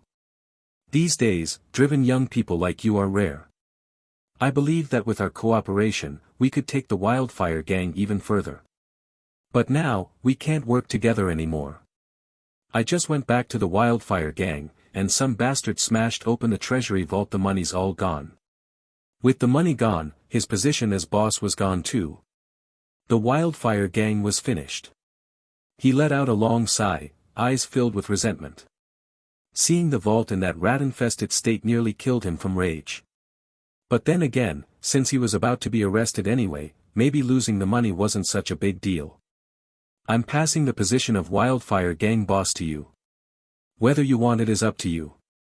Oh, and here's the last of my savings. If I keep it, the gene primordials will just confiscate it, so I might as well give it to you. As he spoke, the wildfire gang boss pulled out a card, saying it still had 30,000 credit coins. When Bai Fu took the card, her expression turned bizarre. She knew he had a personal stash, but she never imagined the wildfire gang boss would hand it over to her voluntarily, and even less so that, at the end, he'd transfer the entire faction to her. But this faction transfer wasn't something to be taken lightly. With it, she could assign more people to work for her. She could also use the faction identity to craft deeper personal narratives, drawing more players toward her. Bai Fu was so touched she could barely speak. The wildfire gang boss, he really was the best. She was crying her eyes out. What did people mean by top rank big bro? This was it. Big bro Biao was nothing compared to the wildfire gang boss. If she ever escaped Origin Star and ventured into a broader world, 1/3 of the credit would go to the wildfire gang boss. Boss, I'll never forget you. The wildfire gang boss nodded with a smile. That's all I ask. Alright, it's getting late. I won't stay and risk dragging you down with me. He turned and walked away, muttering, what a shame, as he went. A few minutes later, his figure finally disappeared around the corner. Bai Fu slipped the card into her pocket and opened the faction system. As faction leader, she now had full control over its settings. Let's change the name first. No way she was going to keep calling it the Wildfire Gang. Bai Fu renamed the faction from Wildfire Gang to Garden of Silence. Don't get the meaning. Good, you're not supposed to. Bai Fu didn't understand it either. She was aiming for that mysterious and profound vibe. Only then could she better con the players. After renaming, she shut down the faction system. The rest didn't matter for now. Once she lured in more recruits, she'd adjust things slowly. She closed the door and returned inside. After sitting for barely 10 minutes, she suddenly received a new game prompt. Plot participation confirming, 0%, 23%, 100%.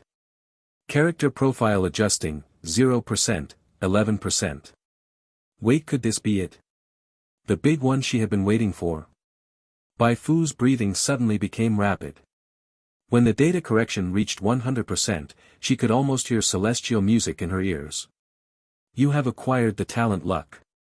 Luck, your innate fortune surpasses ordinary people. When making checks, success rate plus 10%. It happened, it was here. The upgrade she had been waiting for finally arrived.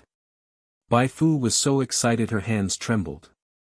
This meant her strategy of boosting popularity to strengthen herself was completely correct. Although the game hadn't granted her a special template or new background setting, this luck talent came at the perfect time. An additional 10% success rate meant she could now fully absorb the enhancement potion made by Yulia. Bai Fu quickly took out the enhancement potion. As she expected, the description in the additional effects had changed. A plus 10%, now followed the original 90%. She decisively drank the entire potion in one gulp. This time, it took her a full hour for the enhancement progress bar to reach 100%. During the process, her body intermittently experienced needle-like pain, but that level of suffering was entirely worth it. After unlocking the Blood of Evolution template, all her stats received a massive boost.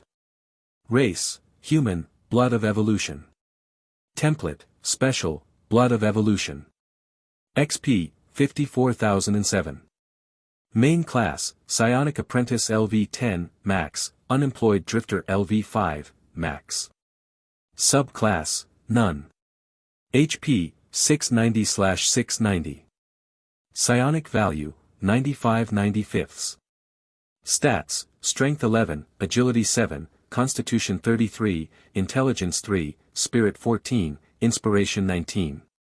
Skills, Fanaticism LV3, Hardening LV1, Psionic Vision, Innate Psionics LV1, Basic Inspiration Specialization, Power Surge, Inferior, Multiplier Boost, Inferior. Psionic Boil, when attacking, convert 10% of psionic value into equivalent base physical damage. This damage benefits from critical hit bonuses. Talent, Luck. Knowledge Chain, Psionic Knowledge Chain, 4. Title, Wildfire, HP plus 30. Stat points, 0. Reputation, 3. Faction, Garden of Silence, Faction Reputation Max. Looking at the massively increased HP bar, Bai Fu could hardly stop smiling. She was now strong enough to take on 2 or 3 of her former self. This was the true power of an advanced template. Alright, next up, I need to keep grinding player favorability. Bai Fu already had a plan. After earning some goodwill with the monument, she would use the profession knowledge book she had taken from the Wildfire gang to help players level up. Give them a few perks, then use the faction system and her fabricated backstory to command them to work for her. The next day, near noon, the reinforcements from the Gene Primordials arrived at the abandoned cooling plant in Grand Formation. As soon as they got out of their vehicles, they arrested the Wildfire gang boss and summoned Yago and Xiaoshi for questioning. Upon learning of Bai Fu's existence, they called her over as well. They asked a few simple questions and, upon confirming she had no connection to the Truth Society, immediately stated that the director of Division 4 would personally commend her, and hoped she could accompany them to Lin. Bai Fu naturally agreed. The Wildfire gang had collapsed, Yulia's doppelganger had been killed. There was nothing left for her at the abandoned cooling plant. It was better to head to Lin early, where she could also try to get advanced knowledge books from Division 4. Thank you for your cooperation. The Gene Primordials reinforcements swept the area around the abandoned cooling plant and thoroughly ransacked the Wildfire gang. After confirming nothing was left, they departed by vehicle that same night. While Bai Fu and Anya hitched a ride to Lin, the official account of Beyond the Stars finally released its new promotional video. When Stars Shine Bright. The trailer immediately went viral upon release. This wasn't just any ordinary trailer, it featured footage submitted by players themselves. As such, many players had been eagerly anticipating it even before it aired. How great would it be if the footage you filmed, or your favorite NPC, appeared in the trailer? The moment the trailer dropped, a tidal wave of players opened the video and flooded the screen with live stream comments. Whoa, they picked it, they really picked it. It's that epic scene of Fu grabbing Excavation Princess by the neck and lifting her up. Wait a minute, that's not the only clip. Her farewell scene before the insect tide hit is in there too. Excavation Princess totally scored, getting featured twice. A crowd of players celebrated until a comment popped up. Cool scenes, yeah, but is Fu still alive? Damn. That one question completely stunned Bai Fu's fans. They'd been worrying about that ever since the game went offline. Some posted analyses in the community, others left messages for the developers, but no one could confirm anything. And since the officials still hadn't responded, their hearts grew heavier and heavier. Fu might really be gone. No, please no. Excavation Princess, who usually loved posting in the community, had now shut it down entirely. It wasn't because she feared being trolled, it was because she didn't dare read anyone's theories. If she saw the words, Bai Fu is dead, she might pass out from anger. Restart the server already, why isn't it live yet? I need to log in and check right away. Finally, after a long wait, the game reopened. Excavation Princess didn't waste a second and immediately logged in. After reviving at the respawn point, she rushed straight to Bai Fu's house only to find it completely empty. No way. Excavation Princess felt her heart drop. The real gut punch came from a passing conversation between two scavengers. As she walked, their voices reached her ears. I heard Bai Fu left. Yeah, she left. Excavation Princess couldn't hear anything after that. In her mind, only one phrase echoed left. Didn't left mean died, but more euphemistically. Excavation Princess broke down. She shouted and took off running. She had no destination, just ran aimlessly. But perhaps due to subconscious memory, she ended up in a familiar place, the spot where she had first met Bai Fu. That was supposed to be the start of a legend, yet in the end, it had all turned to dust. Why did it have to end like this? As Excavation Princess walked, she came to a halt. Her path was blocked by a stone monument. Was this monument here before? She took a few steps forward and squinted. There were words engraved on it. In memory of the heroes who sacrificed themselves to save the abandoned cooling plant Bai Fu. Excavation Princess froze. 39, surge in popularity. Damn, I'm surrounded by Bai Fu. Excavation Princess wondered if she had seen it wrong. She staggered back several steps, then rubbed her eyes hard. When she reopened them, the stone steely taller than a person still stood before her, and the inscription on it remained just as she had seen moments ago. She was certain that this stele hadn't been in the alley earlier. In other words, it had been erected recently, and it had been erected by Bai Fu. Otherwise, the signature on the inscription wouldn't be Bai Fu. Fu isn't dead. As this thought surfaced, even her breathing froze. This discovery completely caught her off guard, yet it struck at the deepest longing in her heart. She stood there in a daze for a while, then suddenly pinched her right thigh. This wasn't the time to space out. She had to quickly find a passerby NPC and ask about the situation, lest she got excited for nothing. Excavation Princess dashed out of the alley. Her luck wasn't bad. She had only run past 2 streets when she encountered a passing scavenger. She hurriedly stopped the scavenger. Hello, I am. The scavenger froze. Aren't you that outsider who directed our retreat the other day? So you're not dead after all. Bai Fu was worried sick about you yesterday. At those words, Excavation Princess let out a long breath, followed by an excitement she couldn't conceal. Fu really isn't dead. She tried her best to restrain herself, but the smile at the corners of her mouth gave her away. Can you tell me what happened these past couple of days? And where did Fu go? I just went to her house looking for her, but she wasn't there. It's like this. The scavenger told Excavation Princess everything he knew. After learning how Bai Fu had believed the player was dead and would never return, Excavation Princess was stunned. If she had idolized Bai Fu before because Bai Fu could bring her tremendous popularity and help her go further in her career as a game content creator, then the situation had changed slightly now.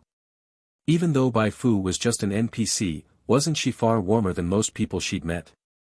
Her heart had been touched. To Excavation Princess, Bai Fu was no longer merely a simple NPC, but a virtual companion with whom genuine emotion could be exchanged. Damn it, she was fired up. Excavation Princess was now full of fighting spirit. After lying low for a day, this was the perfect moment for the Dragon King's return to fiercely slap back at those mockeries with green garlic. After bidding farewell to the scavenger, she immediately opened her live stream. In the Starplay Society, inside a post discussing whether Bai Fu was truly dead, players were casually chatting. Looks like Excavation Princess took a hard hit from this one. Haven't seen her show up in hours. Who wouldn't be down after something like that? The game's already back online. Has anyone confirmed Bai Fu's status? As the conversation continued, a new reply suddenly popped up. Excavation Princess is live. Everyone go watch. That shout instantly attracted a crowd of trolls and Bai Fu fans. They swarmed in all at once, and within just 2 or 3 minutes of going live, over 10,000 people had already gathered in Excavation Princess's livestream. The players who flooded in sensed something off. Excavation Princess was sitting on a rock, her expression tense. She didn't speak or make any unnecessary movements, she was simply playing videos. All the videos were about Bai Fu, and they were played in chronological order. From being rescued by Bai Fu in the alley, to teaming up with Bai Fu to take down Big Bro Biao, to somehow accepting the assassination quest targeting Bai Fu, to Bai Fu being forced by Chao Wenliang to strike at the player, and finally to Bai Fu risking exposure to warn the player at the base. What is Digging Treasure doing? Is this the new era of performance art? A cyber memorial hall? The watching players were utterly confused, but no matter how puzzled they were, they kept watching, curious to see what kind of scheme Excavation Princess was pulling. As the scenes flashed by one after another, the emotions in the live stream gradually began to stir. Digging Treasure, my condolences. What a shame. Why did Bai Fu have to die? Damn the Truth Society, I'll fight you to the bitter end in blood and fire. Until the scene flashed where Bai Fu, smiling, handed the induction bait to Starfish Bro and then leapt off the pickup alone to stop over 30 Type 2 amoebas. Excavation Princess's face was already full of emotion. Honestly, not long ago I thought the same as everyone else that this was the end of the story. Bai Fu appeared like a beam of light, then turned into a streak of radiance saving the abandoned cooling plant. Though the story was short, at least it had a beginning and end and moved the heart. But she suddenly went quiet and walked toward a small alley. You all have no idea what I found here. This hooked the players' curiosity completely. They followed in Excavation Princess's footsteps to explore the alley, and as they went along, they discovered a stone stele had appeared in the middle of it. Is this what Digging Treasure was talking about? It's just a stele, what's so weird? Don't tell me it's related to a hidden quest. Don't say it, could this be Fufu's gravestone? Come on, who puts a gravestone in the middle of a road? Seeing the livestream comments floating on the virtual screen, Excavation Princess knew the timing was perfect. She stopped. I'm not going any further. You all look for yourselves. She locked the camera on the stele, then zoomed in until the text on the stone was clearly visible in the livestream. To commemorate the brave ones who sacrificed themselves to save the abandoned cooling plant. Bai Fu. Including Bai Fu, there were a total of 22 large characters. Recalling the video clips that Excavation Princess had just played, at that moment the players felt they weren't looking at text, but at 22 bullets, each one shooting straight through the virtual screen and slamming directly into their hearts. Bang! Bang bang bang! Anyone with a brain could understand what a signature from Bai Fu meant. Yes, Bai Fu wasn't dead. This news alone was explosive, but combined with the inscription on this memorial, its impact was akin to a supervolcanic eruption, blasting the live chat into silence for several seconds. First to fall were the players who loved Bai Fu. They had worried for hours, and now this sudden good news made them jump for joy. Who had time to type in chat? Next to be struck were the players who had been unhappy because their favorite NPCs were overshadowed by Bai Fu's popularity. They felt utterly defeated. At this moment, one thought emerged in all their minds. It's over. Bai Fu's popularity is going to skyrocket. Unless a more uniquely compelling NPC shows up in the next plotline, if Bai Fu enters the popular female NPC contest, every other NPC will have to settle for second place. Lastly came the blow to the trolls. They came to watch Excavation Princess flop, but instead witnessed something earth-shattering. An NPC building a monument for players. This was the first time most had ever seen such a thing. Even bystanders felt a thrill. Who doesn't like to be respected and held in high regard? Very soon, the trolls started enjoying themselves again. Trolls go wherever the fun is. Even though they couldn't troll Excavation Princess now, this event was so hot they weren't worried about finding more fun elsewhere. Awesome awesome awesome. You can always trust Fufu, the NPC who cares the most about players, and also their strongest support. Hahaha, I knew it. Fufu wouldn't die so easily. I declare, the story developer is a god today. Watching her live stream instantly flood with comments, Excavation Princess smiled slightly. No rush, she still had one trump card. Don't you all find this alley kinda familiar? Familiar? A sharp-minded player finally caught on. Holy crap, isn't this where Fu and Digging Treasure met for the first time? As soon as that message popped up, the comment flood in Excavation Princess's livestream hit a new peak. I knew it.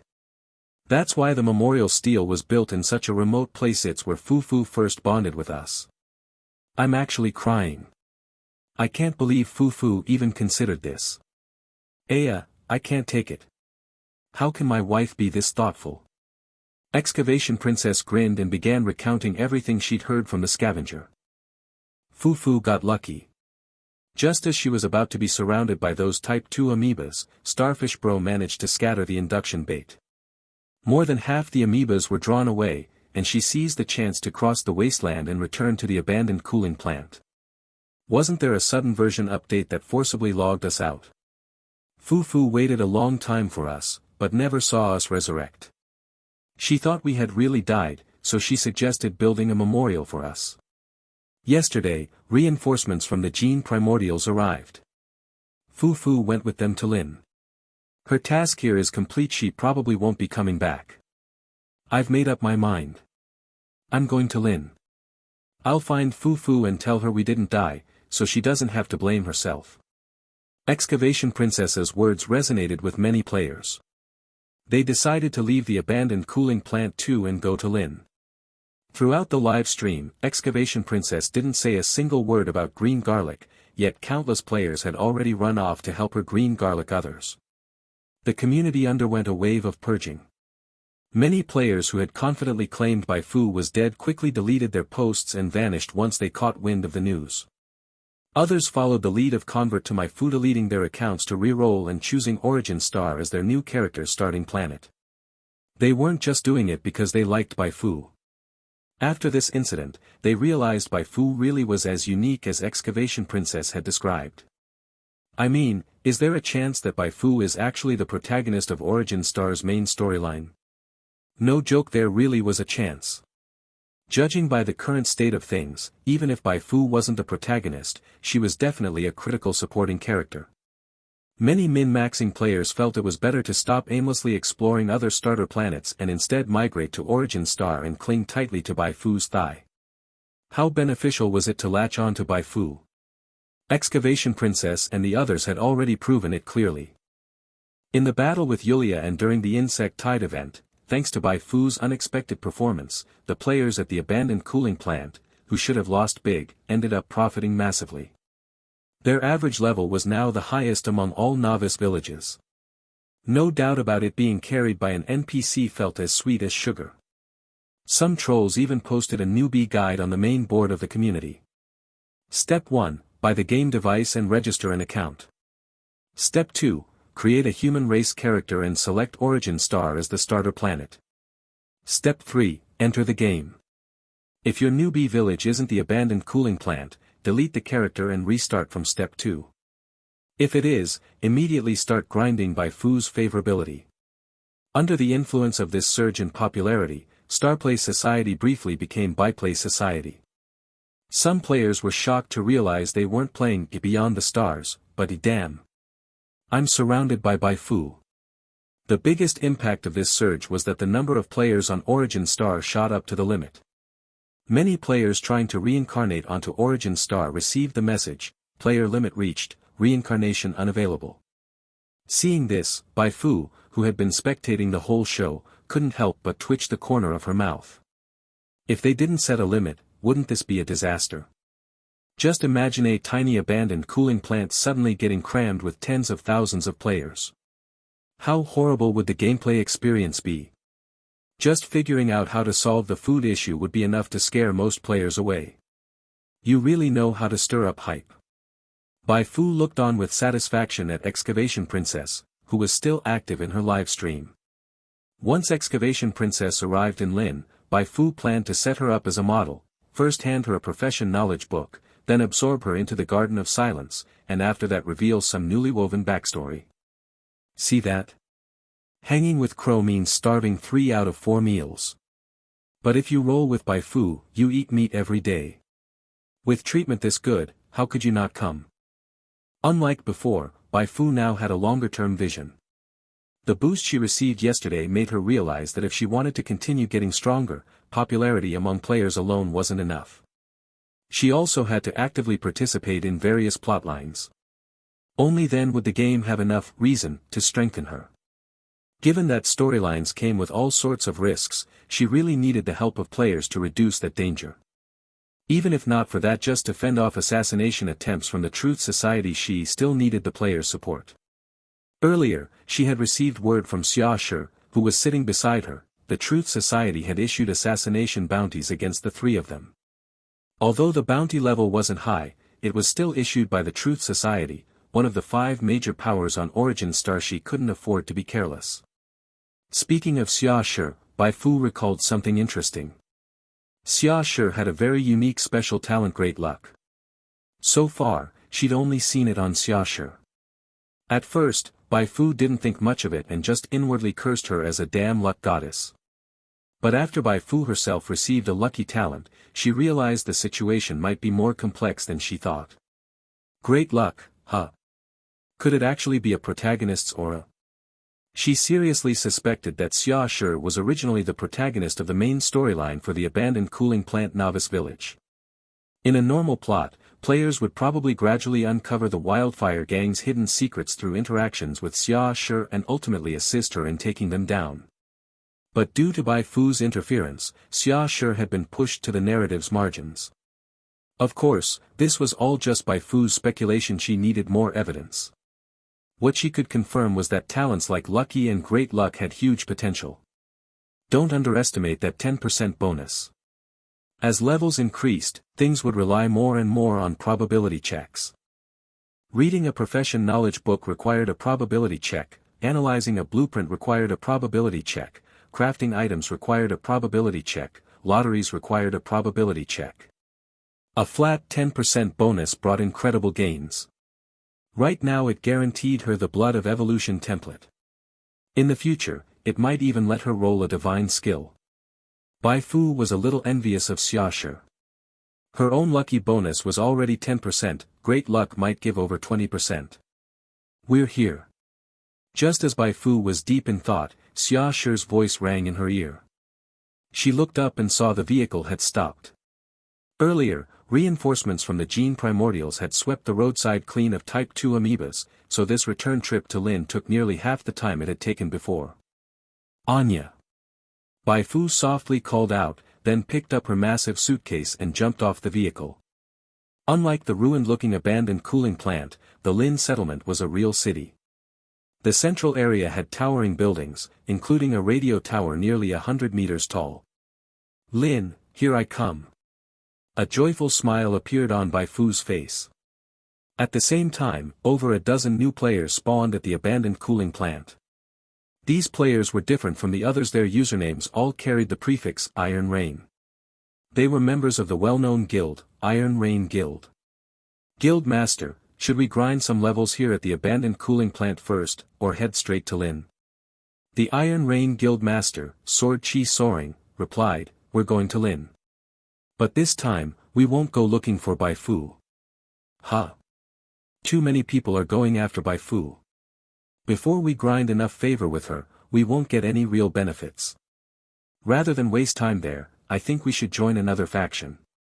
Should we join the Gene Primordials? No, we're joining the Truth Society. No one wants to join them right now. That means we'll be the first batch in and can monopolize all their quests. Besides, Sword Chi Soaring laughed heartily. Bai Fu is a key character in the main storyline. If we help the Truth Society go after her, we're sure to rake in a ton of faction contribution points. With Excavation Princess and the others streaming every day, we'll have no shortage of Bai Fu intel. 40. A new breakthrough, unlocking the advanced class. By the time Bai Fu arrived in Lin, it was already 8 o'clock in the evening. Since it was late, the meeting with the head of Division 4 had been postponed to the following day. Then let's find a place to stay for the night first. After sitting in a vehicle all day, she herself wasn't tired, but it was a different story for Anya. If Bai Fu hadn't been holding her hand the whole time, she probably would have flopped right onto the road at some point. Seeing that Bai Fu was about to leave, Xia Shi quickly called out to her, "If you don't mind, you can move into my place for now. It's pretty spacious, and it's close to Division 4. No matter how arrogant the Truth Society people are, they wouldn't dare stir up trouble there." Bai Fu paused. She had originally been looking for a chance to get close to Xia Shi and see if she could trigger some plot-related quests from her. She hadn't expected Xia Shi to approach her proactively. Why would she turn that down? No way, she'd be scared Xia Shi might try something more thrilling than the game itself, right? What a joke. She was super brave, okay? With her current stats, it would be impressive enough if she didn't end up teaching Xia Shi how to ride Duolang instead. That would be a big help. Thank you. Bai Fu dragged her large suitcase and came to Xia Shi's home together with Anya. Xia Shi's residence was a 3-bedroom unit, with an actual usable area of over 100 square meters, not counting shared spaces. Although the interior decor was in typical Syrian style, the sheer space alone was enough to make anyone envious. The treatment at the Gene Primordials Intelligence Bureau is this good? They even assign such spacious housing. Xia Shi casually tossed her coat onto the sofa. The treatment's just as so. I bought this place myself. So she was a rich lady. No wonder she dared to pick mechanic as her class. In Beyond the Stars, the mechanic was unquestionably a tycoon class. Although early on it wasn't much different from other classes. In fact, it even had several damage bonuses in terms of shooting. Once advanced classes and the blueprint crafting system were unlocked, the class turned into a full-on, no money, no play, tycoon class. A commoner would slave away just to handcraft a single mech, and before they even had a couple hours of fun, it'd get turned into scrap by a passing body cultivation style player. But it was different for tycoons. They just mass-produce dozens or even hundreds of mechs, slap on a few particle beam spears in the back, and it didn't matter what kind of build you were, you'd be vaporized in no time. Of course, Tycoon had multiple layers of meaning for players. Having money could buy you blueprints and knowledge chains for the mechanical system, but money alone wasn't enough. One also had to invest a massive amount of XP to level up blueprints, combine them, and upgrade various passive skills. So despite how flashy the mechanic looked when maxed out, there weren't many players who were actually willing to take it up. Bai Fu had been one of those deterred. She had neither the money, nor the ability to use her knowledge of the plot to fish for all sorts of benefits.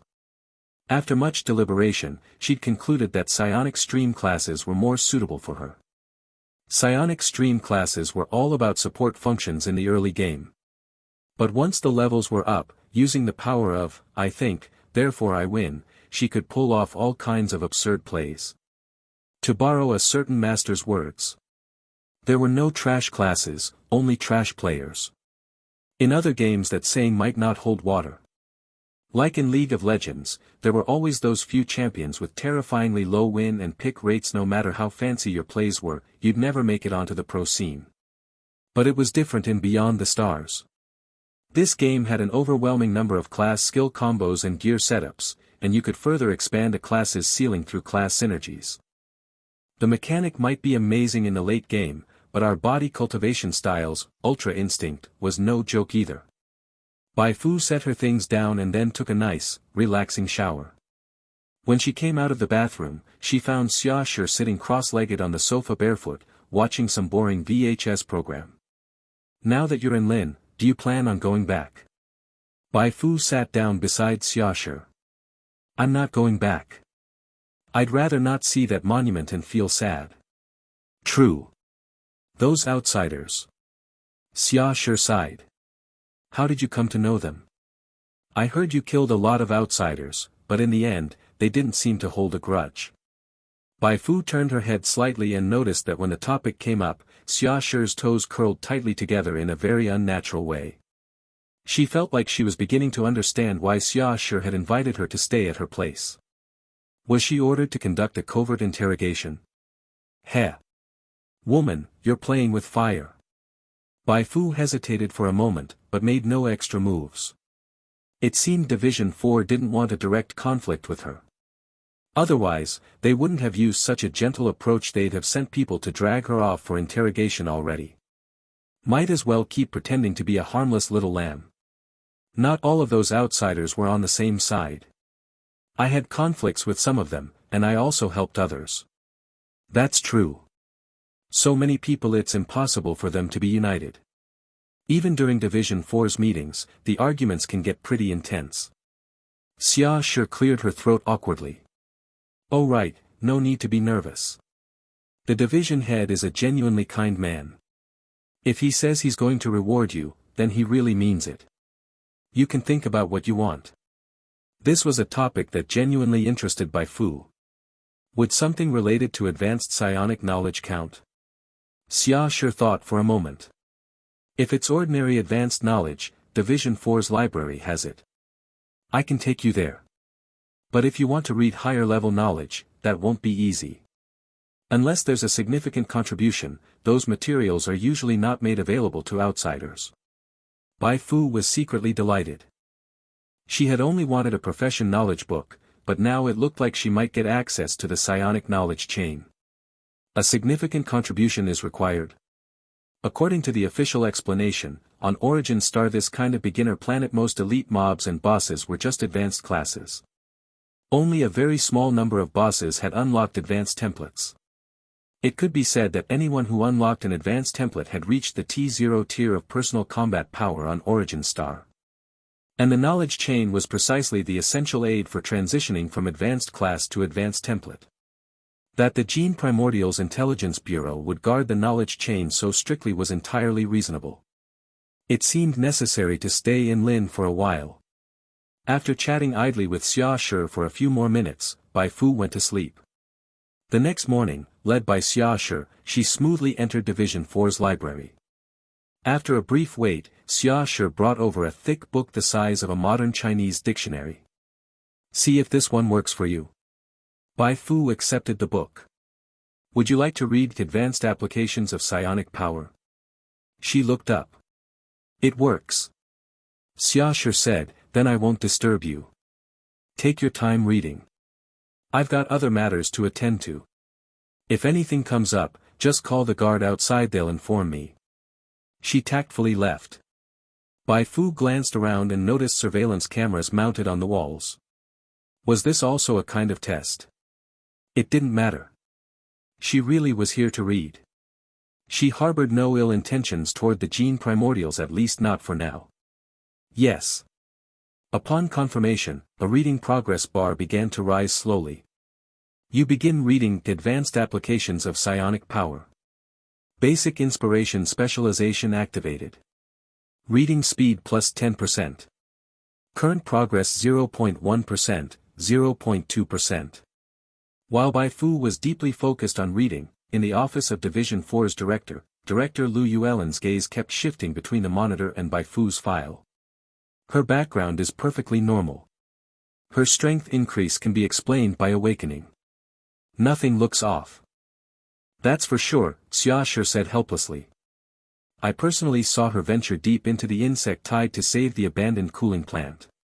I also personally saw her erect a monument for those outsiders. Who wouldn't praise someone like that?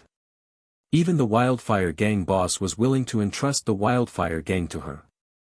I really didn't expect Uncle Lu that you all would suspect her of any problem. Lu Yuelin chuckled. Better safe than sorry. But you're right. We'll set the investigation aside for now. Let her continue staying at your place. That'll also make it easier for us to protect her. Since the Truth Society has issued an assassination bounty, they'll definitely make a move in the near future. No problem. Xia Shi's mood visibly brightened. Lu Yuelin smiled and saw her off, then returned to examining Bai Fu's investigation report. Based on the previous investigations, it was impossible for Bai Fu to have ties to the Truth Society. After all, she'd killed Truth Society members and even let their researched medicine fall into their enemies' hands. But what if all of it was an elaborate ruse? Current progress 100%. Spend 20,000 XP to unlock the new class psionic per user. It took a full 20 minutes before Bai Fu received a new game notification. Sitting on over 50,000 XP, she pressed confirm without hesitation. You've unlocked the new class Psionic per user. Intelligence +1, Inspiration +2, Stat points +2. During reading, you've learned new skills: Chain Reaction, Battle Etiquette, Intermediate Psionic Specialization, Basic Psionic Toughness. 2 consecutive prompts appeared, sounding like heavenly music to Bai Fu's ears. It worked. After several days of effort, she had finally unlocked an advanced class and could continue leveling up. No wonder advanced classes were called Advanced Psionic per user's level cap was 20, double that of Psionic Apprentice. With each level up, the inspiration bonus had also increased from 1 to 2. Onward. Bai Fu invested another 25,000 XP into Psionic per user, raising it to LV2. Then she allocated all 4 free stat points into Constitution. Her status panel now looked like this. Main class, Psionic per user LV2, 0/30,000, lower tier class Psionic Apprentice LV10, maxed, unemployed drifter LV5, maxed. Subclass, none. HP, 770/770. Psionic value, 115/115. Stats, Strength 11, Agility 7, Constitution 37, Intelligence 5, Spirit 14, Inspiration 23. Skills. Fanaticism LV3, Hardening LV1, Psionic Vision, Innate Psionics LV1, Power Surge, Inferior, Multiplier Boost, Inferior, Psionic Boil. Chain Reaction, Bind Target B to Target A. While bound, Target B shares all of Target A's status effects. Consumes 5 psionic per minute. Cooldown, 1 second. Battle Etiquette, fighting is fun, but etiquette is essential. Once per battle, can be used on a target to force them to perform a battle salute with you, 2s. Consumes 20 psionic. Cooldown, 1 minute. Intermediate Psionic Specialization, plus 20% efficiency in learning psionic knowledge and plus 20% effectiveness of active psionic skills. Basic Psionic Toughness, when attacked, gain plus 2 inspiration checks. Talent, Luck. The stat gains from this level up weren't particularly striking, but the HP increase of 80 points was considerable. The most satisfying part, however, was the newly acquired skills. At first glance, Chain Reaction looked like a buff leeching skill, but flipped around, it could also transfer debuffs to enemies. In just a moment, Bai Fu thought of several uses. As for Battle Etiquette, it was far from a basic skill either. Superficially, it seemed like a taunt that hard-controlled the target for 2 seconds, creating damage opportunities for allies. But given that Battle Etiquette could be customized, and the activation timing could be manipulated, its potential might even surpass Chain Reaction. Bai Fu closed the book. It was time to come up with a Battle Etiquette that could significantly weaken the enemy's strength in a short time. P.S. There's one more update tonight, 3 to 4K words. Taking a short break first, then I'll try to get that written ASAP. Please stay tuned. Hello everyone! As we wrap up this video, I want to share a quick note. I have a Patreon account. If you'd like to support me and enjoy on-demand audiobooks, you can become a Patreon member. Alternatively, you can check out my Google Drive link, which has 500+ novel audiobooks available through my Ko-fi or Patreon shop. I appreciate your support.